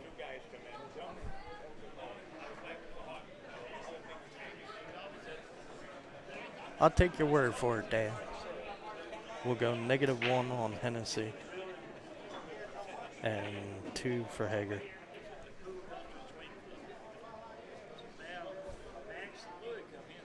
I figured Hennessy was at -1 because he had the 2 coins by the lower left. Looks like Hager just took a foul, so he is at 1. Did you grab my headset? I got number 1. Yeah, you're good. You ready? Yeah, right. Put it on. Matt knows a lot about one pocket, don't you? There we go. Okay. I think There I'm you go. on now. Yeah, you're on. I Matt can hear you. Matt Deck, guys. I'm back in the booth. Loud and All clear. right. So, my co-commentator. What's the score? Am I right on the score here? I haven't really been paying Okay. super attention to. I've been going back and forth. You got to be close, though. I know John Hager made that long bank shot. Yeah, and, but Hager just took a. But he took a foul then. Yeah. So. Because he spotted that ball on the spot. I'm not 100% sure that's accurate, but I can't argue with it either. I can't argue with it. Yeah, you may be right. Hager banked the ball in, and Henny made a ball in Hager's hole. Henny started at -2. Yeah. Because Hager broke. Yeah. This is just a wonderful match for everybody to sweat right here. This is true gambling right here. This is a great game. It could go either way. Sure can. These guys are both phenomenal one-pocket players, great players. I got a couple of C notes on this one myself. Uh-oh. Matt's got a horse in the race. Yeah, I figured I would gamble a little bit on. I got Hennessy. Wow. Look at this. Great shot. Wow. Great shot. So what's he Shots like here? that are a difference maker a lot of times in a one-pocket game. Yeah. If it would have froze up on the 9, it would have really been the nuts. Yeah.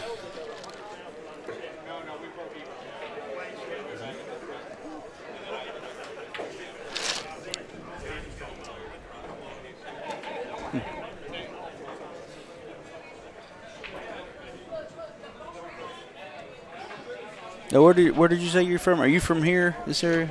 Not originally. I'm Okay. from Pennsylvania. Oh, Yeah, okay. the Philly area. Yeah, you didn't sound like you were from the South. I'm not from these parts. I was actually just in Philly a couple weeks ago during the whole 250-year celebration. Okay. Brouhaha. Yeah. When it was like 100 degrees and everybody was flipping out. because they're not used to 2-3 days in a row of 100+ heat in Up Philadelphia. there they are. Yeah.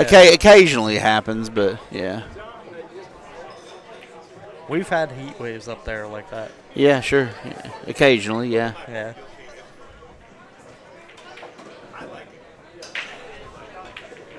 Yeah, I'm a damn Yankee.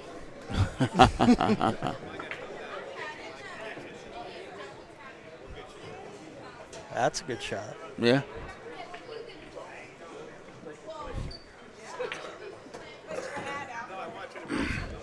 Hennessy's got a lot of balls on his side.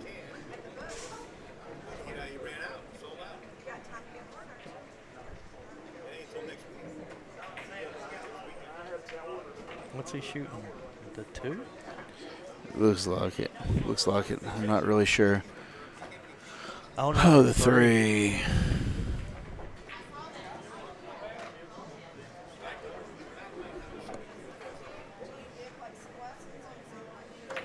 Dan Richardson said, "What's up, Matt?" Oh, hey, Dan.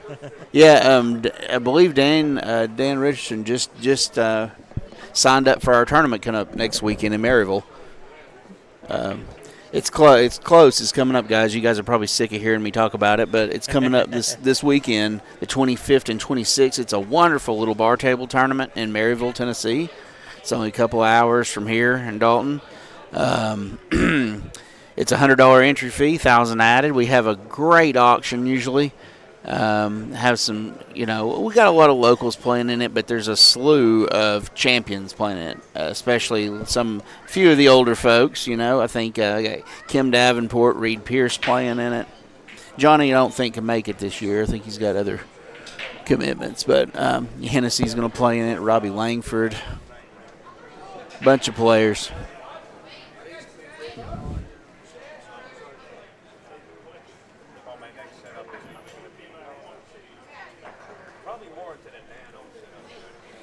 Thanks, Dan, for saying the good words about the tournament coming up next weekend. It really is a great little tournament. It's a lot of fun. I was thinking about getting in it. We just Al sold it for me. me. we just got the tables recovered. They should be playing great by this coming weekend.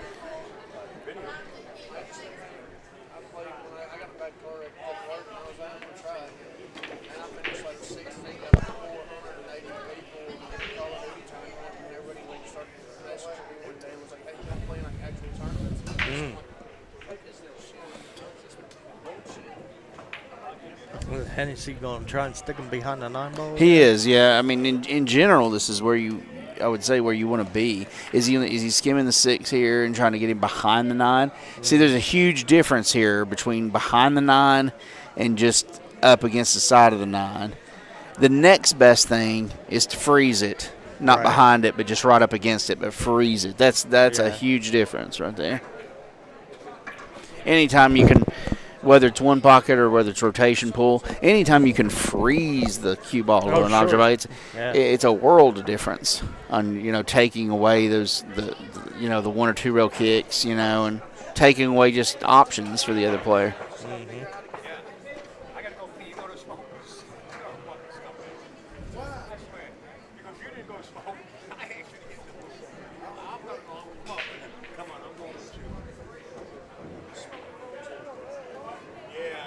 He's straight back in the 1. Yeah, Wow. That's what he was trying. Pretty good. Yeah.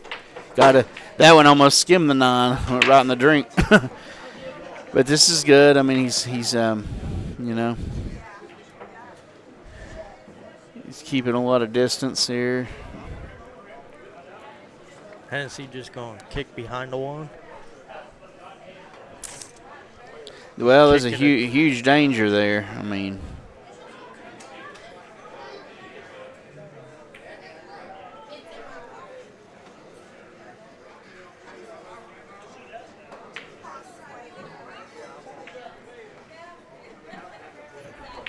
what's he doing?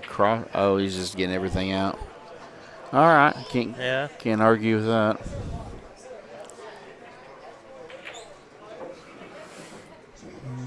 Hey, Jim McKelvey. Thanks, buddy. I appreciate it. Upstate Al will be coming back here in just a minute or two. I think he just needed a potty break or just a few minutes to talk to the crowd. That's a good shot.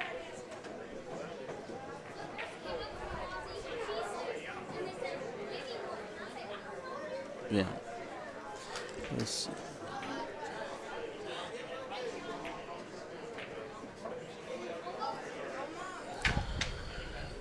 So we haven't had much of a change in the score here, have we? Nope. Haven't had any balls. So Hennessy still owes the ball, we think, huh? Yeah. Hennessy's on the bottom left. Yeah, it's his coin there.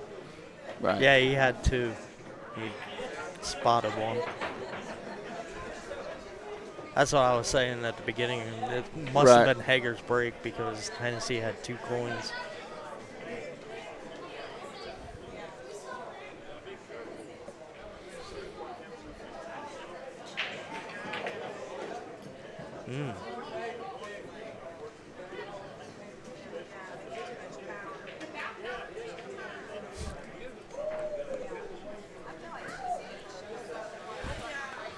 When do we get to see Matt Deck on this table? Johnny was trying to get me to play a game of straight pool a minute ago before they got started with this game. I said, I played like 3 games of straight pool my whole life, man. He's like, I'll spot you 50 points. I'm like, gee, thanks. Hager's down to 0. All right.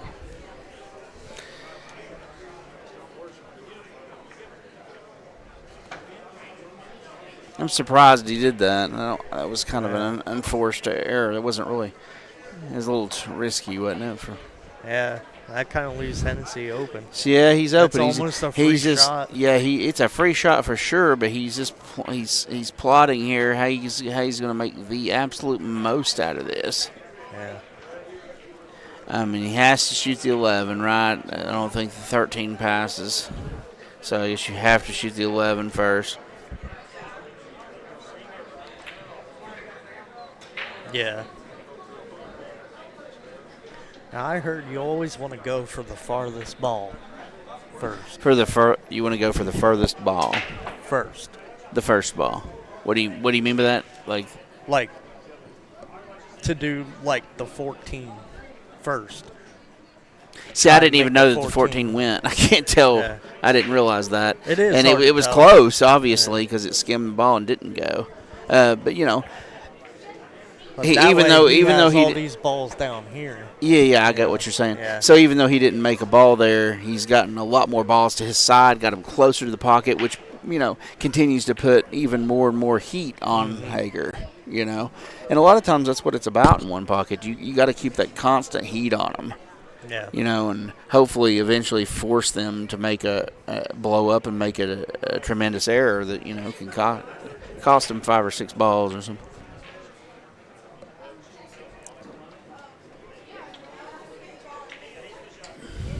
So I really like Hennessy's in from here with all these balls as they are. Yeah. Even though technically he's a ball down here, that can change real quick. That doesn't mean a whole lot. I mean, look. Just from the. Hennessy's shooting right here. Yeah, from the few one pocket matches that I've ever seen, there's definitely it can go either way at any time. Real quick. Yeah. See, I don't even think Hennessy's going to shoot at this. No. That 11-14 is off angle. Yeah. And plus, it just doesn't give him as much. What has he got after that? Yeah, it doesn't give him as much advantage as it does just leaving there, keeping that heat on him. He's what he. I mean, you could shoot it, but you'd have to cut the 14 pretty thin to make the 14.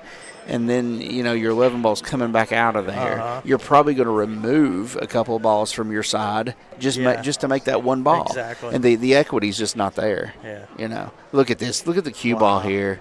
That was – people probably don't realize it, but that was a tremendous shot, the way he executed it. His cue ball was phenomenal. No, the ball that he banked – 3 rails or 2 rails out. If it would have just missed that ball at the top of the table and come down table, people don't realize that that was really, really close to being an excellent shot. Excellent shot. Yeah. If it would just not hit that ball up table, it would have come back down and been really close to the pocket.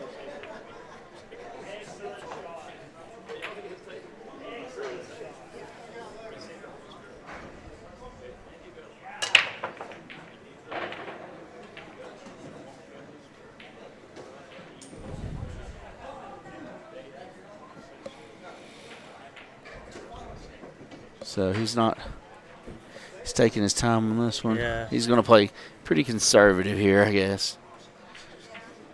Yeah, he kind of. Oh, he hit the point. Ooh. He hit the point. Ooh, that is definitely not what he wanted to do there, I don't think.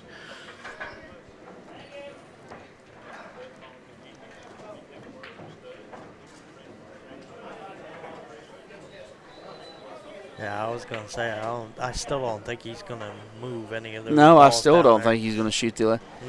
He might, but I don't think so. I don't get it. I don't think that's the best choice. I mean, he wants to continue to keep this heat on him. Yeah. He might shoot the 8. Yeah, I think he is going to shoot the 8. 8-1. Well, good shot. That was. And look at the speed control. Look at where Yeah. he's leaving his cue ball up here and keeping that huge amount of heat on Hager all the time. And sometimes it's better to leave a ball in the hole or really close to the hole than to make the ball. Very often it is. Yeah. You have more equity just Oh,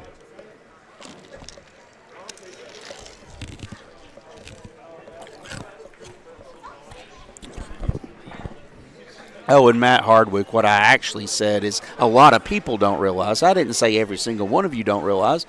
I understand a lot of you guys out there are one pocket players and great one pocket players possibly. I am actually not a great one pocket player, but I do know enough about the game to make a few comments. So I know nothing about the game. I've played one pocket maybe twice in my life. Yeah. No, I'm just saying I'm sure a lot of people out there that don't really know a lot about the intricacies of the game and why sometimes it's better to leave a ball close to the hole instead of just making the ball,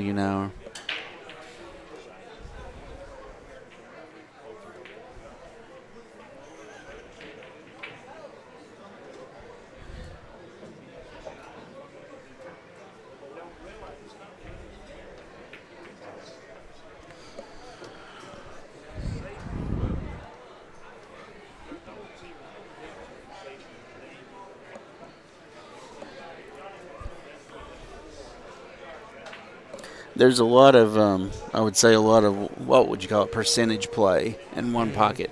Like, you got to look at what you're going to get out of the shot if you do execute it well, versus what you could be giving up if you don't execute it well.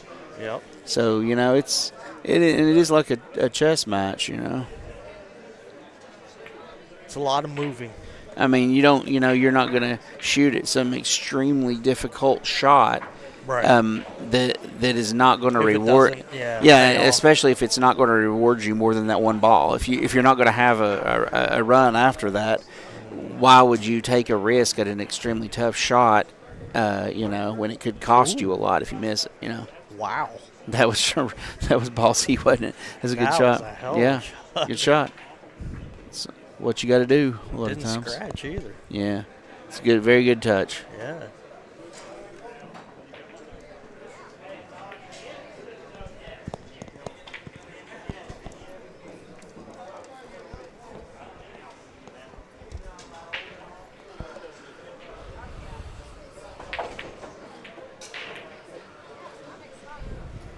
Spotted up.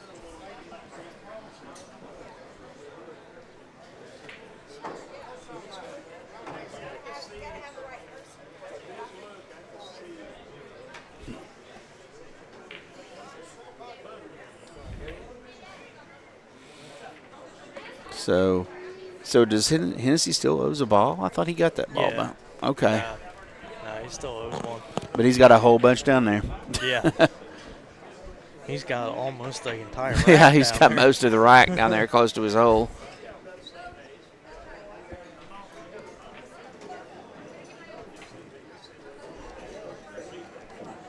That was a hell of a shot making that 10 ball in that corner. Mhm. Where that 2 is. That was a great shot. Because now Hager's got to try and think of something to either kick some of them over to his side or. Yeah, you really, in this game, you really want to force your opponent into some really tough decisions, you know. You really want to put that mental stress on them.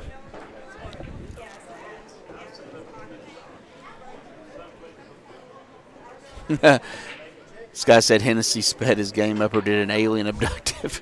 You know, I've known Hennessy for at least 30 years, since we were kids, basically 17, 18 years old. Wow. And he didn't play slow. He used to play actually fairly fast. He did go through a stage there,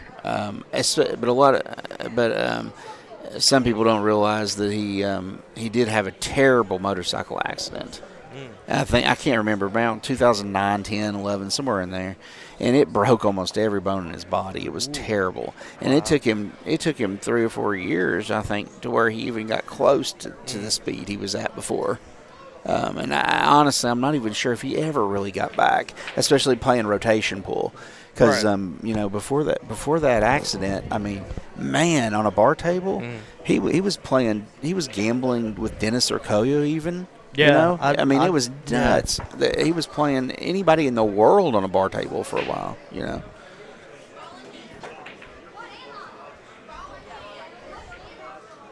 Okay, good cue ball. Yeah. These guys, you ever know? I think one of the clearest signs of great players is how quickly they adapt to the speed of these tables. Mm-hmm. You know. Yeah. I mean, you know, on a shot where just a quarter-inch difference in speed makes a world of difference. You know, these guys are just every shot almost freezing them to the ball. You know, their cue ball is within an eighth of an inch of exactly what they wanted. It's so crazy. Me, I'm lucky if I win a lag. I mean, shooting a shot where it's like length of the table, and these guys are getting it within an 1/8 or 1/16 of an inch of where it's just amazing to me. Now I can, after you play for hours and you really dial in, I understand, but these guys just right away, like Hager hadn't been hitting balls on this table. He just jumped up here and played one practice game and. But, great players will adapt quickly, even if they're just watching people play on a table. Yep. They'll absorb it, the speed of the cloth, the speed of the table. I think that really meant a lot back in the day when the road players were constantly playing on different equipment. Yeah. Every town they went, every table was different, Sure. So you had to adapt really soon, really quickly,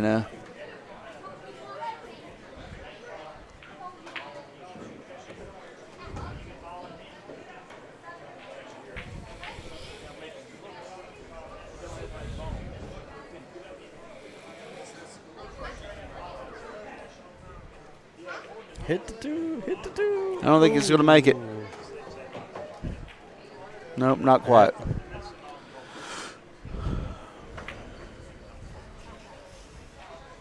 Yeah, he's going to bring So there's another ball. He's going to bring the coin back up. Mm-hmm. So Hennessy owes 2 now. Yep.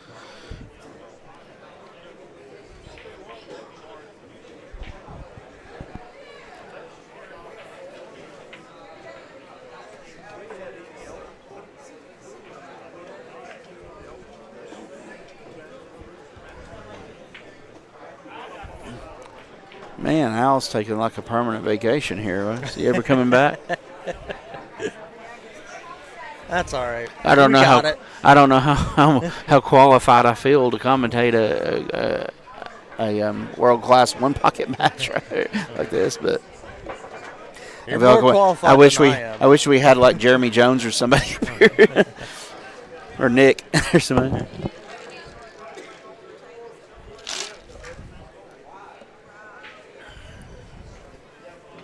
Yeah, the spot is across the top of the screen. Oh, is it? Okay. Playing for 1,000 chickens. Iraq.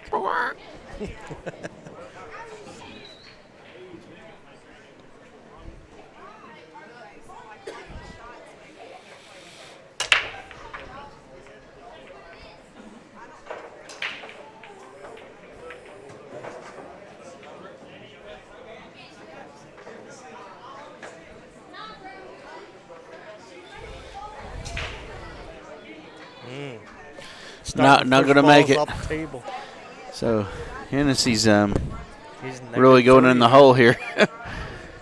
He's 0-3 now at this point, I think. But if you notice where he's leaving the cue ball, Yeah. he's really jamming him. He's not giving up anything.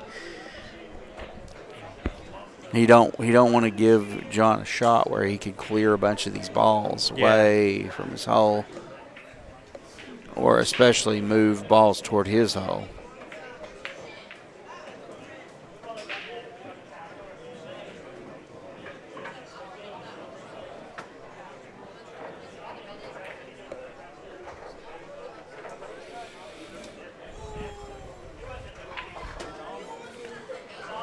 So yeah, it's been a pretty conservative game so far. This is traditional old school one pocket here.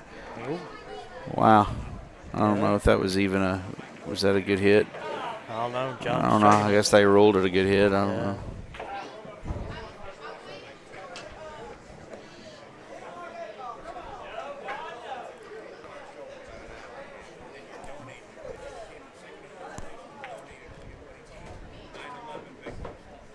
Okay, and Dan, thank you for the explanation on the spot. I guess we didn't really go into great detail on that. So when they're playing this game in particular, they're playing 10-8, 9-7. So 9-7 is a slightly stronger spot than 10-8 is. Hennessy's giving up the spot. So Hennessy goes to 10, Hager goes to 8, or Hennessy goes to 9, and Hager goes to 7. So when they're going to 9-7, that's on Hennessy's break. Because Hennessy has a slight advantage when he's breaking. So in that situation, he's giving up the slightly stronger spot. So it goes back and forth depending on who's breaking.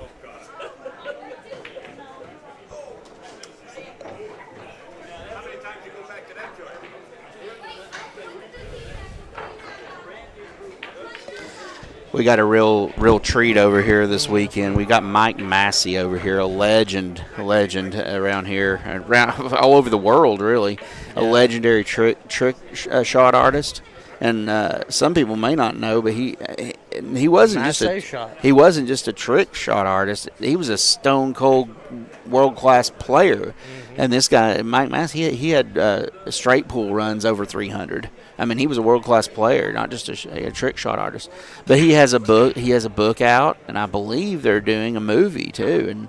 And they can tell you more details on that. But I got a couple copies of his book that's out.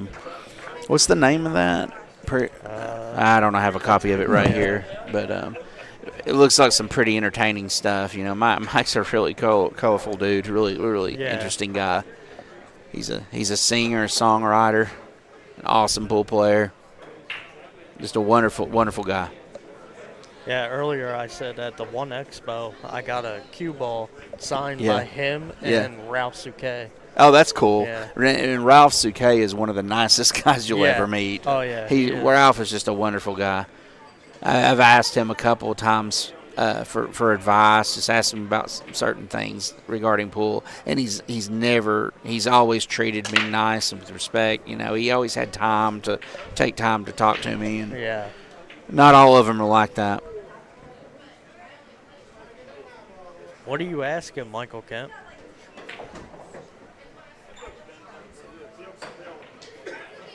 Hennessy goes to 10 right now on this rack on this game because Hager broke. So Hennessy has to go to 10. Right. And Hager only has to go to 8. Yeah, when Hager breaks, Hennessy goes to 10 balls and Hager goes to 8.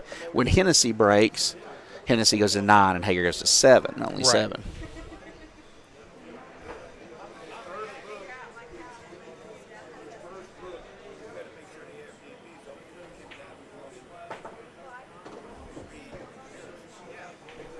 Boy, they got quite a cluster down there.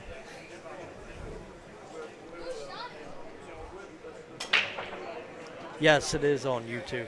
It should be on the same YouTube channel. Yeah, it's a free stream. If you just go to Upstate Al's page, it'll be on there. Or it is. I'm sure it's probably in the link. It's on YouTube. Yeah, absolutely. But Dan, yes, Mike is still here. Mike Massey is still here. Yeah.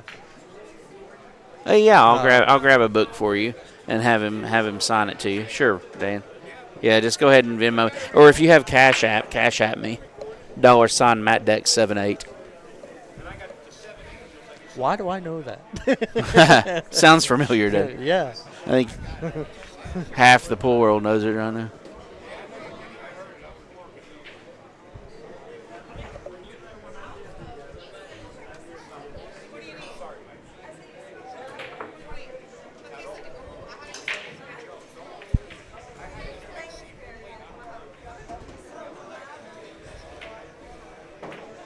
Wait, what was that SVB comment?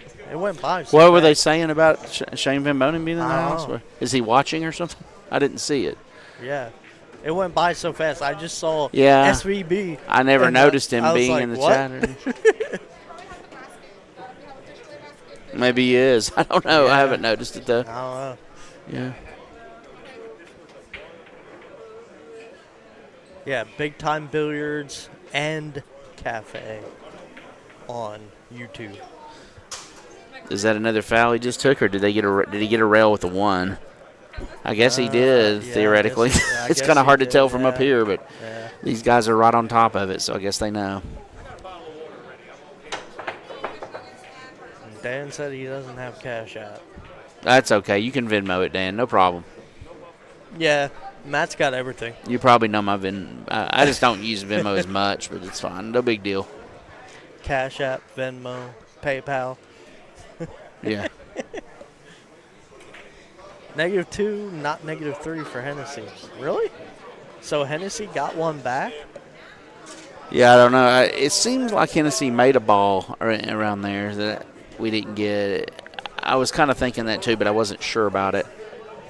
Al, can you see the coins on the table? Does there's Hennessy only at two. -2? I think there's only still 2. I'm just not sure. I'll put it. We'll go with it. We'll roll with it. We'll find out soon enough anyway. I was pretty sure I think he hit the into the rail when you all marked them as -3.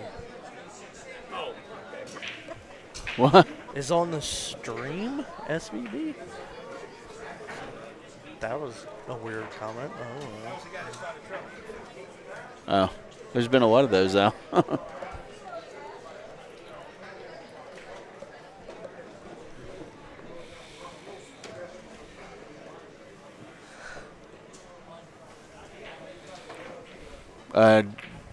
Dan, I believe the book's just $20 is what Mike was asking for. That's what I paid, at least.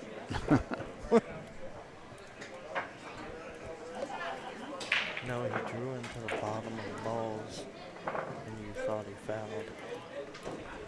I thought he did. I guess not. I don't know. Well, Hager owes one. Well, look at this There's line a of balls coin. on the bottom rail. It looks like Yeah, there's a coin. looks on like they're almost Hager's side. straight in. So Hager owes one, apparently.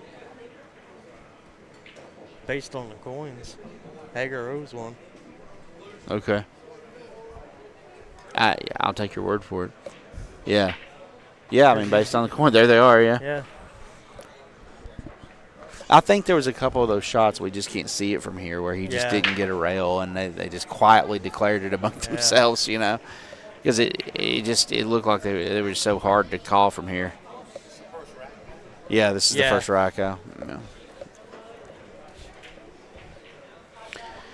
And this has been a true classic one pocket safety duel here. This is not a aggressive game so far. Yeah.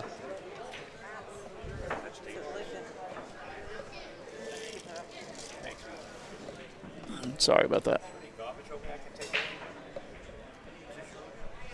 No. This one is. Is this the same game? Yeah, this is the first. This is the first real game.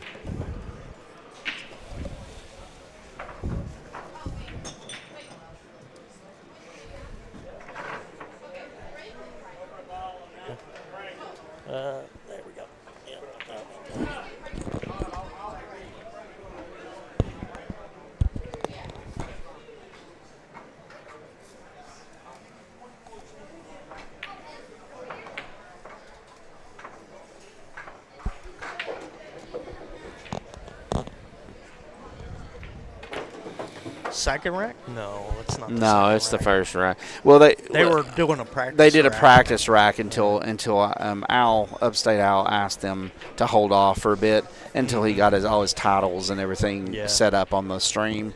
So they were just playing a practice game, that first game. So this is the first true game. He's thinking long and hard about this one. Mm-hmm.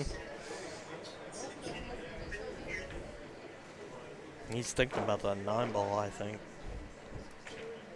Oh, really? You think he can? Well, he might be able to I don't know. skim it by there. Yeah, I don't know. Go. Yeah, that's what it looks like he's eyeing up. Yeah, maybe.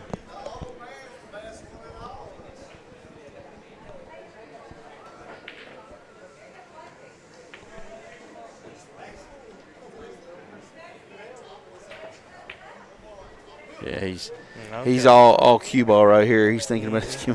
Good speed though. He froze him up on the 13 or whatever that ball is, 13 maybe. Good shot. 13. Yeah. See that was a very conservative, thoughtful, shot where he moved that ball over to his side, putting more and more, heat on Hennessy. Even though Hennessy still has the majority of the balls on his side. This is a good shot, good speed. See, he's got him over on the side, on his side of the table, but he's got him doubled up on these balls. See, you'd have to have your head examined to shoot one of these. I mean, with all these balls on Hennessy's side, there's no way he can shoot it this 9 or 2, combination shot or anything.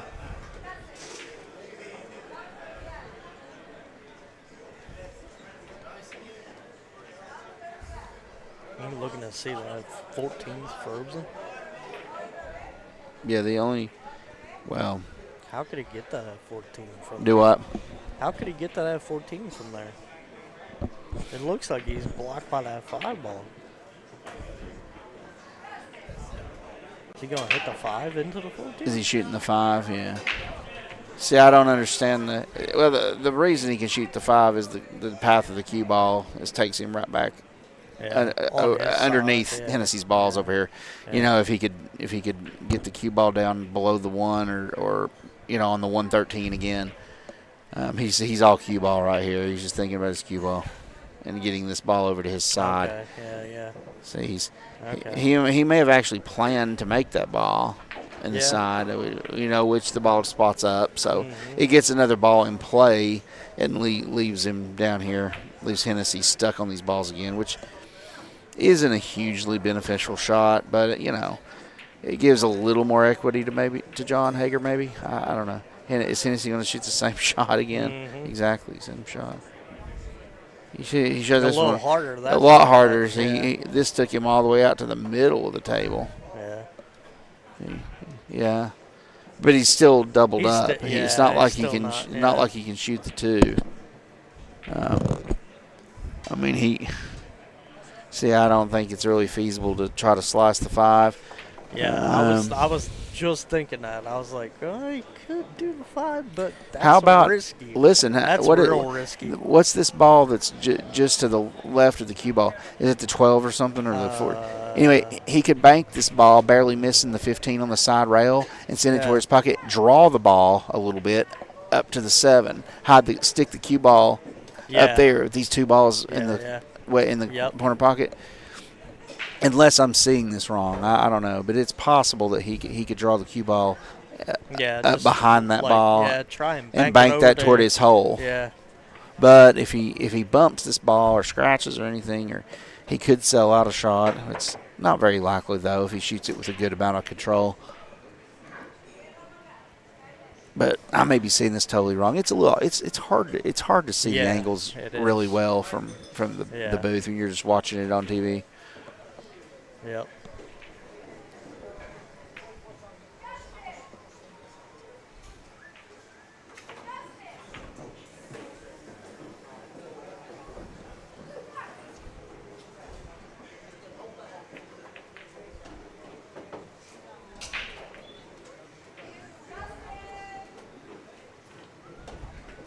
Look at that. He shot the shot I talked about. Yeah. Left the ball in the jaws and put the cue ball exactly where I said. Yep. Well, how often am I right? 1 in 100. Huh? Pretty often. No, yeah, 1 out of 1 so far. Huh? Wow. I guess I saw it kind of correctly. Yeah, I felt like that was the shot.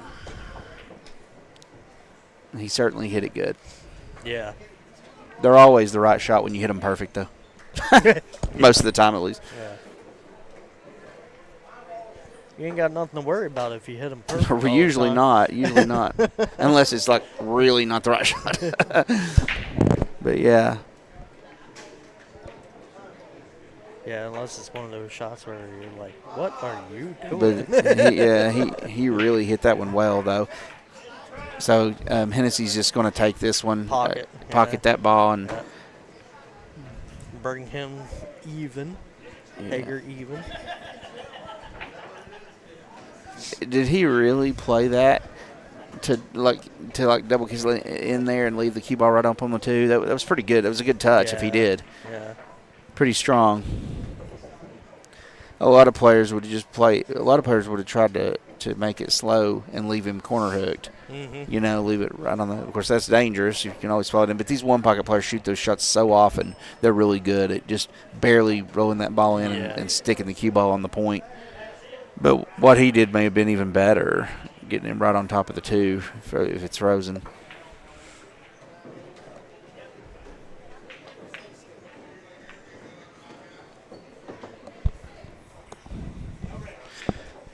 Man, if these games last this long, I may not be able to sit through 5 or 6 of them. My road partner over here looks like they're crashing out on me. Well, they hit a rail. Yeah, he got a rail. Yeah, for sure. But is surely Hennessy going to shoot this ball? I mean, he might, but see, there's really no reward. You got no other shot after it, you know.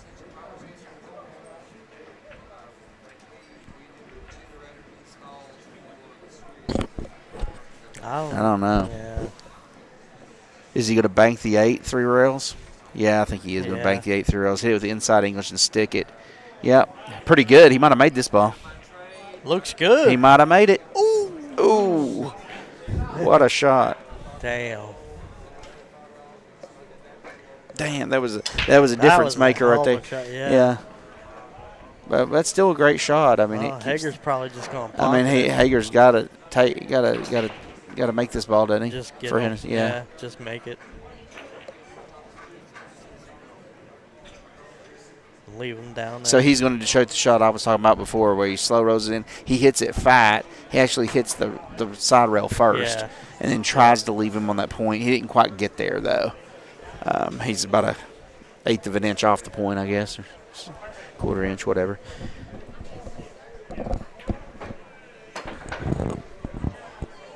What's up, Mike Rudd?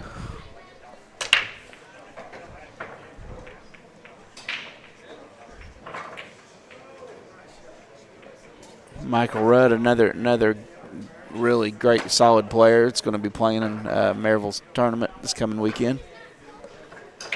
He's placed in it a handful of times. A bunch of times he's gotten 3rd, 4th, 5th in that tournament. He's been very successful in it. He won it one night.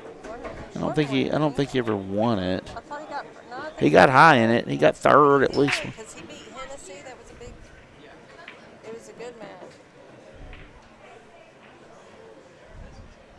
I don't know, ask him. I think he won. Yeah, I'm not sure. Michael Rudd, did you ever actually win the Maryville Open? I can't remember. Farrah says you won it once. I remember you getting 3rd, maybe 2nd, a handful of times in the top 5.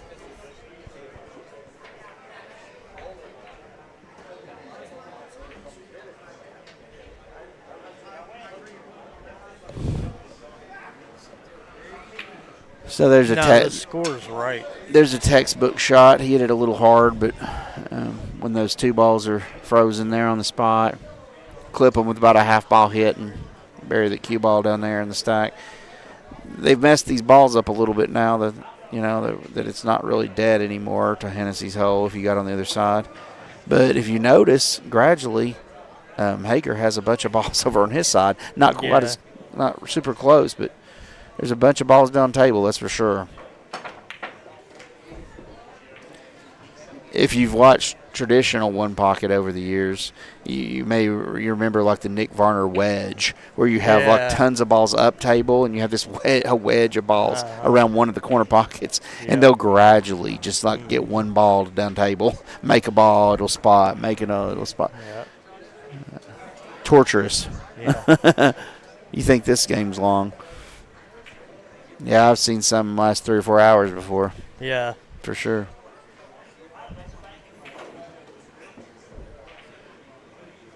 So that was a good shot. It was a good shot. Yeah, I think he was trying to clip the 7 ball there, hoping to clip the 7 ball. Does he not? I mean, is he really going to shoot this combination? Does he not? Does he not realize that the 8 ball goes? Surely, can he go 2? Couldn't he go 2 rails? I don't know. It would be tough to get position on another ball. That's a 4 ball, I think. Is that the 4? I can't. The colors. I think the 8's down. In you're right. Yeah. Pile. Well, whatever it is, you know what I'm talking about. But yeah, I think you're right. I think it's the 4. But he's shooting this combination. Yep. It will allow the cue ball down. Yeah, it was. Well, it was almost straight in. I didn't realize it was that straight. Well, gosh, when you shoot like that, I guess you do. I guess you do shoot that combination. So, yeah, now he can come up for the 3. Yeah. His balls aren't laying super easy, though. Look at the way they're bunched up over here. He's still got a little work to do. But He's definitely got this one, but I don't see how it's going to be easy to get to the next one.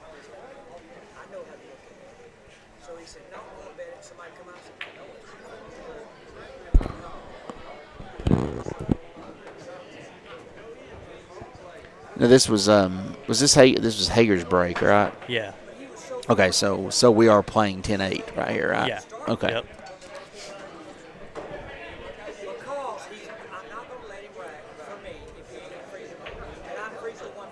Oh, he hit the 3. That was a good shot. Very good shot. Yeah, Very good shot. That so 3 out, that was now he that can was, play the 3. that was virtually perfect. Yeah. He's straight in on the 3, stop his ball, and shoot the 5, come back across for the 10 or 9. Oh, he dogged it. Oh, he dogged it. He was straight in.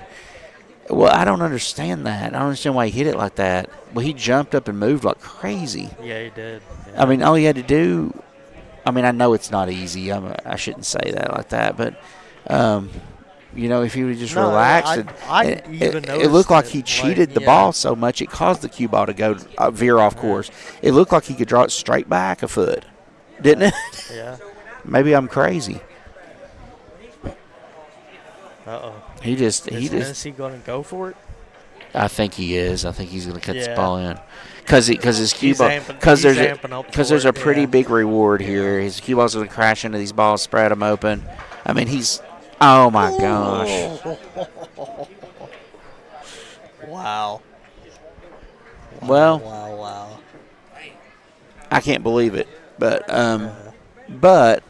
he's got a ball in his hole. He's got another ball over there. He's really got the heat on John Drew. Right there. Yeah. See, he's not even going to shoot his 3. He's going to go ahead and take care of these, I think. Yeah. Because even if he shoots, no reward if he for shoots the 3, it's yeah. a super tough shot to get position on another one, really. So yeah, it's a good shot. It's a good shot.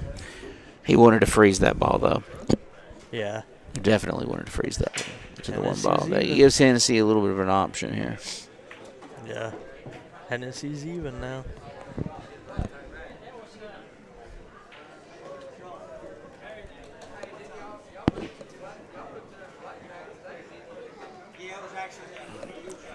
Well, what do you do exactly here? I wouldn't leave him down. Yeah. Okay. If it's going to be this slow, I'm not going to play more than 2 games. I'll dip out after a couple more. Here, Just gonna lay down a little bit. find a room. Okay, whatever. Okay, so he just nudged it. I didn't see it. So that's a good. I mean, that makes sense. It's a good shot.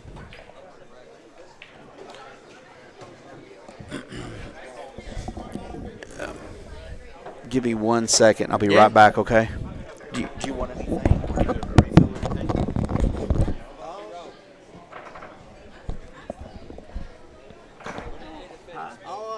What is it, Coke? This is sweet tea, but whatever you want, man. I'll take a Miller Lite if they got it. A Miller Lite? Yeah. I mean, I'll get it for you if you want, or do you have a tab? Not right now. I cashed I'll out get it my for you. tab. I'll get it for you. All right. Miller Lite. Thank you. What's in the bottle? Doesn't matter. Draft, bottle, doesn't matter. I don't care. Yeah, he wants a Miller Lite. Can I have Coke and do you still have cheeseburgers? Do you do bacon? They have bacon. Let me get a bacon cheeseburger with just some lettuce and mayonnaise. Bacon cheeseburger with lettuce and mayonnaise. Yeah, sure.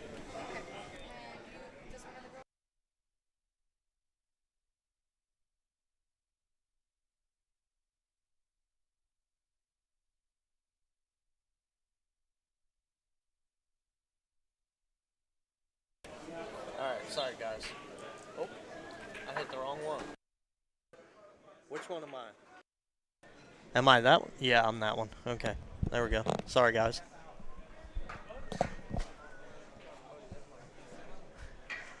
Did I miss anything? Somebody catch me up here.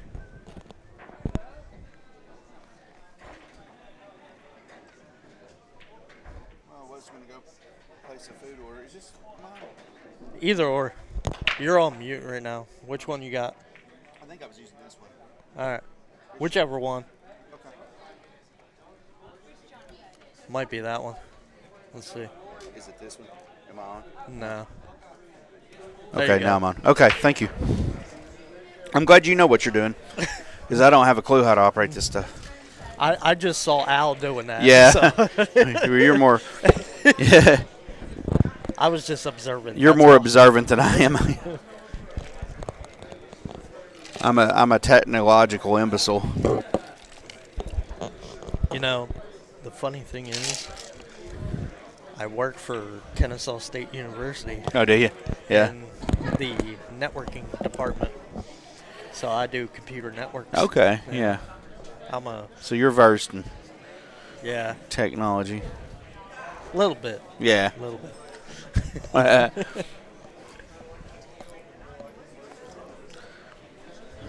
All right, Hennessy, let's get started here.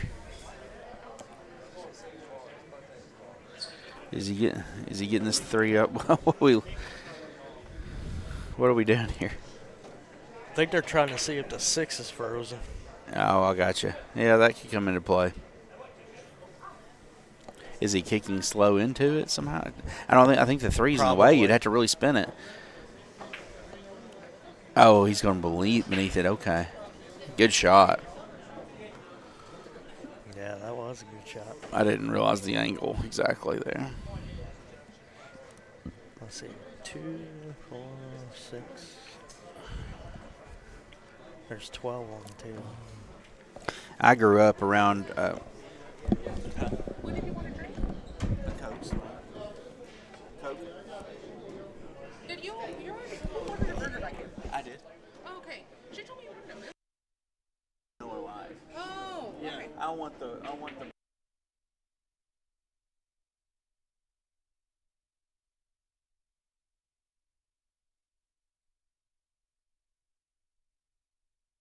Maybe you should write it down. Sorry, guys. We're a little busy, This is the first placing time. some food. Yeah, we're getting a little food and drink order.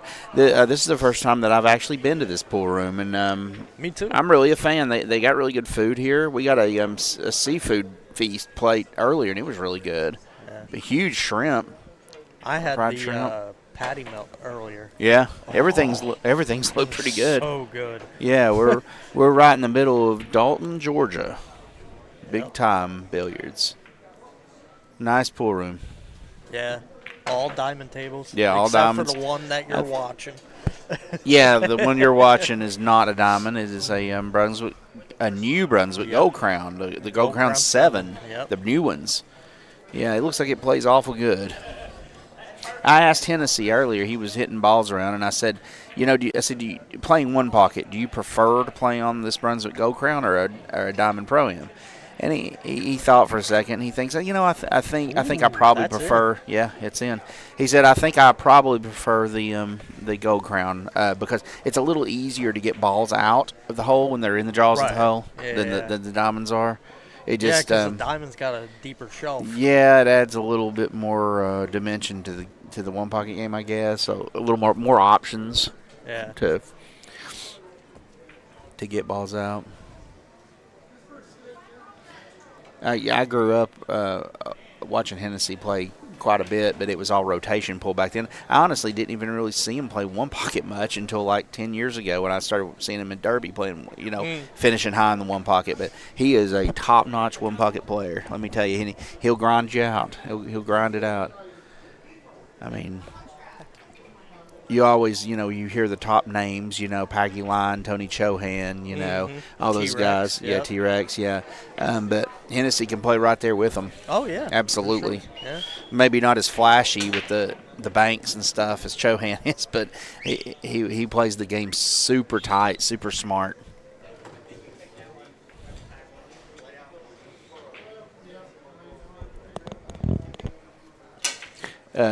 Dana Stevenson commented, tight table. Yeah, it's pretty tight. I think it's 4 1/4. Of course, I think a Gold Crown at 4 1/4 isn't quite as tight as a diamond at 4 1/4. The way the pockets are cut, I don't think they are. I think in general the Brunswicks have a little more shallow of a shelf, which there's less room for the ball, or there's less room for a ball to hang up. When you have a real deep shelf, it's more room for the ball to hang up. So, but anyway, you look at it, 4 1/4 is pretty dang tight, and it's good for one pocket, for high end one pocket, especially with good players. 4 1/4 is a good measurement, I think.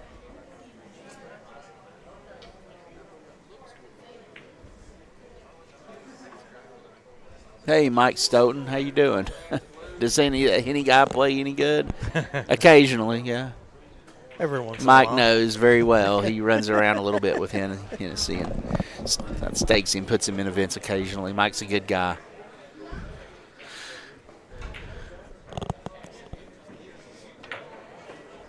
Mike, you coming up this weekend to Maryville? You going to be there?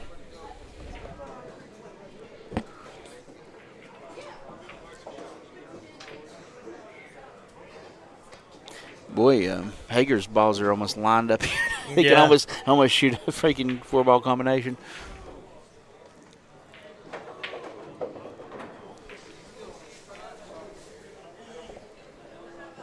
Boy, Al must have faith in us. He's just straight up abandoning us to do this commentary.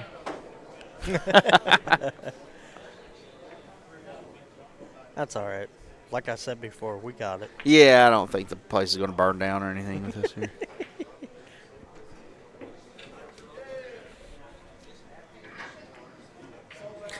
I'm very interested what Hennessy's going to do here. There's a lot of options here.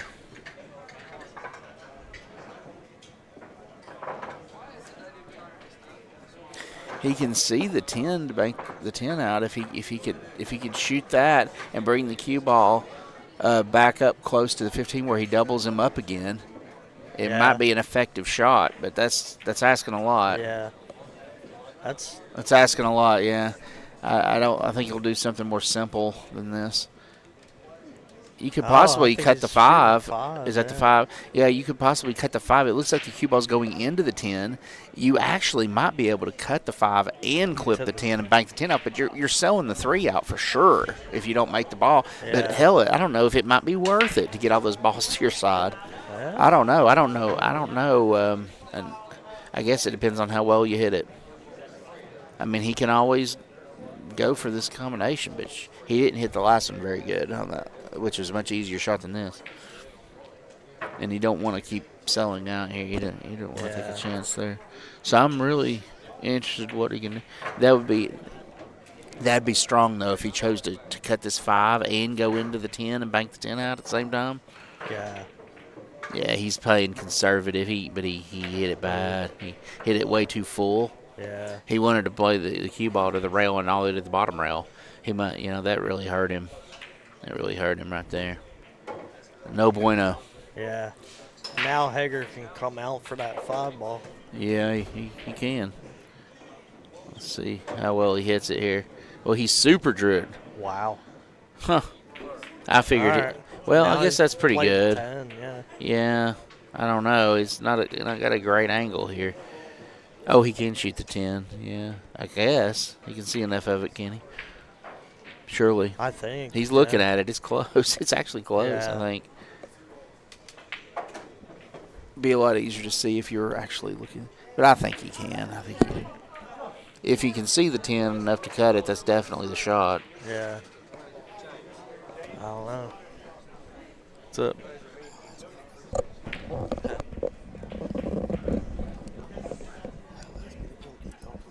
Okay, cool. There we go. All right. Now I'm the only one on. Okay. There we go. All right, guys. We got Chris Lucas jumping into the booth here. I think. Yeah. There you go. You ready? There you go. He's ready. He's You're ready as he'll on. ever be. You're on. You're on live. You're live, baby. I just watch this guy do the same shot 16 times. In a row. Yeah, I know. Boy, Hager so far, he's winning this game 1 ball at a time. He's never made more than 1 ball. This is kind of unusual. It's been kind of an unusual game. Wait, did he make the 10 too? Huh? Wasn't the 10 up there? I think I'm missing a ball. Yeah, it was the 10 ball that he made, wasn't it? I missed it because I was. 2, 4, 5, 6, 7. Man, the screen here, the 9. setup that Mr. There's Al 9 has. on the table. Huh? The screen and the setup that Mr. Al has here, I feel like I'm really there. It's nice, isn't it? Yeah. Al's got like several different screens to look at here. It's got a professional setup that Upstate has.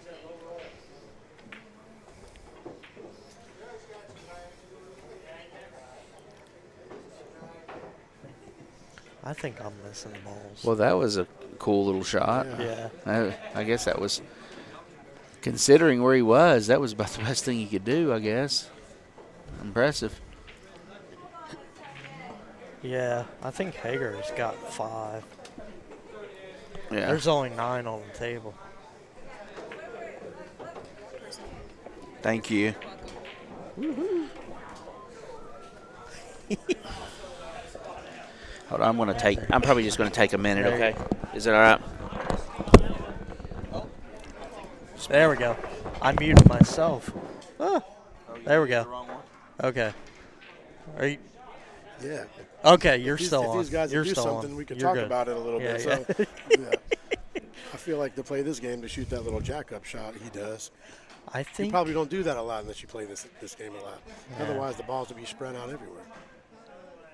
Hager has 5. You missed a 10. Okay. That's what I thought. Sorry about that, guys.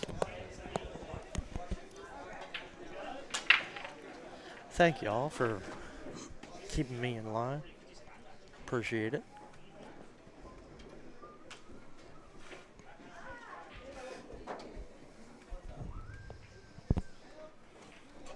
At least I know a little bit. I know. No, that's my tea. Yeah. I don't know. Did she bring your Coke?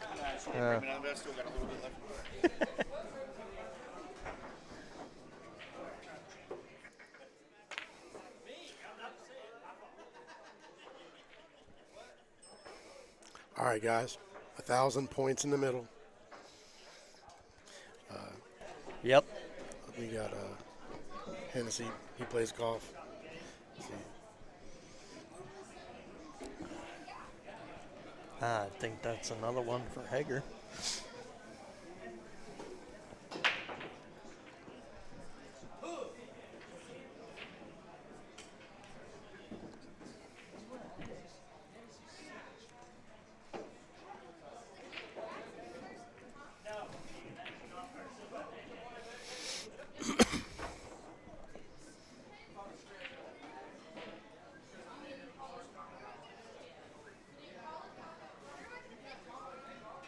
Travis, nobody's up in games. This is the first game.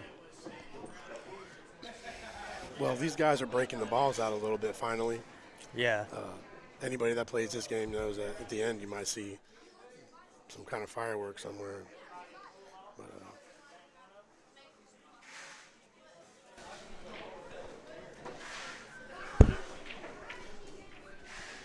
Studio 3212, where we at? Outsville, Omega. Yeah, there's the sponsors. All the sponsors. AZB TV. That's Al. Jonathan Hennessy and John Hager playing this game real slow. It's been a lot of moving.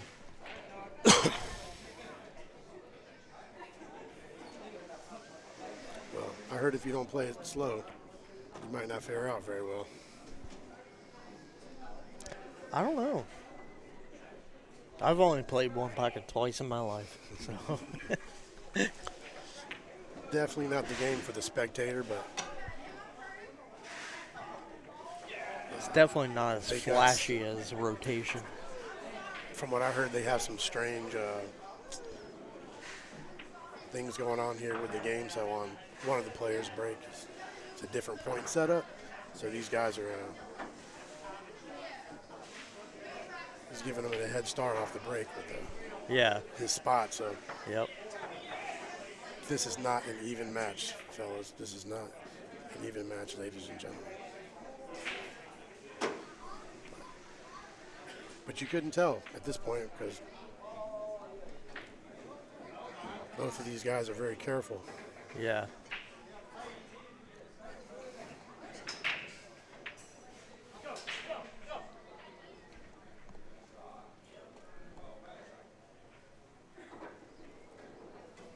Wow. Left. Well, yeah. Hennessy's not going for that 5 ball. I don't think.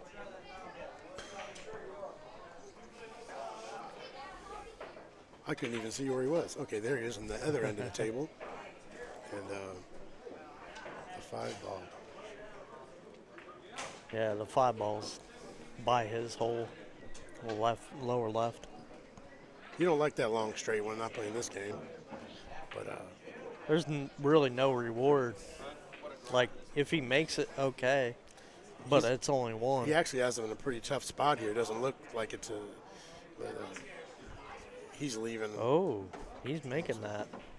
Going back. Okay, what a good thought there. Okay. Kind of daring him. Like, hey, if you want to take it, there's a shot.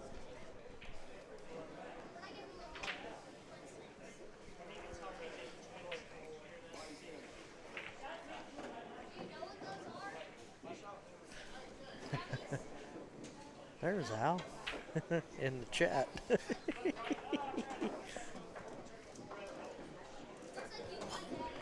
Don't worry, Al. Tiny TV. Yeah. We even got a tiny TV. Don't worry, Al. We got it under control. Right. You're good. So Hager's he's shooting off the end rail. He's going to move the Mr. 5 Hennessy's ball. ball. Yep. And then we're going right back to where we were before, folks.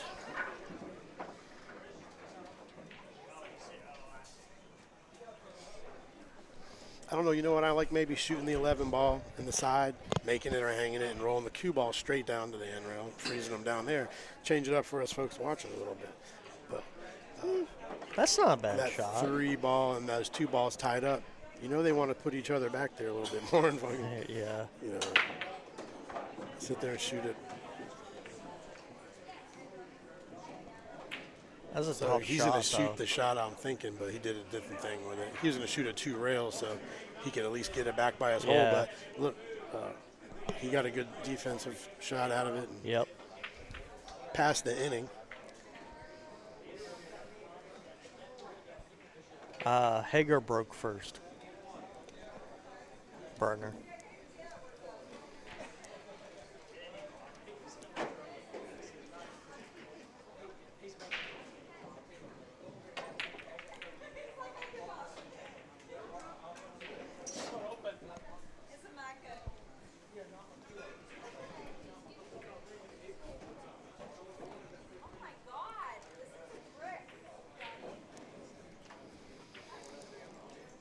And thank you, Big Time Billiards Upstate Al with the Yes. streaming service. And This is an what an incredible awesome setup he's setup. got. Took Yeah. a break for a minute. He should be back. But we're at Big Time Billiards playing on a New Brunswick. What is this? Gold Crown Gold Crown 7. 7 Yep. Table.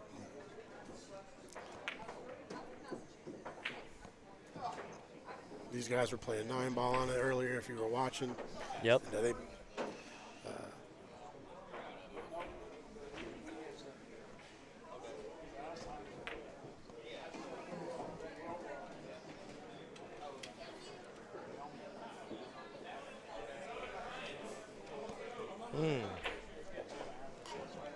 Is Hennessy looking to move that 8 ball? The 8 or the 7. Let's get behind them, move him over to his side. Yeah. He's going to shoot the 9 or. Nah, I think he's going to go behind the 8. He could bank the 9 straight over. It might bank shorter than you think, but Yeah, leave the cue ball in there. But yeah, that's true there too. might be 2 or 3 different things. Unfortunately, I just don't know which is the one. Oh, Okay, he went forward. Wow. Okay, shows how much I know so about the game.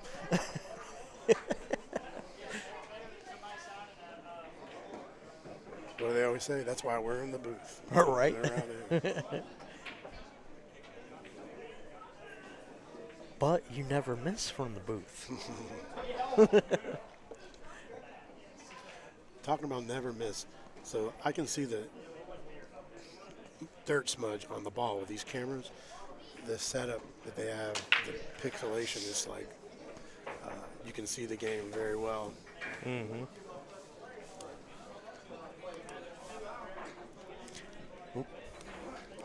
Matt is back. Oh, did I turn something around here? Oh, here they go. They just There you go. I didn't know they There you flipped go. like that.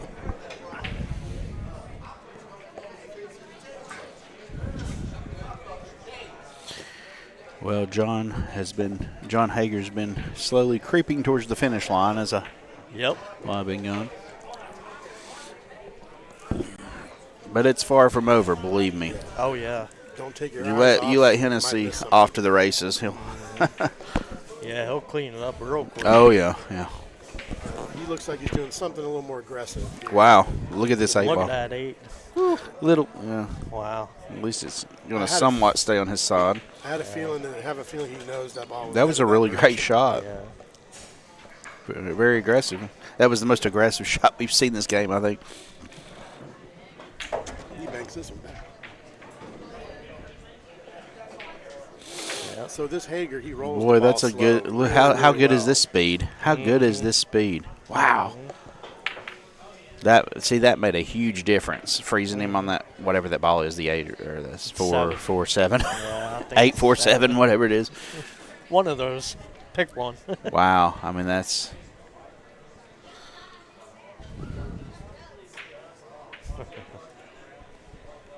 Yeah, that's That incredible. That really Yeah. put a lot more heat on Hennessy being froze up on that ball. But it looks like from the way he's shooting, he's got some options here. Oh yeah, he wasn't that in that bad a shape. Yeah.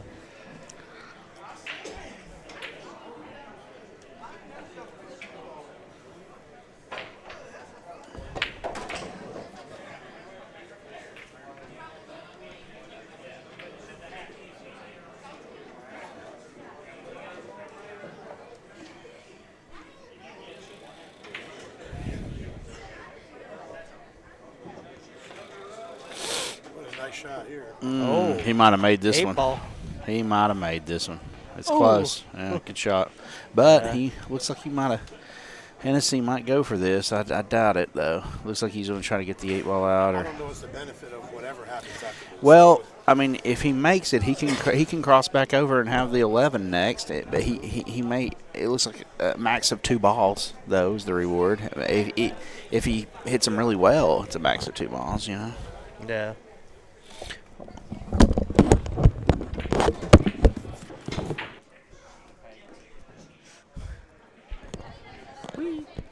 think? Do you think he wants to leave that 15 and that 3 there? I bet they both want to leave those there.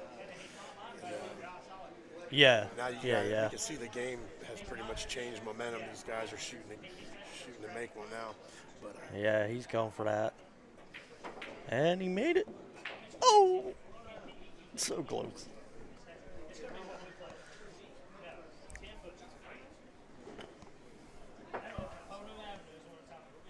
Wonder if Hager's going to go for the 8 or if he's just going to make the 9 in the Hennessy's pocket. Oh, he's going for the 8. man, he put the spinny spin on Yeah. there. He was going to scratch from it. Oh, last ball. Oh, so. that was last ball? Yeah. Wow. All right. Wow. Okay, so we Whoops. got. Sorry. Whee. There we go.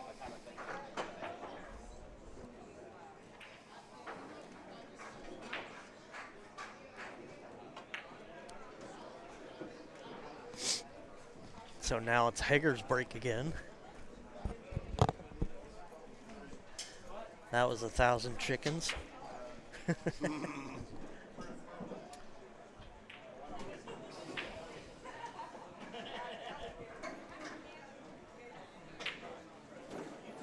Oh no, it's Hennessy's break. Okay. So then Hager's got to go to 7.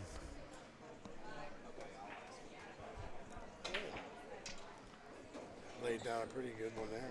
Yeah.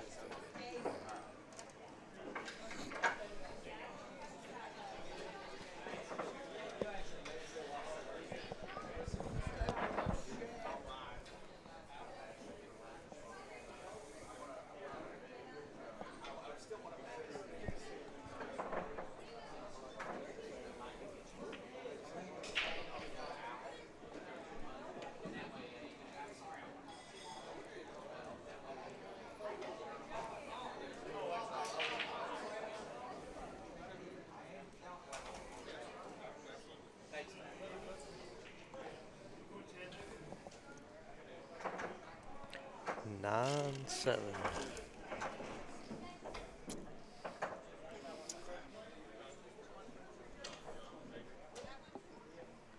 So Hennessy's starting out with -1 if they're doing 9-7.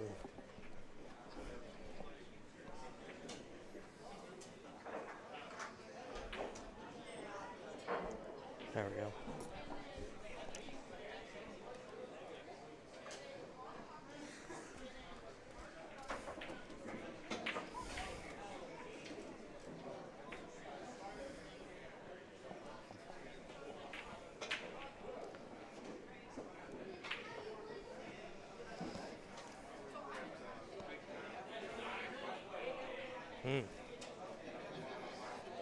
This is first tough. shot after the break, folks. I know Yeah. we already see that we have some stuff going on here. He wants to snug him up back there.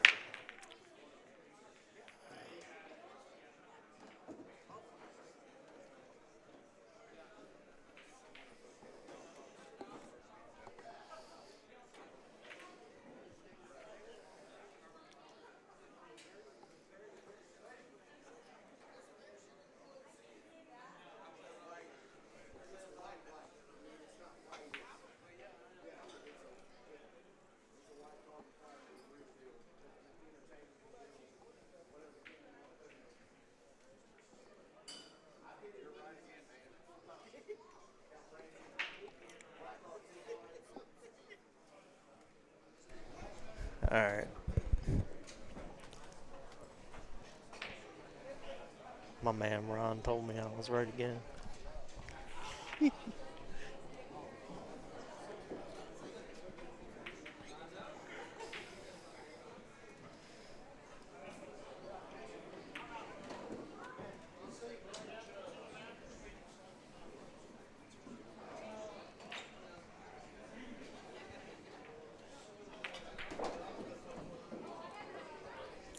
Well, usually when I watch this game, I want to fall asleep, but big time billiards in Dalton, Georgia.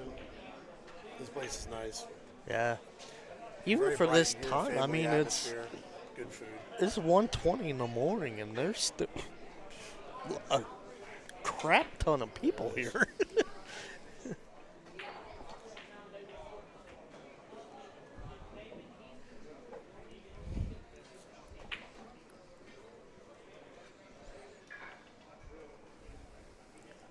I think he's going for it.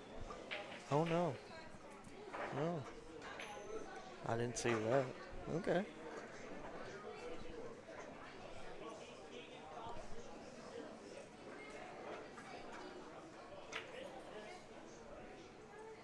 Lining up his soldiers. Yeah, you take your eyes off this game 1 second, you lose Yeah. complete sense of direction. But we got a pretty good break. You can see the ball staying in the same area. You just shoot a 2 rails to Ooh. combo. That's still not a bad Got leave, though. little, Not a defense bad behind leave. the rack. He played a 2-way type of shot there. Yeah.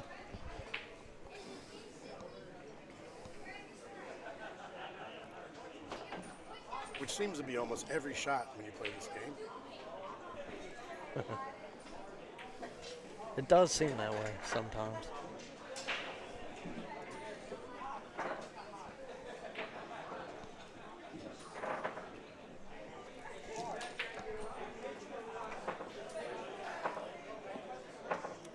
Oh! Wow. I like that one. He played it off the point to the back of the other ball, so.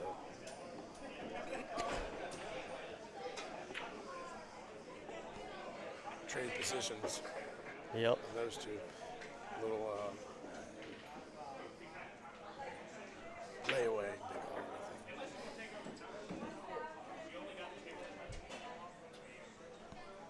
See, I start seeing all kind of weird stuff when I look at this game.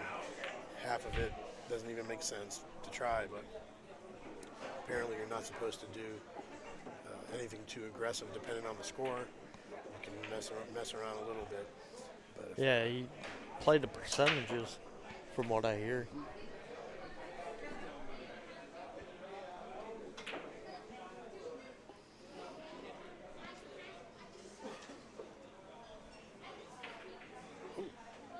Oh. Hennessy's even now. Which brings it to, I think I see the ball count there. Is it in the? Yeah, the ball count is in the black. Yeah.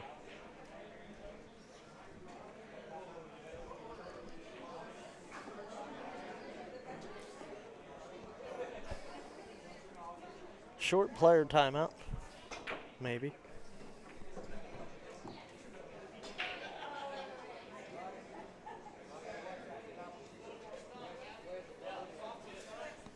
As if everybody wasn't having so much fun. Watching this game is pretty strategic. There's Gabe. We had to take a break from it.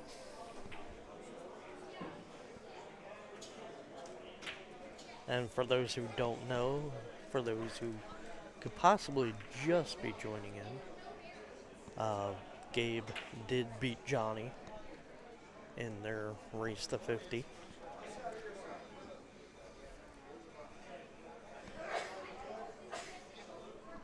Well, the honor goes to Upstate Owl for showing it.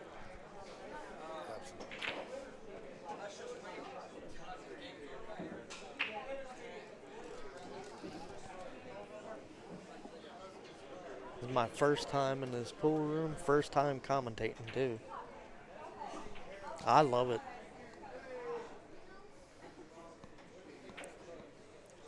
Hennessy should be at 1. How? Hennessy's got to go to 9. Yeah, so let's see. Okay, that one says it. Okay, I'm looking in the wrong place.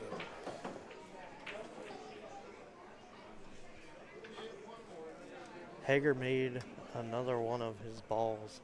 Really? Let's see. 2, 4, 5, 6, 7, 8, 9, 13. Yeah, there's only 13 on there. All right.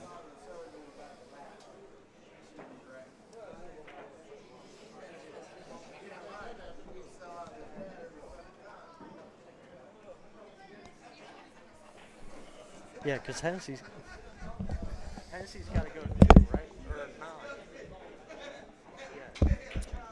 So I guess it's 1-0 right now in this one. I thought that somebody won a game before that. Wait, I thought Hennessy. So yes, exactly the same way as when I play the game is just the same way as when I watch it. So,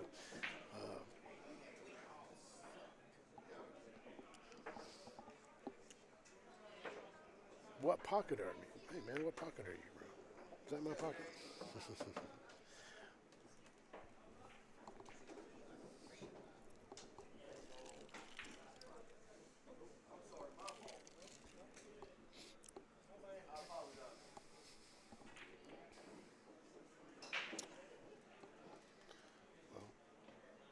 I wouldn't say he hit it bad, but he definitely got it down there by his hole. I don't want to say that. Sometimes they're not trying to necessarily make them all, but sometimes that's the case.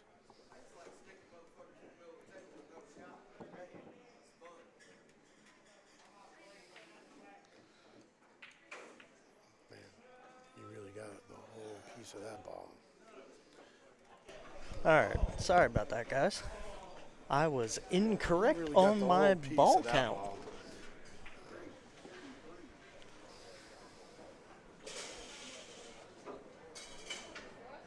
How many did Hager just make? I think this might be, he might be on his third run right now. He's just sliding them around.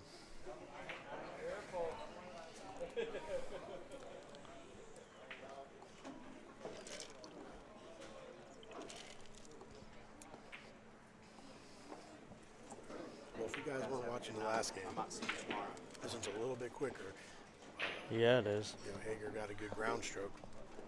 Now he's off to the races. So he looked like he could get pretty close to the end here.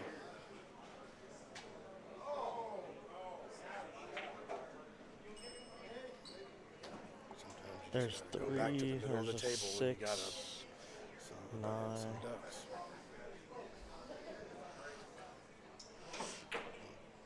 I don't want to say he left himself with a tough shot on that one, but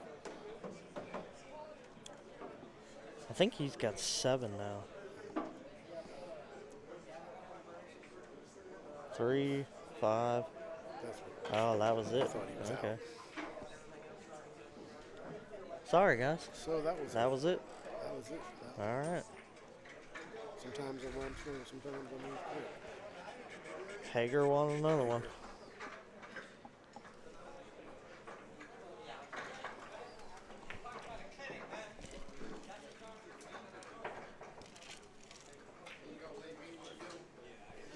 So I learned that when it's 9-7, they both start out even. Like Hennessy doesn't have -1. I thought he had -1. He started out at -1, but he doesn't. That's definitely So- one way to do it. The way the score works exactly, I'm not always up on it, but it seems as if you put the -1 there, it would be on Hager's break. But that's just, I'm just assuming that.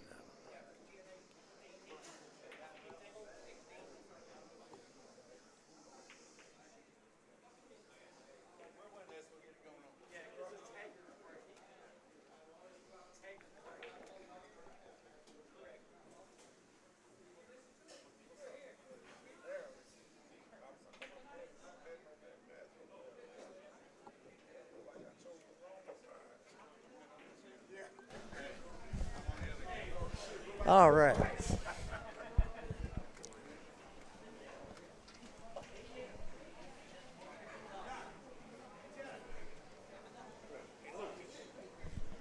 That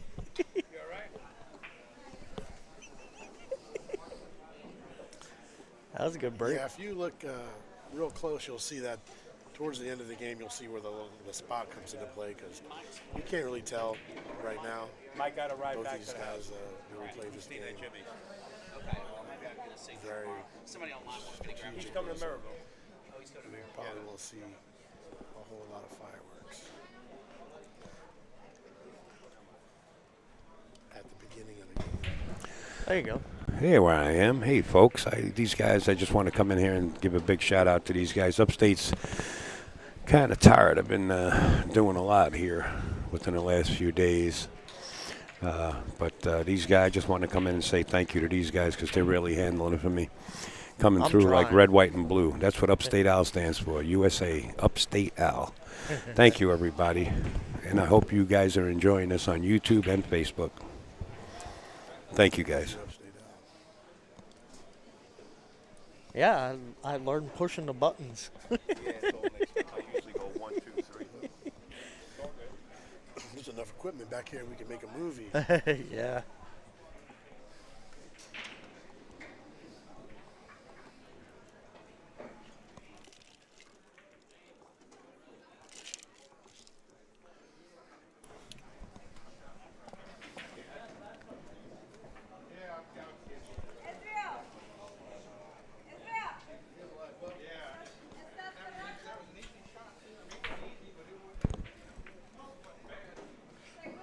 Am I good?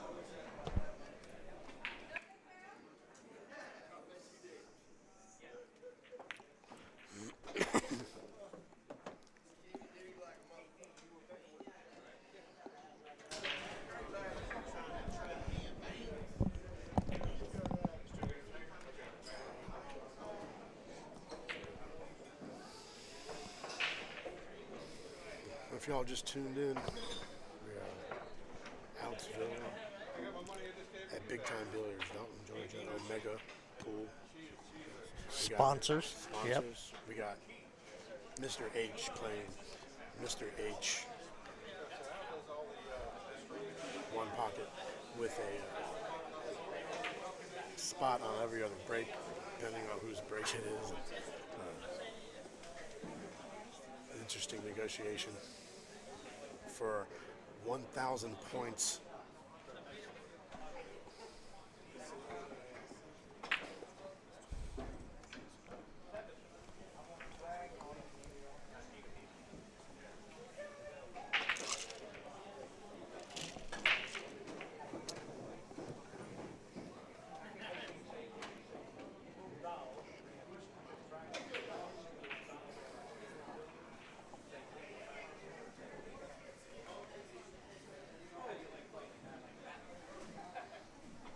This guy's got a real good stroke. Yeah. Oh, wow. That might hurt. He was trying to get down to the end rail as close as he could, but Yeah.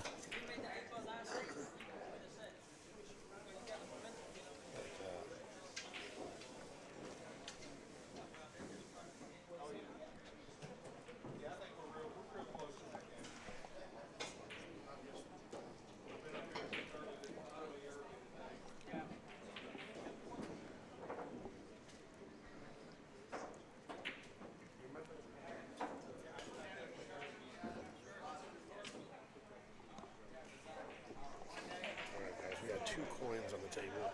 So Yep. This, That's for Hennessy.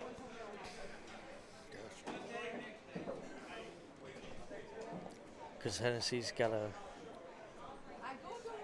go to 10. It's 10-8. Because Hager broke.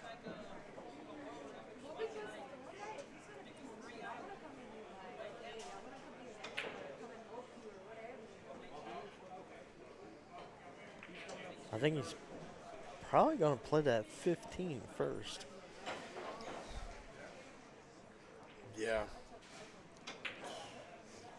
Tough shot Oh, yeah.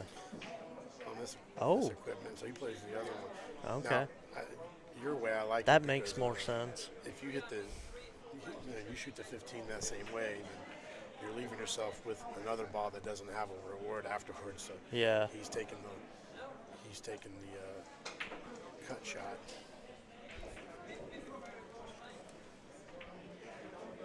From here, he gets a few more balls.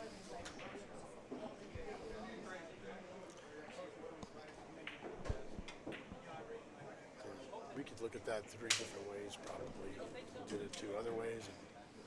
Yeah. But we both did it that way for a reason.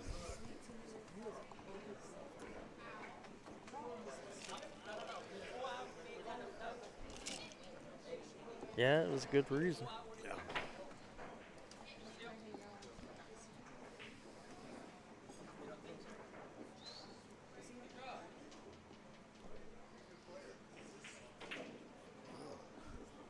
Okay. As he's moving another one out.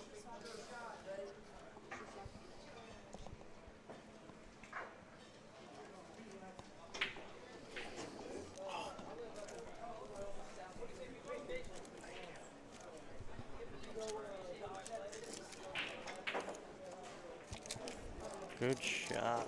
Good shot.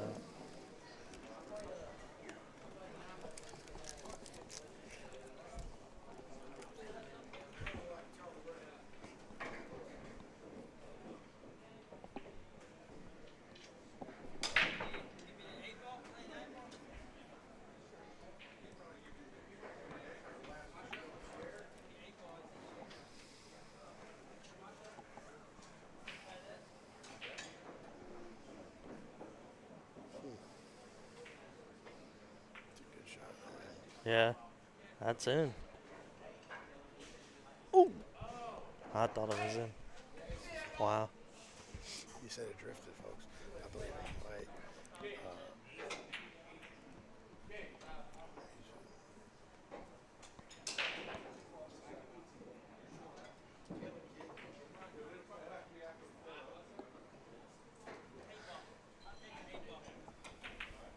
Nothing wrong with the equipment, guys. The Brunswick Gold Crown 7. Yep. Said it was, but you know, it's just funny when you shoot that shot. I guess. And 4 1/4 inch expect that to pockets too.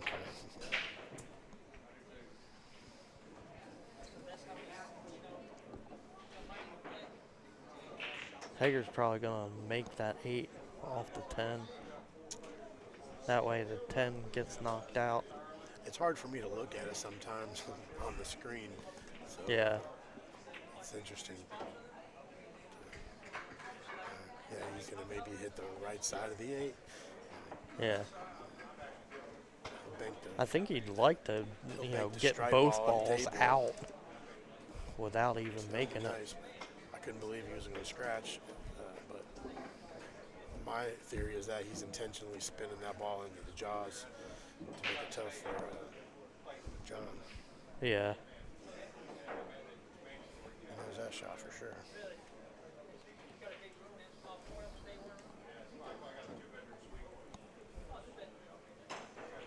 See a lot of people shoot that shot long distance from down table and hit it real slow. Mr. Hager knows how to hit it with some speed.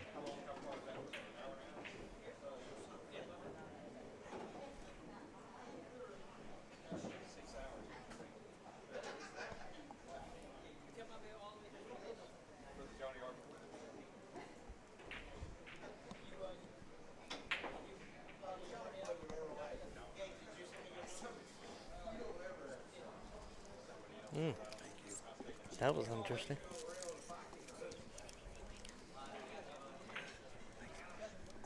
Got water in there.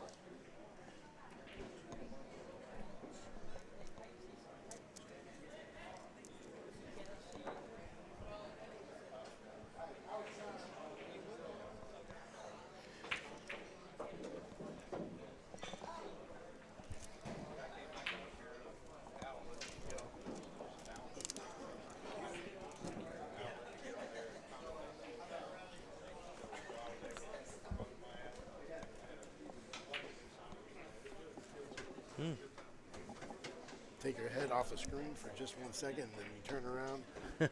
Furniture is rearranged. Yeah, Hennessy pretty much put him right back where he was to start with.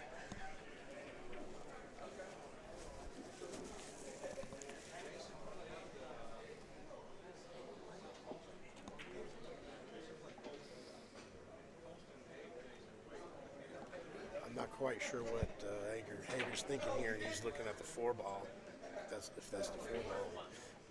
I think that's which direction it's 7. going to travel in the 7.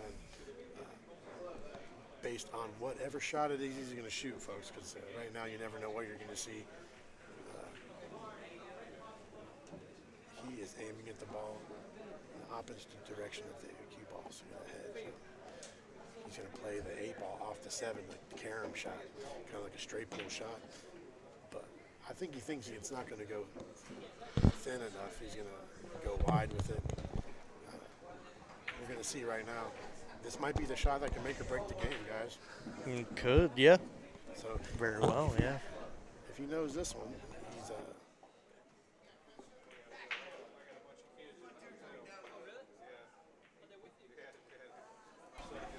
what do I know? Wow. Or would you do something like that?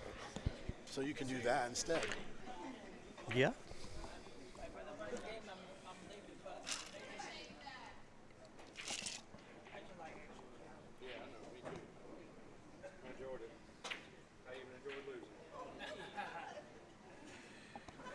He got me. Yeah, he got me. 2 sets? 3 sets. Damn, Dean. I was shooting terrible, but he's a good shot. He's a good player.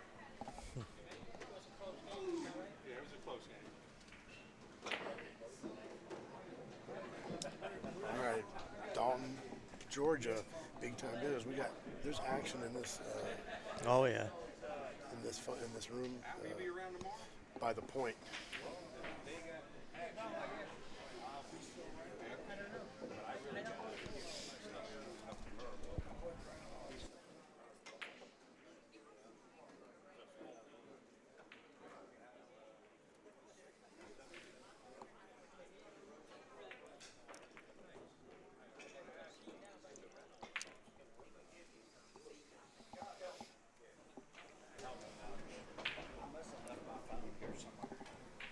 What happened?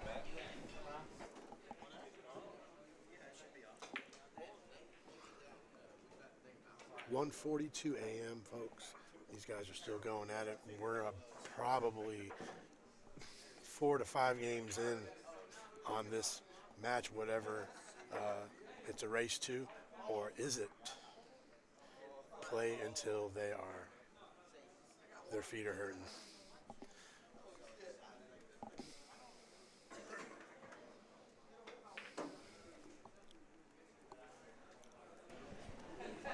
Sorry, guys.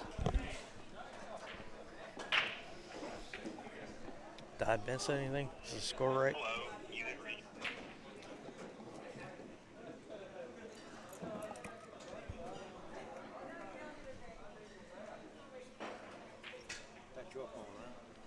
Yes.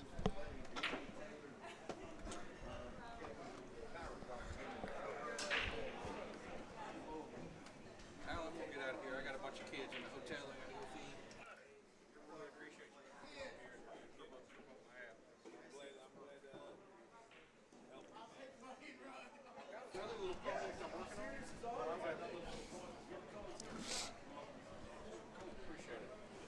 Let's see. We got 3, 6, 7, 8. There's only 11 on the table. So I'm missing. There's 11 balls on the table. Yeah. So I'm missing. The score's not right. 11 and 4. Well, no, that's right. That makes 15. Oh, so it's 2-0. In games, yeah. Mr. H. In games, and then we got the ball count. Hennessee has 3 balls this game, and HAGER he's got 1 ball. But neither one of these guys are making too many mistakes. No. So you guys haven't missed anything too much except.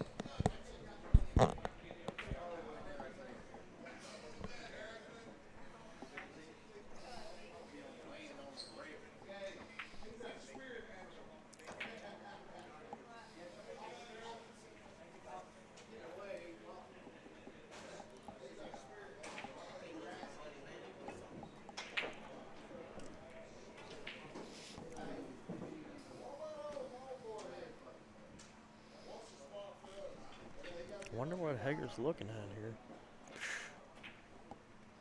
You know, when you find out, let me know. But I either stand there too long or shoot too fast when I play this one. So we're gonna find out right now. He's definitely standing there long.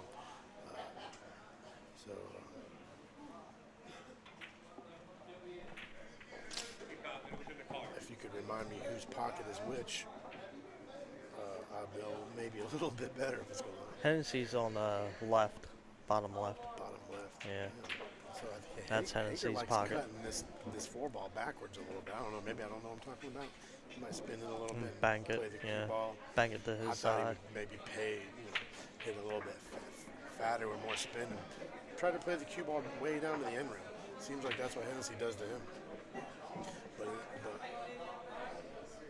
Yeah, but Hager's getting soldiers on his side. Like that, yeah. But he knows better than me, I'm sure, where the cue ball is at. Well, I don't know if you guys at home will notice, but it's pretty much right in the same spot right after you break. So when you break the balls, Almost, yeah. you break them to the head ball bottom-ish area. That was a good shot. And then they're putting the cue ball right where you just saw it.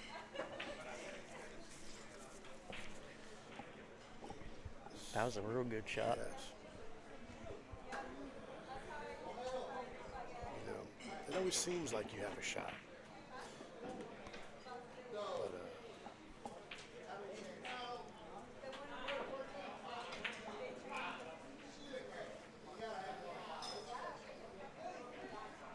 I think Hager banks this 5.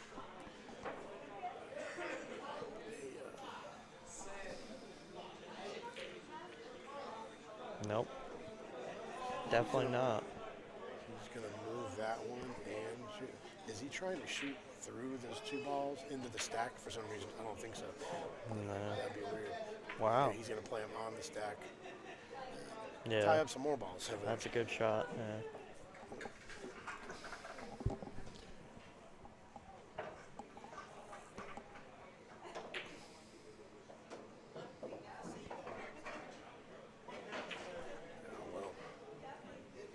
You definitely don't want this guy to start rolling that ball around real slow on you like he's been. Yeah. He can put it, seems like, anywhere.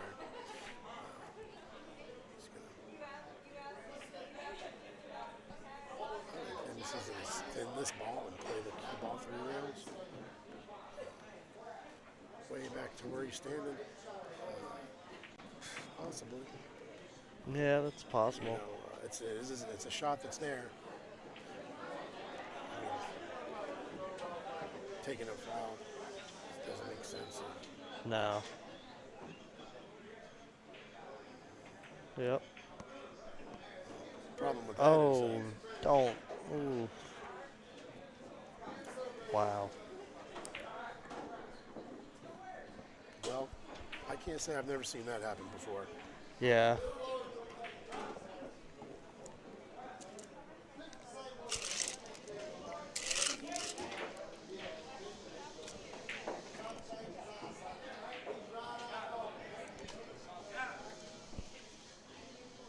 I'm sure he's not happy about that, guys, but Yeah.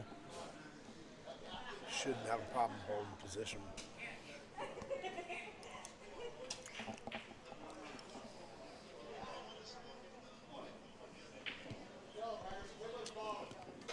The way the balls are laying, anyway. There's a You score, right? I think. I don't know. I think Hennessy was saying something about the score.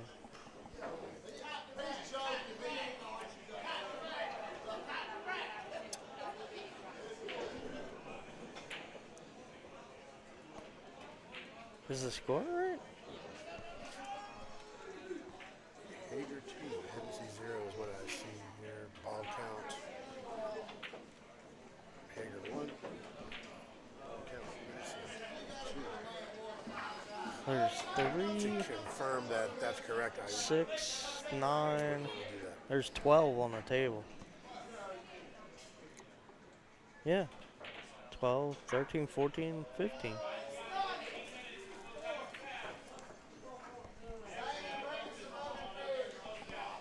I hope the score's right. I don't know. I just like kind of overheard Hennessy saying something about the score, and he was pointing at the screen.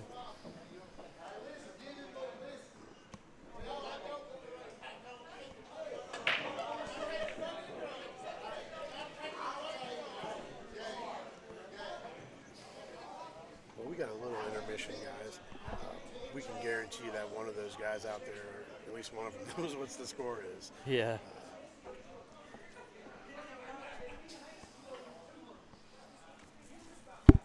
Yeah, somebody in the chat's been keeping score. Please let me know. Let me know if I'm right. If it's 2-1. 2-1 Hennessy. Ole. Always hear action around here. It is the big time. Big time billiards. Live. Be there. Be there. Be there.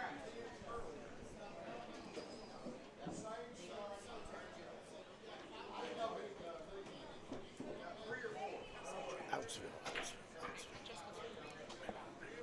Ah.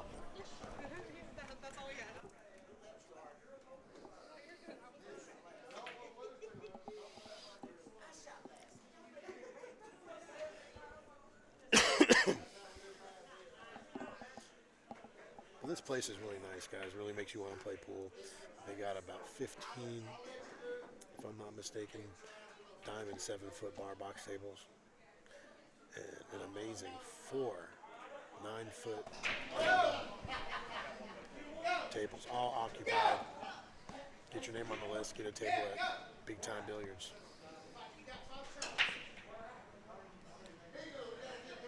Oh, that's what everybody's. Okay. Gabe's over there.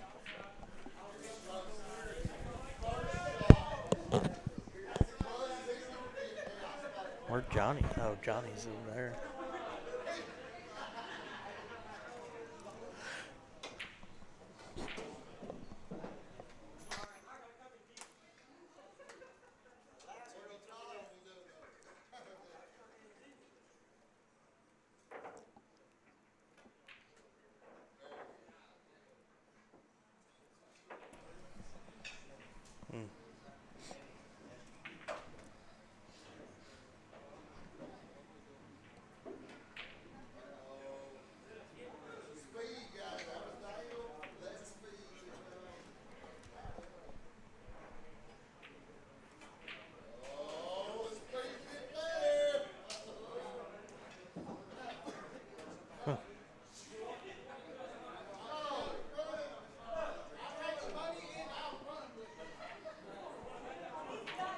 Shot here, and you put them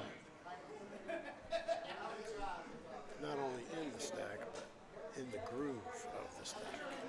Yeah.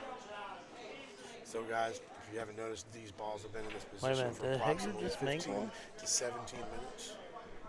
I can't tell. And it's going to be a feat to see him ever break these balls up. Let's see. 3, 6, 7, 9, 10, 11. Wait. Let me count them again. 3, 6, 9, 10, 11. Yeah, so Hager got another ball. So it's 2-2.